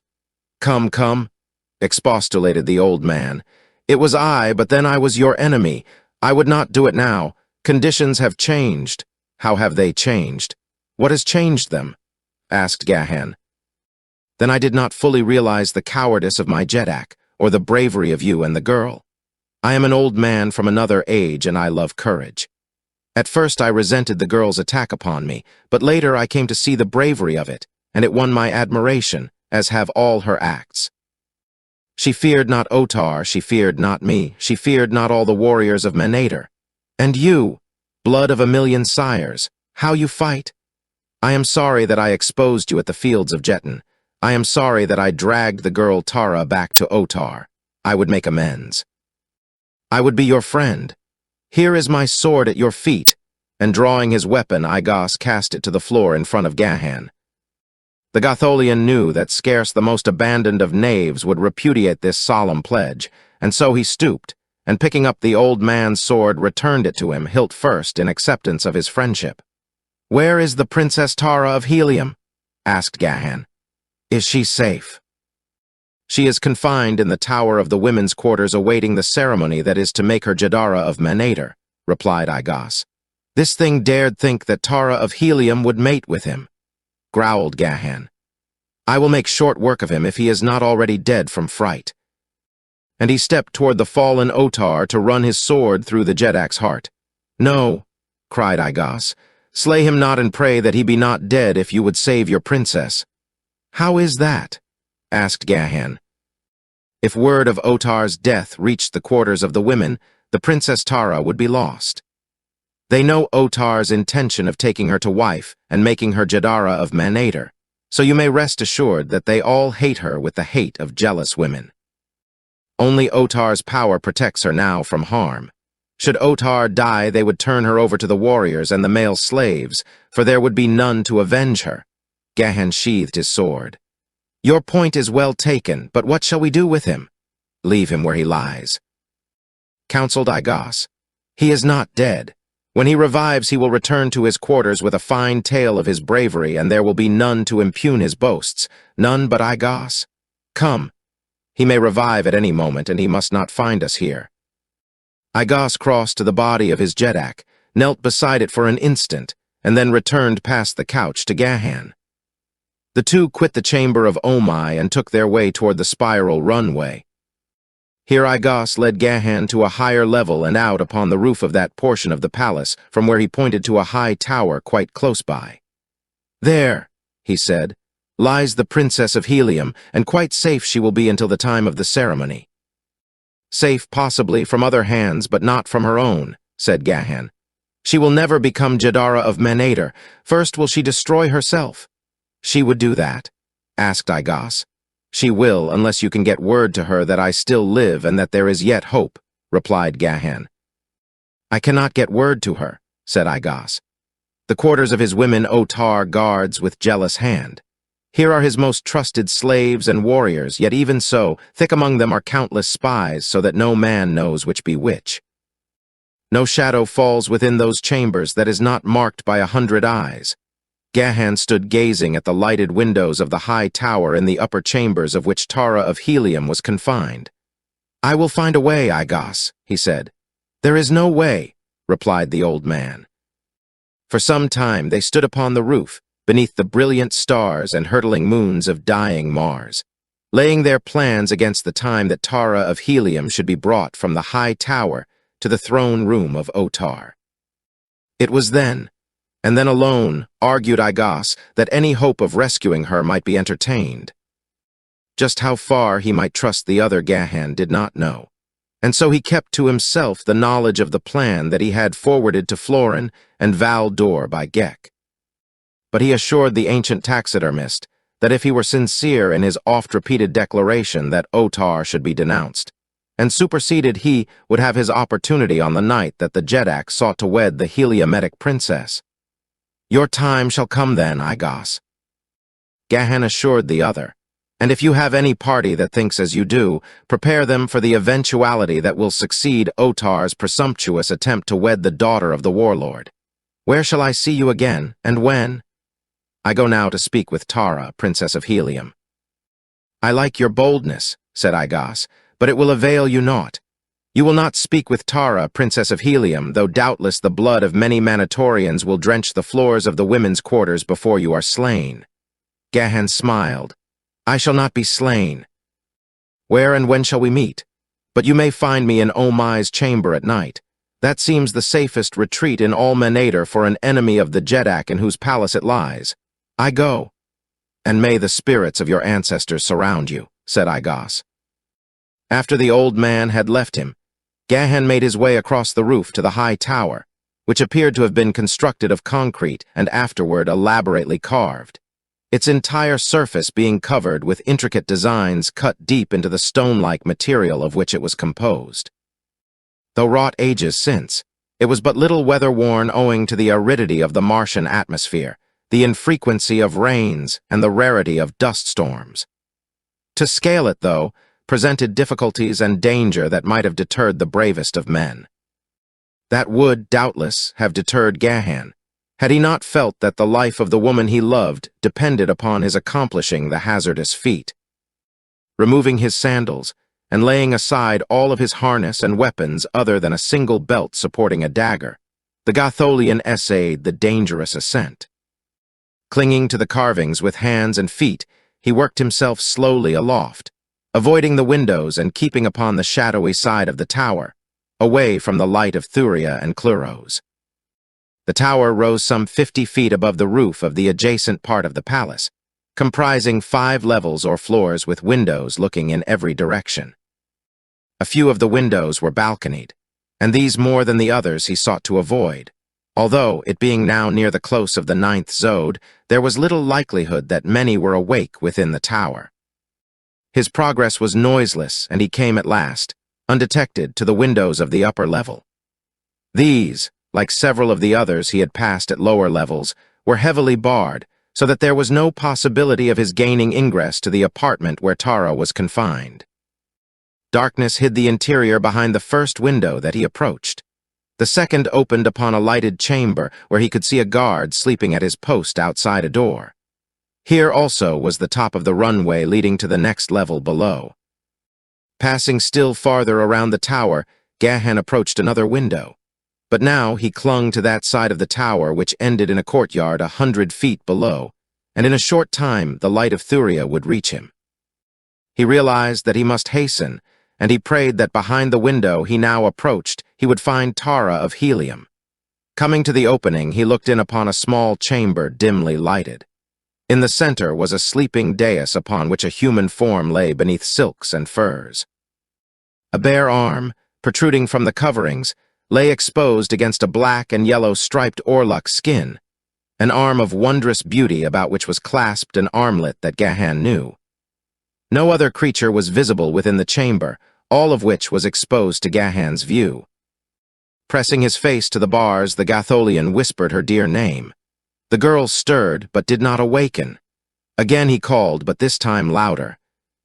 Tara sat up and looked about, and at the same instant, a huge eunuch leaped to his feet from where he had been lying on the floor close by that side of the dais farthest from Gahan. Simultaneously, the brilliant light of Thuria flashed full upon the window, where Gahan clung, silhouetting him plainly to the two within. Both sprang to their feet. The eunuch drew his sword and leaped for the window where the helpless Gahan would have fallen an easy victim to a single thrust of the murderous weapon the fellow bore, had not Tara of Helium leaped upon her guard, dragging him back. At the same time, she drew the slim dagger from its hiding place in her harness, and even as the eunuch sought to hurl her aside, its keen point found his heart. Without a sound he died and lunged forward to the floor. Then Tara ran to the window. "Tyran, my chief!" she cried. "What awful risk is this you take to seek me here, where even your brave heart is powerless to aid me?" "Be not so sure of that, heart of my heart," he replied. "While I bring but words to my love, they be the forerunner of deeds, I hope, that will give her back to me forever. I feared that you might destroy yourself, Tara of Helium, to escape the dishonor that Otar would do you. And so I came to give you new hope, and to beg that you live for me through whatever may transpire, in the knowledge that there is yet a way, and that if all goes well, we shall be freed at last. Look for me in the throne room of Otar the night that he would wed you. And now, how may we dispose of this fellow?" He pointed to the dead eunuch upon the floor. "We need not concern ourselves about that," she replied. "None dares harm me for fear of the wrath of Otar. Otherwise I should have been dead so soon as ever I entered this portion of the palace, for the women hate me. Otar alone may punish me, and what cares Otar for the life of a eunuch? No, fear not upon this score." Their hands were clasped between the bars, and now Gahan drew her nearer to him. "One kiss," he said. "Before I go, my princess," and the proud daughter of Dejah Thoris, princess of Helium, and the warlord of Barsoom whispered, "My chieftain," and pressed her lips to the lips of Tyran, the common Panthan. Chapter 22, At the Moment of Marriage. The silence of the tomb lay heavy about him as Otar, Jeddak of Manator, opened his eyes in the chamber of Omai. Recollection of the frightful apparition that had confronted him swept to his consciousness. He listened, but heard naught. Within the range of his vision, there was nothing apparent that might cause alarm. Slowly he lifted his head and looked about. Upon the floor beside the couch lay the thing that had at first attracted his attention, and his eyes closed in terror as he recognized it for what it was. But it moved not, nor spoke. Otar opened his eyes again and rose to his feet. He was trembling in every limb. There was nothing on the dais from which he had seen the thing arise. Otar backed slowly from the room. At last he gained the outer corridor. It was empty. He did not know that it had emptied rapidly as the loud scream with which his own had mingled had broken upon the startled ears of the warriors who had been sent to spy upon him. He looked at the timepiece set in a massive bracelet upon his left forearm. The 9th Zode was nearly half gone. Otar had lain for an hour unconscious. He had spent an hour in the chamber of Omai, and he was not dead. He had looked upon the face of his predecessor and was still sane. He shook himself and smiled. Rapidly, he subdued his rebelliously shaking nerves, so that by the time he reached the tenanted portion of the palace, he had gained control of himself. He walked with chin high and something of a swagger. To the banquet hall he went, knowing that his chiefs awaited him there, and as he entered they arose, and upon the faces of many were incredulity and amaze, for they had not thought to see Otar the Jeddak again after what the spies had told them of the horrid sounds issuing from the chamber of Omai. Thankful was Otar that he had gone alone to that chamber of fright, for now no one could deny the tale that he should tell. Ethaz rushed forward to greet him, for Ethaz had seen black looks directed toward him as the towels slipped by and his benefactor failed to return.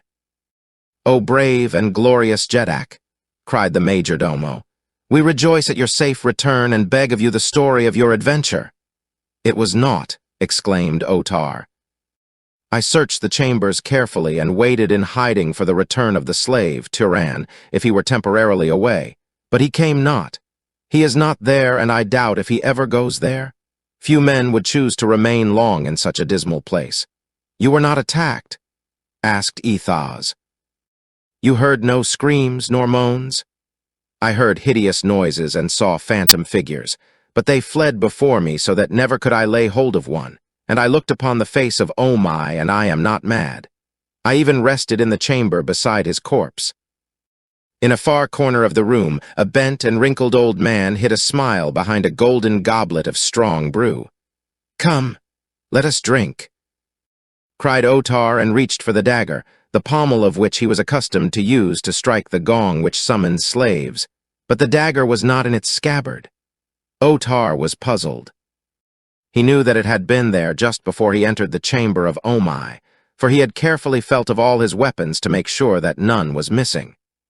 He seized instead a table utensil and struck the gong, and when the slaves came bade them bring the strongest brew for Otar and his chiefs.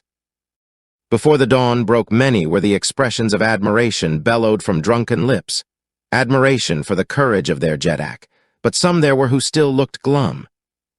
Asterisk, asterisk, asterisk, came at last the day that Otar would take the Princess Tara of Helium to wife.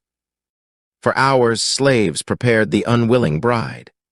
7 perfumed baths occupied 3 long and weary hours, then her whole body was anointed with the oil of pimelia blossoms, and massaged by the deft fingers of a slave from distant Dusar.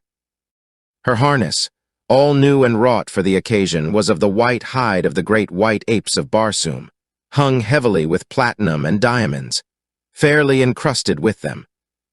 The glossy mass of her jet hair had been built into a coiffure of stately and becoming grandeur, into which diamond-headed pins were stuck until the whole scintillated, as the stars in heaven upon a moonless night. But it was a sullen and defiant bride that they led from the high tower toward the throne room of Otar. The corridors were filled with slaves and warriors, and the women of the palace and the city who had been commanded to attend the ceremony. All the power and pride, wealth and beauty of Manator were there. Slowly Tara, surrounded by a heavy guard of honor, moved along the marble corridors filled with people.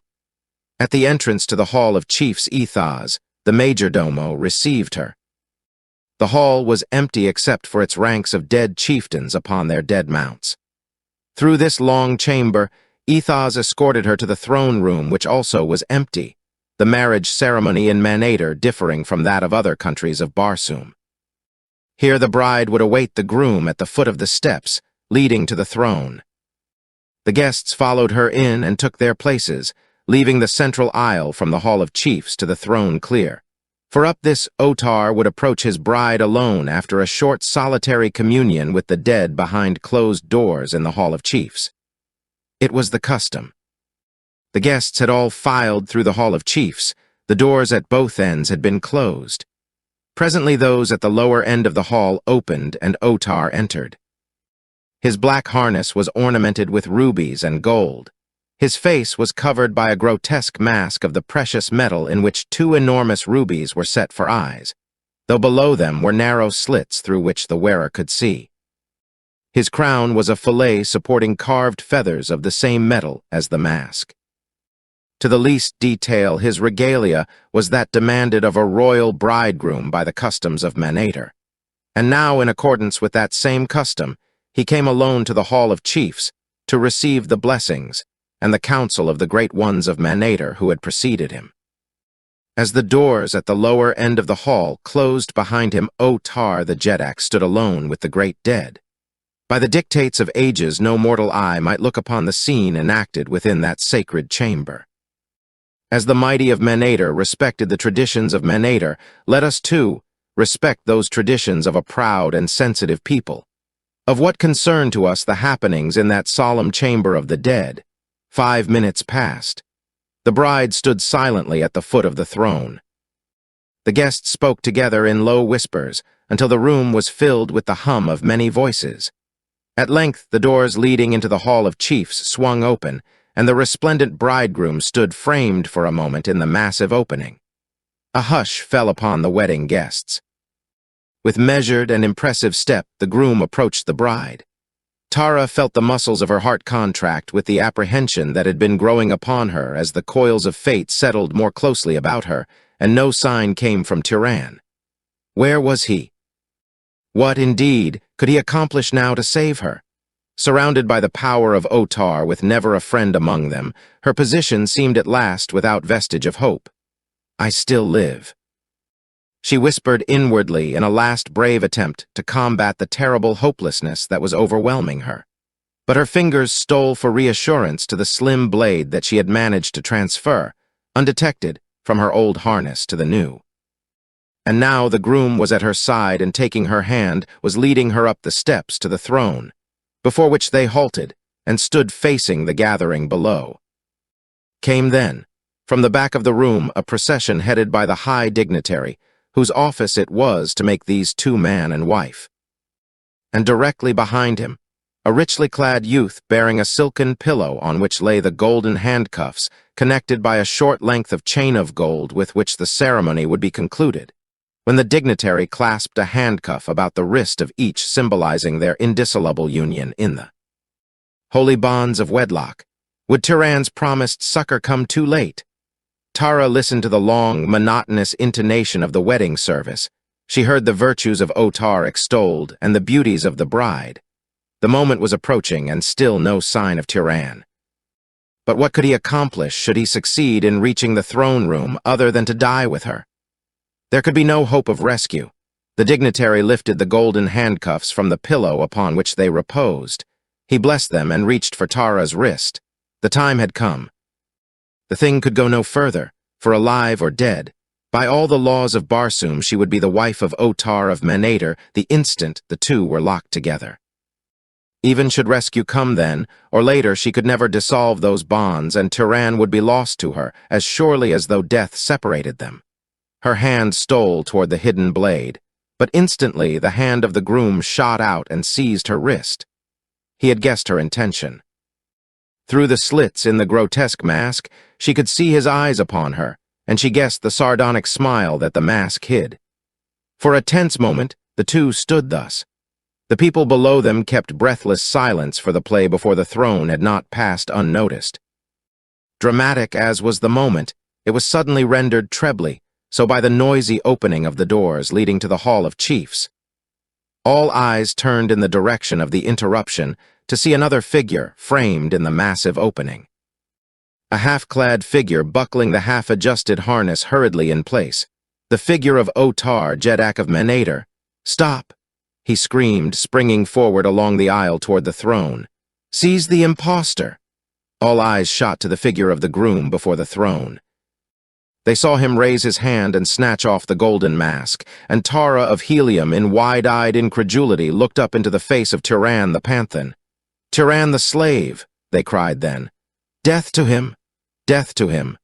"Wait!" shouted Tiran, drawing his sword as a dozen warriors leaped forward. "Wait!" screamed another voice, old and cracked as Igos, the ancient taxidermist, sprang from among the guests and reached the throne steps ahead of the foremost warriors. At sight of the old man, the warriors paused, for age is held in great veneration among the peoples of Barsoom. as is true, perhaps, of all peoples whose religion is based to any extent upon ancestor worship. But Otar gave no heed to him, leaping instead swiftly toward the throne. "Stop, coward!" cried Igos.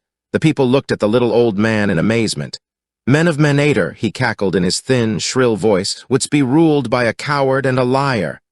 "Down with him," shouted Otar. "Not until I have spoken," retorted Igos.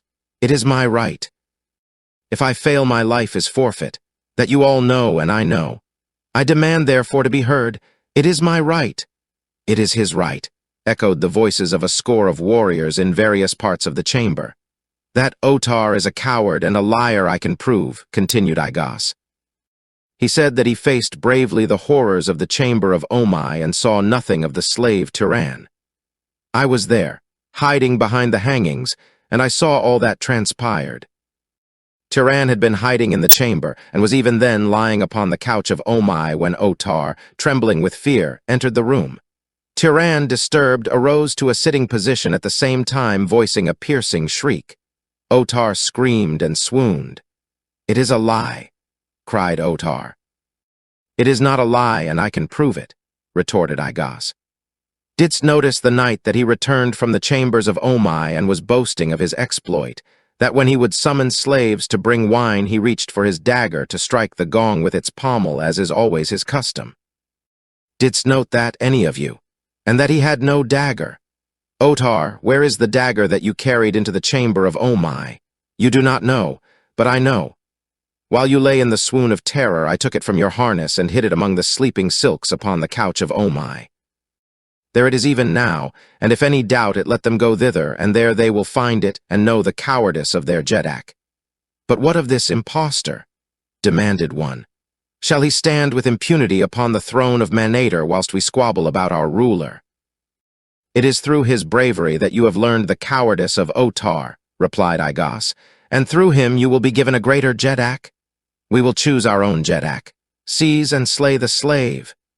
There were cries of approval from all parts of the room. Gahan was listening intently, as though for some hoped-for sound. He saw the warriors approaching the dais, where he now stood with drawn sword and with one arm about Tara of Helium. He wondered if his plans had miscarried after all. If they had, it would mean death for him, and he knew that Tara would take her life if he fell. Had he, then, served her so futilely after all his efforts?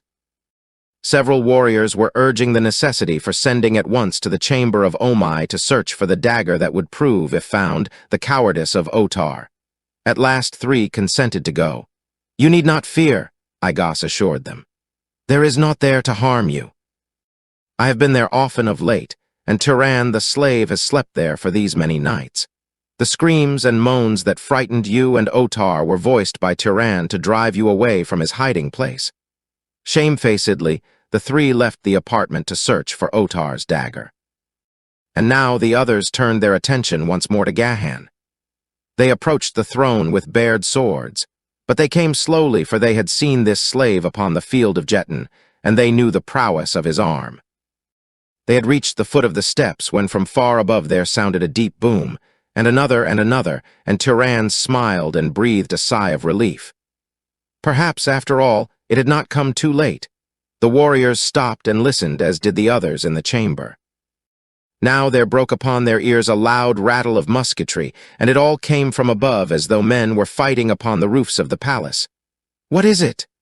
they demanded, one of the other. "A great storm has broken over Manator," said one. "Mind not the storm until you have slain the creature who dares stand upon the throne of your Jeddak," demanded Otar. "Seize him." Even as he ceased speaking, the araz behind the throne parted, and a warrior stepped forth upon the dais. An exclamation of surprise and dismay broke from the lips of the warriors of Otar. "You Thor!" they cried. "What treason is this?" "It is no treason," said Uthor in his deep voice. "I bring you a new Jeddak for all of Manator. No lying poltroon, but a courageous man whom you all love." He stepped aside then, and another emerged from the corridor hidden by the araz. It was Akor, and at sight of him there rose exclamations of surprise, of pleasure, and of anger, as the various factions recognized the coup d'etat that had been arranged so cunningly. Behind Acor came other warriors until the dais was crowded with them. All men of Manator from the city of Manatos. Otar was exhorting his warriors to attack when a bloody and disheveled Padwar burst into the chamber through a side entrance. "The city has fallen," he cried aloud. "The hordes of Manatos pour through the gate of enemies. The slaves from Gathol have arisen and destroyed the palace guards. Great ships are landing warriors upon the palace roof and in the fields of Jeton. The men of Helium and Gathol are marching through Manator. They cry aloud for the princess of Helium and swear to leave Manator a blazing funeral pyre consuming the bodies of all our people. The skies are black with ships. They come in great processions from the east and from the south." And then once more the doors from the Hall of Chiefs swung wide, and the men of Manator turned to see another figure standing upon the threshold. A mighty figure of a man with white skin and black hair and gray eyes that glittered now like points of steel, and behind him, the Hall of Chiefs was filled with fighting men wearing the harness of far countries. Tara of Helium saw him and her heart leaped in exultation, for it was John Carter, warlord of Barsoom, come at the head of a victorious host to the rescue of his daughter, and at his side was Jor Cantos, to whom she had been betrothed. The warlord eyed the assemblage for a moment before he spoke. "Lay down your arms, men of Manator," he said. "I see my daughter and that she lives, and if no harm has befallen her, no blood need be shed. Your city is filled with the fighting men of Uthor and those from Gathol and from Helium. The palace is in the hands of the slaves from Gathol, beside 1,000 of my own warriors who fill the halls and chambers surrounding this room. The fate of your Jedak lies in your own hands. I have no wish to interfere. I come only for my daughter and to free the slaves from Gathol. I have spoken." And without waiting for a reply, and as though the room had been filled with his own people rather than a hostile band, he strode up the broad main aisle toward Tara of Helium. The chiefs of Manator were stunned. They looked to Otar, but he could only gaze helplessly about him as the enemy entered from the Hall of Chiefs and circled the throne room until they had surrounded the entire company. And then a dwarf of the army of Helium entered. "We have captured 3 chiefs," he reported to the warlord, "who beg that they be permitted to enter the throne room and report to their fellows some matter which they say will decide the fate of Manator." "Fetch them," ordered the warlord. They came, heavily guarded, to the foot of the steps leading to the throne, and there they stopped, and the leader turned toward the others of Manator, and raising high his right hand displayed a jeweled dagger. "We found it," he said, "even where Igos said that we would find it." And he looked menacingly upon Otar. "Acor, Jedak of Manator?" cried a voice, and the cry was taken up by 100 hoarse-throated warriors. "There can be but one Jedak in Manator," said the chief who held the dagger. His eyes still fixed upon the hapless Otar, he crossed to where the latter stood and holding the dagger upon an outstretched palm, proffered it to the discredited ruler. "There can be but one Jedak in Manator," he repeated meaningly. Otar took the proffered blade, and drawing himself to his full height, plunged it to the guard into his breast, in that single act redeeming himself in the esteem of his people, and winning an eternal place in the Hall of Chiefs.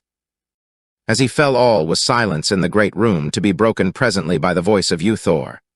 "Otar is dead," he cried. "Let Acor rule until the chiefs of all Manator may be summoned to choose a new Jedak. What is your answer?" "Let Acor rule. Acor, Jedak of Manator." The cries filled the room, and there was no dissenting voice. Acor raised his sword for silence. "It is the will of Acor," he said, "and that of the great Jed of Manatos, and the commander of the fleet from Gathol, and of the illustrious John Carter, warlord of Barsoom. That peace lie upon the city of Manator, and so I decree that the men of Manator go forth and welcome the fighting men of these our allies as guests and friends, and show them the wonders of our ancient city and the hospitality of Manator. I have spoken." And Uthor and John Carter dismissed their warriors and bade them accept the hospitality of Manator. As the room emptied, Jor Cantos reached the side of Tara of Helium. The girl's happiness at rescue had been blighted by sight of this man whom her virtuous heart told her she had wronged. She dreaded the ordeal that lay before her and the dishonor that she must admit before she could hope to be freed from the understanding that had for long existed between them. And now, Jor Cantos approached, and kneeling raised her fingers to his lips.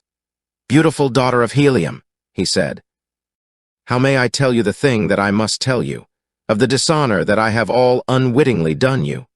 I can but throw myself upon your generosity for forgiveness, but if you demand it, I can receive the dagger as honorably as did Otar." "What do you mean?" asked Tara of Helium. "What are you talking about? Why speak thus in riddles to one whose heart is already breaking?" Her heart already breaking. The outlook was anything but promising, and the young Padwar wished that he had died before ever he had had to speak the words he now must speak. "Tara of Helium," he continued, "we all thought you dead. For a long year have you been gone from Helium. I mourned you truly, and then, less than a moon since, I wed with Olvia Marthais." He stopped and looked at her with eyes that might have said, "Now strike me dead." "Oh, foolish man," cried Tara. "Nothing you could have done could have pleased me more. Jor Cantos, I could kiss you." "I do not think that Olvia Marthais would mind," he said, his face now wreathed with smiles. As they spoke, a body of men had entered the throne room and approached the dais. They were tall men trapped in plain harness, absolutely without ornamentation. Just as their leader reached the dais, Tara had turned to Gahan, motioning him to join them. "Jor Cantos," she said, "I bring you Tiran the Panthan, whose loyalty and bravery have won my love." John Carter and the leader of the new-come warriors, who were standing near, looked quickly at the little group. The former smiled an inscrutable smile, the latter addressed the Princess of Helium. "Tiran the Panthan," he cried. "Know you not, fair daughter of Helium, that this man you call Panthan is Gahan, Jed of Gathol?" For just a moment Tara of Helium looked her surprise, and then she shrugged her beautiful shoulders as she turned her head to cast her eyes over one of them at Gahan of Gathol. "Jed or Panthan," she said, "what difference does it make what one's slave has been?" And she laughed roguishly into the smiling face of her lover. Asterisk, asterisk, asterisk, his story finished. John Carter rose from the chair opposite me, stretching his giant frame like some great forest-bred lion. "You must go," I cried, for I hated to see him leave, and it seemed that he had been with me but a moment. "The sky is already red beyond those beautiful hills of yours," he replied, "and it will soon be day." "Just one question before you go," I begged.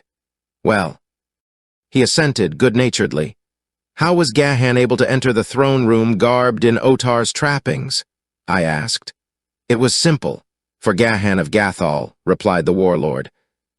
"With the assistance of Igos, he crept into the Hall of Chiefs before the ceremony, while the throne room and Hall of Chiefs were vacated to receive the bride. He came from the pits through the corridor that opened behind the arras at the rear of the throne, and passing into the Hall of Chiefs took his place upon the back of a riderless thoat, whose warrior was in Igos' repair room. When Otar entered and came near him, Gahan fell upon him and struck him with the butt of a heavy spear. He thought that he had killed him and was surprised when Otar appeared to denounce him. "And Gek? What became of Gek?" I insisted. After leading Valdor and Florin to Tara's disabled flyer, which they repaired, he accompanied them to Gathol, from where a message was sent to me in Helium. He then led a large party, including Acor and Uthor, from the roof, where our ships landed them, down a spiral runway into the palace, and guided them to the throne room.